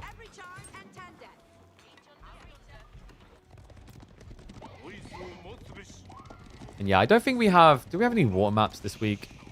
I think the closest we have is like Rocky River. Week 2 is pretty light for water. We've got Rocky River and then Frisian, so it's just fishing-based ones. Mount Samurai. Oh, hello, Mio. He's starting to connect now, actually. Does get away. Lost one knight on the entry for 2 worker kills. Not the greatest of exchange, but reasonable. We do have the Yuumi switch now coming through, but there's the big boy tech. Collar of S's coming on. Myriad, I mean, this is the thing, right? He could just start massing knights now to contest. Because remember, with Collar of S's plus 5 damage, that's basically what the Bannerman gives the Japanese. Now, it means you still need more than Japan, but that's where the Curse Storehouse was meant to help Japanese. Without it, his food income's not going to be that impressive compared to mana spam. Well, lol, Knight does get denied. Veterancy on Spears is in. Myriad. He tries to pull it back for the reinforcements. Second wave of Spears is going to connect. Miyamika just A-clicks in, though. Ends up regretting it. Knights are going to keep giving chase, though. And the Yuumi count is not high. No, the Spearman... Neo, this is looking shaky. Halving betrays him as well, so Yuumi... just kind of jumping the gun. Like, Miyamika trying to run before he could walk there. Yeah, he's playing urgently because he wants all relics, right? But that cost him a lot more knights than he gained out of that. And Myriad, you son of a gun. This is the build that we were expecting to see earlier on in a previous series. Collar of S's, Knights. If you remember Mahodo versus Nimidon, Mahodo took a very different way with his Lancastrian pick. But this is how I was expected to be played. It's really nice in this matchup because you get the Knights with the heavy to try and contest the Mount Samurai. And then you bait a Yuumi reaction rather into Hobbler. Hobbler that will have hill training. Remember, it gives them a substantial booster to their initial hit damage. And you see it right there. Ends up being an extra 125% charge damage. Not to mention, they go from being produced every 15 seconds to every 7.5. That's a big deal. The reason why production rates are so important, and this is why a lot of civs that have production rates are dominant civs in AoE4, is it gives your opponent less time to counterplay. It also means you're floating resources for less time. Think about one of the big issues that's been highlighted over the years from Order of the Dragon is Order of the Dragon suffer because if you want to build a knight, you have to save 1,000 resources and then wait 40 seconds. That's horrible. But with Hobbler, it's only 90 resources and a 7.5 second wait to get those units out in the field. Dive coming in from Miyamika. Mount Samurai are actually problematic right now. It kind of feels like Mira needs a few more spearmen. Where's the Hobblers, actually? Oh my god, he was moving out. Yeah, huge amount of idle time here. 20 workers moving across map at that moment. Relic also now getting denied. That was the one that Miyamika couldn't get, but it's looking like he might be able to get game one if he keeps this pressure up. There are no army left over for Myriad. Villages, the Seek Shelter! Absolute catastrophe! They run past the army. Several struck down. I think that was, what, 7 villager kills off of this dive. Great maneuvering by Miyamika. And he's not done yet. More is coming. How many times are we going to see people griefed by the Seek Shelter button today? And this is rough. I mean, Myriad, like, I praise the idea, but the problem was Miyamika's timing was so aggressive. Had Miyamika slowed down just 30 seconds, 40 seconds, Myriad would have had the Deer Gathering online, and this number would have vomited out. Starting to try and rally Hobbler now. Miyamika is down to just a handful of Mount Samurai. So definitely not over yet. And, you know, the difference is the walls have gone up. Myriad has got pocketed resources. His food is going to last a lot longer than Miyamika's. And that's why Mio's now adding in the farms. Yeah, props to him for getting this many online already. Without it, he's just dead on arrival, right? Because you know, like, it's just a basic math game. Is your opponent has infinite mana spam, and you'll only have finite resources in more and more dangerous areas. Now, the gathering rates would be better, but if there's one thing we've learned about Lancaster, it's like diving them and punishing them at this stage of the game is so much more easily said than done.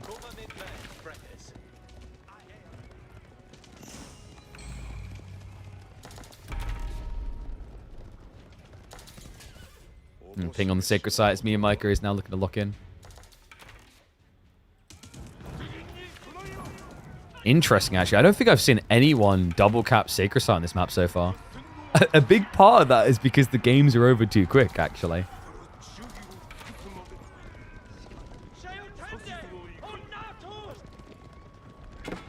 Yep. It is mass Yumi. Into mass Hobbler.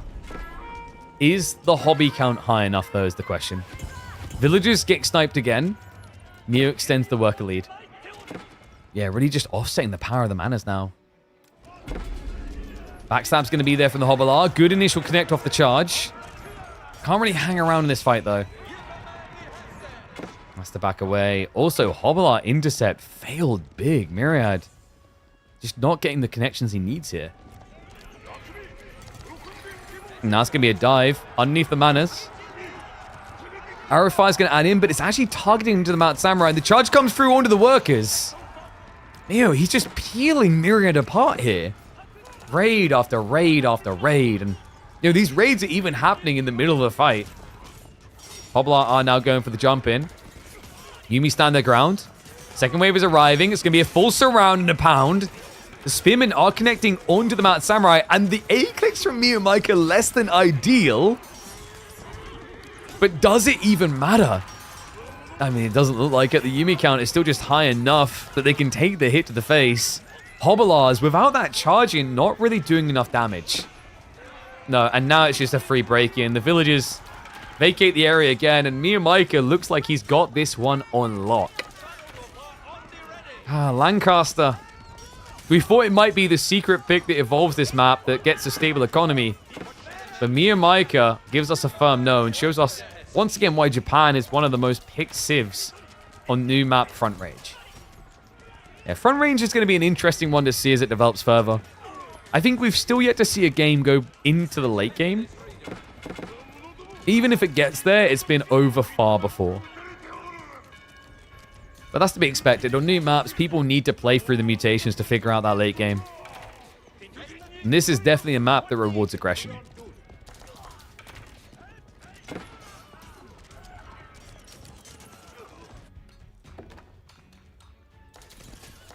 Time is ticking down. I think Mira's just moments away from GGing. Yeah, because Mio's ran through the base now. Where's the economy? I think he's getting suspicious now. If he moves north, this is all over. And off he goes. Peel's just won because he's not sure. He thinks he might be being bamboozled. But once he realizes, Yumi Samurai, they're really quick. They'll just move over. Wait, yeah, he sees it. He sees the marketplace. He sees the mining camp. He knows.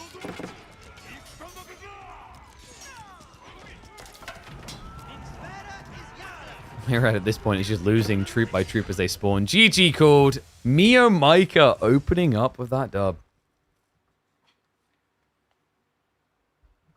Oh, damn. Yeah, infinite food, not as good as just burst, right? So, game one goes to Mio. Let's see what the boys have got in store for game two.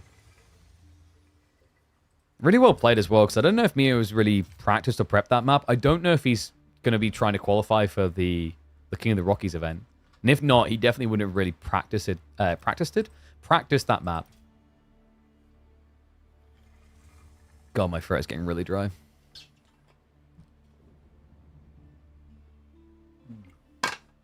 If you haven't, by the way, subscribe. Also, a reminder, we are live Mondays, Tuesdays, Thursdays, and Fridays. So if you're enjoying the content, make sure you give the channel a follow if you haven't already. Make sure you follow here on YouTube, on Twitter. All links are down in the panels. Because that way you'll know when I'm live or where I'm live and whatnot. So you can always stay in contact. Also, join our Discord. We're trying to build a nice community there. You guys should feel confident to go there to try and find like-minded people to play games and whatnot. So ! Discord for that. Oh. But let's get ready. This is weird. It's such a Mio Micah thing, man.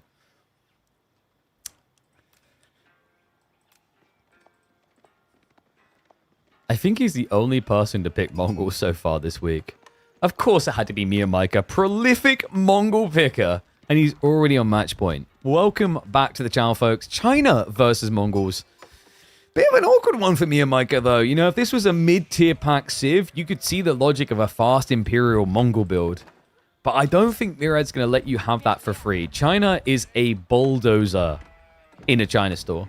Yeah, not a bull. It had to be something bigger because this Civ is still, I think, the biggest and most scary powerhouse that exists in the game. it's subtle as well. Like, it's not something obvious in someone's mind, like, oh my god, manners give infinite resources broken, or oh my god, this new unit is broken. It's just all of the intricate details around their economy that makes them so scary to face off against. To the point that they still remain the most contested pick in AoE 4 competitive. Yeah, banned more than any other. Double Vil incoming? With this spawn, possibly. I think it's a bit greedy to do against Pro Scouts, though. Wait, is he already... No. It's just like super... I was like, there's no way he's already done it.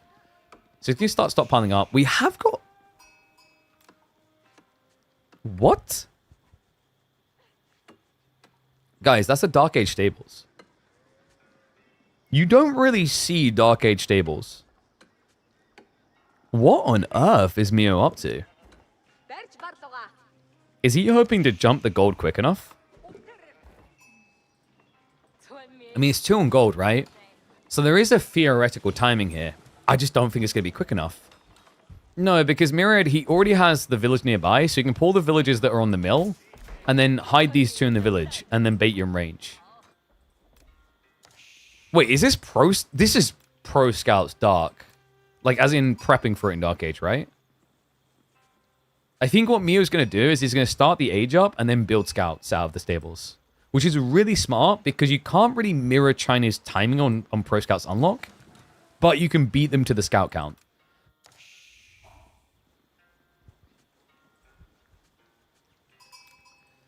What crazy approach.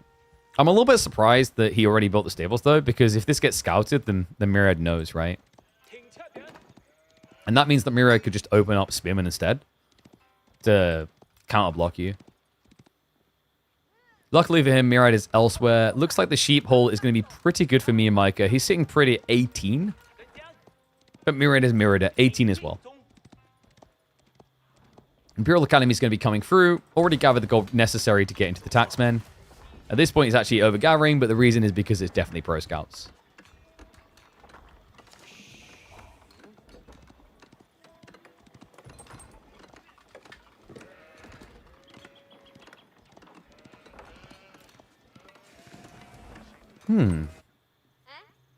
I don't think I've seen a Mongol player try this in a very long time.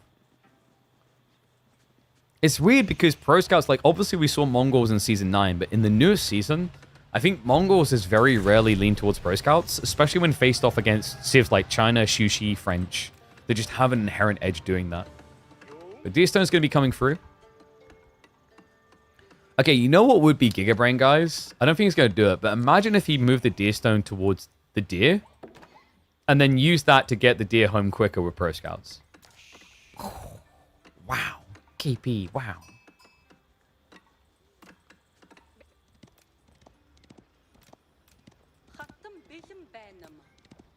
He has got a lot of deer close by the way. This screen right here, this is more than you get on your side of Dry Arabia. Thing is, he's holding the stone, so it does just feel like it's going to be Keshik. It's just a very weird way to do it. I wonder why he got the stables so early.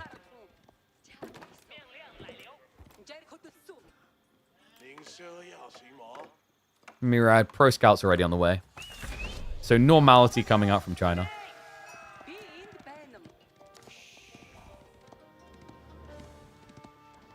Yeah, it just feels like this is a comfortable way for me and Micah to prep for the Keshik push, but the thing is, like, gathering that extra wood now versus just going for the gold food sooner. You see the conundrum, right? It's like he could have started Deerstone Tech up sooner, which would have gotten him here to this point faster. So it has got the double pump coming, and then it'll have to be a solo into another double pump. The other reason that's important, by the way, is the faster you tech, the more stone gen you get. Because remember, once you go from age 1 to age 2, you get an extra 30 stone per minute out of the Uvu. Myriad. Wait, yeah, he is seen. So Micah knows he's been seen running across. Myriad should be reacting with racks, which is now coming through. That's going to give him the blocker. And the cool thing about this, actually, for Myriad, and this is the thing that always makes the block play feel a bit awkward, is that the deer is widespread, so it's very hard now for Micah to intercept all Pro Scouts.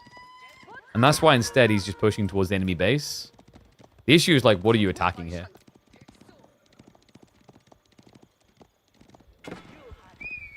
Because you could dive the enemy base.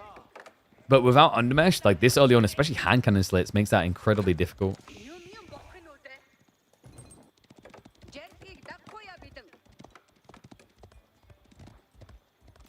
Mio creeping around the back, Myriad. Should see it quick enough to react to it. Charge comes in, though. The Khan does reveal what's up. Connection is there, though. He's going to get 2 kills. Oh, really well played by Mio. And wait, the Spearman didn't even attack there. Mio's getting a bit greedy. He goes in for a 3rd. Remarkable first raid there from Mio Micah. Does not lose the Keshik. Gets a triple kill. Myriad has got the deer now coming home. Necessary to offset those losses. Damn, that was kind of crazy. Talk about worth out of the Keshik timing. And Mio Micah is... This is an imp build, isn't it? I mean, let's be totally real. Did we ever have any doubts that this is going to be a fast imp build? He's rushing castle. Usually a sign of it being fast imp is you build either Magadai or Keshik opening, but you don't add into the comp. You just try to poke raid. It's crazy as well, because after getting a free worker kill like that this early on, you know, there would have been potential to kind of scale more aggro.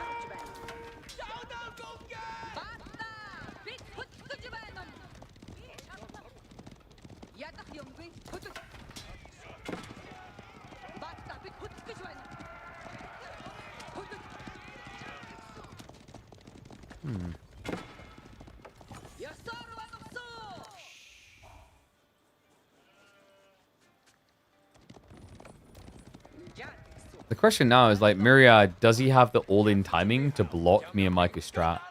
Because one concern I do have is Mio's gold is really far off. It's backspawn, which is nice. But the issue is going to run into here is, like, when you try to go for Imperial, you want to just try to condense yourself of outposts and just rely on a single cannon placement, right? Feels like you're going to have to kind of pick your poison here.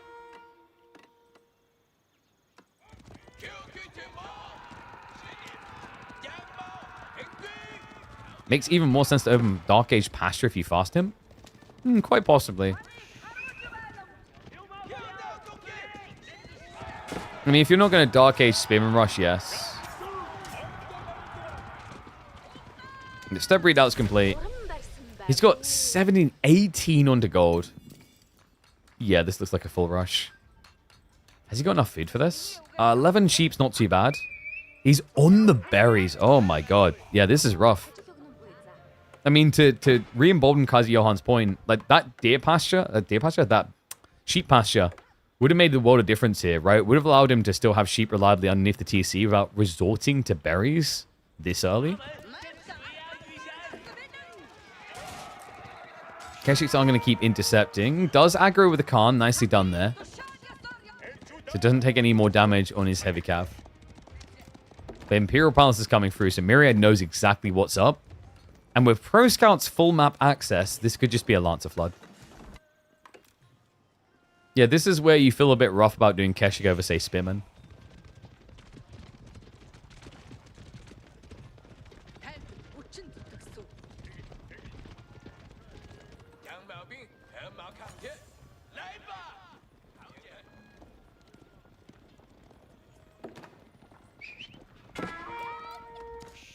Keshiks?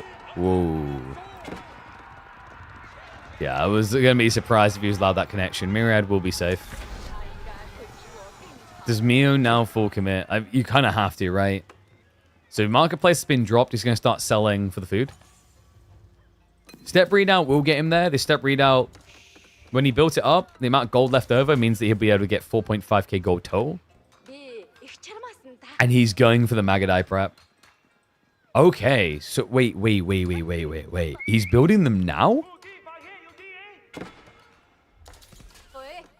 That's a bit wild, right?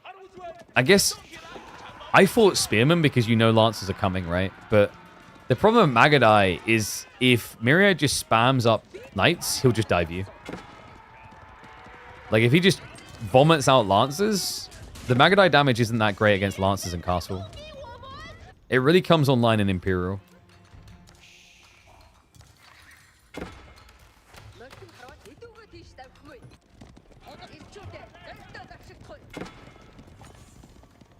Man, talk about a good life of the Imperial Palace. This is cool because it lets Myriad know exactly what Miyamika's up to. And that shows the extent of his greed. Mio, not a single outpost out here. Forced off of the gold. Fast Magu are hitting the field. Lancers do not have ranged armor yet, so they feel a little bit of sting, but you see what I was talking about? Veteran Magadai at 6 damage is pretty underwhelming against 4 base armor. If Myriad just gets the blacksmith for the +1, these guys do nothing.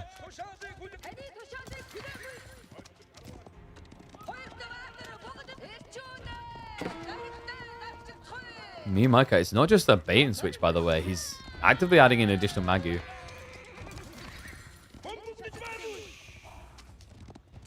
Lance is able to get the turnarounds. Miyamika keeps getting caught, not looking. The Keshiks are going to stroll underneath the TC. Yeah, goes for the turnabout into the tree line. Gets himself another kill. Maybe a little bit of a long hang around here. Is going to end up losing both Keshiks for, what, 1 worker kill? Pretty ugly there. Because now Miyamika has no versatility rating. It's just Magadai. And Myriad's already steering into archers. Deep down, we all know the truth. Mongols look weird when they're not trying to fast him. He's at least whittling away at Lancers. I think maybe Myriad's sleeping a bit at the wheel here. I can't believe he still doesn't have Undermesh. Especially now that he's pivoting into archers. Archers benefit from the blacksmith upgrades a lot. I mean, I think the thing I can't believe the most is that you're up against Lancer raids and Miyamika doesn't have an outpost still at 12 minutes. That's kind of wild. Because the thing is, if you get an outpost, spring placements here make this pretty blockable for dives. Maybe he's thinking of saving the stone and doing it on the 4th gold, but guys, Miyamika has got 800 stone right now. Just imagine if he had Magadai production double pump here. I don't know if this is a misclick at this stage. It almost feels like it, because what else are you doing with 800 stone? It's ridiculous, the savings. Like, he'd be able to start scaling towards what he wants, what he truly desires. And maybe this is part of why he's holding the stone, because he wants Imperial. So that he can keep it for cannon and spring placements, but we don't see those either. How does Miyamika still have food? He went on the berries, and then he put everyone on the gold. He's been buying food. It's not reliable. And now he's shifting out to the berries wide.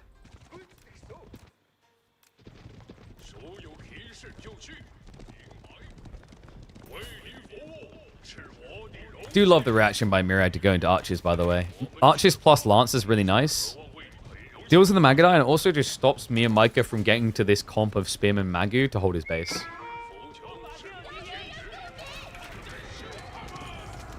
Magadai are going to be able to skirt the edge, though. Nice start there. Myriad doesn't really have the numbers to hard dive. He's going to try to contest.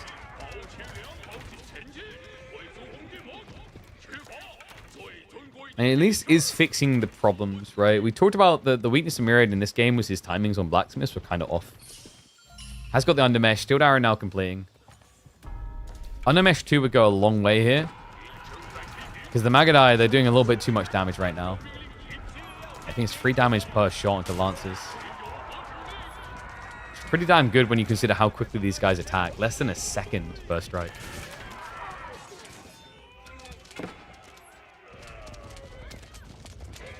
Myriad, has he reached the count? I think he has. Archers, they're close to the 1-hit kill point, which is really important here. It's similar to when you get horse archers. If you can strike that balance, the Magadai die way too quick. They're 150 resource investment.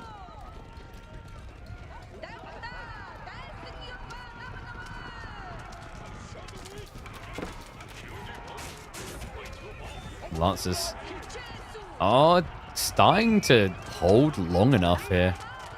Mio, he's invested in some Keshiks, but realistically not that many. Archers will trade out with the Magadai. Not heavily injured here, but he's neglecting to kill off the Keshiks. And the Magadai are going to target that down. So melee now favoring Mio, but archer count is against him. The Magadai, however, oh my god, Myriad in a bit of a panic. He runs by. Goes for the worker kills instead. But Myriad, it's going to be an expensive fight here, right? We were reaching shaky ground with the Magadai count for Mio. Myriad rated getting those worker kills higher, though. And why not? When you look at what else he's done with the map, he's just milking it barren. It's not just about the deer. He's going for the relics as well. Yeah, which just enables the further Lancer pump. Meanwhile, Step Readout ran out. So we've got it moving on to the Ford side now. This is where the game gets a bit more risky for Mio. You saw it with the berries as well. And this is the tricky thing. Like, Magadai don't really play well into these regressed engagements. Where you're, like, tug-of-warring back and forth the same, like, location. Preferably what you want to be able to do is, like, start flank raiding. But what's happening instead, like, even worse still, is that Myriad is just sneaking in onto these workers now. If you back up, which you need to back up, this happens. So to say they don't do regress fights is unfair, right? Like, me and Micah, the Magadai comp is designed to hit and run back, like, poke, move, poke, move. But similar to Horse Archers, where it sucks is when you can't retreat because your economy is exposed. So it's going to be charged forward. Myriad stands his ground, though. Lancers feeling tanky now. With the 6 ranged armor, Mio Micah barely registers here. Archer count is also holding firm. Magadai count going down. And that is going to be it. GG gets called. Mio Micah, no way out of this headlock. Good read by Myriad as well. Understanding that he needed to keep that pressure up. Otherwise, he would have been raided into a classic Imp Mongol timing. Okay. So another game on the board. This time for Myriad. Means we are going to get a deciding game.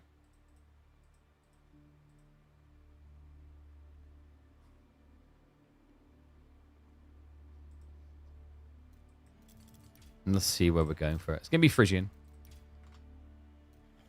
Iobids versus Knights Templar. Interesting.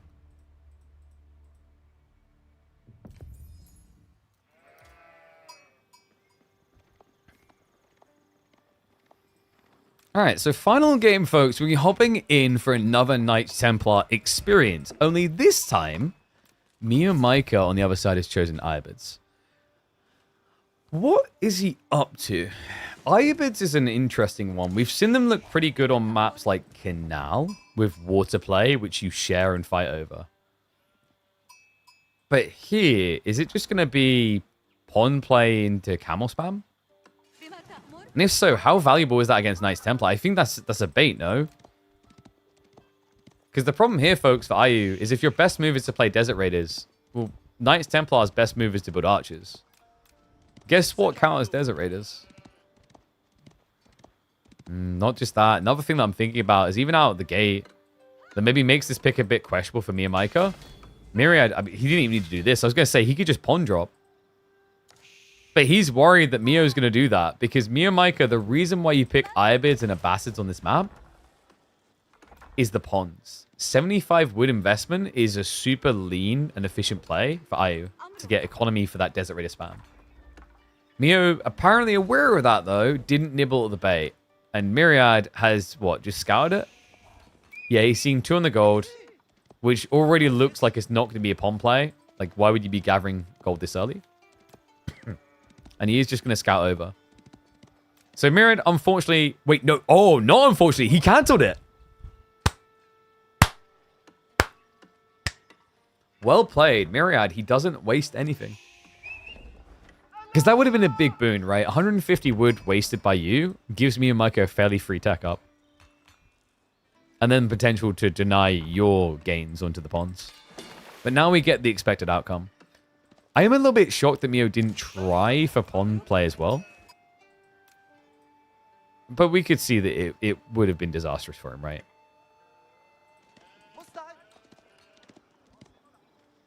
So pawned up.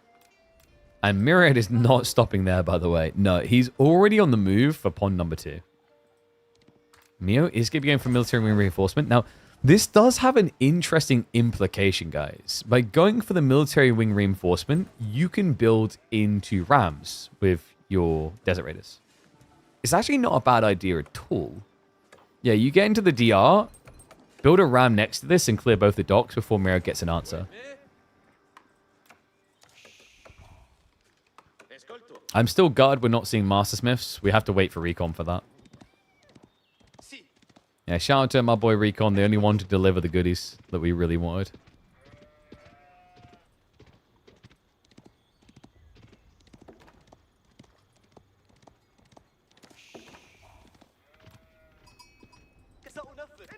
How's Mio done on sheep? 12 sheep versus 15. The reason that's important is he's obviously not going to be having fishing. So he will be the first to run out of food. This also puts Miro in a beneficial position to play attacker. And we already mentioned like why Desert Raider wing could feel rough is like realistically archers is the thing Miro wants here. What do you guys think? Do you favor Iobids in this or Knights Templar? 1's for Iobids or 2's for Knights Templar? I feel like in the older meta, where we want French Commander all the time, I'd at least give Iobids a bit of credence there, where you could stop Chevalier production. But like raw Archer spam from Knights Templar feels really good. If Mio can find enough food, then you talk about Castle, and that's where Camel Lancers just ruins the Knights Templar's Archer plan. But that's a big ask. You don't really get that for free here. Not with military ring reinforcement especially. Not against Double Pond. Something that I believe still isn't known. Mio is going to go for the Fort Stables. I should have known, guys. We're watching a Mio Micah game. It was going to have to be the cheesy camel spam, right? I wonder if you could bait and switch this, though, where when you're building stables, you know, yes, the Desert Raider is going to come out. Your opponent's going to think to rash archers. But then if you react horseman, you catch him off guard. Unfortunately, that's not what's happening here. Mio Micah queues up double Desert Raider.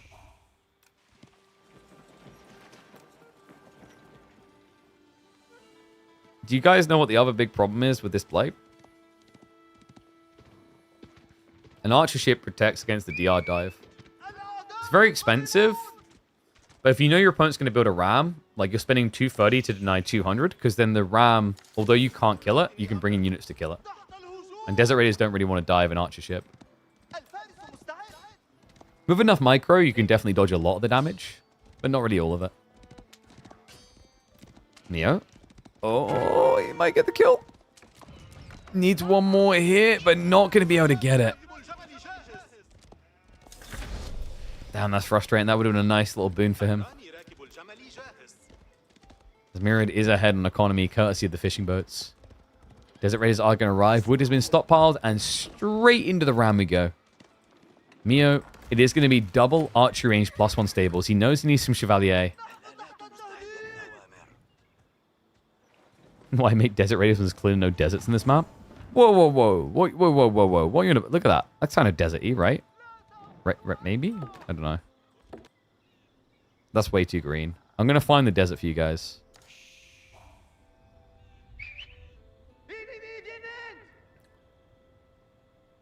I'm going to find the desert. Oh, sorry. I was looking for the dessert. This is the dessert. Yeah, because these DR are about to start getting gobbled up. Archer spam is already underway.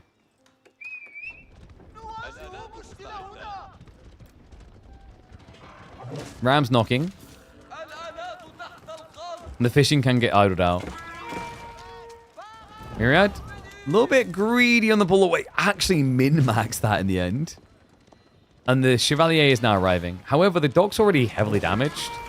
So the ram should be capable of getting the kill, unless Mio does this and panics. Yeah, okay, that's better. He's just min-maxing the move away. Wait, is he actually trying to keep it alive? No way. What? But the scout and the...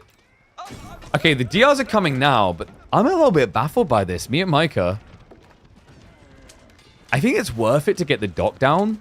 Because although you spend 200 wood versus 150... It's that you're blocking the food afterwards, right? But he wants to have his cake and eat it. For dessert. He goes for the second dock instead. But this buys Myriad a lot of stay of execution type feeling. Looks like the fishing boats are not going to garrison. So not ideal there for Myriad, but now with the archer count as it stands, Desert Raiders doesn't work, guys. And because of that damage earlier, this ram achieves absolutely nothing. There you go. There's the dessert we were talking about. All right. Me and Micah, this was like very cheesy. Yeah, I mean, it's unfair to call it cheese. Like, cheese is what I call tactic without a strategy. Right? Me and Micah had a tactic in mind that would have led to a strategy. The tactic is Desert Raider ram timing, clear docks, and then just flood DR. But like, you know, it's a very linear stepping process where now that that's failed, he's so far behind. Your opponent still has 2 pawns, congrats, and he has mass archers which counterplays you. Now, we talked earlier about the idea of pivoting horsemen once your opponent has archers, but this is very late. Outpost going up isn't going to be that fast. Ends up losing a worker. Lucky it wasn't 2.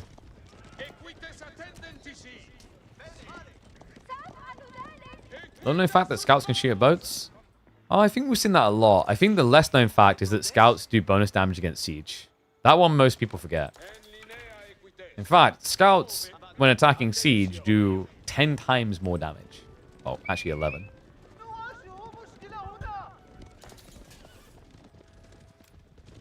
Yeah, looks like he's trying to go for a flank raid. Did he get scouted?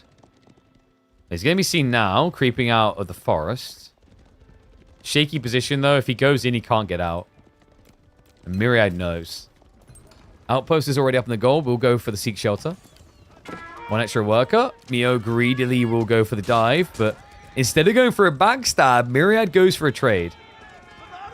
Moves into the enemy base, and wow. I mean, a bit of a quick GG, but I think he knows, like, this raid isn't going to work. Outpost up. Neo can't see his route to success. So, very swift GG in game number 3. I don't know, man. I haven't really been feeling me and Micah's vibes the last few weeks. Me and Micah at the start of this year was like a nuisance. The way he played was really impressive, but the way he's been playing last week and this week, I don't know, it still seems like something's off. It's not quite clicking for him. So yeah, a bit of a quick series.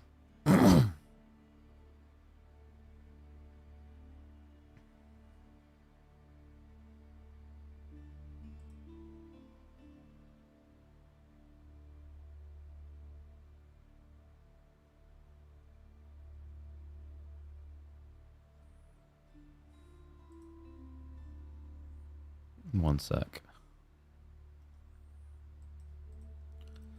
I think let's have a look at what that does to our brackets. So we did just watch Myriad versus me and Micah. That ended up going all the way to 3 games with Myriad taking it 2-1. That means that Myriad will match up against either Wham or Jiff. We'll check in on that series tomorrow, then probably follow up into quarterfinals. We're scheduled. Tomorrow we'll also have Anatan versus Gully. We're going to have B versus Recon. Yeah, so we'll probably have, I reckon, if I had to guesstimate, I reckon tomorrow we'll be doing 4 quarterfinals, maybe 1 round of 16, and possibly a semi-final will be the goal. So pretty good dosage coming our way. For some reason, my Photoshop is being really slow, so I can't even update this bracket. But guys, I think that'll be it today. So we're going to find someone to raid in a second, so feel free to hang around. Okay. That was being very weird. All right, so 1, 2, Myriad is through. 3, 4, knock at your door. But tomorrow, like I said, we'll get online about, usually we're online by about 1 p.m. UK time. So between midday and 1 p.m. UK time, we will be coming online. I'll probably be online for like 5, maybe 6 hours. So make sure you're here. Make sure you bring a friend. Make sure you tell everyone where to be. We've got to keep growing KPMM bigger and stronger, whether you watch on YouTube, Twitch, wherever it may be. VODs are going to be available on YouTube, so be sure to check them there if there's series you didn't see. The Dumu Anatan one, I think, would be interesting for people. Those games were a bit funny, though. Uploads have continued, so there will be some of the best games getting uploaded over the next several days, as always. And guys, remember, join that Discord. Go make some friends for life. We're trying to build it into more of like a a chatterbox community than just a hub for like scheduling games. I like that idea. I want to be able to build that because the thing is, like, you got platforms like Twitter and whatever falling over dead. Most gamers still use Discord, so I see that as like our community hub to build. But YouTube, Kick, I'm getting the stream. Thank you very much for watching. We'll be back tomorrow. Twitch, hang around. We're going to find someone to raid.